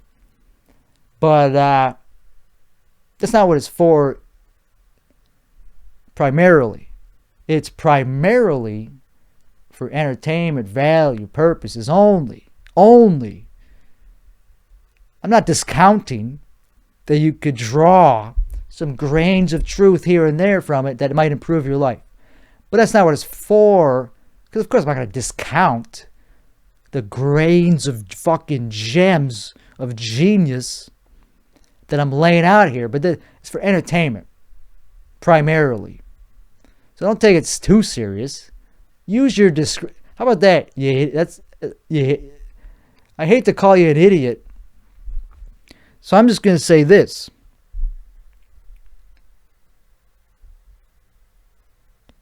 Use your own discretion in life. I'm not your fucking leader. I'm not a cult leader. I'm not David Koresh. He was a leader. He was somebody to draw answers for, like, how do I do this? Like, you suck my dick and then I'll tell you. He was that guy. I'm not that guy. I'm an entertainer.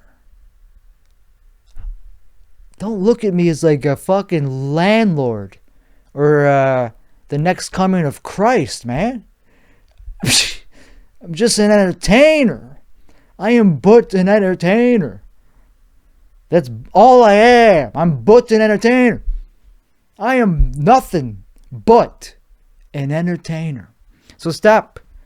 And I love being an entertainer. I ain't knocking it, but that's all I am, is an entertainer. So use your own discretion. I'm not your fucking dad. Use your own discretion, man. That's what the word was invented for. It was for people like me to say on their media that people consume who are too dumb to live their own life. That's why it says viewer discretion is advised. As in, maybe don't watch this if you're too dumb to understand that this is for entertainment purposes only. Viewer discretion is advised. It's for entertainment purposes only. I'm an entertainer. I am but an entertainer, not a doctor. You're looking at me like I'm a doctor, like I know what I'm talking about. I'm an entertainer. Everything I'm saying is primarily for entertainment. Viewer discretion is advised. And that is the end of this disclaimer, which I don't disclaim, by the way. I thought it was a pretty good disclaimer. But everything I said within the disclaimer, come on. Don't listen. I'm an entertainer. Alright, this was fun. We only got about 2 hours left. Okay, that was a long one. That was a long hour. I won't lie. It was a long hour. I was hoping we didn't have 2 hours left. That's actually pretty rough to hear. That's actually pretty bad news to actually learn that I'm actually 2 hours away from being done with this. 2 hours? We're going to be doing it for another 2 hours.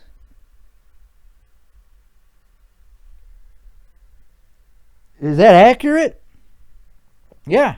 Not quite 2 hours, an hour and a half. Okay, when you put it that way, we're in the middle of 2 hours and about an hour and 45 minutes. An hour and 40 minutes away. That's not that bad. That's not that bad. I think I got another podcast in me. Hey, I'm on a podcast tour. And this counts as me headlining a fucking Woodstock. This counts as like a huge... This counts as like Madison Square Garden. This counts as like is the Chicago Theater. So what am I talking about? An hour and a half. I could do an hour and a half. I'm on a podcast. I've an infinite number of podcasts in me. I'm on a podcast tour. I forgot. No wonder I'm able to do this like breathing. I do podcasts in my sleep. I could shit out a better podcast in my sleep than most of the fucking sleepers that get paid $30 a ticket who are only 2 years into comedy in this fucking shit dick of a community called Austin, Texas. People are paying $30 a ticket to see somebody that's only been doing comedy for 2 years, and you see him fucking do the same dick jokes that their fucking nephew could pull out of their ass because they're only 2 years in. They haven't even realized that the only reason they're only doing comedy in the first place because of childhood trauma. They don't even know that that's why they're doing it. They're just doing dick jokes. That's it. That's embarrassing.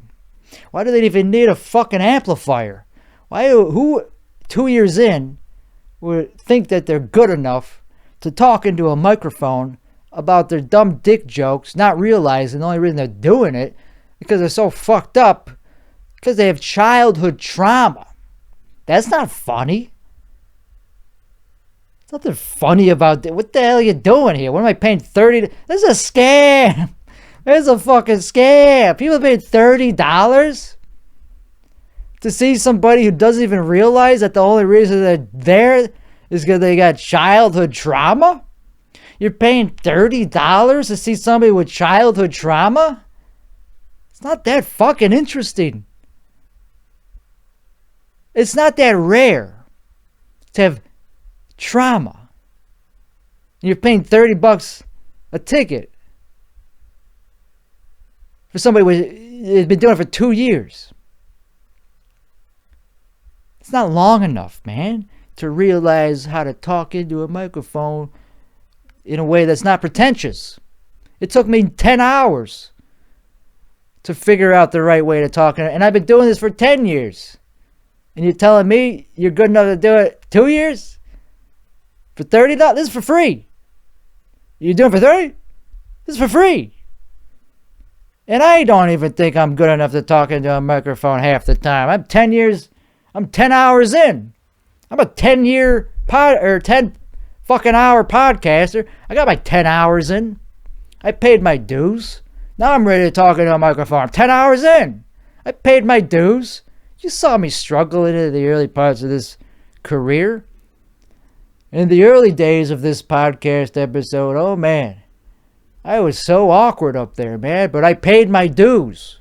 I toughed it out. I talked about all sorts of shit. I bombed up there for hours. Literally hours. And now I'm a little bit competent. Now I'm a little bit competent to where I could kind of talk into a microphone. And you're doing it for $30 and you're only 2 years in? I'm 10 hours in. I got 8 hours on your 2-year bitch ass. 2 years. Sorry, I shouldn't have said bitch. That was hack. All right, cut the character. Cut the cord on the fake character. I just stepped into a line that I'm not willing to cross. Calling people bitch ass is a little bit over the line, a little bit over the top. You didn't have to say that. It was funny before you said that. Then in this thing, bitch ass. It's like, what are you, 5?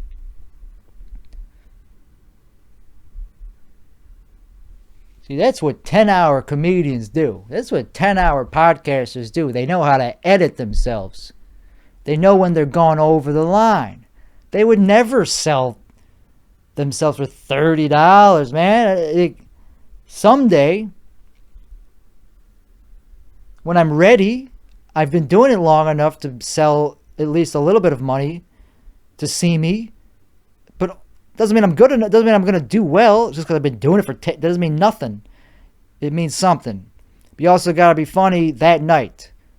Yeah, 10 years experience usually you need at least that. You need like more than that to do an hour, whatever. To be $30 good, you need more than 10 years of experience. 10 years is nothing. So if I ain't even ready to charge that kind of money, who the fuck do these people think they are charging $30? $30. You get it. I don't have to keep repeating myself. I think I repeated myself enough times. You know, that's not even my accent. I'm copying somebody else who's probably also copying somebody else. And it all goes up the ladder. It's all fucking cheap ass Dagos all the way down. The turtles go all the way down, man. I don't know where I got this accent. I stole it from somebody who stole it from somebody else. It goes back to Italy, to an original gangster, and he invented it. His name's Joe Pesci. Pray to Joe Pesci. He invented this accent. I don't know who invented this accent. This accent's all over the place. But when I do it, hey, today, $30. $30? I don't know who invented. That's not me. I didn't fucking invent that. $30. But it is a little me because I could try not to talk like that. Okay, let's just do the same bit without the accent. $30? People paying $30. Let me not do the Chicago accent to satisfy people that don't like when I do a fake accent. People are paying $30. Did you hear that people are charging $30? So it doesn't fucking work. My heart has to be, if my heart is in something, it'll come off that way. So it's not fake. Of course it's fake. Nobody talks like that. But when I'm doing a bit that's real, when it's a real bit, yeah, I'm gonna do an accent because it sells the bit. I'm a salesman. And I developed it my own. I didn't like watch somebody on TV and go, "Oh, I'll do that." And I studied it. No, you fucking, not that. I'm not a loser. I developed it. I don't know. I guess you don't really have to study people to pick it up. It's just a hearing thing. If you could just pick it up by exposure. It doesn't mean you're studying them to have the accent. But it's funny, and I don't know. I'm only doing it now because I'm overtired. That's another thing. I do it when I'm tired, when I'm like experiencing sleep deprivation. That's when the Chicago accent goes on full display. And I apologize. Viewer discretion is advised. It's for entertainment purposes only, and that's why I do it. Do I have to explain myself? It's for entertainment purposes only. Let me do it without the accent so people don't judge me for doing a fake accent. It is for entertainment purposes only. Oh, that was so much better. That was so much funnier when you did it with that. Dude, keep doing it without the accent. Keep forcing yourself to not do the accent, even though it's harder and unnatural and takes more effort and doesn't make it as funny at all. Keep doing what takes more effort. Put more effort into not being funny. Yeah, here, for me, because I don't like when other people get laughs in a way that I don't feel is genuine. How about this? Anytime you're going to say something that's going to get a laugh in an easy way, don't. I'd rather see you struggle up there. Say it in a real boring way. Say it without the accent. Okay, I'm going to do that from now on. Let's try that for the rest of the show. No more acts, because I don't want to piss somebody off that I don't care about. I care about them if I'm talking about them this long, but like, obviously, it gets in my head, but I don't respect them. In the terms of like, I don't think they're funny. I respect them enough as like acquaintance, like it's somebody that's like also doing something that I'm doing, but I don't look up to them. They're not funny to me. They've never made me laugh. And they're telling me how to do comedy, but I get where they're coming from. They want to see someone genuine. I get it. That's why I'm so hard on myself. That's why I don't always do it. But so let's do something that takes more effort and doesn't get as many laughs to appease some douchebag. That's a good idea. That's a good idea.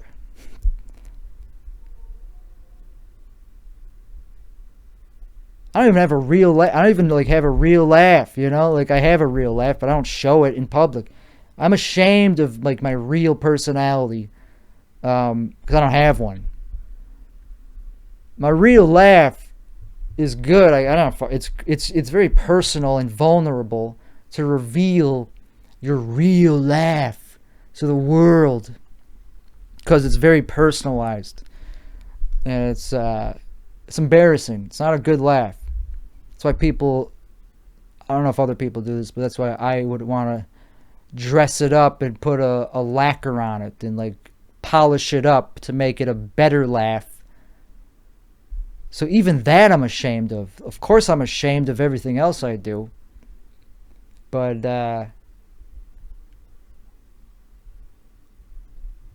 it's a real accent. It's how I talk when I'm like passionate about something. Like, fuck you. I don't know. And that's also a character. I don't know. It's weird. It's very, it's better than nothing. It's better than not having anything. But I could tell that it's not that original. That's how I feel about it. Otherwise, I wouldn't care. If I thought it was brilliant and original, I wouldn't worry about it so much. If I didn't kind of see where they're coming from, it's like, yeah, that's kind of not that original. It'd be like a Dago to just do like a Chicago accent all the time. So I'm gonna keep being catatonic instead because that's killing. That kills the crowd to be catatonic and not even think of nothing to say. I'd rather be catatonic than be a hack, though. Yeah, you know, I'd rather be who I really am, which is a catatonic person that's afraid to even go around the block. I don't know. You develop a persona because talking into a microphone in public is a crazy thing to do if you're an introvert. It's like, what the hell?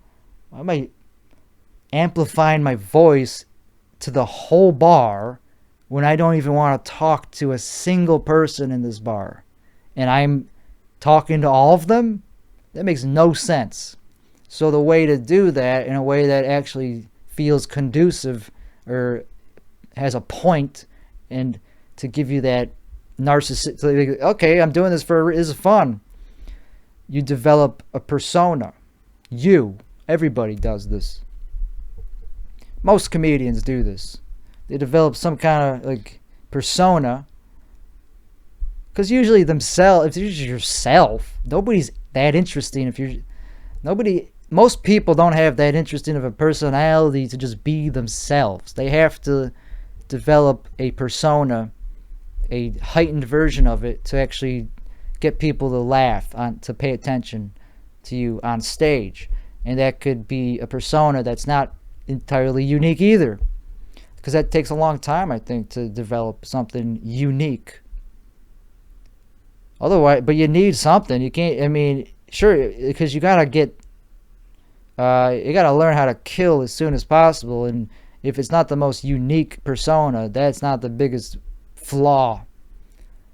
Because not all persona, because I already know that what I'm doing is Tony Clifton sometimes. But at my most extreme, I do Tony Clifton when I'm not even trying to do anything relatable, like bits at all. I'll just do Tony Clifton. Like, what are you talking about? Like, get up, like, as you're about to go into a joke, you get mad at somebody, and that's the joke. That becomes the joke. You getting mad at the crowd is the joke. I do that, and people don't realize that that's what I'm doing because they think, because it's not easy to tell, because I'm Tony Clifton. So what I'm talking about though is like, but yeah, whatever. Okay, it's not that unique. I haven't thought of something groundbreakingly unique yet. Who cares? That's it? That's the only reason you're not doing it? Because it's not groundbreakingly unique yet? Everybody's going to call you a hack, even if it is unique, man. Even if it is... Who gives a shit? Just focus on the material. You could tweak the delivery later. Focus on the material. I can't do that. I'm bored of the material. That's why I do podcasts. That's why I do 12-hour podcast. I don't think I made that... Did I make that clear? I'm not good at honing material, man. If I was good at honing material, I'd be like getting paid $30. I'd be one of those 2-year comics getting paid $30 if I was good at honing material. Clearly, I don't give a crap. I don't give a crap about material. I am Chicago. Wherever I go, Chicago happens. It's a stupid bit. See? That was 4 hours ago that I thought of that. Stale. It's already stale. To me. Because I did it already. I'm an artist. I'm a fucking artist. Most people can't do that. Most people can't just come up with something funny on the spot. Because they're not from Chicago. So I don't need people telling me that I'm not from Chicago, that I can't exude the vibe and figure out how to go on stage and be who I am. I don't give a fuck if it's a fake character. I don't give a fuck if it's like a phony baloney. If somebody calls me out, it's like, okay, and it's for entertainment purposes only. Use your discretion. That's why you didn't see the disclaimer. Viewer discretion is advised. Of course, this is not my real personality. My real personality is catatonic. Who gives a shit? That's not fun. That's not entertaining. Oh, that's hilarious. Seeing a dude just think about what not to say. Nope, that's not funny. Nope. Not gonna say that. That's not entertaining. I don't give a fuck if you think I'm a phony.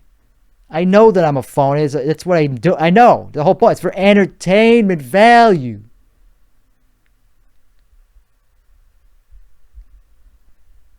Why do I have to repeat my...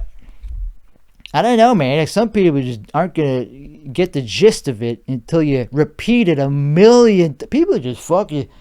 And I'm one of them. I don't remember shit. I don't remember anything that I'm talking about.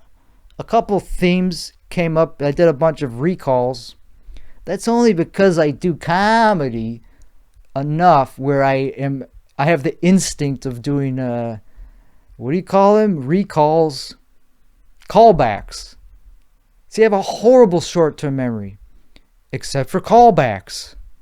Because that's part of doing comedy. Because you build the instinct for it. I have a horrible short-term memory. I don't know the fuck. My joke. I could think of a joke 2 minutes ago. It's gone. It could be a brilliant premise. It's gone. Unless it's a callback. Unless I already said it earlier, then I will call back to it. Because I am a professional. That's why I don't go out for $30 shows, because I'm not ready to, I would not perform in a professional manner because I'm a professional. That's why I don't do shows, because a professional wouldn't do shows if they weren't ready to be a professional. That's how I got out of a gig a couple of years ago. I think I said this before. I was like, they were like, why haven't you pushed a single line of code? I was like, because I'm a professional. Professionals don't push lines of code. They survey first.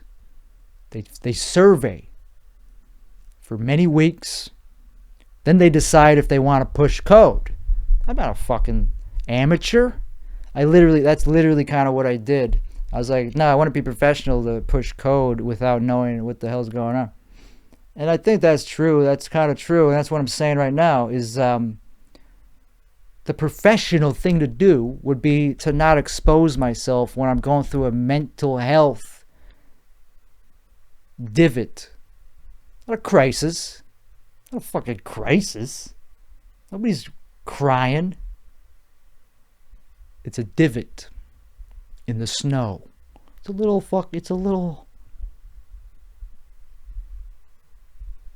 it's a slope.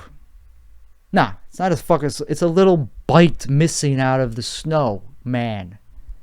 Picture a snowy hill. There's a little clump of snow missing out of that hill. There's a couple snowballs. There's like one big snowball missing from that hill. That's what I'm going through mentally. I'm going through a mental health divot. Not a crisis.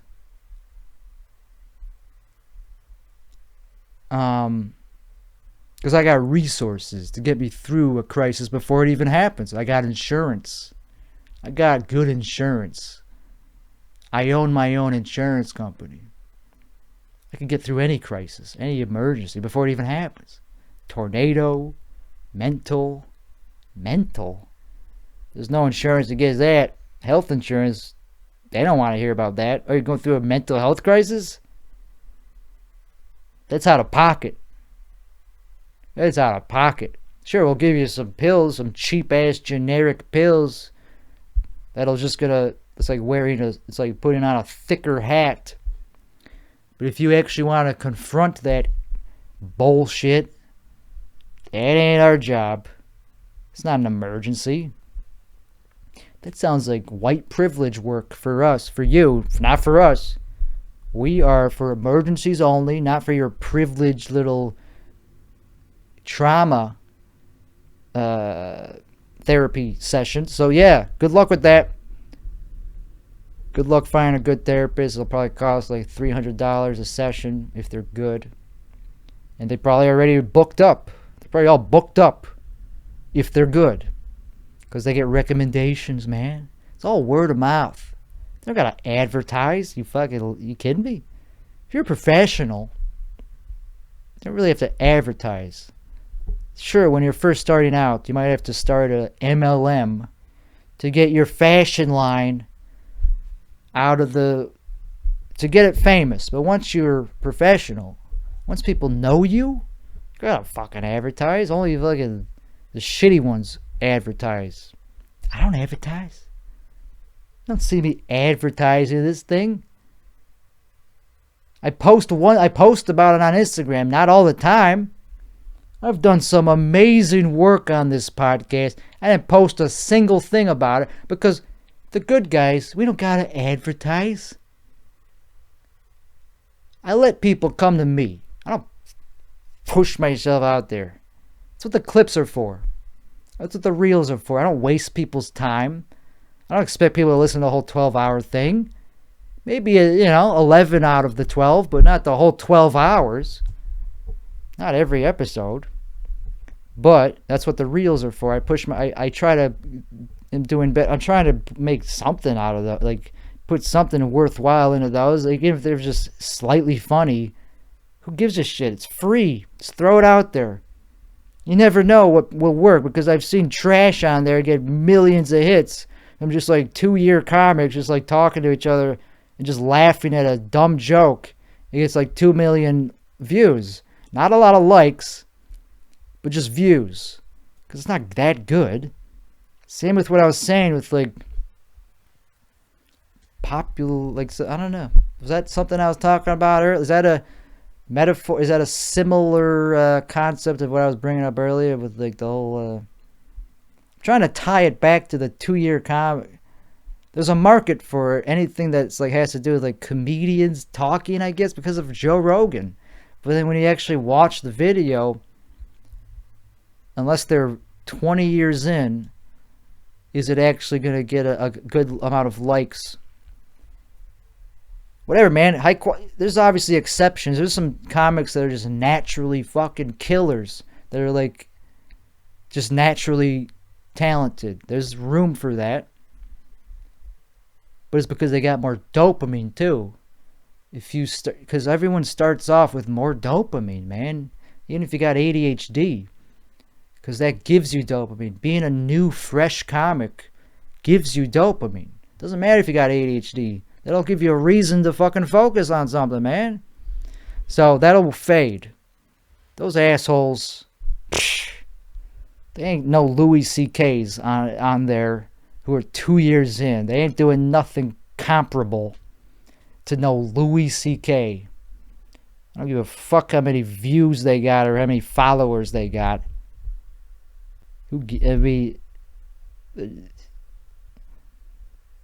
People pay. You'd be surprised what people consume. It don't mean it's good shit that they're consuming, man. You'd be surprised. You should see what people put into their bodies all the time. And you're surprised that these shitty comedians get 2 million views? Look at what people are putting into their bodies every day. People drink soda. They eat Oreos. They eat, I don't know, cornstarch. And you surprised that they're consuming shitty media too? Ooh, what a shocker. Takes talent to see talent. And I ain't seen talent in a long time. At these 2-year comedy shows, they charge $30. $30? And you think you could just roll in there with your 2 years of dick jokes, not even knowing that the whole reason you're there in the first place because you have childhood trauma, and you're not even gonna. That's not funny. You don't even know why you're doing. You haven't even like made peace with how fucked up you are in a mature, sober way. You're just still just drinking and like, yeah, this is fun. I'm just drinking and making people. I'm the best. No, you're fucking. You're just drinking your own Kool-Aid. The best don't think they're the best because they're professionals. They know that they're not good enough for those shows, even though because they don't have the dopamine. So they stay home and they do 12-hour podcasts and they think of tons of material on the podcast and they never put it out, except for on the podcast. They don't fucking hone it because it takes dopamine. And they don't got the dopamine. Who the fuck gets excited about honing bits if they're 10 years in or 10 hours in? Same thing, man. 10 hours of a podcast episode, that's enough to pay your dues. That's the same as being a 10-year comic. 10-hour podcast. If you can do a 10-hour podcast, you pretty much got what it takes. You're pretty much my peer. I would fist bump you. Not the most authentic. Like, I wouldn't press that hard on. I'd really, 10 hours. Probably just sat there the whole time. Just because he did quantity doesn't mean it's quality. But yeah, you put out the quantity. Wouldn't say quality. It's because he did 10 hours. So anyway, I do 10 hours of variable quality. Not just quantity. I do variable quality. That's the best way to put it out, man. Variable quality. Unpredictable quality. That's the best quality. The best way to compress your videos using variable bit rate. Because you never know which parts are good enough to like use the juice for. Don't use the same bit rate on the shitty parts. Use variable bit rate, because certain scenes of that movie that you're compressing might be better than the shitty, boring parts where they're just on a bus. They're just on a bus. No, man. Keep the juice for the fight scenes. For the shit that needs it, man. For the most emotional parts of the movie. That's where you should have the high... That's why it's variable bit rate. That's what that was invented for. Not just the same bit rate. You're going to waste all this money and bandwidth and all this hard drive space on boring bus scenes. They're just on a bus. Does it have to be 10,000 kilobits of just people on a bus? Variable bit rate. That's what that was invented for. Viewer discretion is advised. And this podcast is variable in quality. Goes up and down. Some parts it's like, okay, what the hell is he talking about? The other parts like, whoa, this is like a this is the next great bit. This is the next Bill Hicks. Oh man, he could kill in the he could fucking sell out the Apollo for $30 a ticket. But then 2 seconds later, it's like, whoa, this guy is barely an open micer. This guy's catatonic. This guy got to die in his garage with the guitar lube. I mean, the garage lube. But you know what I meant. Because at this point, we're only doing callbacks, baby. I think I could get away with only doing callbacks for the whole rest of the podcast. You know? It's just how it is, where you just get tired of playing with the same 4 guys. You know? That's what you do when you're in the Beatles. You know, we've all been there. We've all been in the Beatles. We've all written Strawberry Fields. How many Strawberry Fields do I want to write in one career? It's like, you know, that's what you do. That's what you do.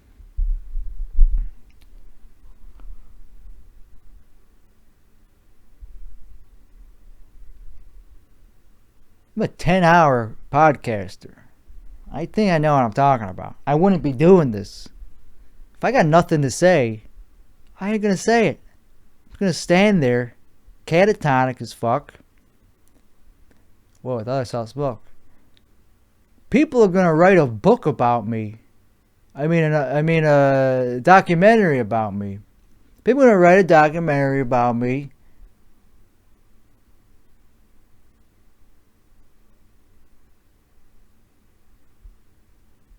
Sorry, I'm just getting hit by a wave of exhaustion. I just realized that I'm actually like getting like kind of tired.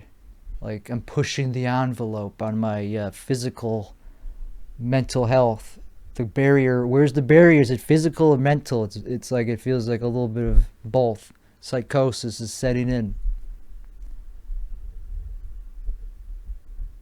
I'm from Chicago. I don't feel like I ever left Chicago because I am Chicago. Wherever I go, Chicago. It happens. I don't fucking care. If I'm in Chicago, I'm in a fucking cul-de-sac in some rando subdivision in the middle of nowhere in Texas. Is that Chicago? Not if you look at a map. Unless you look into my eyes. Fuck the map. You could tell that Chicago is... You feel like you're in Chicago when I'm in the room. Alright. That was one of them. That was a bit. That was a callback.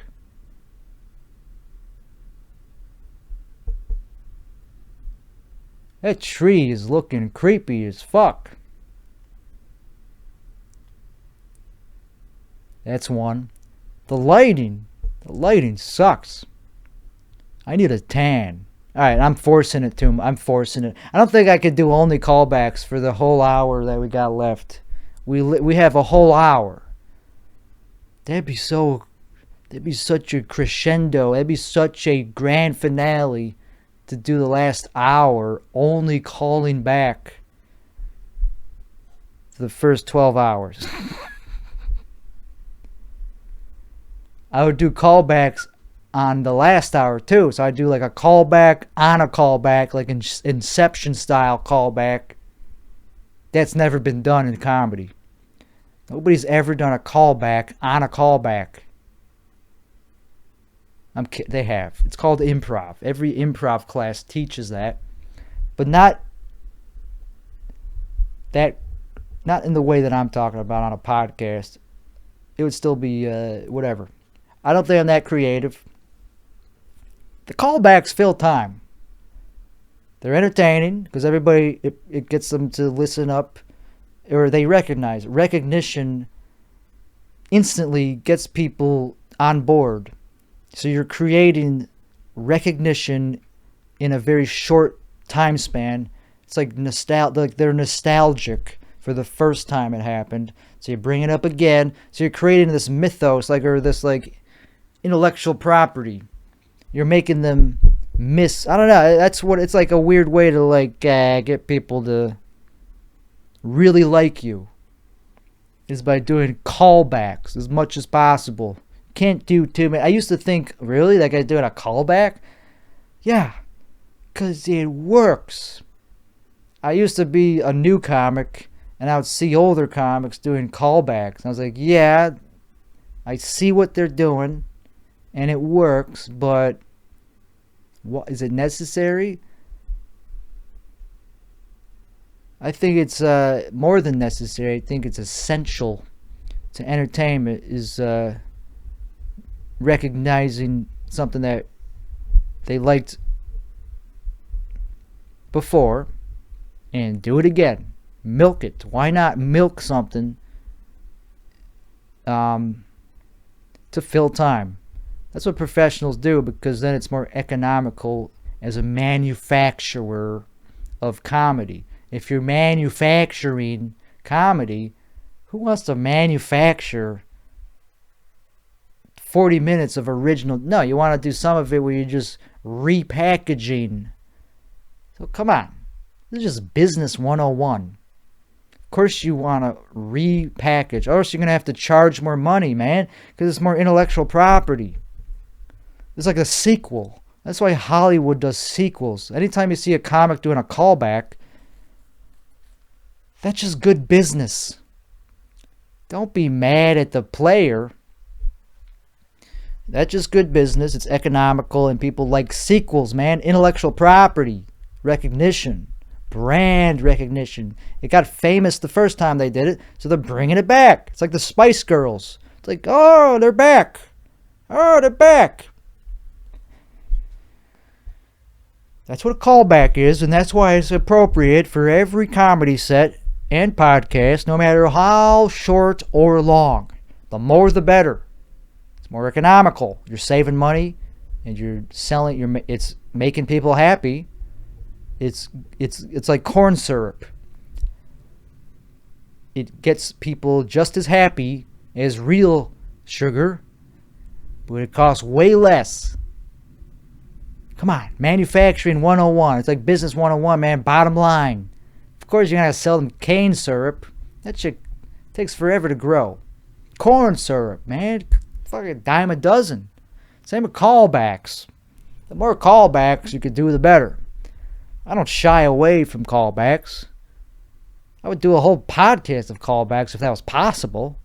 The problem is, you need a first original thing to do a callback from. You can't just start with nothing and pull a callback out of thin air.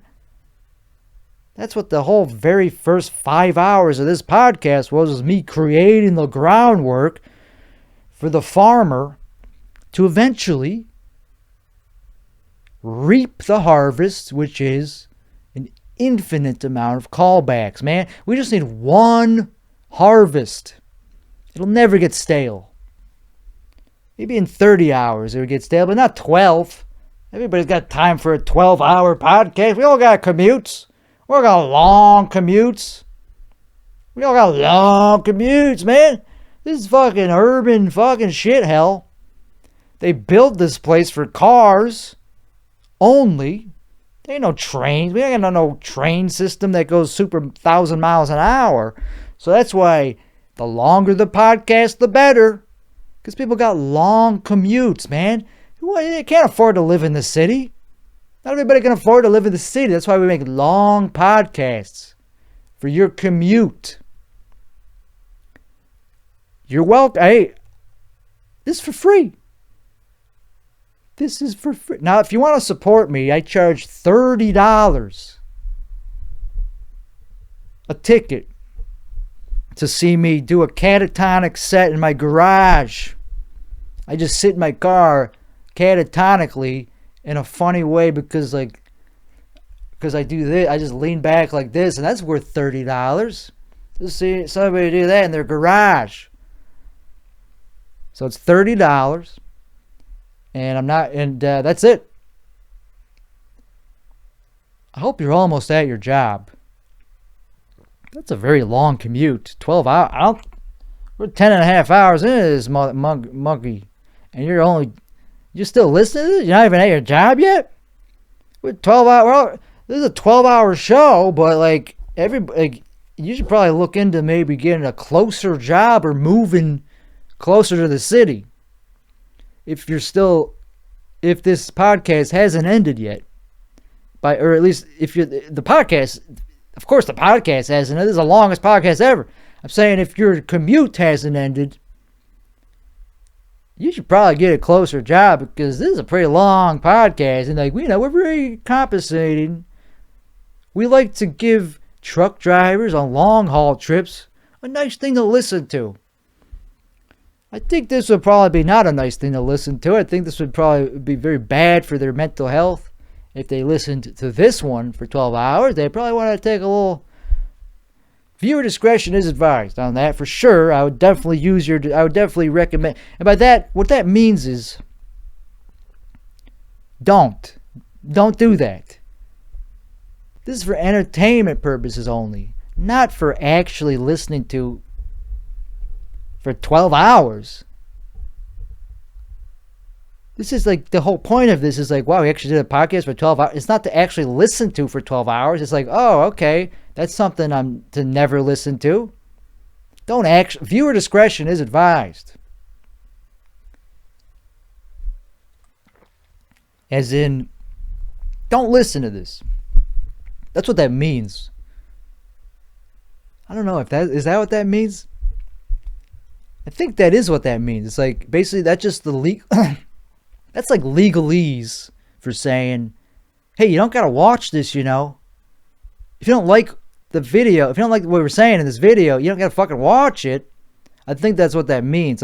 Hey, you're an idiot, is what that is. Basically you're saying, hey, you got your own choice in the matter.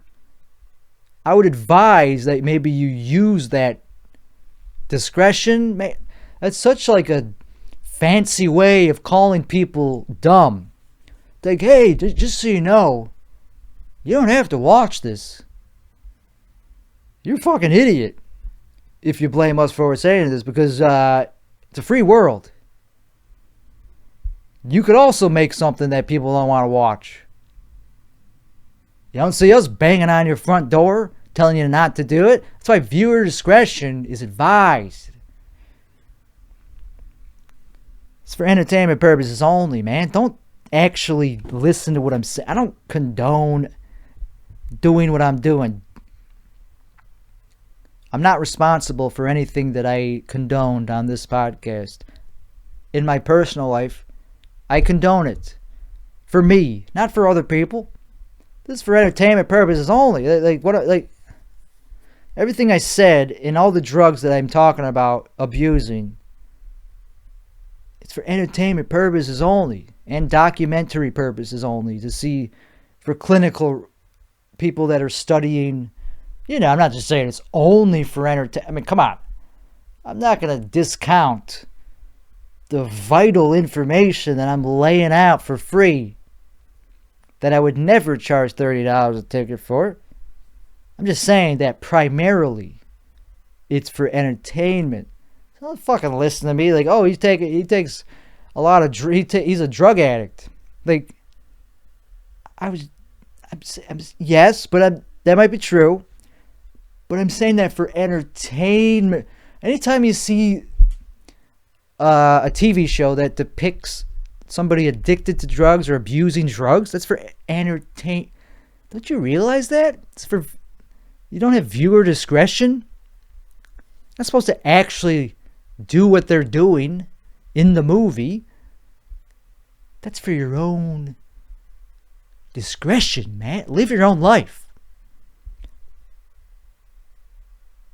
Don't you realize that's the only reason people talk about that shit? Because it's entertaining?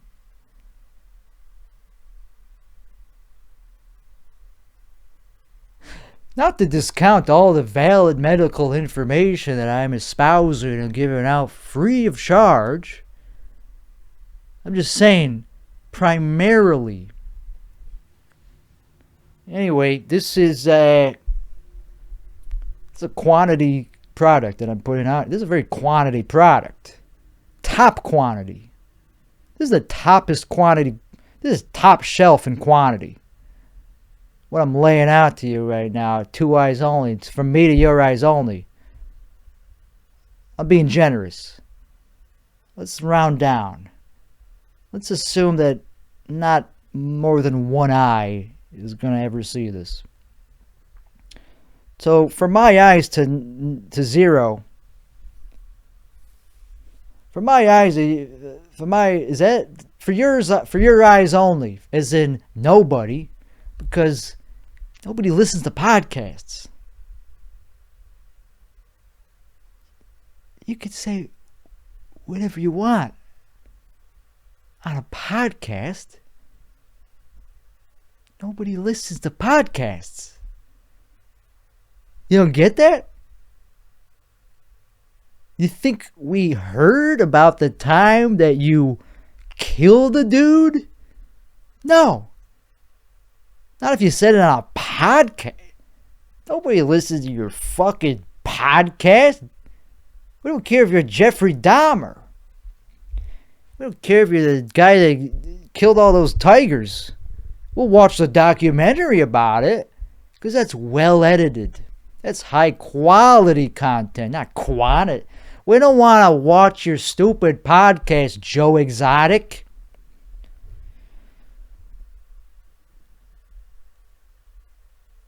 You can say whatever you want on your stupid podcast. You can say you wanted to kill a bunch of people on your stupid podcast, which he did. But the only reason we heard about that is because somebody was crazy enough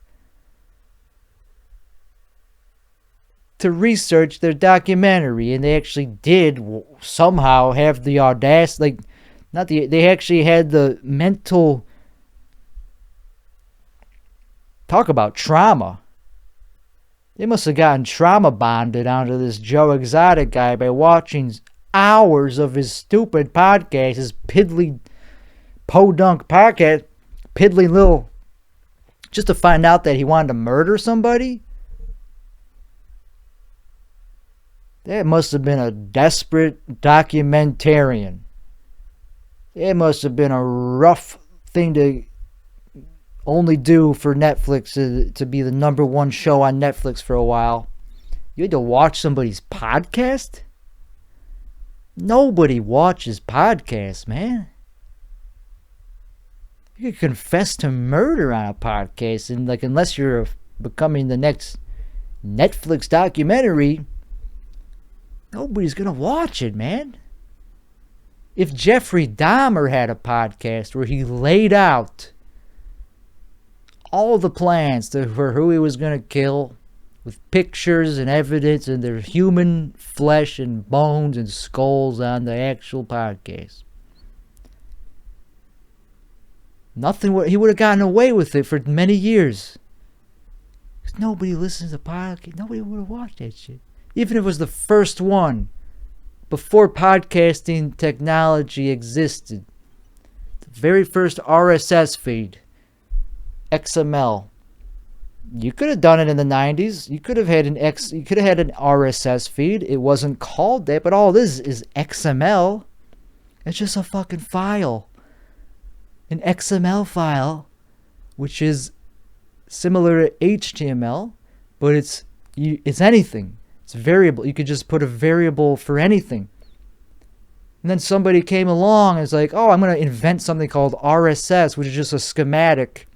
It's just a framework for how to create an XML file to pass along metadata for a podcast.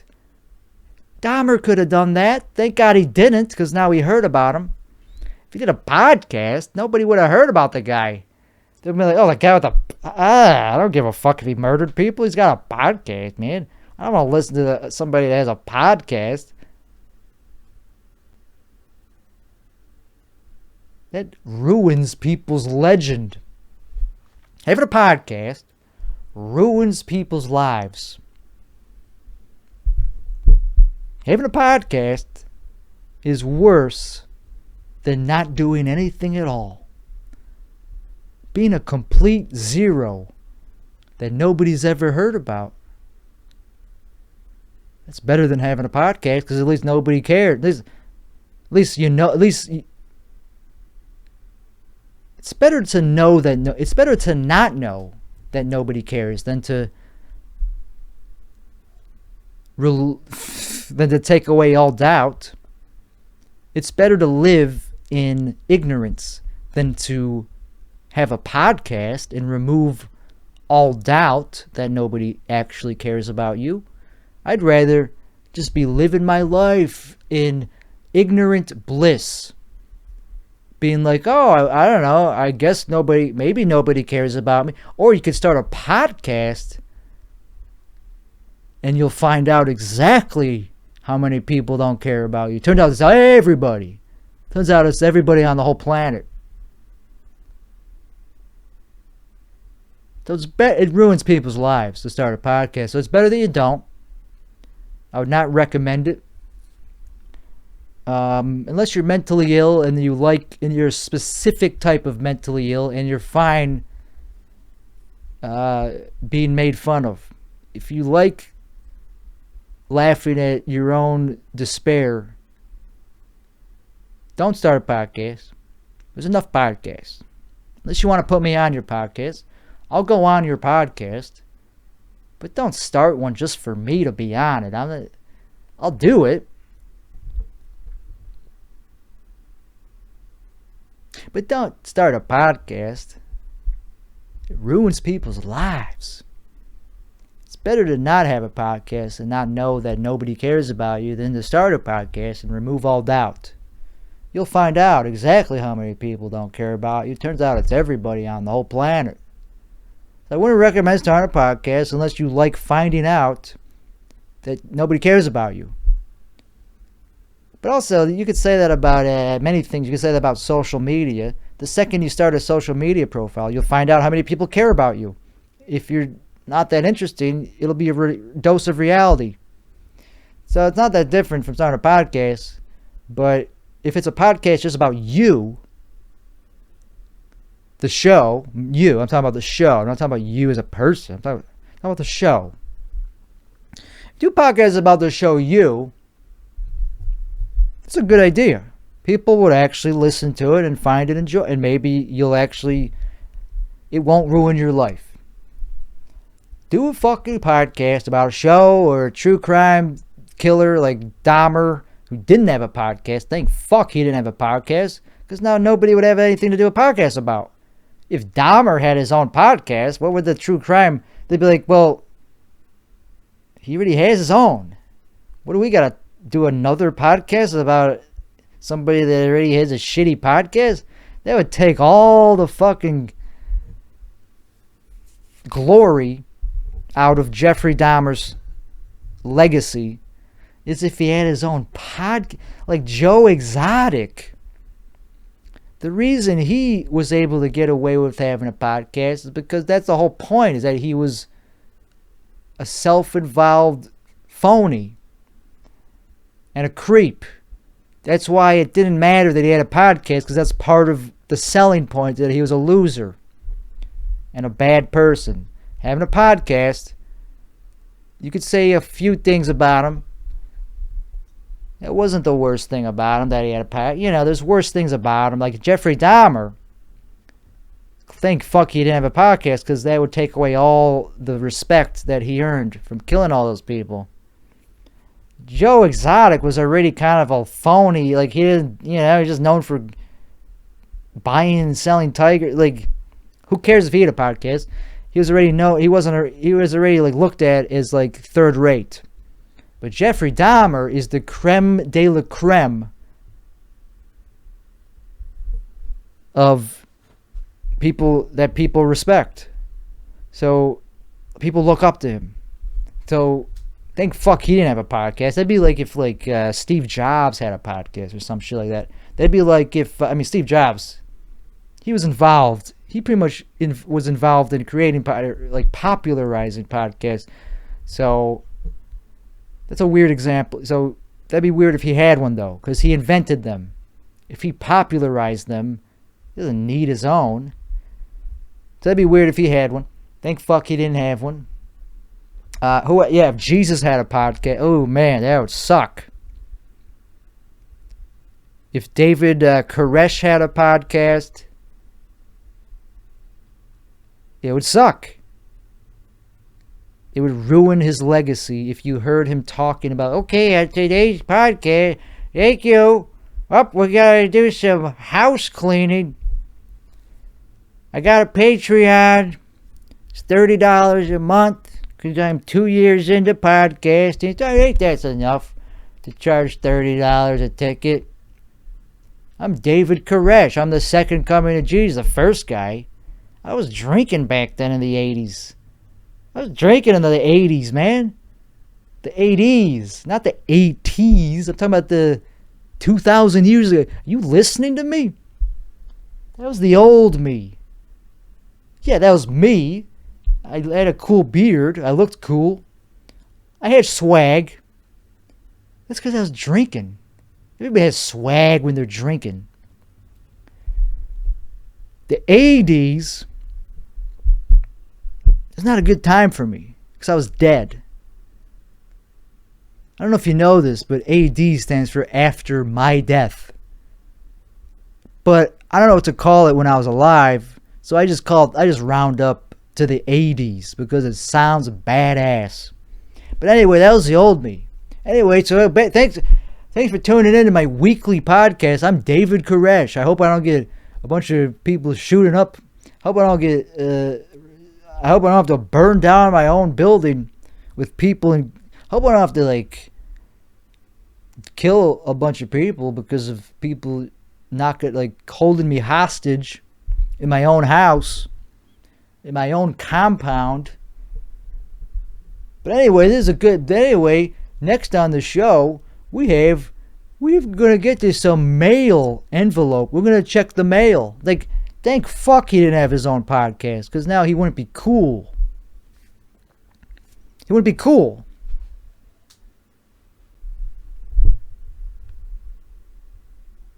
So anyway, who else should not have a podcast? I don't give a fuck about. I'm a nobody. I'm proud of my podcast because it's this is the podcast to end all podcasts. This is a podcast about nothing. You know? It's so this podcast is so it's postmodern. It's the end of podcasting as we know it. It's a reason not to do a podcast. It's a instruction manual on why it ruins people's lives to have a podcast. And my life was way better before I started this thing. This thing has ruined my life. Telling people that I have every time I tell people I have a podcast, I have to feel the shame of them finding out that he has a podcast, and they go, oh, well, I don't like you anymore then. I used to kind of think you were kind of cool. Now that I know you got a podcast, it's like, what is it, the 2008s? What is it, the early 2000s and 10s? What is it, the 80s? Everybody has a pod. You're not supposed to have a podcast. Only losers have podcasts in the 2020s. Oh, you just started in 2020? You started a podcast. Well, it was nice knowing you. You did a 12-hour podcast. And I'm supposed to talk to you like a normal person still?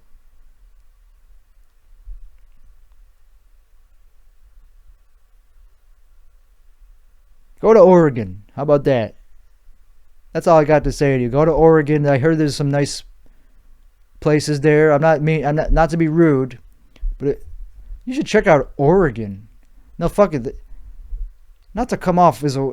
this might seem like kind of like coming out of the blue, but have you ever been to Oregon? Just wondering. Just wondering. Just wondering. Nothing, you know. Just trying to plant the seed. You did a 12-hour podcast, huh? Cool. I'm supposed to talk to you like a normal person?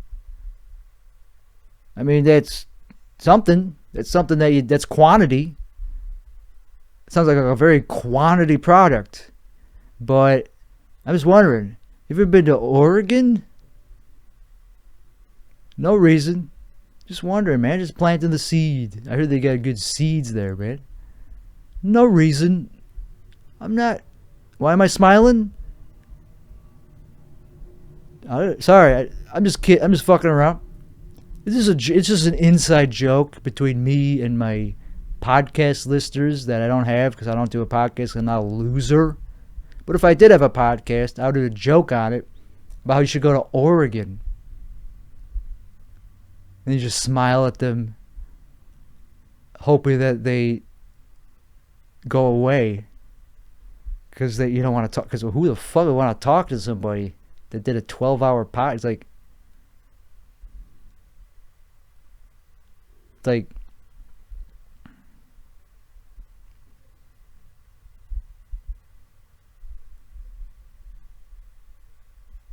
hope you're not charging $30 for that. But all right, I'm trying to think of callbacks. All right, we're in the Twilight era.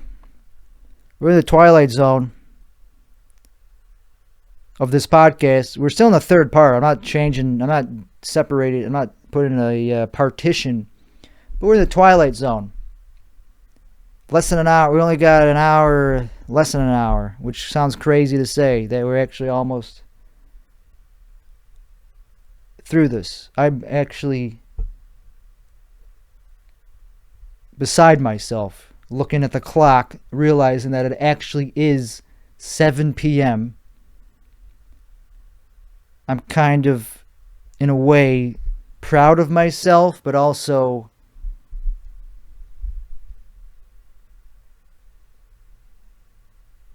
sad. Am I like dejected? I feel like I'm gonna miss the old me. No, I'm gonna miss myself before I started. I'm a different person. I'm a 10-hour podcaster. I gained a lot of experience points on this podcast. I leveled up. I don't think I'll ever be the same podcaster ever again since I did this. I'm going to be approaching podcasting as a very different person now that I've done a 12-hour podcast. I'm a veteran of podcasting. This was a sequel of the first. This is part 3. Still, I'm not experiencing any effects of psilocybin. I don't really feel the mushrooms unless I really like stare off. They're gone. They're subsiding. I think that's insane. I that's like you develop a tolerance very quickly. Thank God. But that sunrise was incredible.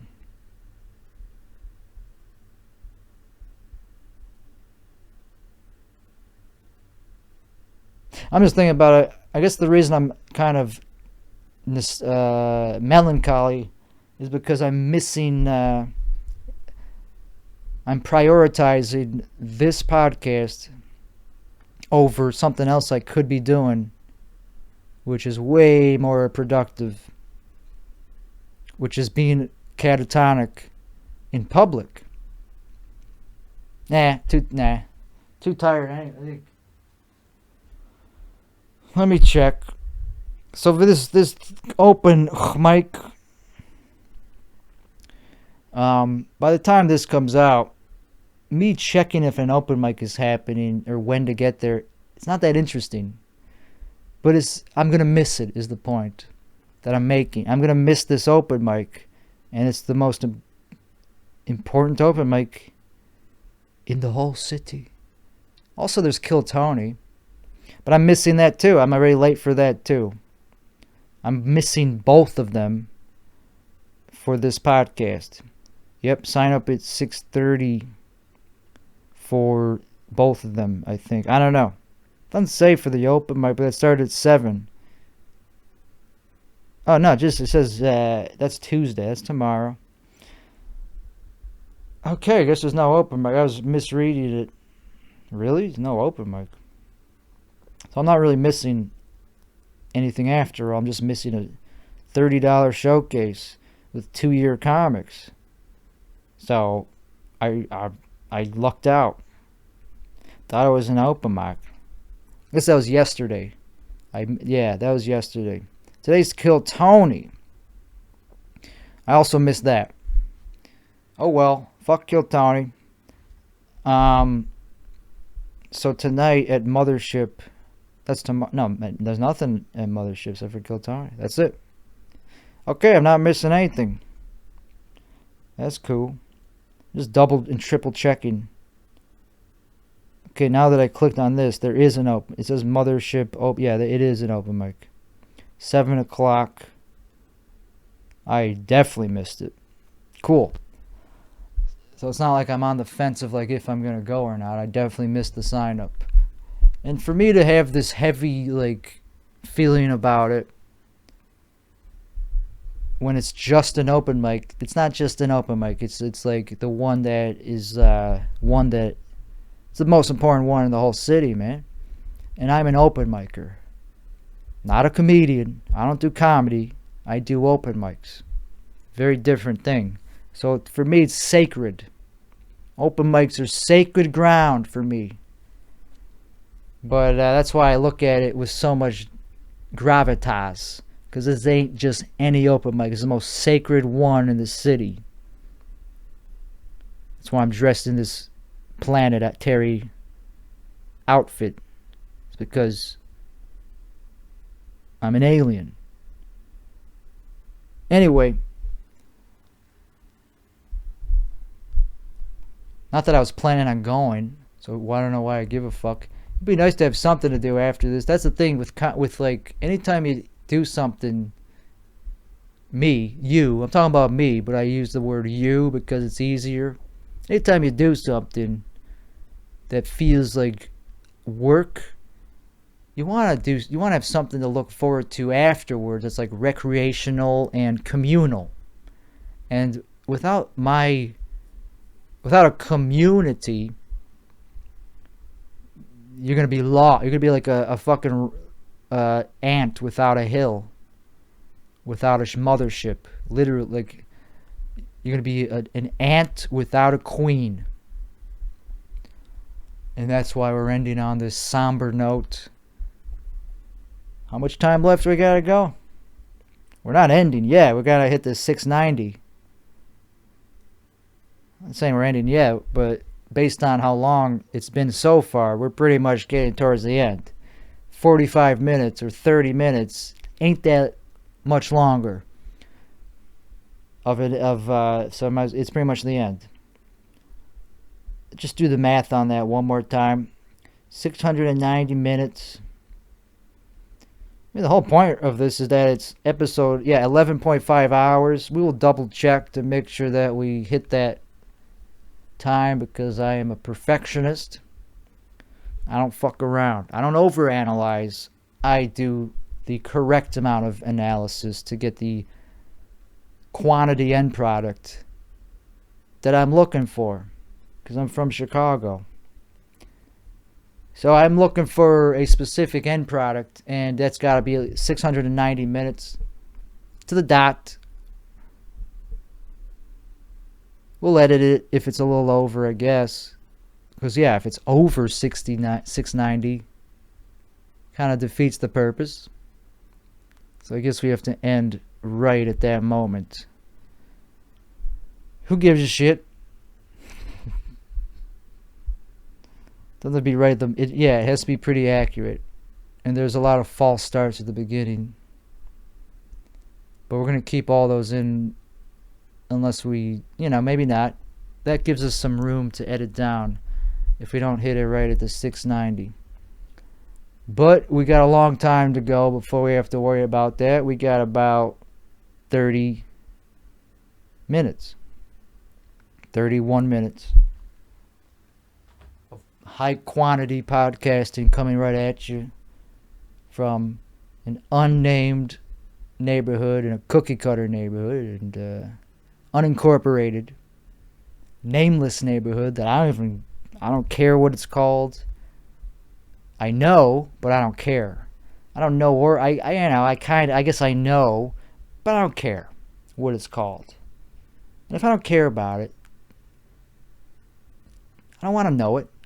I don't want to tell you that I know something that I don't care about. It's a waste of time asking me where I live if I don't care where I live. I don't care where I live. What are you, filming a documentary about me or something? If it's not important to me, why should it be so important to you where I live? Are you stalking me?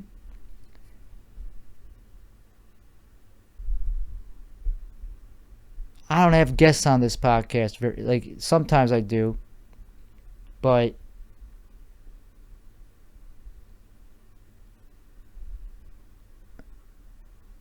you don't need to know my address. You don't need to know where I live. I live in some unincorporated, nameless neighborhood with cookie cutter houses. And there's no artistic culture here except for me.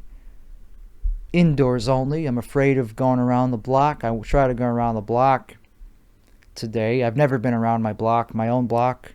I don't even know how far of a walk it is. That's how much of a good neighborhood this is.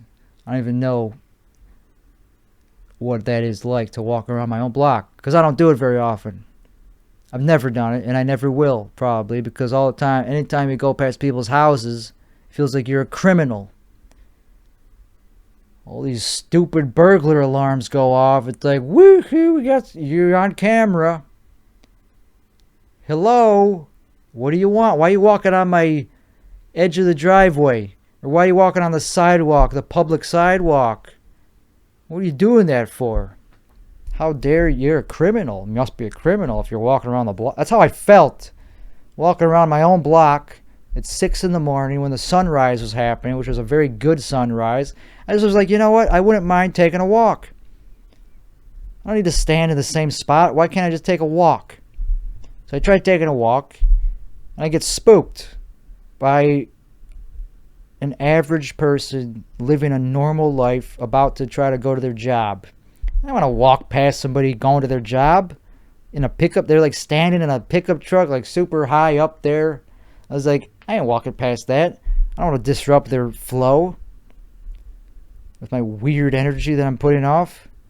So I was like, nope, too much for me. And I turned right around and I was like, nah, I don't really gotta walk around the block.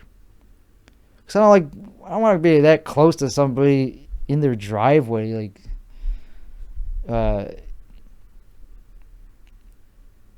It's too close for comfort. Getting too close to somebody else's livelihood. It's like, I'm just walking past, I'm just in the sidewalk. Don't mind me, but I feel like you will mind me. So I'm going to turn around. I'm not even going to ask you to not mind me. I could already sense that you probably are going to mind that I'm on the sidewalk. So I'm going to turn around and enjoy my part of the neighborhood, which is my house. That's the only part of the neighborhood I find neighborly. Is my house. Then I watched the rest of the sunset, rise, whatever, same thing. And it was very good. It was a very high quality sunrise. I would recommend, if you've never done it before, if you've done it before, you already know, but do it again. If you're ready, if you can handle the trauma, the burden of, going to the introspective hole that could end up being a little bit too much, it'll pass. Or it won't, and the whole thing will be bad. But I would recommend, if you've never done it before, take a small amount of mushrooms, just enough to feel something, to trip a little bit, and watch a sunrise. Do it not frivolously. Don't do it without planning it out a little bit. It's good to do it on an empty stomach. You don't want a bunch of food being processed in your stomach. Well, better on an empty stomach. Do it as a tea. Do it in a good mood going into it. Try to sleep well before you do it. And hopefully that's enough for you to have a positive experience, because if you do it just before sunrise and you time it to where it's coming on just as the sun's coming up, it just feels so refreshing. You just feel like this is what life is all about. Just a new day cresting in front of you. A new day, but it's still dark. So it's surreal. All these colors of trees. Like you see this purple backdrop behind a tree, and it's like, it looks so like cartoonish.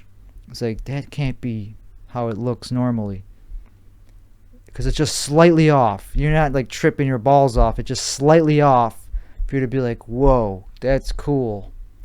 I'm not totally paranoid. I'm just a little bit I'm in awe of the beauty of the nature in front of me. And that just makes you realize that everything is in that you have is not that bad. Like you know, at least for me. When I say you, I'm not talking about like everybody on the planet, but other people do this. Other people say you when they really just mean me. I'm talking about me. We didn't say you. Look, I'm trying to like make it relatable. Of course, not everybody's gonna. Doesn't mean it's not true for some people. I'm saying generalize. Like I'm saying, you, as in one, could also have this experience. I'm not saying necessarily like I'm predicting that you'll have this exact experience. I'm saying you because it's possible that you might resonate with this experience. You'd be like, yeah, I see what he's saying. There's a value to this. There's a high quality value to this. Not quantity. Quality value of like, oh shit, I'm actually very excited. Now this makes me like actually kind of hopeful for the future instead of dreading it. It turns your anxiety inside out and it becomes bliss, because you're looking forward to the future. You're not just dreading it, but you're also happy in the present. You're excited for the present. That's what it really is. Not really the future. You're looking forward to who you're going to interact with in the future because you feel like a renewed person, but it's really in the moment that you're having, that you're excited about. You're excited about something that we take for granted, the present. That's what mushrooms do. They help you enjoy the present and make you at peace with what really matters, which is the present.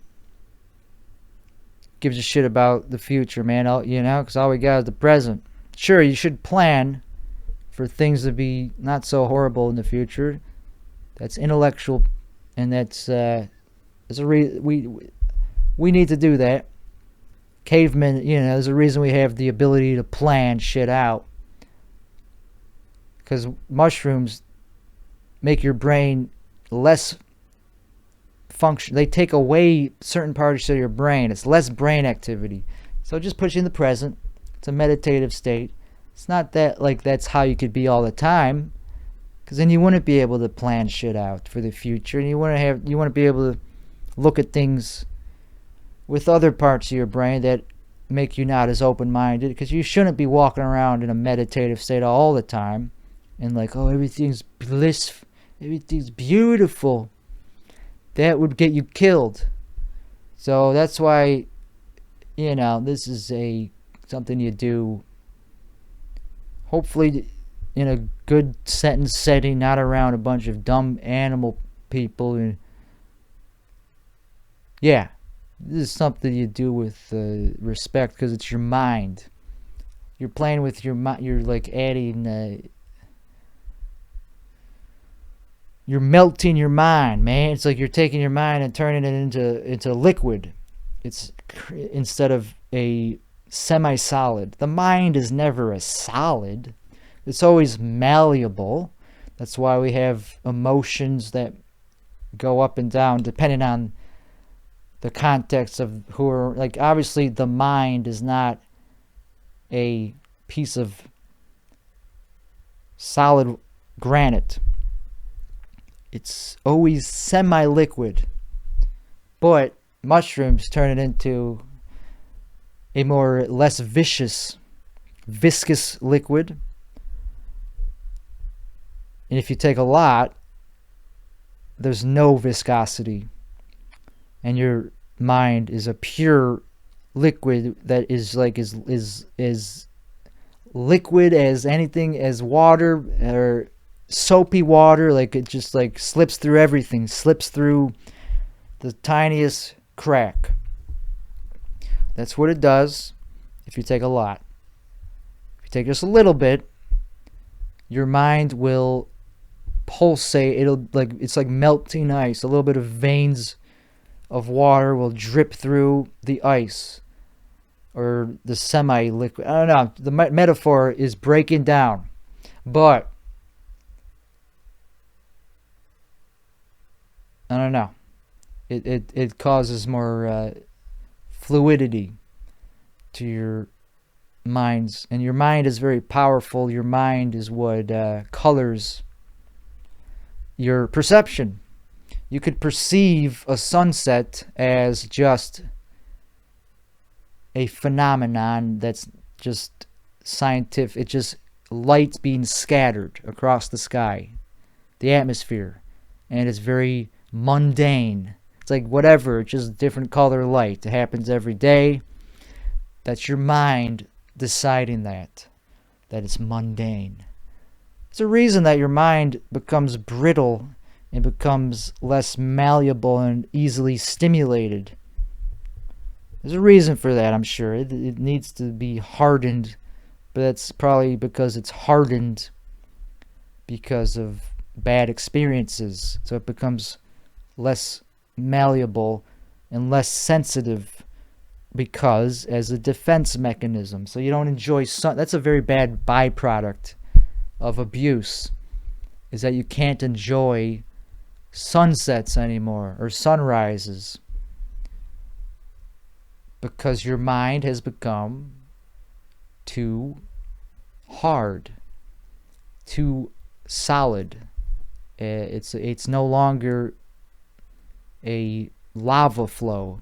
It's just hardened, calcified, and that ain't how you enjoy things in life. If your mind is just set in stone. And that's as a defense mechanism of growing older and becoming numb to the experiences in life, usually in a bad way. Because you have a mundane existence, maybe. It's not necessarily abuse. It's just because you just have a life that isn't stimulating you. So your mind starts to calcify and become brittle and hardened because it has no other choice. It's just this thing attached to your body that goes along with your body like a barnacle. But it's not the thing that's driving your body anymore. It's no longer in control, and it's no longer the engine. Your mind has to be in charge. And it has to be sensitive and not in a hardened, numb, catatonic, tough state. It has to be malleable. And if that means being exposed to these buried traumas, that's the only way to get rid of them, I think, is by unwinding the knotted up entanglement of them, of these cords. The sooner you get rid of those, you face those traumas and realize that they are fixable and that they don't define you, then you can start enjoying life the way it's meant to be enjoyed, and you will start enjoying sunrises again, because you won't be numb to them.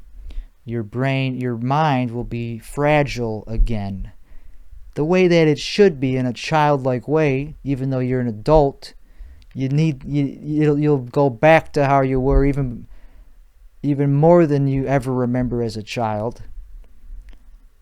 Because as a child, that's when the trauma started. That's when you started building up those defense mechanisms, and that's when you started not enjoying sunsets as much. But then, as an adult, you finally twisted through them. You took the knotted up ball of extension cords and, like, you know what? I'm done carrying all these horrible, tangled up webs. And I'm going to actually untangle them, disentangle them, and remove the icy shit on top of the mountain and get some new water flowing through these cracks. New magma. I don't know. I was trying to use another metaphor that somebody else talked about, how snow. But I already laid out enough. I think I described it enough. I made enough metaphors. I don't need to, like, shoehorn another one. But it's a good metaphor, I guess, is like a snowy hill. Fuck that metaphor. I like what I said. I made enough metaphors. Once you free yourself with that trauma and realize that it ain't defining who you are, and that you shouldn't build a personality around them,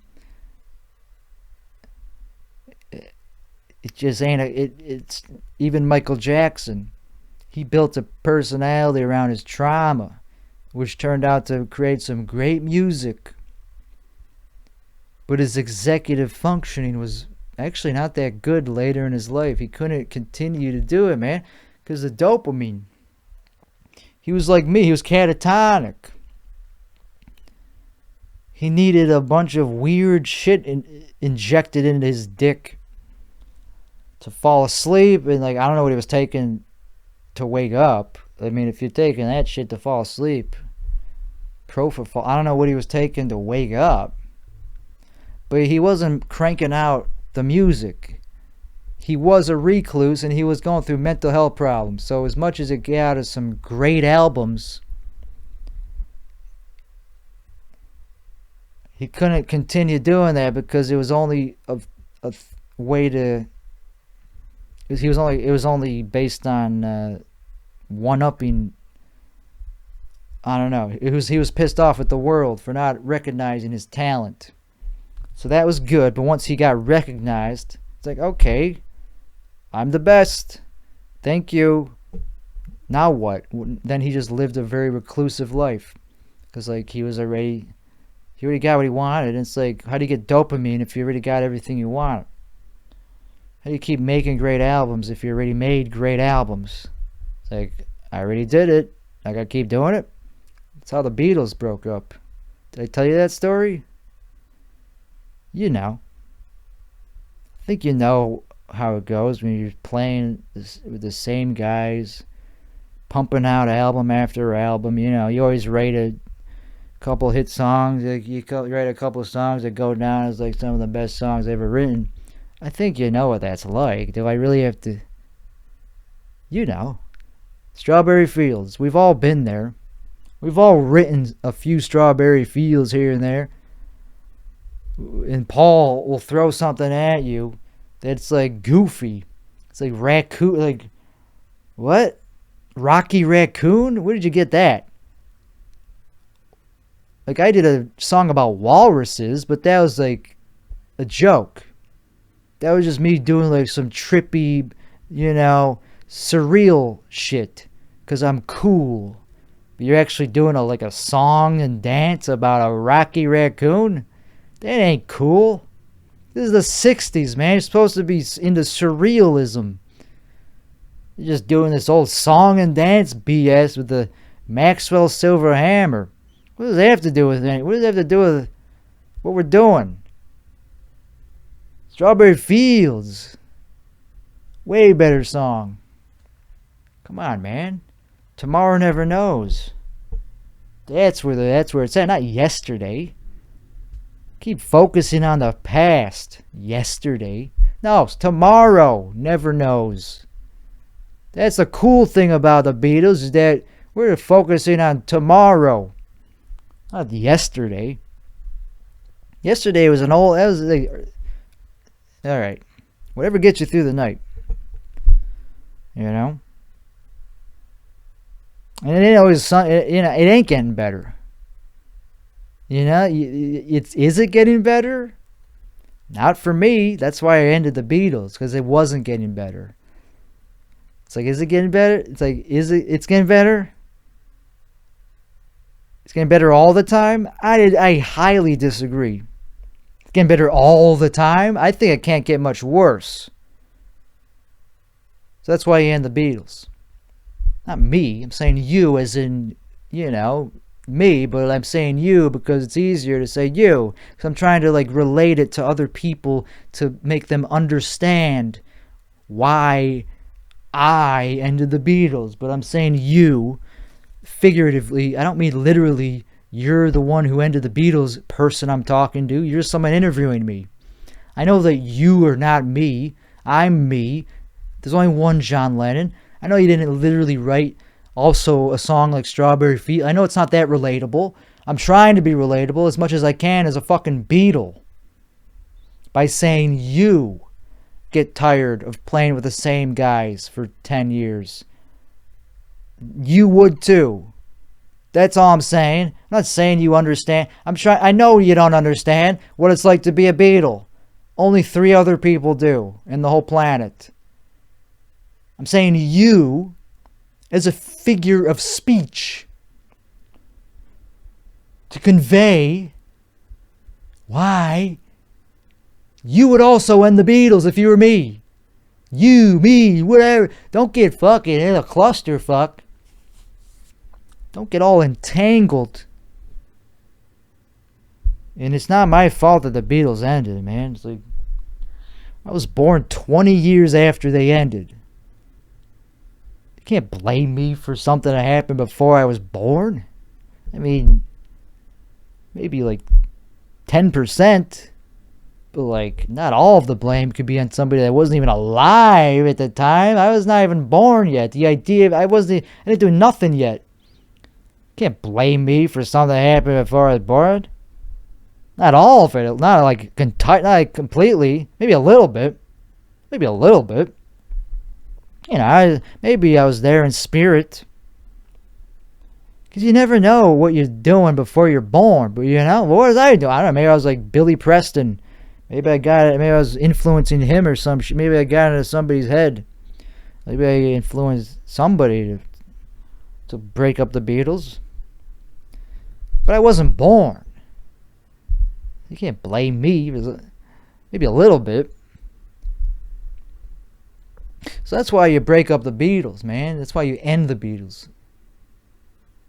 I didn't break up the Beatles. I ended the Beatles. I didn't break up with the Beatles. I am the Beatles. How can you break up with yourself? So anyway, we're about 7 minutes till closing time. Which, I'm going to delete this from my... not the podcast. I'm going to delete this podcast from my memory of ever happening. by going to therapy and paying somebody thousands of dollars that's not covered by insurance. Because I don't own my insurance company. If you own your insurance company, you're set for life. You can just do whatever you want. It's not other people's money. It's your money. Premiums are your money. You're not a bank if you own an insurance. You can do anything with that money as long as an emergency doesn't happen, which they don't. Emergencies don't always happen. That's why they're called emergencies, because they emerge out of thin air. They're not every day, every minute of the day. So that's what I'm going to do. I'm going to go to a therapist and tell them, I must be going through a mental health crisis or divot. Let's not say crisis. It's not a crisis. But let's just say I'm going through a little divot in mental health. Like there's a little bump in the road. How much do I got to pay you to get the memory that I did a 12-hour podcast out of my head forever, so I don't have to have that on my emotional resume, or lack of or as my rap sheet? The opposite of a resume. Hey, can I see your resume? Well, no. Oh shit! You mean raps? Is that the same as rap sheet? Starts with an R. No, that's the opposite of a resume. Why would you give us your rap sheet? It's like, well, I don't know. It's the closest thing I got to a resume, because it lists a bunch of things that I've done. That's not the same thing as it. How's that not what you're asking for? It's a list of things I've done to show that I'm qualified for the job or some shit. It's like, yeah, but this is not a job in criminal. This is not a crime job. This is not a job to be a criminal. Why would we need to see a rap sheet? No, we need to see a resume, as in showing the good things that you've done, not the crimes. Not that you did a 12-hour podcast. Why would they put on that Why would you put it on your resume? It's like something you would put on a rap sheet. That's like the worst crime you could ever commit that I will ever find out about. Because I no longer care about you as a person, because I just found out that you did a 12-hour podcast. You could say anything on podcast. You could say that you did 9/11 on a podcast. Nobody will ever know, because nobody listens to podcasts. You kidding me? You did a 12-hour podcast, and why? No, I mean, it's because you don't have access to mental health resources? No, because I'm an artist. Well, how much money do you make? How much money do you make as an artist? And I'll go, I'm not commercial. I'm quantity. I'm quantity over quality. I don't sell tickets to this. I'm not an artist that sells tickets for $30. I'm a real artist that nobody knows or cares about because he has a podcast, which you can say anything on podcast. But anyway, I'm not a sellout. I don't do $30 shows, ticketed shows. I'm not good enough for that. I'm a professional.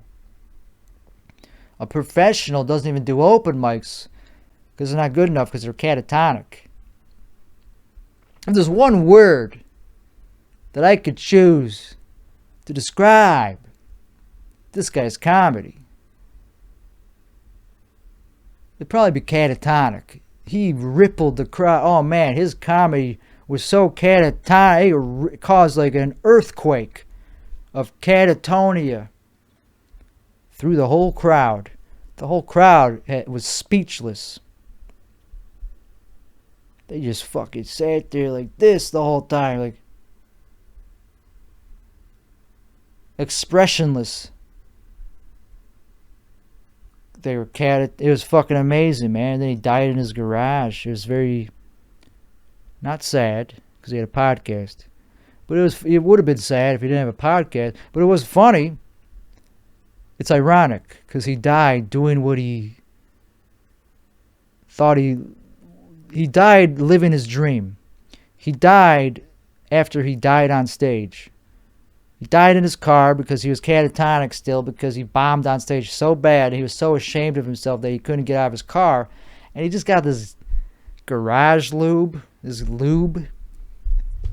for the garage opener, for the door, to lube up the garage door opener, whatever you call it. It's a door, the thing that goes up and down. So he lubed it up the day before this happened. So he didn't know that the garage door was down because he didn't hear it. He pressed the button out of instinct, out of muscle memory, but forgot to turn his car off for some reason. That part he didn't remember. So he's just sitting there catatonic, and that was the last thing that happened to him, because unfortunately he was catatonic. And he wasn't taking in sensory input. He didn't realize what was happening around him. And that's what so he died doing what he loved, which was being, that's what killed him. That's what killed him. Sometimes things just have a way of sorting themselves out. And then he went to Oregon. So we were praying for, he went to Oregon. He's like that guy, David Koresh. He's a second coming of Jesus. Way better than in the drinking days when he was in the 80s. All right. This was fun. This was episode 69. I think that's a good place to wrap it up. Should we do another 12 hours? No, I'm just kidding. No, we're not going to do another 12 hours. This was episode 69, and we did 690 minutes as a special one-off. I'll see you next week. Next week, I probably won't do the full 690. That went by like a breeze.